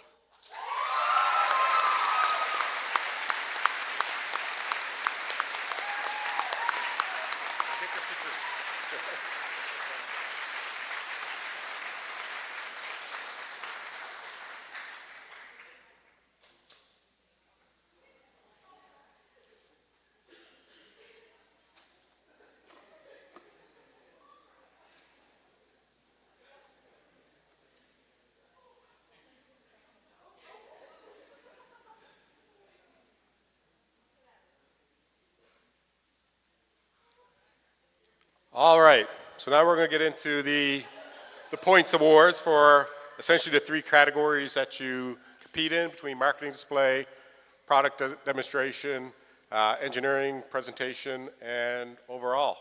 And we'll get to the end and we'll see who's going to be qualified for the Worlds in a couple of weeks. Starting off with marketing display, in third place, we have Holy Heart of Mary High School.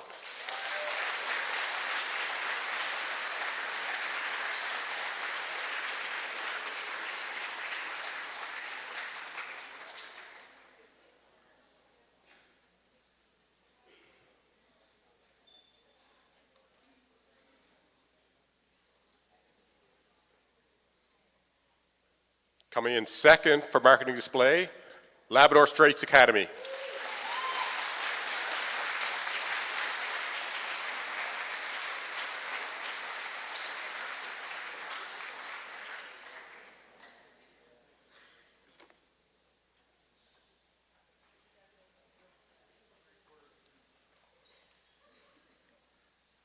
And coming in first place, who I think printed their marketing display on a 1/8-inch sheet of aluminum. It was pretty, it was like one of those expensive credit cards that you get that's made of metal.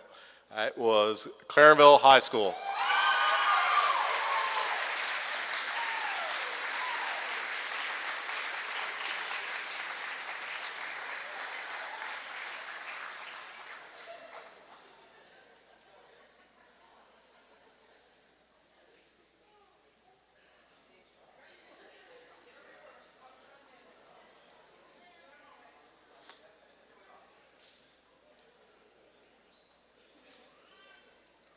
Over to engineering presentation, coming in third, Holy Heart of Mary.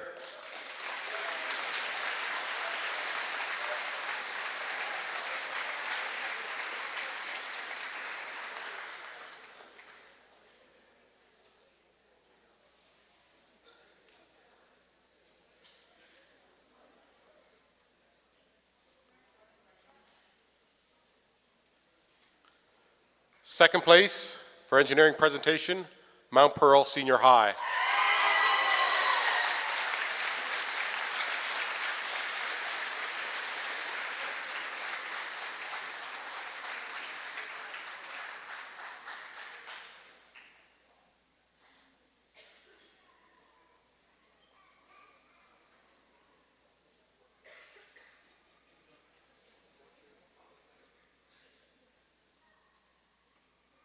And coming in at the top spot for engineering presentation, Clarenville High School.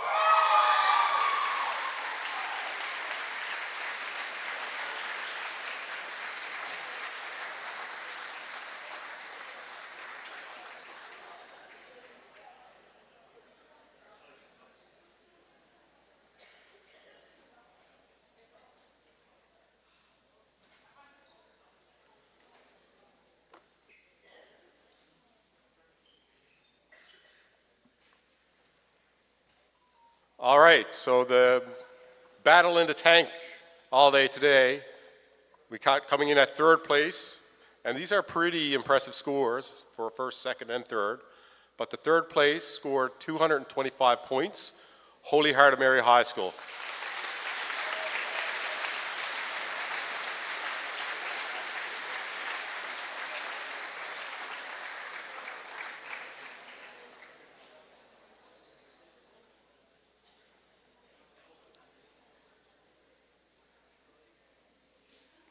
Then we got coming in at second at 255 points, Labrador Straits Academy.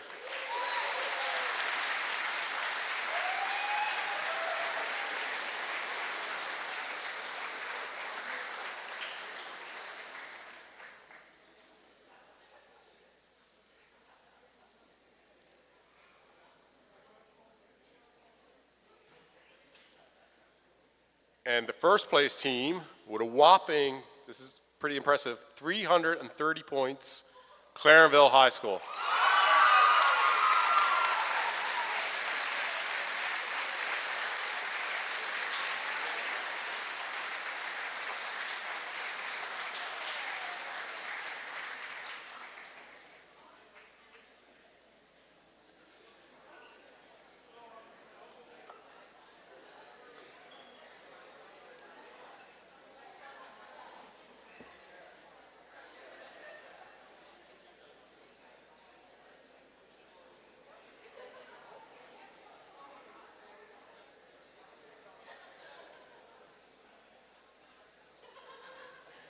All right, on to overall and to see who qualifies for the Worlds. So based upon our registration number, I might have mentioned this earlier, we have between 11 and 20 in the mate rules. We qualify for 2 teams. We're hosting Worlds, so we get an extra one, so that's 3 teams. You might have noticed my look of bewilderment when Paul came up at the beginning and showed me something on his phone, but Jill Zande, the director of mate, said we can have a 4th team.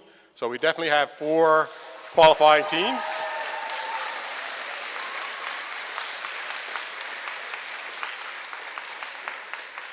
We don't have a 4th place plaque, but I'm going to announce 4th place anyways. You can still come up and we'll get your picture taken. Out of Ontario, we got Trafalgar Castle School.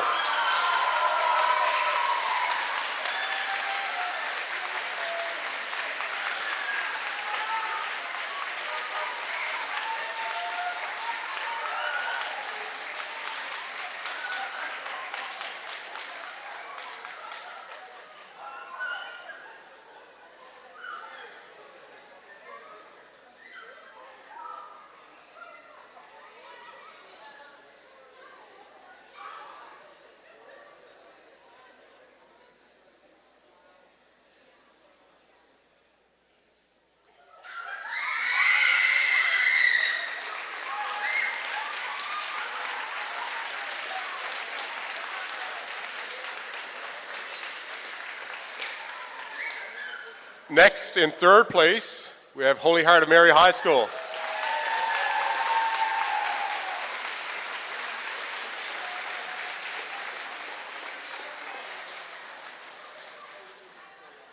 So we'll send all the teams off the, I'm going to say Big Mate, probably on Monday morning, and they'll reach out to you guys with all the details on how to, I think you still have to register, even though you register for regionals, you'll have to register for Worlds, and the extra bits you need to do, engineering presentation or technical documentation, I guess, and they'll get back to you with the stuff you need to do. And you can also ask us some questions. We can help you out navigate through some of that as well. All right, the 2nd place team overall, qualifying for Worlds, our good friends up north, Labrador Straits Academy.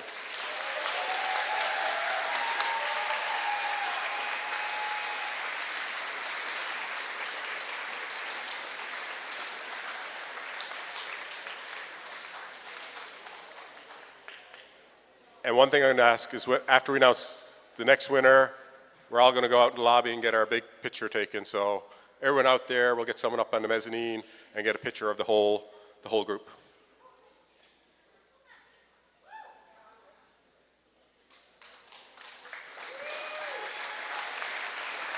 All right, this might be a little anticlimactic if you've been counting the cards, but we're going to do drum roll anyways.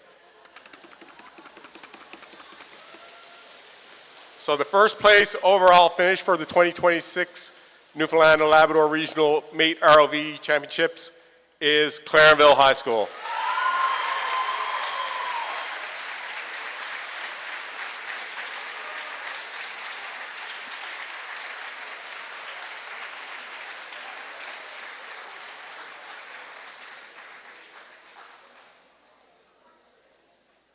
So I just want to thank everyone again for making this a huge success. Having the teams here is great. Having 20, maybe next year we'll get back to what we said we were going to do, 22, 23, 24, bigger and better every time.